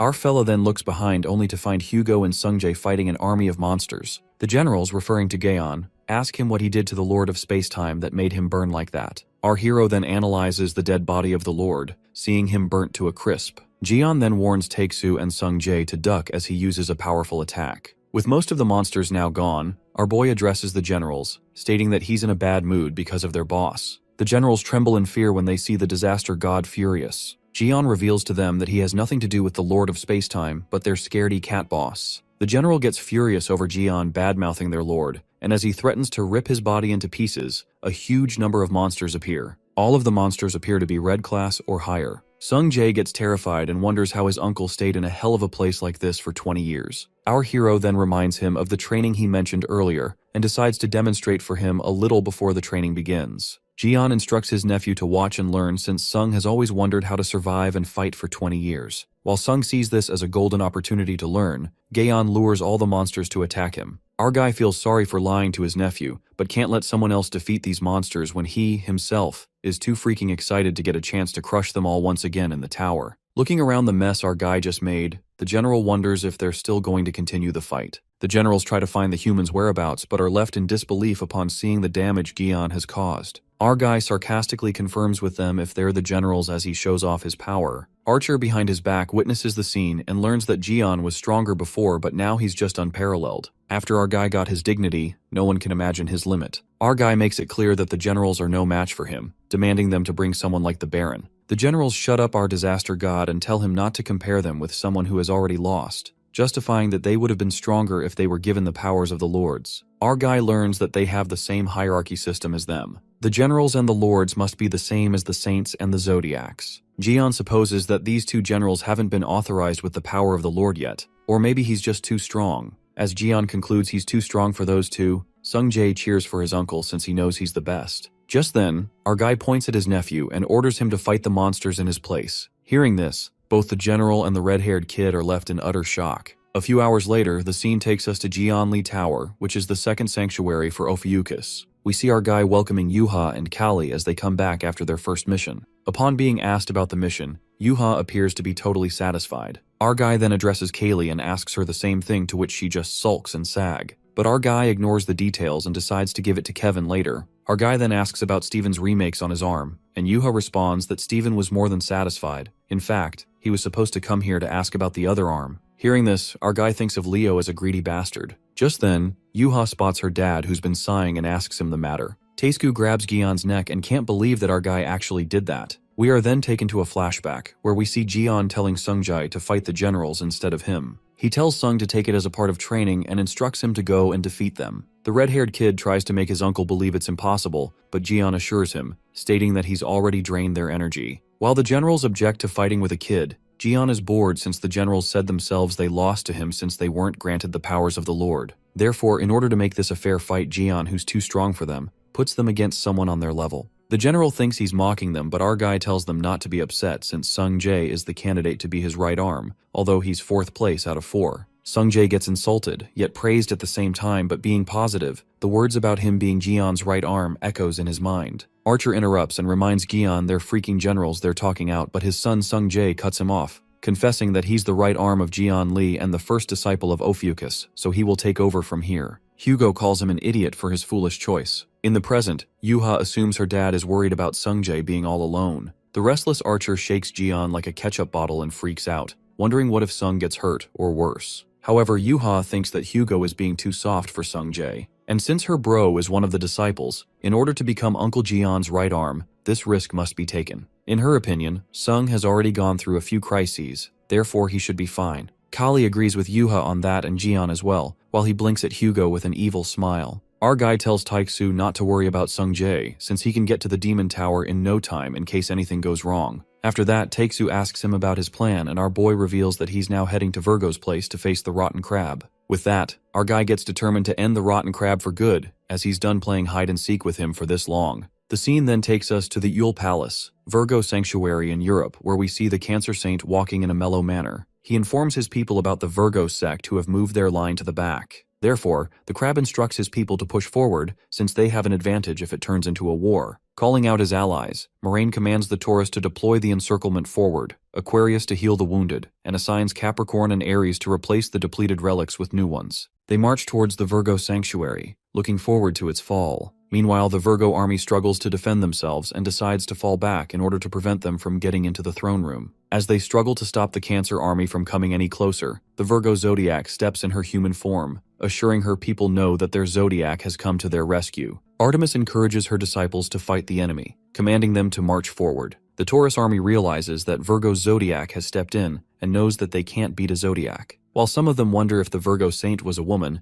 Kevin roars out of embarrassment upon hearing that. At that moment, the Cancer Zodiac decides to step in as well, while Artemis uses the Virgo skill, Meteor of July, to attack him. Jean-Louis Morin manages to block Virgo's skill, which means he's using his Zodiac too. Moraine gets confident since it's nothing new for him and plans to make the fight difficult to end. Karkanos, the crab, tells Artemis that it's their rematch now. Meanwhile, the Virgo Zodiac exactly hoped for this to happen and plans to put an end to this mad fight. The palace shakes with thunderous roars of explosions, and while everything's dismantling, the journalists report that the allied force led by Cancer is invading Virgo and an intense battle is underway. The rumbling gets stronger and the force is so intense that the journalists fail to stand on their feet. However, something more jaw-dropping grabs their eyes when they witness that it's not the fight between two saints, but the two zodiacs. On the other hand, our guy is surprised by the Virgo and Cancer zodiac appearance as he's watching through Haley's mirror. Jian is disgruntled to see the evil bastard crab causing trouble again. Just then, Gaon is interrupted by Callie, who gives him something to take just in case.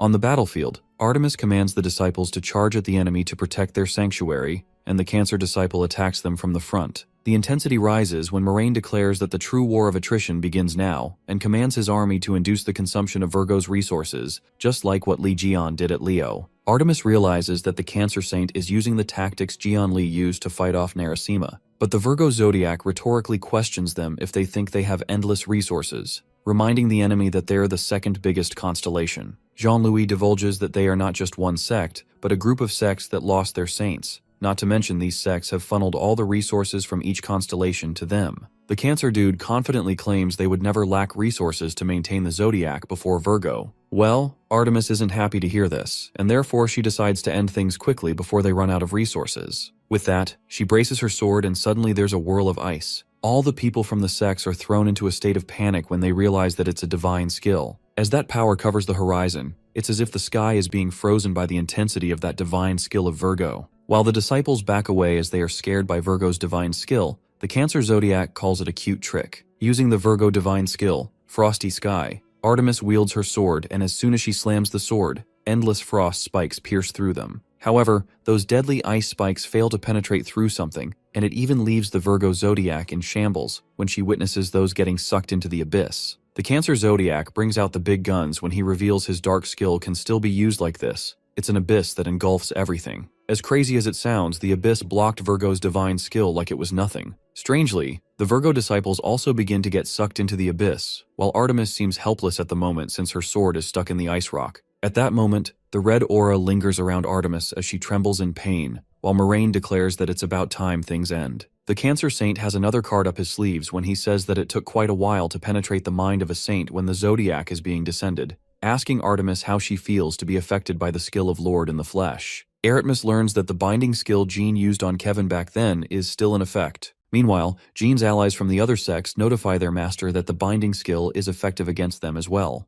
The Cancer Saint discerns that it's not a precise skill to distinguish between allies and enemies, telling them to hang on until it's over soon. Now that everything falls into place, Jean-Louis thinks that it's a shame he can't enjoy seeing Artemis suffer much longer, and using the skill, the Carapace Grave, that traps the Virgo Zodiac. Kevin's soul inside screams and asks his Zodiac Artemis to end the descent quickly and go back to her divine realm. White Hair lashes out at his Zodiac and suggests his Zodiac to call it quits as she can't die here. But Artemis, being the Zodiac, can't abandon her Saint Kevin and leave him alone, saying that she has her pride as a divine being so she can't do such a thing. However, Kevin begs her to let him die as a man at least, which makes Artemis lose her patience as Kevin is worried about dying as a woman. That's when the things begin to take a 360-degree turn and someone breaks through that frosty sky. It turns out to be none other than our boy Li Jian, who makes an iconic entry with his Sky Punisher. Our guy plummets and slams his weapon on the ground, triggering something inside the Cancer dude as asks Jian what he's doing here.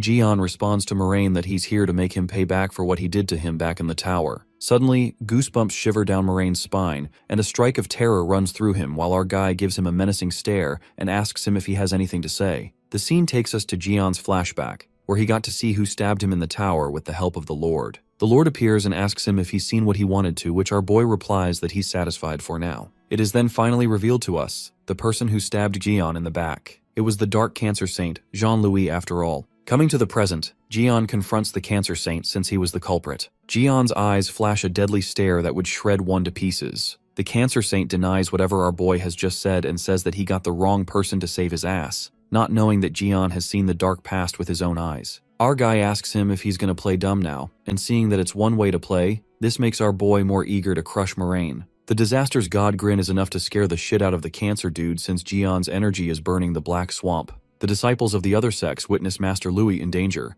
and as they are about to jump in to help him, a blazing fire bursts forth, melting the land beneath its wrath. The disciples are knocked breathless by the terrifying sight. While it seems like the inferno released its anger, suddenly a black dragon emerges that spits fire, annihilating all that dares stand before it. Jin's allies take that dragon as the Red Eyes, while Li Jian smashes those disciples on the ground like bugs, showing the consequences for the one who dares to intervene. Our guy gets back to business with Moraine while the poor cancer dude knows that he's been fucked up. Moraine curses our disaster god and knows it really well that he stands no chance against Jian if his skill swamp has no effect on him. The cancer dude panics as it occurs to him that Jian knows the truth, not to mention that his eyes have completely gone wild. Just as Moraine attempts to escape, our guy immediately goes after him when abruptly a big claw clashes against Jian's Sky Punisher. It appears to the Cancer Zodiac Karkanos, who intervenes and gets furious at mutant Jian for stepping on him. While the Zodiac threatens to crush him, our guy thinks the big guy is overreacting a bit too much over just being stepped on once. Our fella purposely provokes Karkanos when he asks the Zodiac if he happened to be stepped on by someone in the past. Our guy hits right on spot when he triggers the Dark Cancer Zodiac as he shudders at the shameful memories of the past. The Zodiac gets furious and unleashes his true power. The Cancer Zodiac summons all the other Zodiacs from the sects, and the constellations that made an alliance with Dark Cancer begin to send their resources. All the constellations spill forth a violent cascade of power, and that swamp starts to suck the disciples inside as they scream for their life, wondering where Jean-Louis is. The system warns the Virgo Saint that the darkest star's power is engulfing everything nearby, and the integrity of the surrounding won't be able to withstand it. Artemis wishes she could do something if it weren't for the Cancer's binding skill. She tries to make the other Zodiacs understand that Karkanos' swamp is not only damaging them, but everyone. However, the Zodiacs remain silent, and Artemis calls them a bunch of fools, realizing that the Zodiacs are willing to endure this much just to end her and Li Jian. On the other hand, Jian is left with no choice when he calls out Lime, who plops on Artemis's head. Lime begins to swallow the red energy, and the Virgo Zodiac could feel the binding energy getting weak. At that moment, our boy calls out the crescent moon, referring to Artemis, and elucidates that as long as Lime is with her, the binding skill will be weakened. Our guy thinks Artemis can move in this state and commands not to let the other Zodiacs interfere, affirming that the Red Eyes will help if needed. Artemis asks him what's his plan, and our guy confesses that he's getting into the abyss. But she reminds Jian that's the abyss Karkanos created, and our guy goes in there exactly for this reason. Our fella feels that the abyss holds something important, and just like that, he withdraws the power of the Serpent Master, which makes him vulnerable to the power of Dark Cancer. Without a thought, our guy jumps inside the abyss, and for him, it's not an abyss, but a sewer. Lee activates his 13th sense to scan the surroundings and detect the energy of the Dark Cancer. In a split second, Jian spots the core of the Cancer Zodiac when suddenly he gets notified about sensing multiple refined energies of Karkanos. Just when our boy looks around, he's astonished by the several cores that scatter through the abyss, similar to Krabs' cowardice clones. While our guy is a little baffled, a voice calls him out, saying that Jian looks confused. In a flash of a moment, Karchinos appears behind him and admires Gaon's courage for jumping into his abyss to go after his core. The Cancer Zodiac caught Lee off guard and surprised Lee with a split core. However, our guy drops an even bigger bombshell when he grasps the real core. Karchinos lashes out and asks Gaon where he got the part of his core, upon which our guy reveals that one of his followers gave him this as a sign-up gift. Jian then tests if it's the real core he's holding. The scene flashes back to earlier where Kaylee gives Jian Kevin's prosthetic arm, holding tight to the core it extracted earlier. The relic, the right arm of Frost's Swordmaster, obtains the core fragment of the Dark Cancer. Coming to the present scene, our guy questions the Crab Zodiac if he wants to bet to figure out if it's a real core. Suddenly the core begins to glow and Karchinos tells Gaon that he may hold a part of his core, but it's still under his control. The Zodiac calls Lee a fool for taking it out in this abyss, and that's when our boy does something insane. He chews on the core. Our guy, unbothered, keeps munching on the core while Karchinos thinks he's out of his damn mind. After gulping it down, our fella makes a disgusting expression as the core tastes like crap and suggests the Cancer Zodiac to change his title to Dark Crap. Jian prefers eating dirt like he did in the tower, and while Karkanos tells him to stop with the taste reviews, our guy couldn't help but complain that it tastes like shit. After he finishes eating the core fragment, the power of the Dark Cancer taints the body of the Serpent Bearer, and the erosion starts. Curious to see where this goes, Jian doesn't even activate any defensive skill on his own, and he grins, revealing that the more the Zodiac's power taints him, the more it will reveal about him. Being the ultimate mastermind, our guy uses the Cancer Zodiac's core power to taint him and then activates the 13th sense. Moments later, Jian finds the inner core of the Dark Cancer Zodiac and he immediately runs for it. The crab freaks out and understands this was Jian's plan all along, and our guy admits, saying this is the very reason he endured the crap taste of his core. Our guy crazily dashes towards the inner core with his Sky Punisher. Soon as the weapon hits the core, the absorbed energy of the inner core cancels out the power of the Sky Punisher, resulting in Sky Punisher's power weakened. The inner core of the Dark Cancer absorbs the power of the Baron's axe, and surprisingly, the energy of the inner core is very similar to that of the Lord's. Our guy is unable to cut through the core as he finds it tougher than he'd thought, plus the inner core does not get damaged even from the Sky Punisher or the axe. Just then, Carchinos asserts that it's not that easy to harm a core of a Zodiac and attempts to attack him. But our guy, who's too busy to come up with something, smashes the ugly crab bastard away. Li Jian, using telepathy, communicates with Red Eyes, the black dragon. The dragons get the signals from its master Jian. With a thunderous roar, flames poured from the beast's jaws. The dragon exhaled doom itself, flames that tunneled deep into Carchinos' abyss while the Cancer Zodiac was left staggered by the sight of a dragon. It turns out that the Sky Punisher shared its location with the Red Eyes, and while the fire burns Carchinos, our guy asks him what he should do with him now. Jian buys himself some time and contemplates that he can't just infuse more power into the Sky Punisher, or else it'll break and the axe will only transfer its power to the core. That's when something strikes his mind. On the other hand, the flames rain down on Carchinos, who gets burned, but the Zodiac doesn't back down, and clarifies that Jian can't defeat him with an attack like this. Suddenly, yellow energy begins to surge, and Gaon, being a total lunatic, pulls out a freaking Narasimha's fang that he extracted himself. Carchinos recognizes that it's the lion's fang, and our guy grins as he holds that big-ass fang, knowing that this will not be weakened by Carchinos' energy. With that, our boy forcefully slams the Zodiac's fang on the inner core, which finally breaks, and blood spills from Carchinos' mouth as the core is damaged. As that fang pierces into the core, Jian is astonished as his attack was more effective than he'd thought. Carchinos struggles and our guy calls him a crap bastard. As the core is destroyed, those souls break free, and Gion shows Carchinos all these souls and demigods he has consumed that are begging for help. Our guy calls Carchinos a literal monster while the crab screams out of anger, responding that there's nothing wrong in that and justifies that he filled the abyss in his own way by consuming souls. The Cancer further reveals that's how he got his powers and made it all the way up here. But Carchinos infers that Gaon is no different from him, since he also doesn't hesitate to use any means necessary to fulfill his goal. Our guy agrees that Carchinos did not get him all wrong, and gives Cancer a wisdom of hindsight that he wouldn't have messed up with him in the first place. Jian claims that he's going to grind them both and pull the inner core out of the place. The Fang's lighting strings tangle the inner core and pull it upwards, while the lighting energy also hits Carchinos as he's freaking out. The Cancer Zodiac witnesses how they are all planning to pull his core out,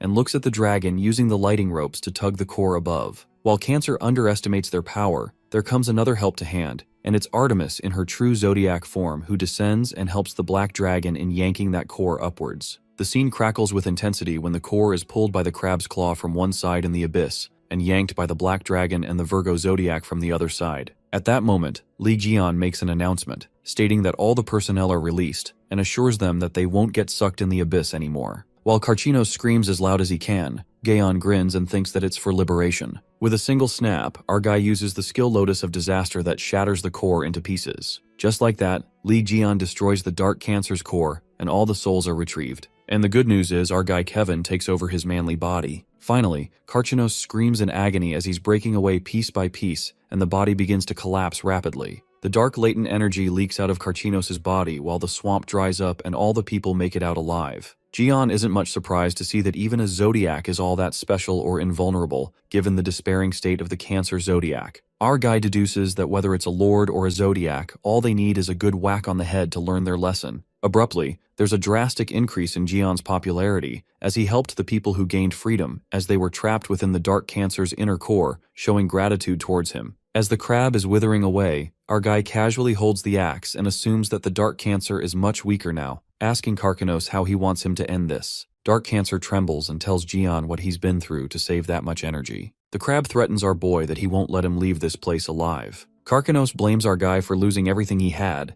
and with an ounce of energy left in him, he uses it to attack Jian with spikes, wanting to tear his body into pieces. But our crazy fella listens to his blabbing and allows him to say whatever he wants. The Dark Cancer loses his shit and attacks Jian with the spikes emerging, but our guy evades each blow spectacularly. Our guy breaks those tentacles and summons his achievement rammer. He then uses it to smash the crab's head, whacking the daylights out of him. The Dark Cancer crab gets squished like a lifeless creature. Looking hideous as ever, the crab couldn't accept the fate that he called upon himself, and it appears that Carchinos is in shock from revealing his true form, writhing in agony. Our guy looks at Cancer and understands why it gathered the energy to hide its ugly ass, given that the shell is now completely broken. The serpent bearer's hostility towards the Zodiac, Karchanos, overflows as Gion is about to use the divine power, Death, against him. The serpent speaks through Gion. Our guy uses the divine power of Death and plans to fucking grinding the crab to dust. The Dark Cancer Zodiac is in an extremely vulnerable state, and the system assures Gion that he can crush him with the power of Death. With that, the death energy exerts and Karchanos cries in pain as he's being annihilated. Still, that ugly crab apprises Gion of the imminent trouble and makes him ponder why the other Zodiacs, despite being hostile towards each other, avoid going to the extreme. Karchanos states that Li Gion will become the enemy of each one of the Zodiacs, but our guy doesn't give a shut about it since he's the disastrous god himself,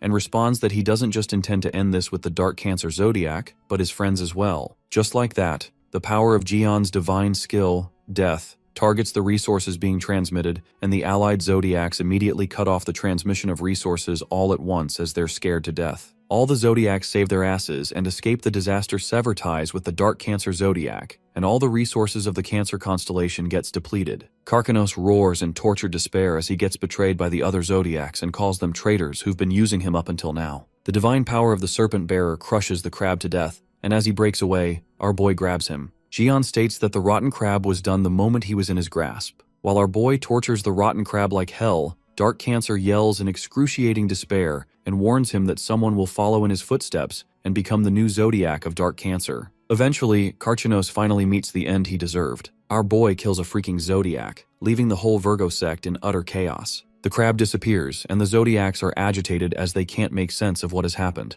Gion peeks at the other divine marks and warns them to be ready, as they're the ones he's coming for next. The Zodiacs don't dare to argue with the Gion, the strongest of them all, and save their asses by retreating to the divine realm. After a while, inside that damaged crab shell, there comes the real rotten crab, Jean-Louis Morin, who squirms out the crab's body on the brink of death. Wriggling like an insect, Morin didn't expect that Gion would kill a Zodiac. Morin crawls with his lifeless body when suddenly our guy, being a true menace, separates Jean's head from the body. Our hero is pleasant at the sight while Morin gives up, admitting that not even a Zodiac can stand up to him anymore. Our guy holds the crab's head and tells bastard Jean-Louis to die already. Even with his head decapitated, Morin is aware that he won't last much longer without his Zodiac, and asks Gion to at least hear his last words, quoting that there's affection in hatred. While our guy tosses his head, Morin finds it funny to confess this in his last moments, uttering that stabbing Gion in the back in that tower was quite enjoyable. These words really make our guy go insane, and he brutally smashes Jean's face as the blood splatters everywhere like a succulent tomato. Mayhem sparks among the Aquarius and the other sect's disciples as they realize they're no match for Gion. All of the disciples run away in a split second as the fear of Li Gion runs deep in their blood. After they retreat, the Virgo sect celebrates their victory, and Artemis expresses her gratitude to Gion as she was able to protect her sanctuary. But our guy tells her not to try to end this with a heartwarming atmosphere, as he's not done yet. That's when Gion elaborates that he's gone through all the memories of the tower and witnessed a strange scene from it. Our guy reveals that he saw Artemis, Libra, and the crab having quite a long conversation on the very same day he entered the Tower of Demons for the Red Eyes raid. Gion declares that he deserves an explanation about it, while the Zodiac is left speechless. The scene then takes us to 20 years ago, in the Tower of Demons, the day Li Gion went in for the Red Eyes raid, where our guy is slashing through the endless monsters. Gion speculates that the monsters might be respawning, or they are being summoned here from somewhere else. While his mind is clouded with doubts, he's interrupted by Hugo, who tells him to move to the next floor. However, our boy refuses and tells Taiksu to head back to the entrance to make sure no monsters escape from the tower. The rest of the saints move along with Gion. Taiksu questions Lee about what he's talking about, and our guy feels like something's off here, dwelling on the possibility that the monsters downstairs might be getting out of the tower. While they know the four saints are already guarding the outside of the tower, Gion confesses that he doesn't trust them and sends Taiksu because he trusts him. Taiksu heads downstairs and feels frustrated as he always gets stuck with stuff like this. As Taiksu's walking, someone stands alert to ambush him when suddenly Kevin Azar points his sword at the girl's neck, commanding her to stop. The person turns out to be the Pisces saint. Fish and Kevin asks her why she is following Archer. Kevin demands a reason that makes sense and questions Fish if she was trying to harm Archer because of the competition between the constellations in this situation. Fish responds that it doesn't matter if the order changes and concludes that getting rid of Kevin first is better. Suddenly, Virgo is ambushed by the Dark Cancer saint, Moraine, but before he can counteract, he's tangled by Libra's golden rope. The Pisces saint casts her skill, the silence barrier, to peacefully wipe out the Virgo saint. While Kevin couldn't make sense about why they were using Libra's rosary, Moraine brutally stabs Virgo in the chest and uses the binding skill on him to make him forget this. Moraine takes a sigh of relief as things almost get tangled up. Given the location, the Pisces saint deduces that the weak mental barrier of the saint is easily invaded by the Lord's skill. Moraine lets out that it's not time to feel relieved and tells Fish that it was a close call since she almost jeopardized the whole thing. Fish feels glad that at least Hugo didn't notice thanks to the silent barrier. She apologizes to the Cancer Saint as she's not used to these kinds of ambushes when suddenly Fish transforms into Giselle Lawrence. It turns out that she was Giselle from the beginning, the Libra Saint.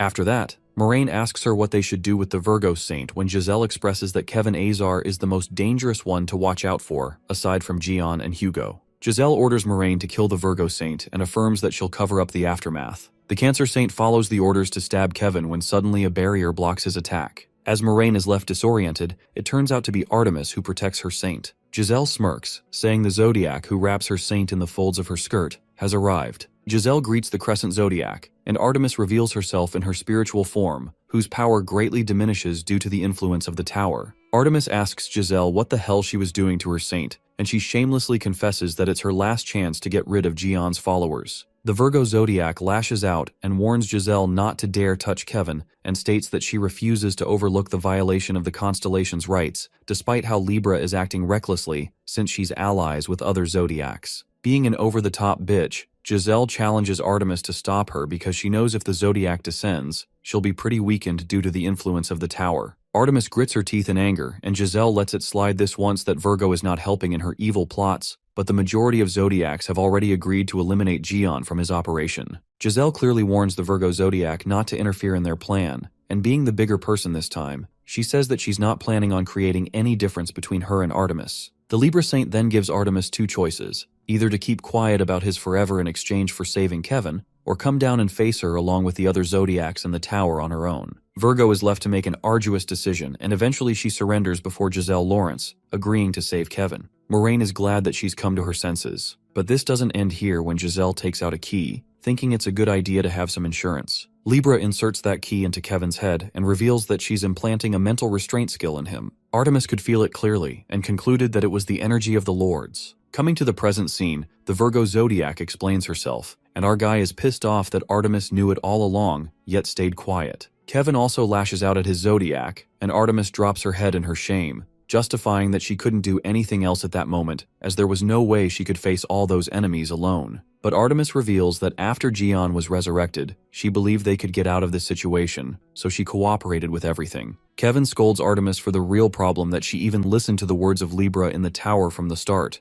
and asks her if she thought he'd be happy to survive. Poor Artemis bawls her eyes out as it seemed the only way to save Kevin back then. Nonetheless, Jaeon understands the whole thing now, and suspects that it was probably Jean or Giselle using transformation skills when they went to Sebastian. Our guy ponders that the main problem is that Libra used the power of Lords, and through several circumstances, it's certain that Libra was colluding with the Lords. If that's the case, it all makes sense to Gian that Giselle was using the Lord's skill, but it still has left a bad aftertaste. Our guy obtains the mysterious key the Dark Cancer and Libra were using. On the other hand, Kevin is being a dramatic ass as he declares that he's leaving the Virgo sect, given that Artemis hid such things from him. While Artemis thinks he's being cruel now, our guy tells them to cut the crap since it's annoying. It seems that Artemis is screwed. However, our guy chooses kindness and says that it's true the Crescent Moon helped him from behind even when they were fighting Libra, and decides to call it even with no more debt from him. The Crescent Moon is relieved and thanks Gian while our boy asks Kevin what he's planning for now. Abruptly, Kevin Azar tugs his badge and tosses it to Gian. It occurs that the saint hands him the badge symbolizing the Virgo constellation. Therefore, Kevin Azar transfers the full authority of Virgo's divine cadre to Li Gian, which leaves our boy slack-jawed. As the Virgo saint requests to serve Ophiuchus, the Crescent Moon asks if he's going to leave the Virgo constellation. However, Kevin clarifies that it's not it, but the debts have to be settled. The saint acknowledges that even today it was thanks to Li Jaeon that the divine cadre could survive, and Kevin himself hasn't even accounted for the debts they previously owed to Jaeon. Moreover, the saint takes into account how Artemis kept silent about what happened in the Demon Tower, and while he understands why his Zodiac did that, from Kevin's perspective, this is not something he could forgive. He makes it clear to his Zodiac that they are different individuals, as he doesn't care about how she settles her debts with Li, but Kevin settles his debts in his own way. This is the only time Kevin Azar kneels to Gian and represents his sect. expressing his thanks to Ophiuchus for the help he's provided to them. Additionally, he hands all the authority of Virgo over to Ophiuchus. The disciples of Virgo have no choice but to follow their saint as they kneel to Gion.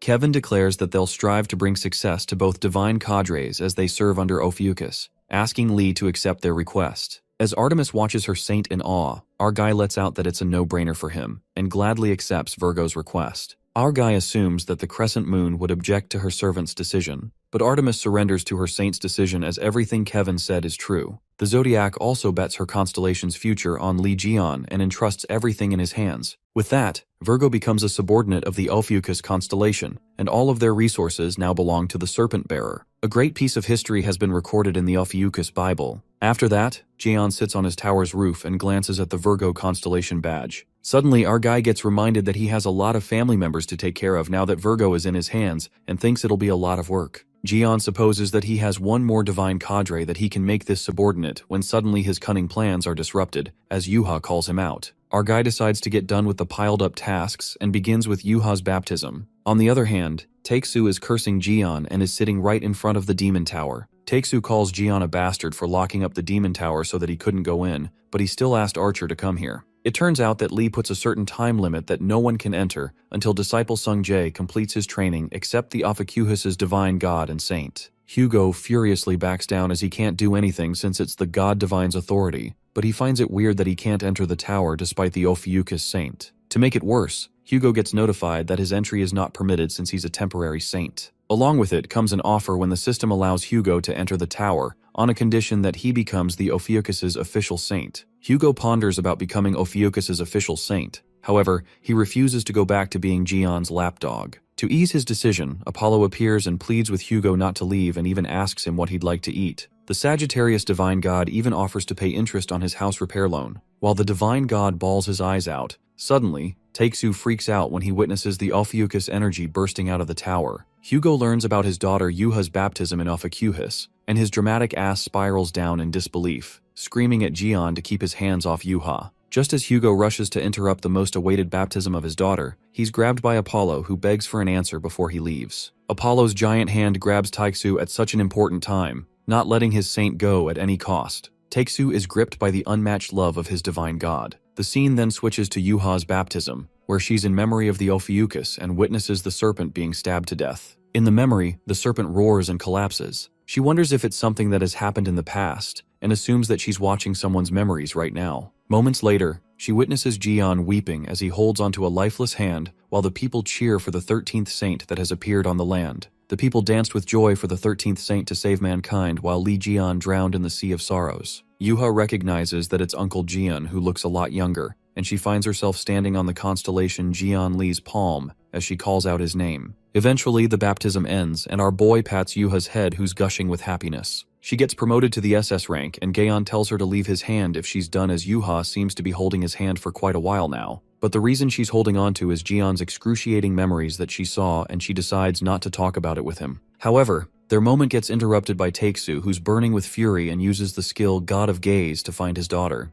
It appears that Archer is late as the baptism has been done, and Yuha looks mad as she was having a moment with Uncle Lee. Poor Takesu breaks down into tears, muttering that Gion stole his daughter from him right in front of his eyes, while our guy is creeped out thinking someone might have misunderstood. Nonetheless, our guy straight up tells Takesu to stop acting stupid and make his decision. While Hugo quits the drama, Gion asks him if he's going to keep being Ophiuchus' temporary saint. Hugo confesses that his heart isn't prepared enough to make a decision yet, and our guy gets mad, asking if this is how he wants to play. Gion goes crazy as he uses magic scissors, telling Takesu that he'd had enough and threatens him with the scissors, asking him to put his head in front of him. This scares the shit out of Takesu, and our guy makes up his mind to have a clean cut using Fate Sever so that there's no going back to his sect. Just as our guy is about to make Takesu forever a slave, the divine god Apollo comes to the rescue, followed by an erupting lava. Our guy is kinda disappointed as he was seconds away from enslaving Takesu and greets the Sagittarius god after literally attempting to steal his saint. Apollo is infuriated at the fact that Lee Gion made him descend in person as he appears in his saint body-possessed state. Apollo then concludes that Gion's really a horrible disaster god.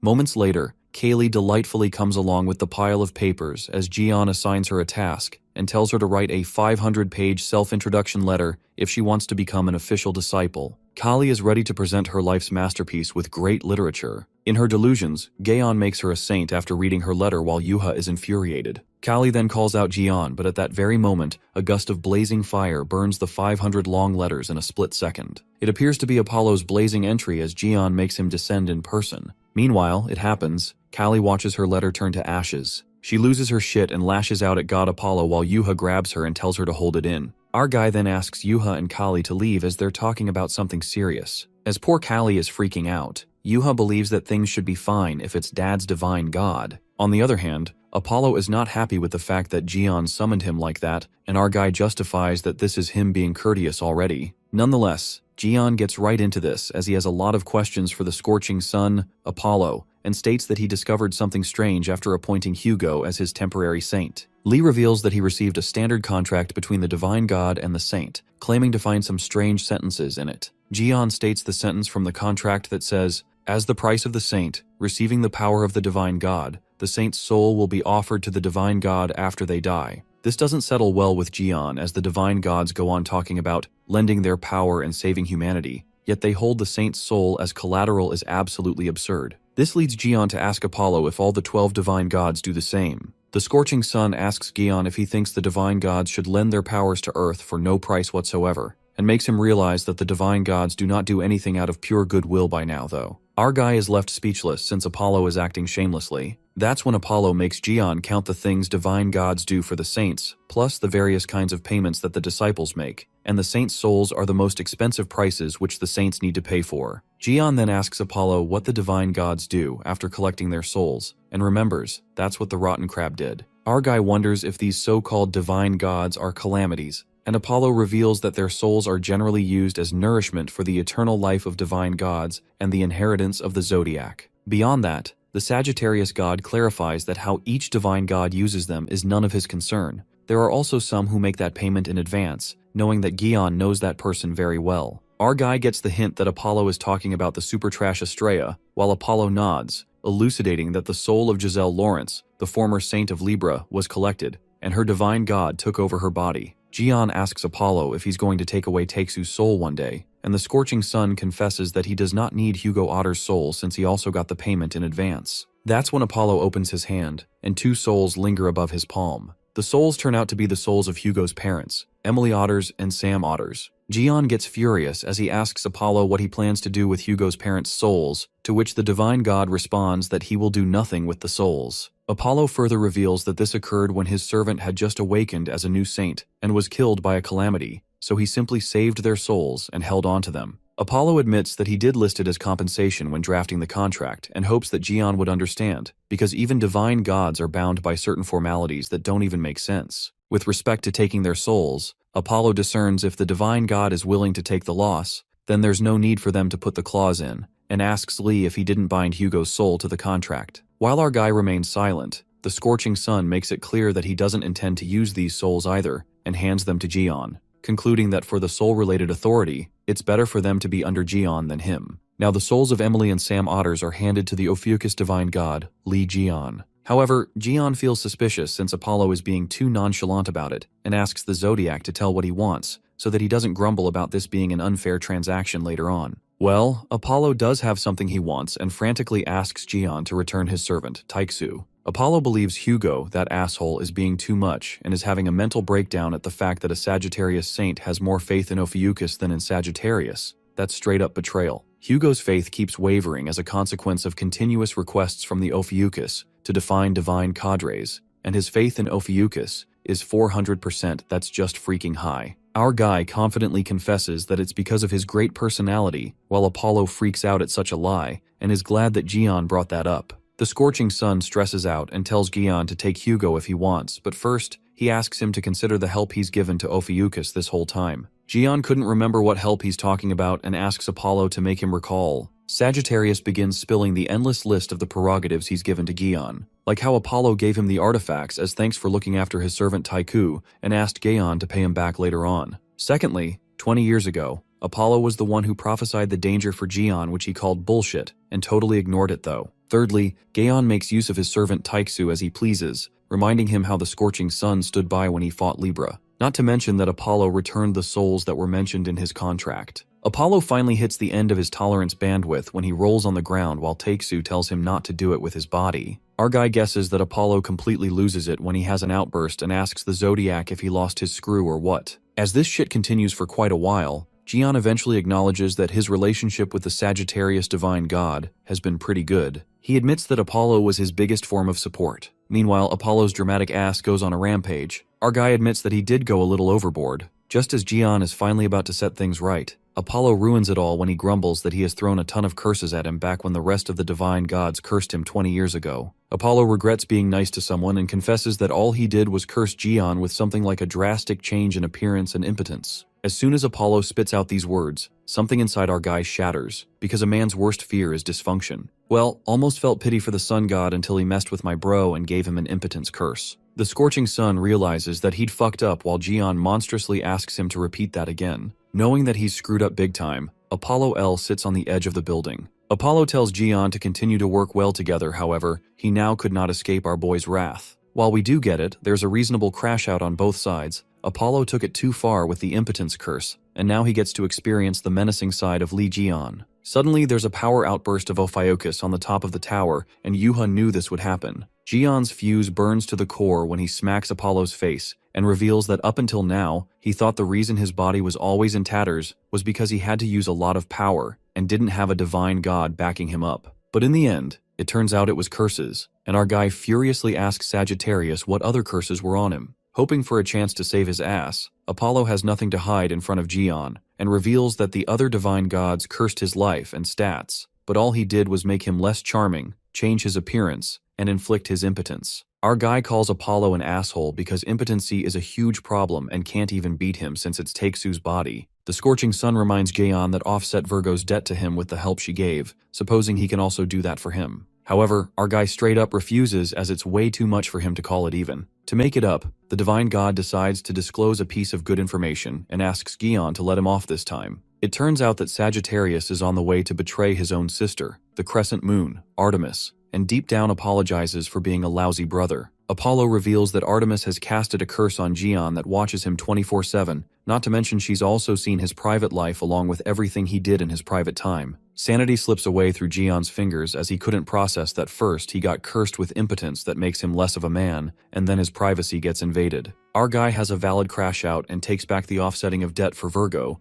declaring that both the siblings are dead meat. Poor Apollo still doesn't get spared even after he sold his own sister out, and our guy thinks that Artemis is useless. On a serious note, Jian gives a contract to Sagittarius God to sign, and it appears to be the Ophiuchus Divine Cadre membership contract. Our guy urges Apollo to sign this unless he wants to die. However, the scorching sun simmers with rage when he asks Jian how dare he look down on him, the greater master of light, Apollo. Although Apollo might consider it if it's an alliance, he strongly refuses to be Ophiuchus's subordinate. Apollo declares that he helped Jian as best as he could, but he had a hard time going against everything that the hardliner divine gods were doing. Apollo thinks that Jian wants his sect to serve under his constellation just because of a minor curse of impotency. That's when Sagittarius fucks it up again, calling impotency a mere curse, and gets smacked by our guy again. In the end, our guy forcibly makes Apollo sign the contract, and that's how the Sagittarius joins under the Ophiuchus constellation. Well, it's the lightest punishment Apollo could ever get after cursing our main character with the worst of the curses in men. Apollo narrates that the 13th god's throne, Ophiuchus, is known to be the head seat of the 13 seats, capable of erasing not only gods, but even the god realm itself. That's the destructive power the Ophiuchus holds, and yet from the perspective of the other zodiac thrones, it's a throne that should never exist. Apollo concludes that this is the reason why most holy gods are wary of Jian.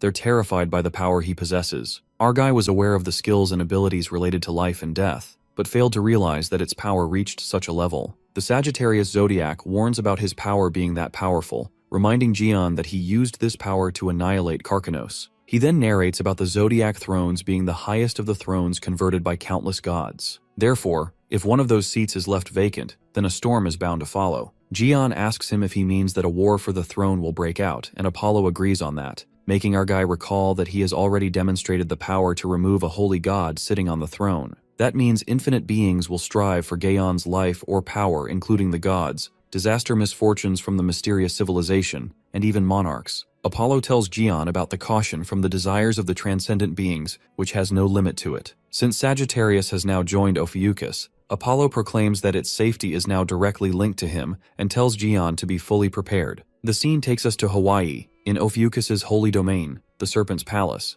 where we see our guy thinking about the conversation he had with Apollo. Our guy thinks Apollo is right about the Zodiac War and plans to be prepared extensively now that he's aware of who his enemies are. Our guy starts upgrading his weapon, using the Sky Punisher, and first he decides to check the enhancement material before he starts. He finds out about the axe of the Baron helmet that contains the power of a monarch capable of neutralizing the holy god. Our boy then chooses to test out the firepower of the Ember of the Sun, which is a fragment of the sun bestowed by Apollo. A tremendous amount of fire pours out which amazes Gion, and he's satisfied by the amount of fire. Our guy peeks at the Fang of Narasimha and thinks of it as a solid material for the frame. As he's waiting for the rest of his materials, his familiars arrive just at the right time. They announce that they've bought the holy god of Cancer's body, just like he ordered. He learns that the corpse of Karkanos is corrupted by the energy of the abyss, which is causing it to have poor compatibility as compared to other materials. Our guy sulks since this thing needs adjustments as well. This looks like a hassle to him, but then he remembers that purification is the type of contamination Aquarius is an expert in dealing with. He knows that a half-assed power won't work to adjust the power of the monarch and the Cancer, and concludes that the teardrop of the goddess is all he needs. The tears of goddess is the sovereign skill of Aquarius that can not only liquefy everything,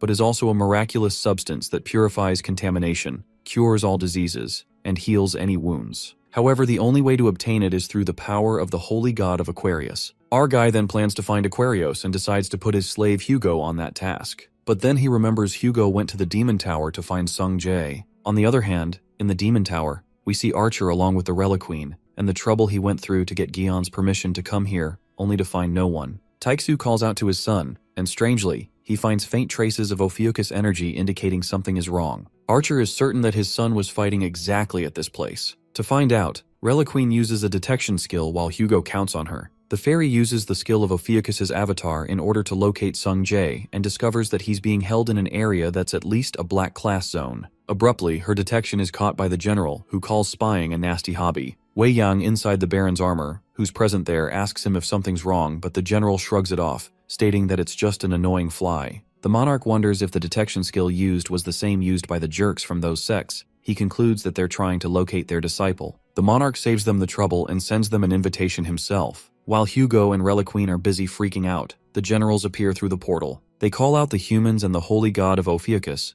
and introduce themselves as the direct generals serving the great monarch. The generals cut to the chase and inform them about the 2 human hostages that they've held. In order to rescue them, the generals command Hugo to appear before them through the portal in the sky. Yuha and Kali, who also have been seeing the portal, can't believe Sung Jae is captured by the monarch. Kali sarcastically says to Yuha that her brother is something else, as he was blabbing about some special training in the Demon Tower, but ended up getting caught by disaster misfortunes instead. Yuha doesn't think it's the time to joke around, not when her brother is screwed. Suddenly, Kaylee finds the person tied up next to Sung Jae to be familiar. On the other hand, Taixu peeks at the person next to Sung Jae through the screen and finds her familiar no matter how much he looks at her. The person next to Sung turns out to be Sophie Marty, the Aquarius saint who cries out for help, calling Hugo to help her. Sung Jae finds it strange and explains to Yang that he was busy fighting in the Demon Tower with the generals, just as his uncle instructed him. But he couldn't remember how he ended up in the monarch's realm. Shortly, the boy recalls when he was fighting the generals, and he became totally different from what he was just now. The generals are shocked and wonder if the kid grew strong in a short time when they suddenly disappear. Sung, whose mind is only filled with Jian Li's right arm,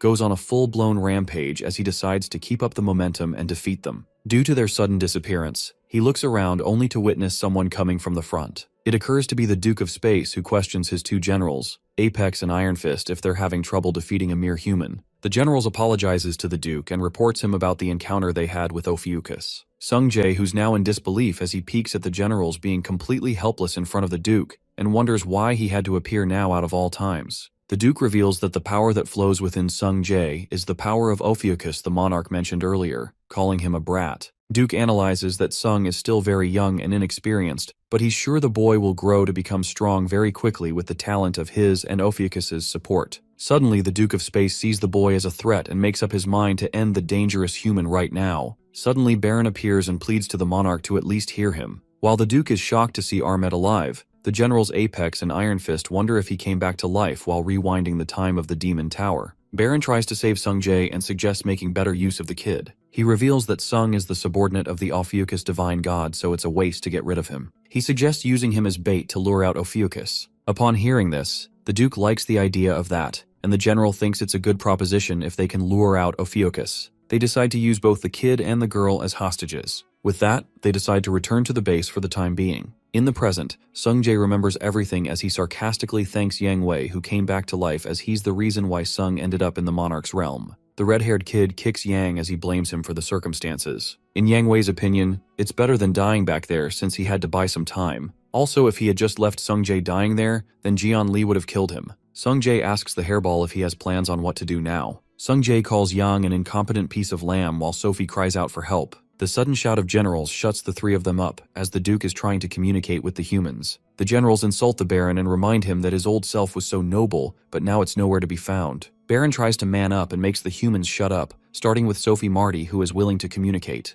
Just then, Wei whispers to Sophie and reveals that he's the Ares Saint, assuring her to stop crying since it will just make things harder for them. Yang tells her to be quiet, but Sophie is scared to death as she assumes it's her last moment and screams loudly. Out of nowhere, Marty shouts out Hugo's name, and that call for help brings about a completely unexpected miracle. Yang Wei wonders if the appearance that was just made was Hugo. The generals remain in shock as fire destroys the place, and we see Sophie coughing. But then the world stops when she hears Hugo's voice. Archer looks out for his son while the Aquarius Saint is jolted by his appearance. Sophie leaps onto Hugo and gives him an affectionate hug as she cries the tears of joy. Taeksu makes a weird-ass face as he wonders what the hell is happening. Poor Archer asks the Aquarius Saint what the hell is she doing, and he immediately tells her to let him go. Meanwhile, Sophie Marty is in her bubble of fantasy, fantasizing that Hugo came to save her. Sophie states that those who are fated to be together will be together at the end of the day, while clinging onto Taeksu, not to mention that he's a married man. At that moment, Wei Yang questions the Archer Saint about his grand entrance. The traumatized Archer Saint begs Ares to do something about Aquarius,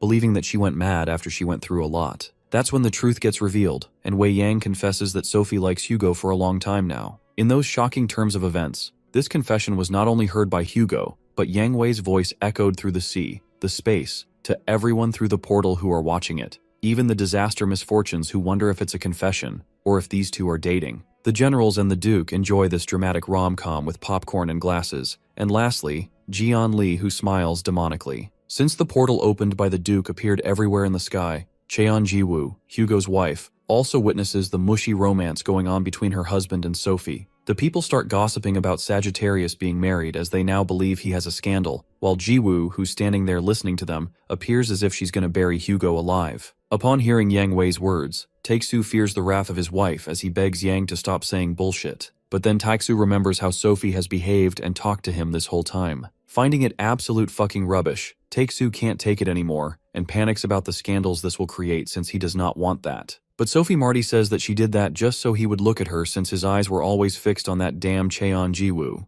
Archer is taken aback by the sudden love confession, and to make it worse, he receives a message from Jian who wants him to seduce Sophie and find out where the tears of the goddess are since the situation has come to this point now. Hugo shuts him up while Jian makes fun of him as he thinks nothing's wrong with Sophie liking him. Our guy knows that Hugo wouldn't do that, so he calls out Apollo and orders him to descend upon Hugo, commanding him to seduce Sophie and find out where the tears of the goddess are. An instant denial comes forth by the Sagittarius Zodiac, who admits that he's now under Ophiuchus but refuses to become a matchmaker. However, things get out of hand when Apollo's rejection results in his hair loss, as he gets a bald patch at the front for refusing Jian's order. Our guy warns Apollo to pay close attention to his words, and informs him that he's going to lose his hair every time he disobeys Ophiuchus's orders. In addition to that, our guy accentuates that hair loss can only be restored if he has his super regeneration or the tear of the goddess. This leaves Apollo with no choice but to descend, and seduces Sophie as he softly smiles, expressing his joy at meeting her like this again. Sophie cries out of happiness. Hugo loses his mind and questions Apollo Zodiac about his doings, certain that bastard Jian made him do all this shit. Apollo feels sorry for Hugo and continues with the act, telling Sophie he needs the tear of the goddess in order to destroy all the calamities and save her. The Zodiac asks her if she can give some of that to him, but Sophie sadly informs him that she can't really give it to him at the moment, since the tears of the goddess are an authority of the divine Aquarius god. Plus, they are present in a black zone, so Sophie justifies that she can't really get in contact with her Zodiac, but she promises to hand the goddess of tears to Hugo if she gets in contact with her Zodiac. After knowing the location, Jian appears in front of her instead of Hugo, and he smiles diabolically, ruining her romantic moments. Sung Jae is glad to see Uncle Gion, while the Baron, the generals, and the Duke are in shock to see the sudden appearance of Ophiuchus. Sophie Marty freaks out upon seeing Gion, the person she despises the most, as she faints to the ground in shock. Meanwhile, poor Taiksu switches places with Gion and finds himself standing in front of his wife, who seems ready to beat the shit out of him. Terrified by the upcoming smacking, this all happens because of the skill, "Get hit in my place," being used by his buddy, resulting in his position being switched. On the other hand, the Duke is pleased to see the famous Ophiuchus divine god.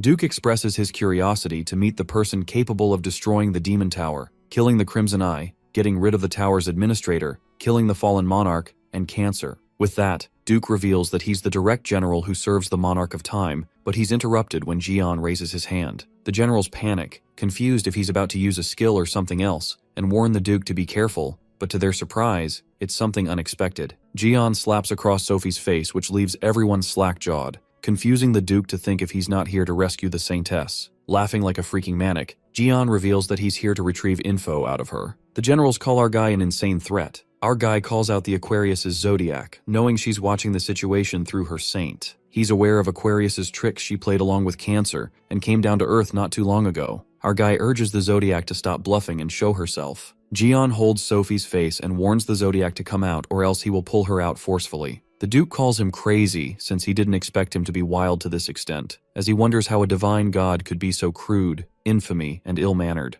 In Baron's opinion, the roles of villain and hero have changed, but it's nothing new for Sung Jae. The Duke instructs the generals to retrieve the hostages, since they will now stop negotiating with that mad guy, and commands all the forces to attack Gion Lee, while Sophie Marty suggests our guy join hands with the monarch to survive now. Gion wonders all the rush about and informs Sophie that he was going to throw her over after retrieving the info anyway. Sophie tries to save her ass and teams up with the Calamities, cheering for them that they can defeat Gion Lee, and even agrees to help them by casting buffs on them. Our guy holds Marty and activates the 13th sense. He identifies the flow of mana, which the Aquarius zodiac is sending to her Saint Sophie, and plans to reverse the target of the flow of the sources that's connected to the divine gods like last time to summon the zodiac. The power of death targets the resources sent by the divine gods, resulting in Aquarius's divine god's mind barrier breaking through. Our guy manages to pull out the zodiac, which causes water outburst as if the flood has occurred. The Duke is not shocked, knowing well the stigma of Aquarius divine god, Holy Grail, and questions Gion if he's here to kidnap a divine god from another world.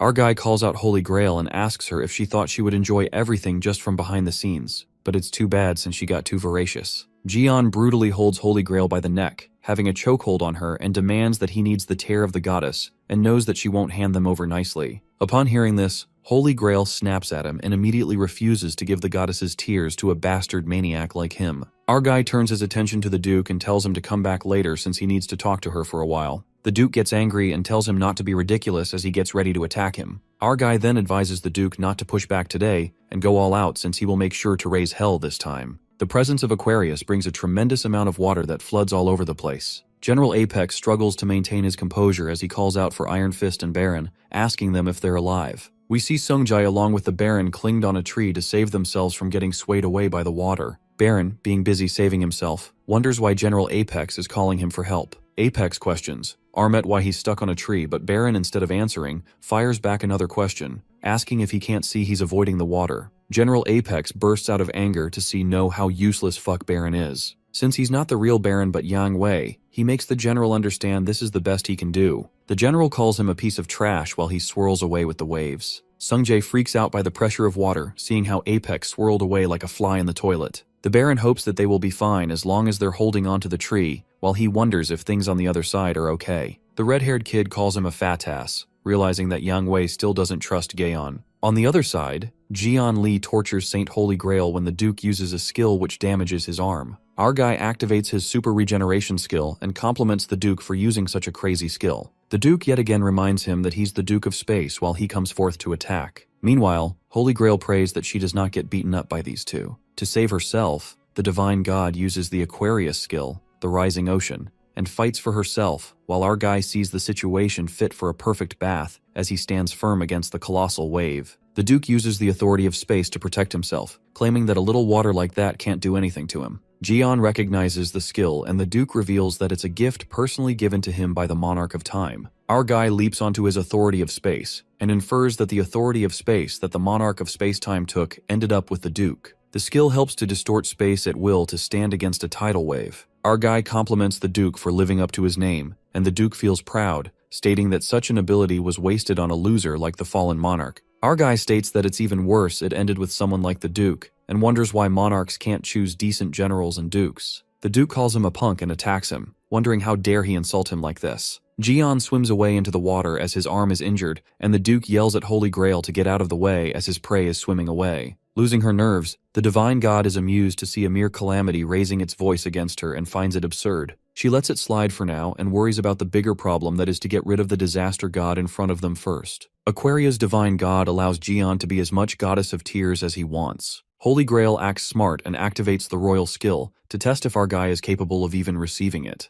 The goddess's tears liquefy Jian Li, but his body adapts to abnormal physical conditions and activates super regeneration skill. Holy Grail claims to melt him into water and scatter him into the sea, thinking she actually did it. The Zodiac is too immersed, thinking she defeated Jian when suddenly she is ambushed by the Duke of Space. Holy Grail realizes that she got reckless while the Duke addresses it as a pathetic sight of seeing a divine god getting hit by a spear. The Duke finds it ridiculous for these freaks to be called divine gods of the Zodiacs, who are supposedly fighting against them. Just as the Aquarius Zodiac attempts to attack the Duke, her efforts are pitiful as the Duke intercepts it. Aquarius decides to return back and report everything to the Monarch of Time since she has now killed Jian Li while the Duke gets ready to depart. The Duke, in order to rise to the rank of the Monarch, decides to bluff to the Monarch of Time about taking down Gion, the disaster god, and capturing the Aquarius divine god. That's when the tables flip and our guy appears out of nowhere, asking them who thought he was dead. It turns out that Jian's super regeneration skill restores his liquefied body. Just then, our guy decides to finish what they started, referring to the Duke, and punches him.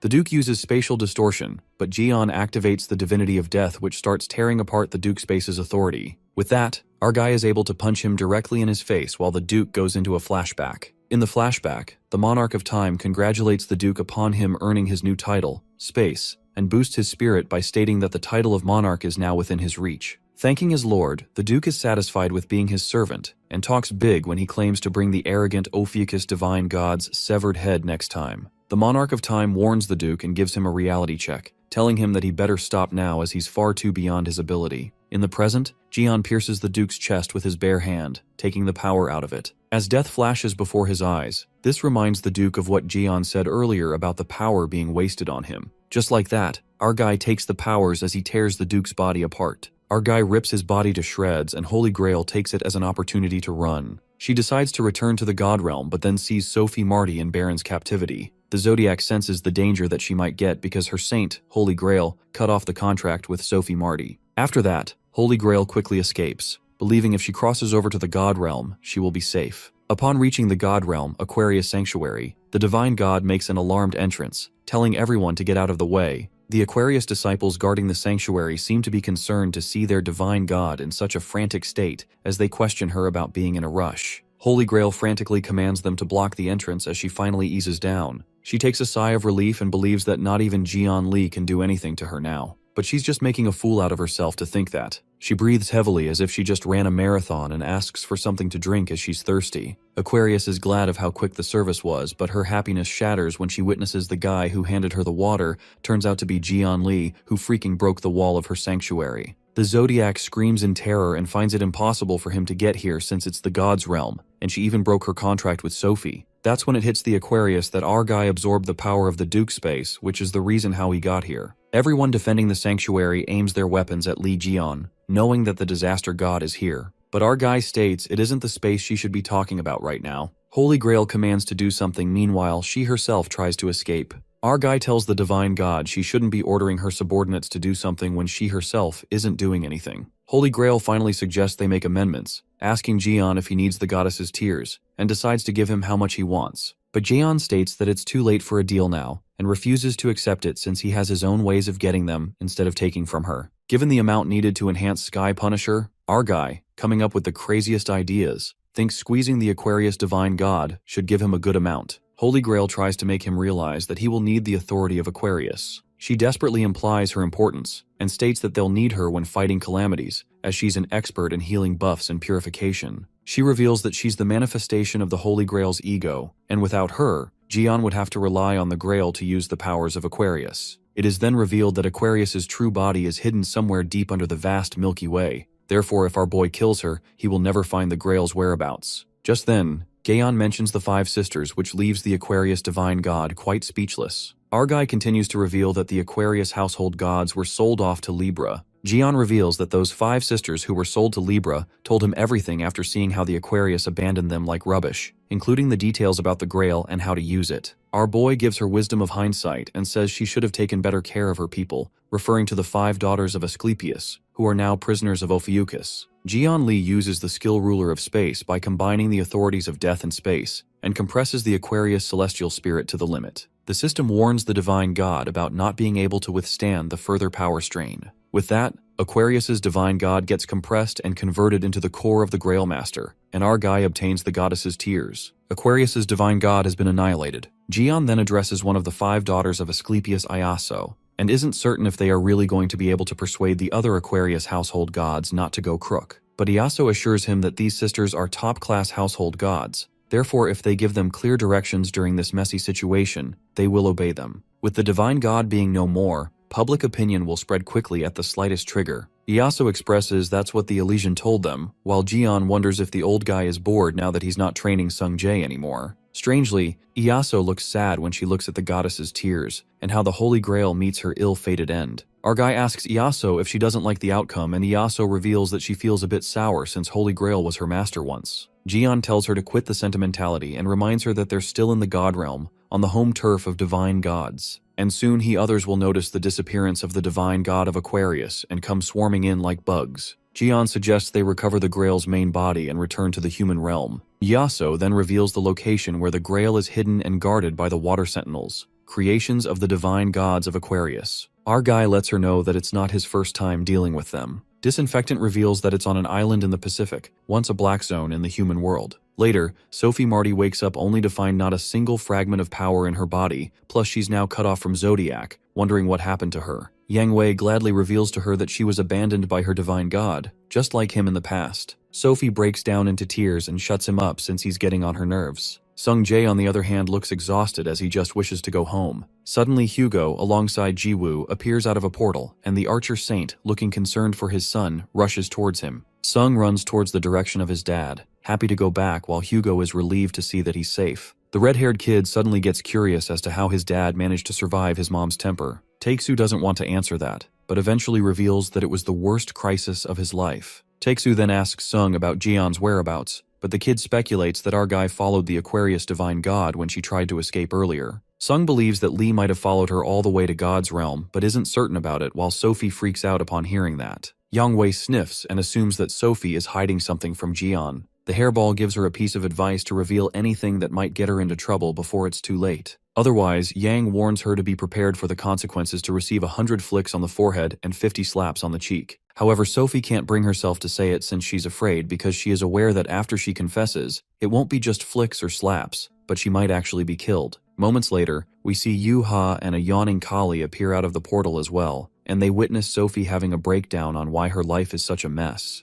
In God's realm, Aquarius jurisdiction, Milky Way Jian confirms with Disinfectant if that's what she warned him about, referring to the army of monsters. Our guy activates the god's gaze and realizes the reason why Aquarius has been hanging out with that trash cancer lately. Aquarius used the data from the Demon Tower to make these creatures. It is revealed that replica water sentinels of Jian and an Aquarius skill, Mirror of Duplication, along with the data of Jian Li obtained from the Demon Tower, were used to make these replica soldiers that they were about to encounter. After witnessing the clones of himself, our guy admits that the crab and the pest did put some effort into making that, but the fact is that it's just a cheap imitation. Nonetheless, there's no way these water clones can stop Jian, and with a single dropkick, he beats the life out of them for daring to come in his way. With that, all the water clones are taken care of, and our guy asks the nun where the Holy Grail is. Iaso then guides him to the Holy Grail, and when Jian finally gets to see it, he concludes that it's truly sacred. While he confirms with Iaso that this Holy Grail is the core of the Aquarius, his eyes land on a box and finds the chance for another looting, the one thing he's best at. Our fella activates the god's gaze, and in a surprising turn of events, he discovers his DNA extraction samples. He finds the rock fragment stained with his blood from the Demon Tower, and his hair and severed toes. Jian is not surprised to see they gathered it all to make those clone guards who were guarding the Holy Grail. But the nun reveals something shocking, divulging that the water guard clones from him were just byproducts. The moment crackles with intensity when Yaso unravels that the Libra Divine God and the Holy Grail were not actually just trying to make some clone guards. In fact, they were trying to clone Li Gion. It seems that they believed combining their divine powers with Gion's data would make it possible. Our guy then asks the nun if they succeeded, and she responds that they failed to clone Gion. As far as she knows, all they managed to create were the water guards he just fought. The nun infers that if the Libra Divine God and the others continued the project in any form afterward, they might run into the result they created somewhere else. The scene then switches to Kaylee, who's frowning at Sophie. Creeped out, Sophie asks her why she's staring at her like that, and Kaylee leans closer to Aquarius, asking the same question. While Sophie tries to hide the fact that she wasn't doing that, Kaylee straight up calls Marty a weird old lady who kept peeking at her. After that, Kaylee looks up at the sky and wishes that Gion comes back soon from the Divine Realm. The scene then takes us to the God Realm, the secret sanctuary of Aquarius under the Milky Way, where Gion successfully secures the Holy Grail and breaks the damn box that had his DNA samples. Our guy is done with the business in the Divine Realm, and Yaso apprehensively notifies Gion that the other gods have noticed that the Holy Grail's gone as she gets told by her sister. Our guy wonders if the other gods can come into the Aquarius sanctuary, and the nun responds that it's impossible, but the divine god missing, they could force their way in. Gion ponders on the problem that with no sanctuary owner present, they might forcefully come in. Just then, our guy comes up with a simple solution, concluding that all they need is a new divine god, master of the sanctuary. Suddenly the ground begins to tremble and becomes a void surrounded by a violent red energy. It turns out to be a warning that arrives from the dimensional overseer, and there's a notice of forced expulsion execution for illegal intrusion in the God realm. Our guy is tangled and tied up with ropes that emerge from another dimension, and there comes the dimensional overseer who kinda looks like Jean-Louis, and calls out Li Jian for intruding into the God realm in an unauthorized manner. He then states that Jian is subject to expulsion procedures from the God realm, and tells him to refer to the notice for more notice that our guy miserably ignores. While Iaso is panicked now that the overseer is involved, the guy informs Jian that the moment he reads the warning, the forced dimensional expulsion will begin. As the guy continues to blab nonsense, our guy nicely sums it up that the dimensional overseer is basically kicking him out of the divine realm. The overseer begins with the expulsion right away, but our guy seems to have some objections, justifying that he's bigger than he looks, not to mention that he's got quite a lot of luggage to bring with him. Smirking, Jian rhetorically questions if this tiny dimensional rift is enough to let him through. As he was planning to leave anyway, our guy does something crazy. He opens an exit for himself. As frantic as sounds, Li Jian literally tears apart the divine realm as the crack splinters the realm. Like a freaking insane disaster god, Jian effortlessly makes the realm split open, leaving their jaw dropped. Our boy mocks the overseer about how nice and big the exit is, easy to come and go through it. The dimensional overseer concludes that Jian invades the divine realm by doing that, and before he can do something else, our boy grabs his face to tell him that he's correct. But it doesn't hear when Jian reveals that the dimensional overseer has won a prize for correctly guessing. Well, it seems our guy has acquired another slave. Jian instructs the overseer that he'll have to keep the exit open so that our guy can leave when he wants. Just then, Jian calls out the disinfectant, Iaso, and tosses the Holy Grail owner's core badge towards her. On the contrary, in the God realm, at the Aquarius sanctuary entrance, the Aquarius Zodiac's disciples are thrown into turmoil as they sense the Holy Grail's presence fading. While the other divine gods are making a fuss about the damn disaster god who's now causing chaos in the divine realm, Apollo tells his sister Crescent Moon to ask the Asclepius daughters if Jian really did come to the divine realm himself. The Asclepius sisters freak out when they can't deal with the angry divine gods, waiting for Li Jian. Just then, our guy steps in like a boss and asks them what's all the fuss about. Looking at Gaon, the divine gods are left utterly speechless. Well, it's not their fault as our guy carries that big-ass Holy Grail on his back like a freaking toy. The divine gods are done with Li causing trouble again and wonder what the dimensional overseer is even doing that Gion is still running wild. Playing along, the divine siblings, Apollo and Artemis, scolds Gion for making next-level trouble. However, the other divine gods are pretty serious as the holy god of Ares calls this an emergency and thinks they need to eliminate Li Jian even if it's an Aquarius sanctuary, suggesting summoning all the divine cadre forces. The other divine god calls Jian a lunatic as he's wiped out an Aquarius divine god who is in charge of healing and recovery. She's mad at the fact that our boy has the audacity to steal the Holy Grail after annihilating the Aquarius Zodiac. However, our guy says something that silences them. He bluntly tells the divine gods to spout nonsense and reveals that the Aquarius divine god has gone nowhere. With such an optimistic energy, our guy introduces them to the new Aquarius divine god, who's none other than one the disinfectant. Acting like a K-pop star, Iaso is rather delighted to be the new Zodiac, as now she's not Ophiuchus's prisoner anymore, but an Aquarius Zodiac. Silence falls over the place as the cringe level is too much to take that even the divine gods lose all their brain cells. While Jian reminds Disinfectant that he told her how the first impression matters, and tells her not to do something like that again. Embarrassing herself in the worst possible way, poor Disinfectant bawls her eyes out as our guy was the one who told her to do this. More shocking than the fact that the Disinfectant suddenly became the Aquarius divine god was how she made the entrance. The question is, how will she overcome this embarrassment? Poor Iaso pleads not to narrate her embarrassing moments like that. Nonetheless, this appointment of the new Aquarius god doesn't settle with the Gemini and Aries divine gods, as they find it totally unbelievable that this punk Jian got rid of the divine god, and now he's choosing whoever he wants to be the replacement. Apollo and Artemis soullessly think that it's a serious matter, but they do really wonder if the new Zodiac does even have a qualification to become a divine god, as it will be hard for other gods to acknowledge her. That's when Gion admits that power is important, and acknowledges that the divine gods can't stand by and see someone who's lacking become a divine god since they have their reputations. Our guy then commands Disinfectant to show her powers, and at that moment, she breathtakingly controls the water power. The power so strong that it even makes the relic gushes with holy water as it swirls to a height. While the divine gods are left slack-jawed to the holy water, which is the goddess's tears, they couldn't believe that someone besides the Holy Grail could use their power. On the other hand, the sun, Apollo, is awestruck when he witnesses Disinfectant spectacularly using the powers, which later turns into a devilish grin.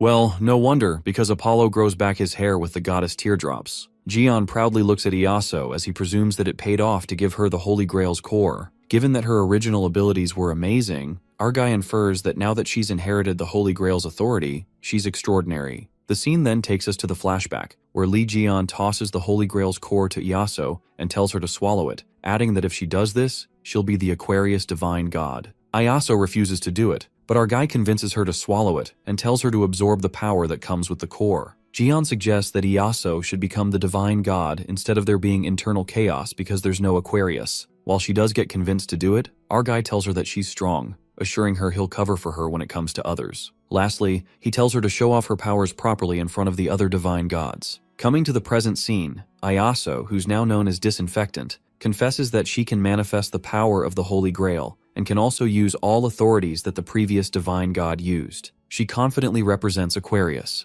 making her sisters proud of how strong she is, while Apollo fiercely decides to be a stern supporter of the new Aquarius god unconditionally because his bald patch is filled with hairs. Given that the siblings couldn't hide their true feelings, Phrygia, the Gemini divine god, calls them disaster god snitches, while the Jade Emperor acknowledges that Iaso is qualified. However, he refuses to let her ascend to the position of divine god just because of Jaeon's recommendation. Jian comes fully prepared when he replies to the old hag that everything has been already organized within the Aquarius divine cadre. He further elucidates that he's already asked all the Aquarians that have gathered, and they didn't disagree, gladly accepting Disinfectant as the new Aquarius divine god. At least that's what our guy is saying. However, the Gemini divine god Phrygia and the Aries divine god Jade Emperor are still against it as they find it a threat, while Jian wonders what is their problem when they confirm Iaso's skill and she has the divine cadre's recommendation. Our boy questions the divine god if they want the Aquarius position to be vacant when they're in charge of healing and recovery. Just then, darkness overtakes him and he asks them if they want to go for one round. Our guy makes it clear that he's not standing here like this because he doesn't have a choice. Meanwhile, Phrygia presumes that Jian is taking advantage since Zodiacs can't carelessly use their powers in another constellation's domain. The Gemini divine god then deduces that they cannot approve of the new god without confirming it with the other divine gods. Jian sums it up that Iaso will be acknowledged if the majority of the divine gods agree. Firstly, Scoprio's divine god approves of this, but it turns into a disapproval. Just like that, the Capricorn god refuses to approve of the sudden ascension of the divine god, and eventually, the scores come down. 4 being against the new divine god and 4 in favor of it. Lee ponders it's a draw against 4, and thinking about the Disinfectant's position among the other gods, he believes that it's best if they win against them. Just then, Phrygia makes fun of Gaon as he's thinking too hard and scoffs, saying no matter how many calculations he does, it's still a draw. Just as Phrygia continues to sneer at our guy, the sudden appearance of a divine god makes things turn upside down, at least for some. That divine god turns out to be Narashima, the Leo divine god, who shakes everyone up and is thrilled by the arrival of Li Gion in the divine realm, thinking how gutsy he is. While Apollo recognizes his voice, a cunning grin spreads over Gion as he knows that his pushover is here. Narasimha straight up challenges Lee Jian for a rematch while Gemini lashes out at the stupid beast Leo, making it clear that now's not the time for a rematch. Jade Emperor lets Leo know that they're a new Aquarius divine god,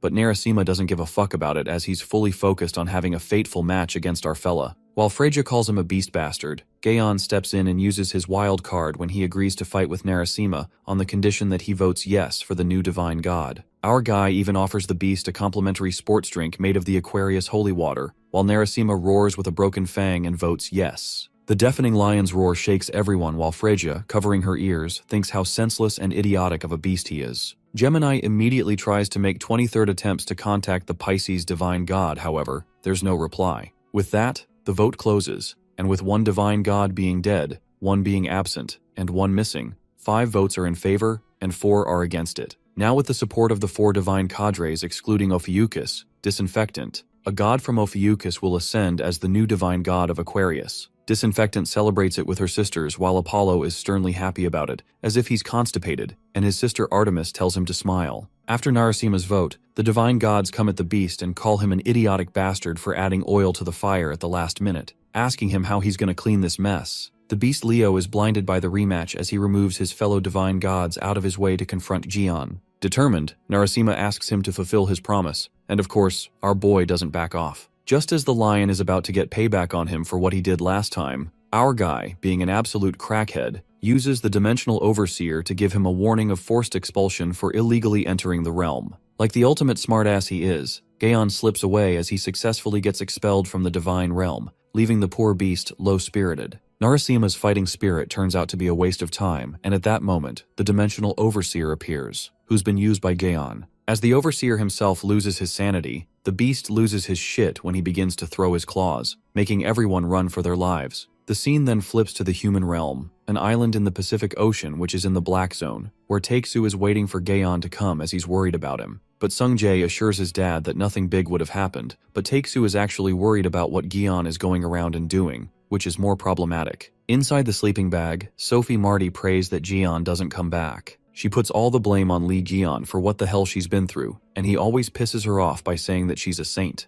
At that moment, a realization hits her that she's not a saint anymore. With her powers gone, Marty is not saint anymore and decides to live as an ordinary person. Sophie concludes that Jian can't bother now. Well, that's what she thinks. Sungjae asks his dad if they should give her a reality check, but Taeksu tells him to let her be. Meanwhile, poor Sophie finds it so refreshing and bids farewell to Lee Jian and Calamity. And that's when the bubble finally bursts, when Sophie gets notified about the appointment of Disinfectant as the new Aquarius divine god. Jian asks her where she's running off to, and poor Sophie realizes that there's no escape route from this psycho. Sophie blacks down after a full-blown mental breakdown, and Yuha, Kaylee, and Jiwoo look at the poor thing as she just pissed herself. After this embarrassing scene, Lee Gion's nicknames for Sophie changed from Pest to Bedwetter, and now Sophie hates Jian a little more than before. Well, it was fine until Sophie was named as Bedwetter. This is enough for her to choke herself to death. Our guy casually plummets and wonders if this is the dimension crack that the dimension administrator was talking about. Jian even thinks it's pretty to set up a base here, since it's space between God and human realm. It escapes the influence of both realms and is still able to exert influence on both realms. The scene switches to Jian's flashback, where he threatens the Dimensional Overseer and asks him if he has anything useful with him. Scared, the Overseer immediately decides to give it to him. Coming to the present, our guy is proud of his decision to rip that Dimensional Overseer off and looks up at the things he's gotten,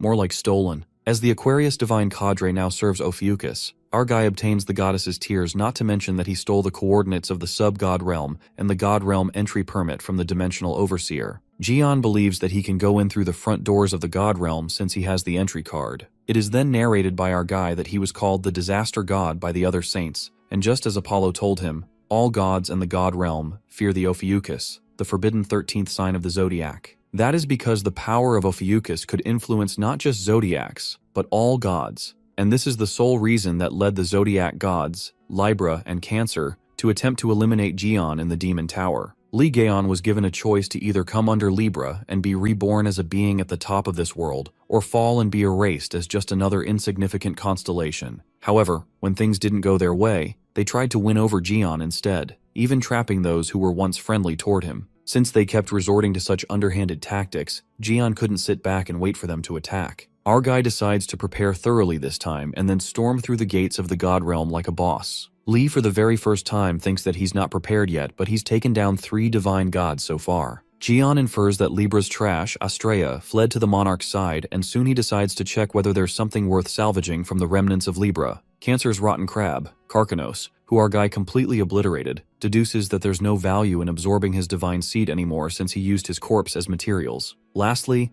Aquarius's holy grail that he extracted from her divine god core plus Jian managed to secure the original grail, and since he has absorbed the entire divine cadre, it's now firmly under his influence. Conversely, 3 divine gods joined Li Jian: Blazing Sun Apollo's Sagittarius, Crescent Moon Artemis's Virgo, and the new Aquarius divine cadre that's under Disinfectant's regime. Just then, our guy guesses that Scorpio divine god is a bit ambiguous but friendly. Then there's his pushover, Narasimha, the lion, and our guy is happy to admit that Big Musclehead is just a pawn. The divine gods that are left are Gemini, Taurus, Aries, Capricorn, and Pisces, who are still in seclusion. Our guy recalls how the Pisces saint was always a secluded, shadowy type, but he didn't expect to have Pisces completely vanish like this. Nonetheless, Jian concludes that excluding the missing Libra and dead Cancer, the 5 divine gods that are hostile towards him are Gemini, Aries, Capricorn, Pisces, and Taurus. So far, these divine gods seem to underestimate the Serpent Bearer, coming at him one-on-one, but now taking down 1 or 2 divine gods is not a big deal for him. However,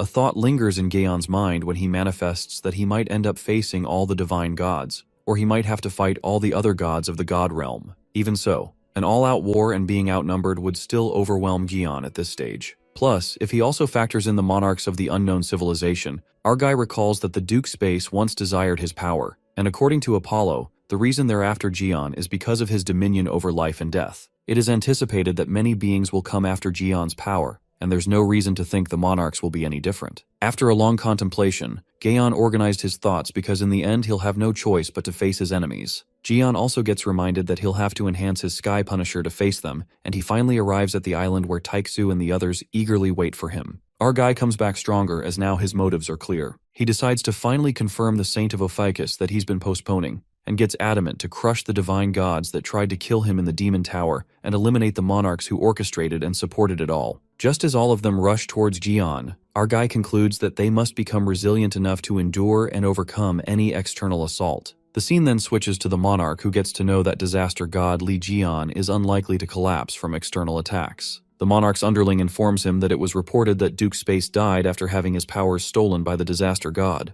While the monarch assumes that the monarch of time must be feeling bitter now, the underling further states that Cancer and Aquarius divine god has also fallen, which makes it seem that the disaster god's power exceeds their expectations. Addressing the underling as Prosperity, the monarch asks him if he has a plan in mind, and Prosperity assures his monarch, opening up that he plans to rally the remnants of the former Sloth faction and work with Pisces to carry out the plan. Just then, we see the Libra divine god chained up by the monarch, and Prosperity anticipates that now that the Cancer has vanished too, surely Pisces won't remain silent forever. Based on the information they've gathered, it seems that the disaster god's forces were gathered by making them submit to his powers, and Prosperity plans to break down the traitors from the inside. After that, at Ophiuchus Sanctuary, Jian meets up with Taiksu, but Taiksu couldn't ignore the big-ass cup he'd brought with them and asks Jian where did he even get it. Our guy knows that the archer will freak out if he says he beat up the Aquarius god and looted her, so he lies through his teeth, saying he found it. Taiksu puts a blind eye to his friend's lies.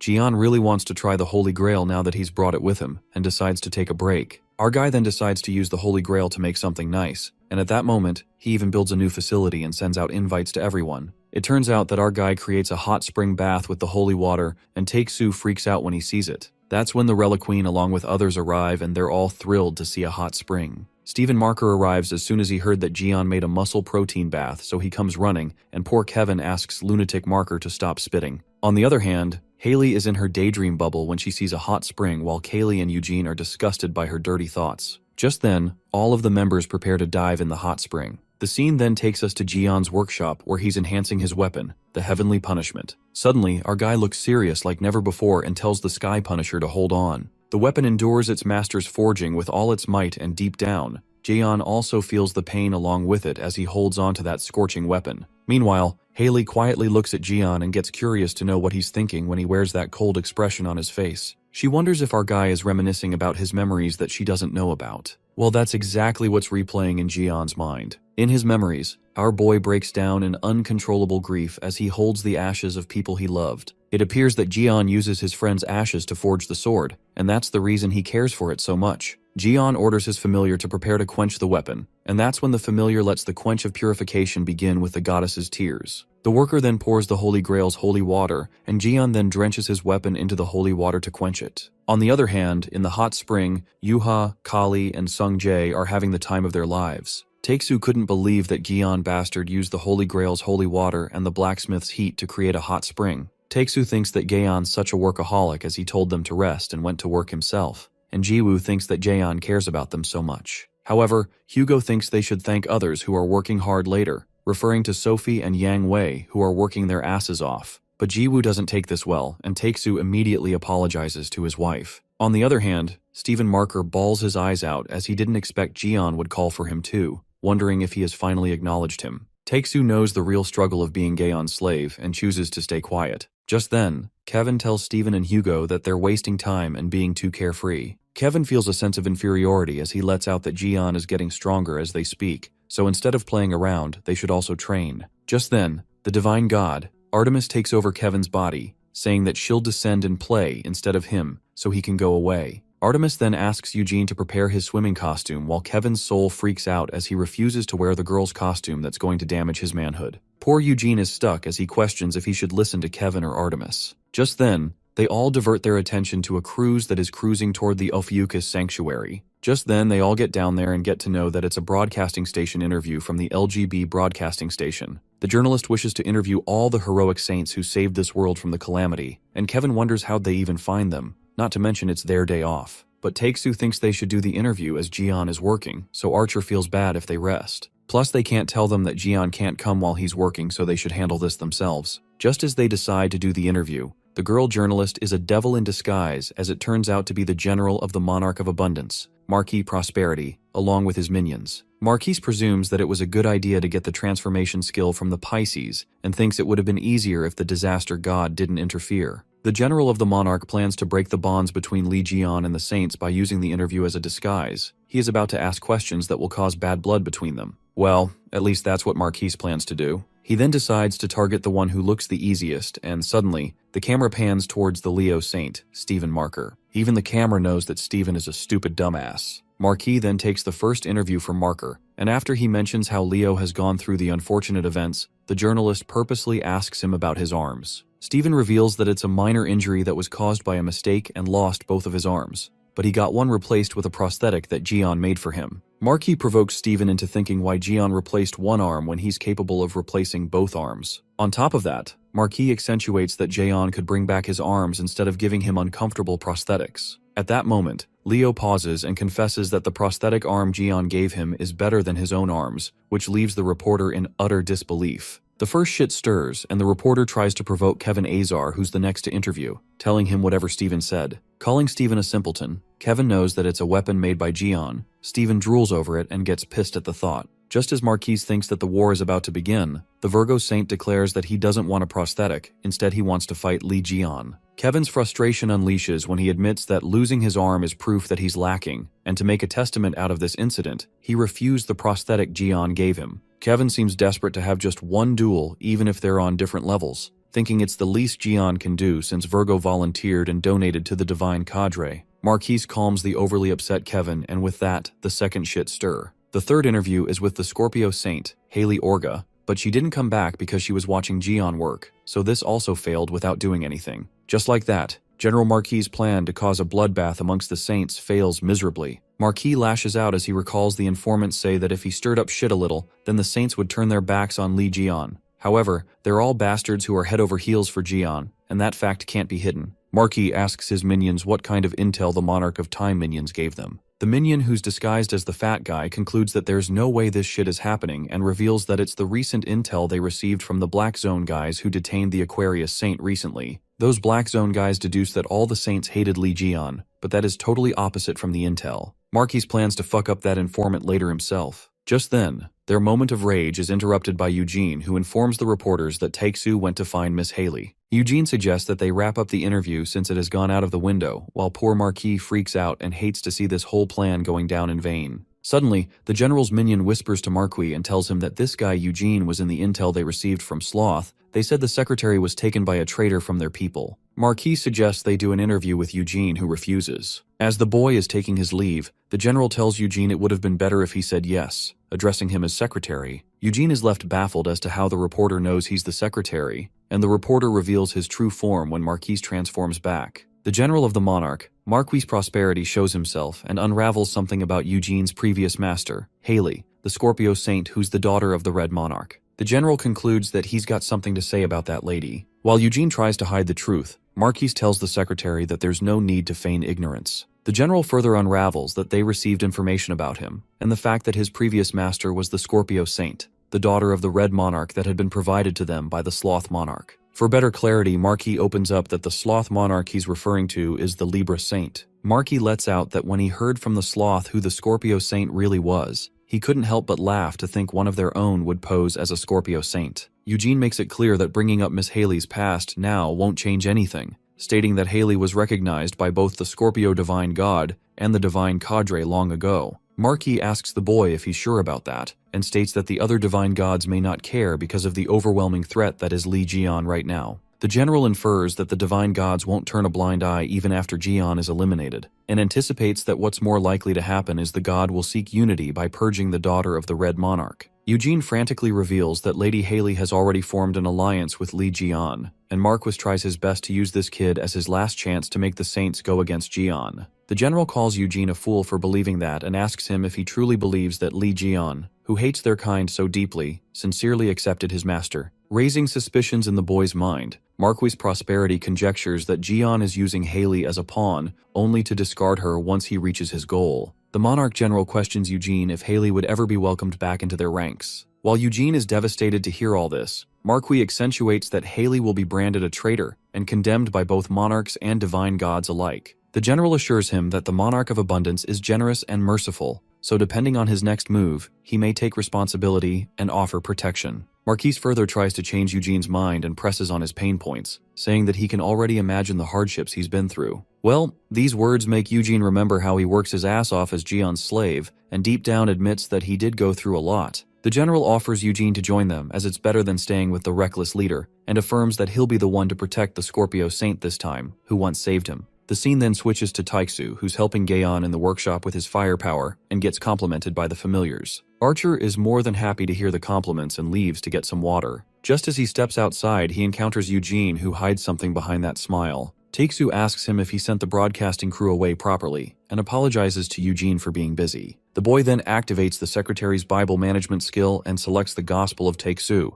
The verse is about Li Jian being the best, and Eugene chooses this one as it's short and easy to read. It turns out that Eugene is provoked by General Marquis, who tells him to use his ability as a scribe to make one of Li Jian's closest aides betray him. So for this task, he chooses Taiksu. Eugene changes the verse in Taiksu's gospel and makes it all about hating Li Jian. As soon as it happens, a weird feeling hits Taiksu, and suddenly there's a drastic drop in his faith in Ophiuchus, which decreases by 150 points. Due to the change in Taiksu's gospel, a sudden gush of hatred runs through him. While Taiksu despises Gaon more than ever, our guy gives smiles and thanks Taiksu for all his help, adding that once the reinforcement is done, they should grab chicken and beer. In one moment, Hugo is about to crack open Jian's head. However, when he hears about chicken and beer, Archer is delighted by that sound of food, wondering if they should invite others. Eugene is left slack-jawed as even after changing Taiksu's gospel, he couldn't bring him to hate his bestie, Jian. The boy couldn't believe that even though Taiksu's faith dropped by so much, chicken and beer fixed everything. A realization hits Eugene as he almost forgot that Hugo is interim Ophiuchus Saint as it again rapidly recovers, increasing by 250 points. The little boy was mistaken because he forgot that Taiksu is still the biggest, most fanatical Li Jian supporter in this entire faction. Suddenly something comes flinging towards Eugene and nearly pierces through his neck. The boy realizes that it's the crazy fountain pen, and it appears to be the wooden fountain pen that Can't Write Lies has sought from its contractor. The pen interrogates the contractor, demanding why it hasn't been used.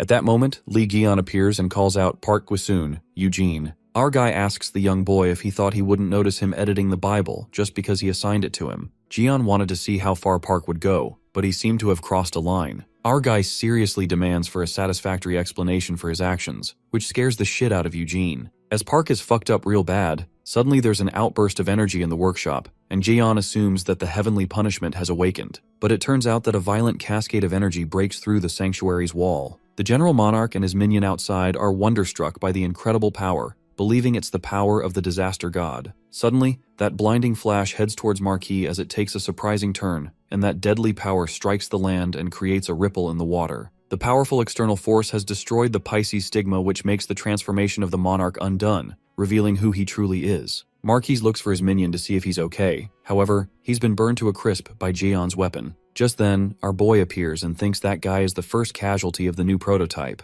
Jaeon then introduces the new divine god's monarch slayer, the new Sky Punisher. Well, it's as iconic as it sounds. It appears that Gaeon's heavenly punishment is finally enhanced, ready to knock his enemies dead. Just then, Taeksu makes a fiery landing like a dropping missile, wondering what the hell happened here now. He is shocked to see that those guys from the broadcasting station were actually calamities, and Jaeon explains that his weapon recognized those calamities and came here to get them. Our guy mocks Archer by saying those who didn't realize they were calamities should reflect on themselves. Just then, Lee Jaeon summons his weapon that glides back to him with brute force to the point that it shreds our boy's clothes. In the meantime, Yuha, Kali, and Sungjae arrive as they hear the sound of the explosion. However, Hugo warns them not to come here. The kids wonder what Taeksu is trying to say while the poor guy is trying to hide something the kids shouldn't see. It appears that our guy is naked after his clothes are ripped off, and Kaylee and Yuha, despite the warning, shamelessly stare at naked Jaeon while Sungjae gets squeezed between them. Marquis Prosperity takes the chance to attack and activates the authority of abundance, multiplying the calamities. The several calamities dash towards them, and while Taeksu is held by one of them, he shouts at Jaeon to be careful as he's running naked, chasing the calamities. Inside the Onsen Tower, the Ophiuchus Sanctuary, Steven is disturbed by the commotion and suggests to Kevin they should take a look at who's causing the ruckus. Enjoying the hot spring bath that just hit the spot,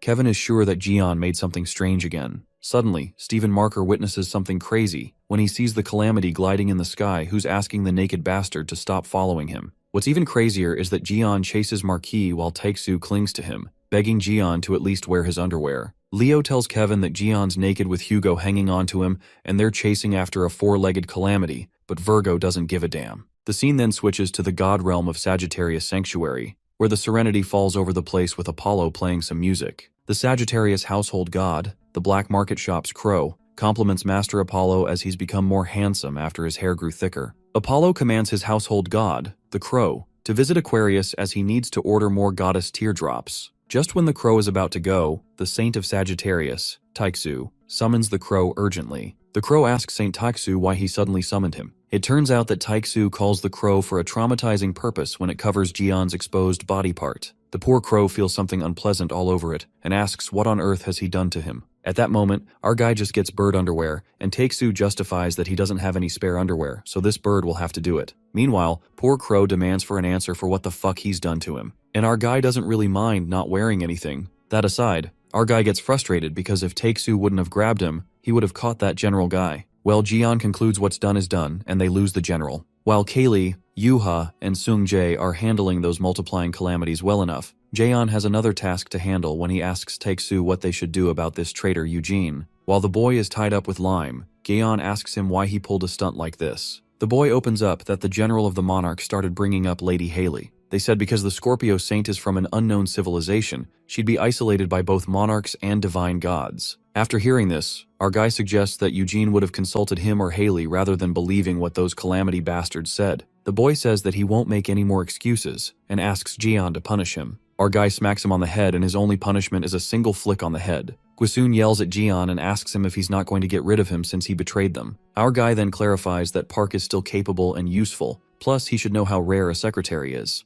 Jaeon adds he only cares when someone is his enemy. Whether they're a calamity or divine god doesn't matter to him. He states that Haley meets both conditions. She's both friendly towards him and highly capable, so he'd only be stupid if he cast her aside. Our guy then tells Park to repay the remaining price of his wrongdoings by working as he's got a pile of work to do, so he won't let him off this easily. But Park can't take Jaeon's kindness and says that he won't follow him with all his heart just because of this. While the young boy asks why he is even keeping him alive, Taeksu assumes that Park didn't pick up on Jaeon's intentions. Taeksu explains to Eugene that Jaeon is not letting him off the hook because Park, in his own way, tried to stay loyal to Haley, even after betraying them. From the looks of it, Jaeon considers this matter closed, and Taeksu advises the boy to apologize to Haley first, if he starts feeling guilty, because she'd be very disappointed if she finds out what he did. The fact that Jian tried to stop Haley from coming here so that she won't be hurt to see all this. The guilt overtakes Park as he trembles and presumes that he can't let it end like this. The scene then flips to the US territory in Guam, and it appears to be Libra's branch closed office. Finally, Marquis, the monarch general, barely makes it out alive as he hides in the abandoned territory. The general is furious at that naked bastard Jian for infuriating him, planning to execute him. Marquis decides not to forget this, calling Jian a freaky, weird, grotesque disaster god. Suddenly, Park arrives at that Libra territory and finds it a good thing they coordinate the meeting point in advance. Marquis is shocked to see that the boy made it out safely. Eugene suggests that they can brainstorm their next plan, but the general of the monarch assumes that the disaster god is already suspicious of them. Eugene then lets out that he did not come empty-handed, and recruits someone from the inside who's earned trust. It turns out to be Kaylee. Callie recalls they're not total strangers, while the general looks at her and recognizes that it's Giselle's daughter, Kaylee Collins. Callie asks him for an immediate strategy. The scene then takes us to Seoul, Korea, where an explosion occurs in the city. The commotion is caused by calamities that burst out of the ground, and these monsters seem to be controlled by associates of the monarch general Marquis. The monarch's associates are glad that it's just as Marquis' Prosperity had predicted. The sanctuary's barrier deployed by the disaster god has disappeared. The enemy commands the calamities to attack, and they strike Ophiuchus's sanctuary from all sides. As the sanctuary begins to quiver with the great intensity of the calamities, the Sagittarius disciples realize that calamities have invaded the tower. Suddenly, a large amount of energy explodes through one of the floors as the enemy creates an opening to enter. To everyone's surprise, it turns out to be Kaylee and the monarch Marquis, who still can't believe that Eugene dispelled the sanctuary's barrier. The Sagittarius guys are left in shock to witness Callie, while Marquis asks her where the monarch's artifact is. Callie reveals to the monarch that it's on the top floor, and Li Jian's weapons are in the workshop storage. The daughter of Libra asks Marquis what they should do about the Sagittarius disciples, and he orders her to eliminate them all. Preparing her weapon, Kaylee does what the monarch commands. In the meantime, Chief Goat and Secretary Yeren run to see what all the chaos is about, and witness their fellow disciples lying dead on the ground. Chief Goat couldn't process this and asks Kaylee why she's with the calamities, demanding an answer as to why she betrayed them. Callie's betrayal is written all over her face, while Marquis tells her to eliminate the rest of them as well. The monarch expresses that he still doesn't trust her, so he asks Kaylee to prove her sincerity if she wants to see her mother. The daughter of Libra zooms at crazy speed with her weapon to attack Chief Goat, who shoots an arrow at her. However, in that split second, Callie takes a direct hit and still remains unscathed, while poor Chief is done for. It occurs that Kaylee is protected by Ophiuchus's shield as she's saved by the blazing arrow and knocks Chief out. The skill, Snake Scale Shield, protects Kaylee Collins, and being surprised that she's still getting skills as a temporary disciple, she finds it easier to eliminate them. Shortly, Yeren sneaks up on Callie with an arrow directed at her. Yeren cries and asks Kaylee why she betrayed them. Kaylee justifies her actions, saying that she thought she could climb the ladder by siding with Li Jian, but it didn't work out, and so she switched teams. Callie reminds Yeren that she shouldn't let her emotions take over in the middle of a battle, as one ends up forgetting what matters to them the most, like the fact that there was one more enemy. At that moment, Yeren is instantly eliminated by Marquis from behind as the blood splatters on Kaylee's face. Monarch Marquis then questions the daughter of Giselle if she hesitated to kill Yeren, to which Kaylee reasons that she felt a bit awkward when she looked her in the eyes. The monarch general lets out that if she didn't want to die, she should have been stronger. After that, Kaylee asks the monarch if he's satisfied, or if she still needs to prove her sincerity. We are then taken to a flashback, in Guam, USA, where Kali meets up with the monarch of abundance, Marquis. Marquis immediately recognizes that she's Libra's daughter and presumes that she betrayed Libra and joined Ophiuchus. Marquis does agree that she'll follow him, but he asks Kali why he should believe her. That's when Kali makes a shocking statement, claiming that she'll help the monarch general retrieve the fragment of abundance that's currently in the Ophiuchus sanctuary in Korea. Going to such lengths to help the general, Kaylee even affirms that she'll deactivate the barrier and let Marquis into the tower. It is then revealed to us that the fragment of abundance is the monarch's artifact that generates calamities. It was once lent to Jean-Louis Morin and Sylvia by the monarch of abundance. But after Sylvia, disguised as Kevin, lost to Li Jian's group at the Leo Divine Cadre HQ,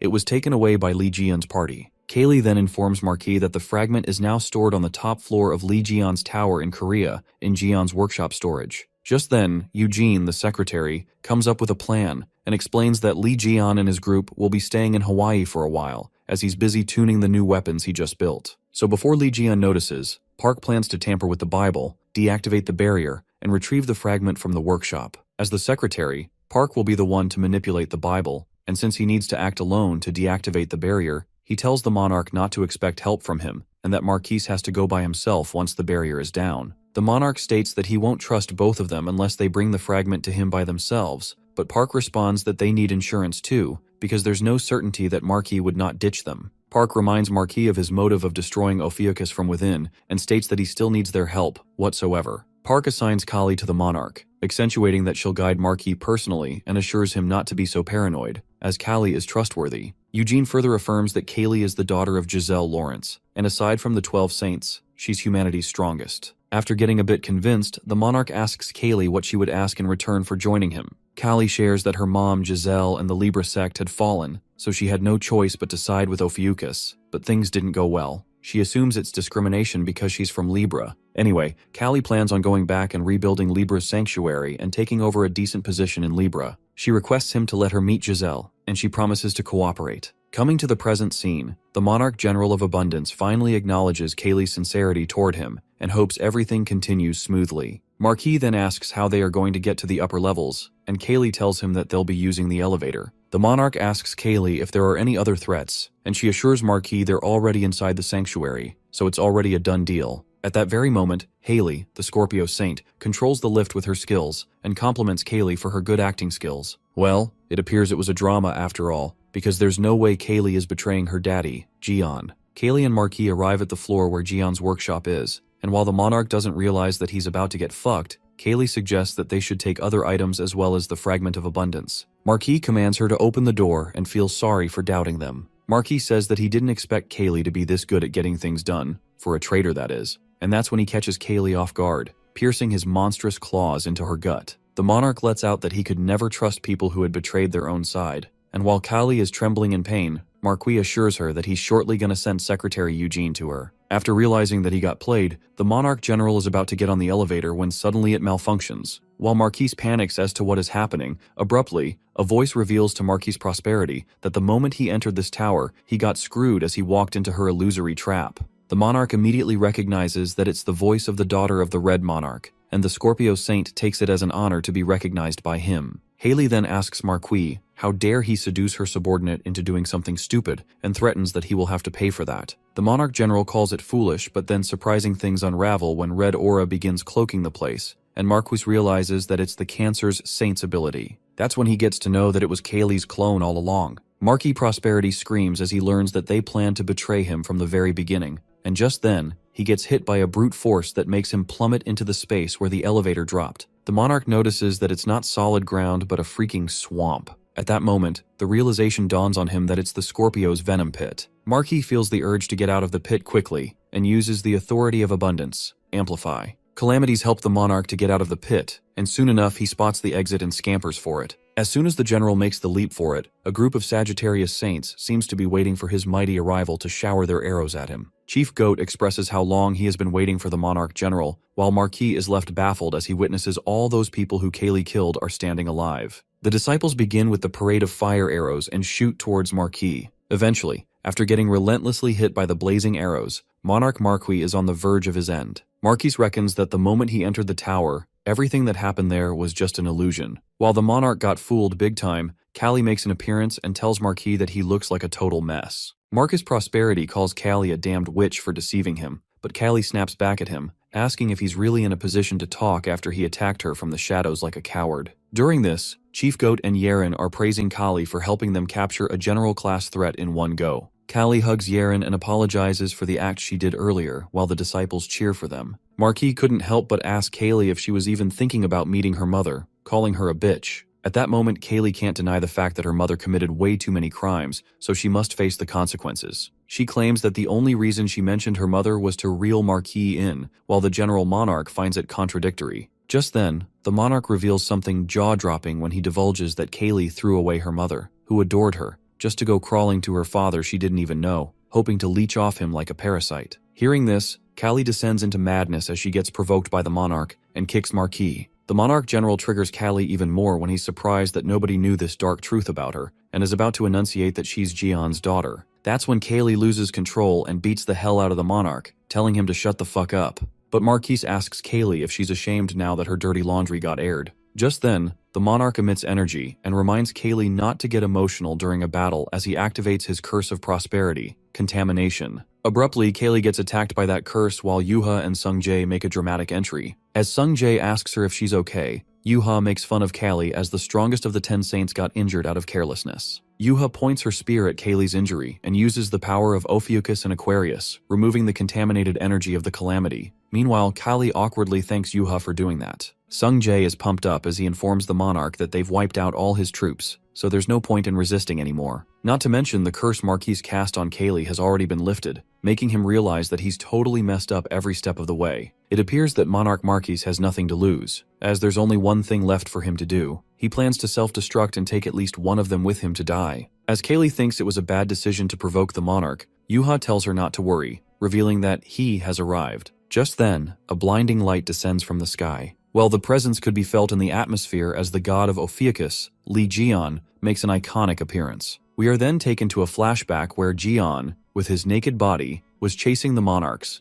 and after he gets to know that Eugene, Park Guisu, was working with a monarch, he tells him to repay the price for his wrongdoings by completing all the piled-up assignments. But Eugene wonders why Jian is letting him off so easily. Just then, Taiksu walks up to him and explains Gaeon's true intentions. Taiksu then tells him to apologize to Haley if he feels guilty. This makes Eugene guilty as hell, and he decides not to end it like this. After that, Eugene apologizes to Haley and Lee Jian for being short-sighted, begging them to give him a chance to right his wrongs. While Haley feels bad for Eugene, our boy orders the boy to edit the Bible overnight as he was tasked. Jian also tells Eugene that he can stab his own stomach or cut an arm off if he wants. Eugene gets emotional as he takes out a knife to stab his own stomach, and our guy freaks out, telling him to stop already. As Eugene bawls his eyes out, Haley suggests that he should at least hear out what Eugene has to say. Our guy then agrees to hear what exactly he has to propose, and Eugene explains that the monarch and his minions still think that he betrayed Ophiuchus, so he plans to use this against them. In the meantime, Callie appears, and she insists to be part of this plan too, as she's from Libra, and she knows Monarch Prosperity in the group, so she can lure them out easily. Just then,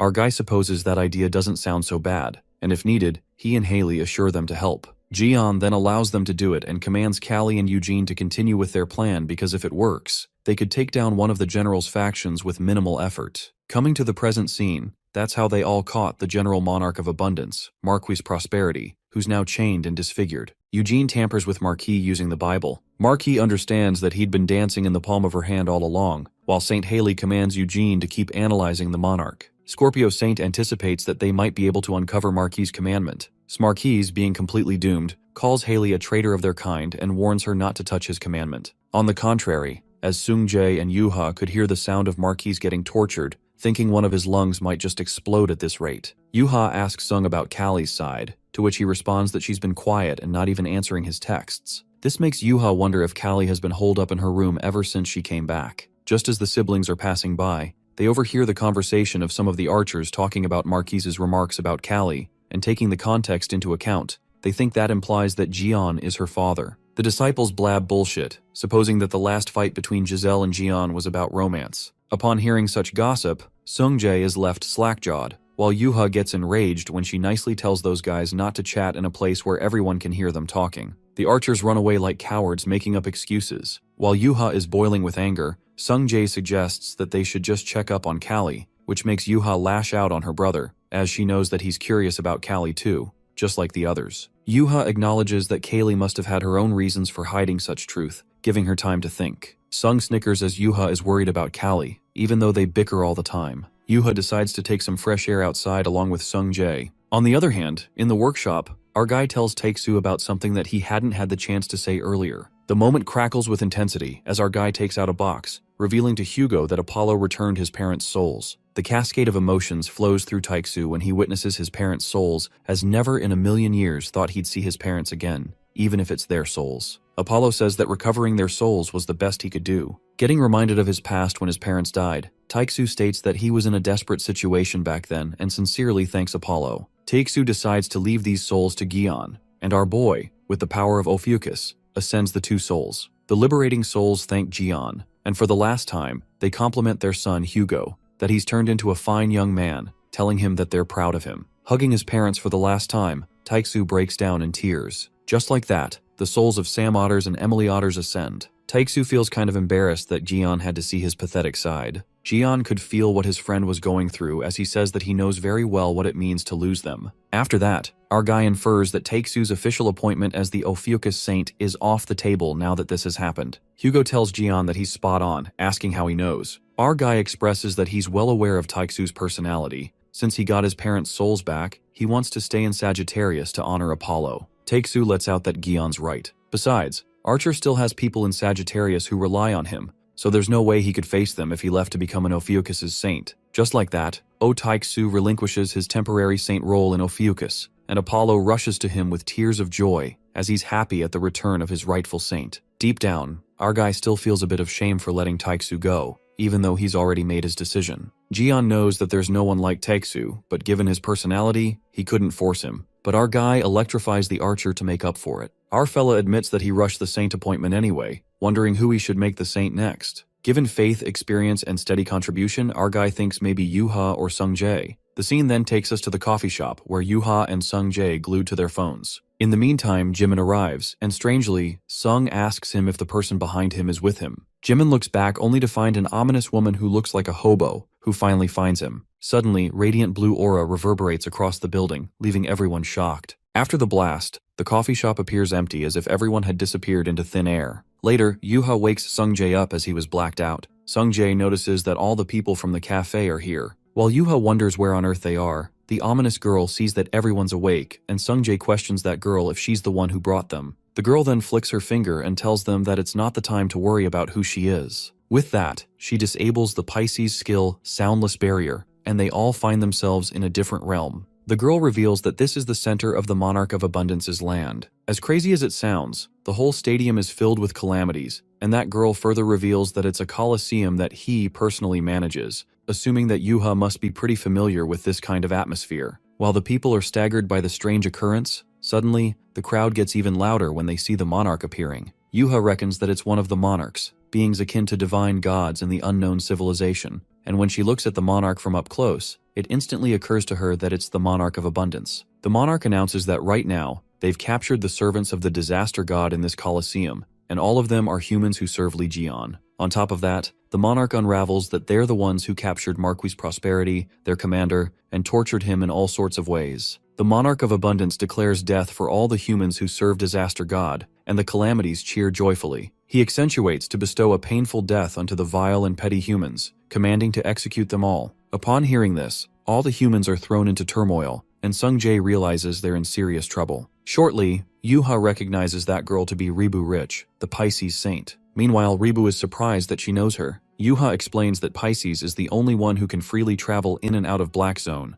and the fact that with this many people using skills aside from the Gemini saint says it all. That's when Ribu Rich grins and Yuha questions her why a saint like her is openly aiding a monarch. Ribu bluntly mentions that Libra did it too, and she's just doing the same. Sung Jae then tells his sister not to argue with Rich as she's not the person they can reason with. Sung Jae assumes that they're doing this to avenge Marquis Prosperity. In that case, he pleads to let the others go and take him and his sister Yuha. But Ribu Rich declares that it's already too late, and there's no way she could sneak these people out. The calamities are screaming as they demand to execute them all. Looking at those high-spirited calamities, Ribu Rich lets out that they want human blood and tells the humans to just think of it as bad luck. Sung Jae lashes out at the Pisces saint for being an asshole, while Ribu makes it clear that getting mad at her won't help him. At that very moment, a giant calamity emerges from the shadows, and Rich suggests that they should think how to survive them. The people spiral into panic, watching themselves surrounded by calamities and not wanting to die. Ribu Rich, assisting in killing her own kind, concludes that there's not any real way to survive anyway.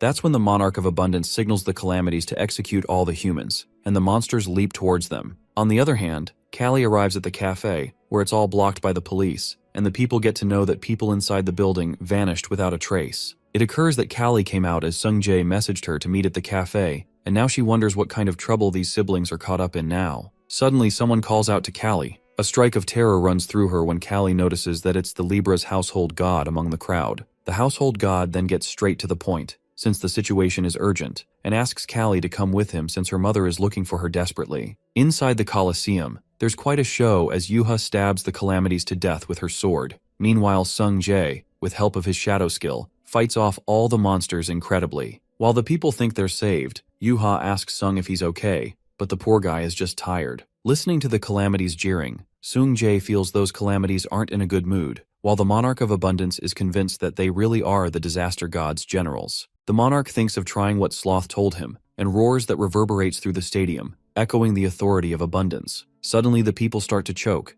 and the worst thing happens. The monarch of abundance absorbs all of the human souls through his harvest authority. As horrifying as it sounds, Sung-jae is left staggered as he presumes that there's a skill that sucks human souls. At that moment, a memory about that red toad crosses his mind, and Sung gets hella mad when he mindlessly leaps towards the monarch, screaming that he was the master of that wretched toad after all. The boy doesn't realize that he's going against a ridiculously strong monarch and strikes a punch enveloped with the power of Ophiuchus. The monarch of abundance breaks through that and grabs Sung by the neck. With a twisted smile, the monarch is satisfied since everything happened just as Sloth anticipated, and it's just like he said, mess with the civilians instead of the fighters, and the bastards will lose all rationality. Sung-jae asks that bastard monarch to let him go, and monarch decides to release him when he drops Sung-jae from the top, and he falls to death. Yuha is left traumatized as her eyes widen, and Sung-jae appears to be on the brink of death, as blood oozes out of him as he lies on the ground lifelessly.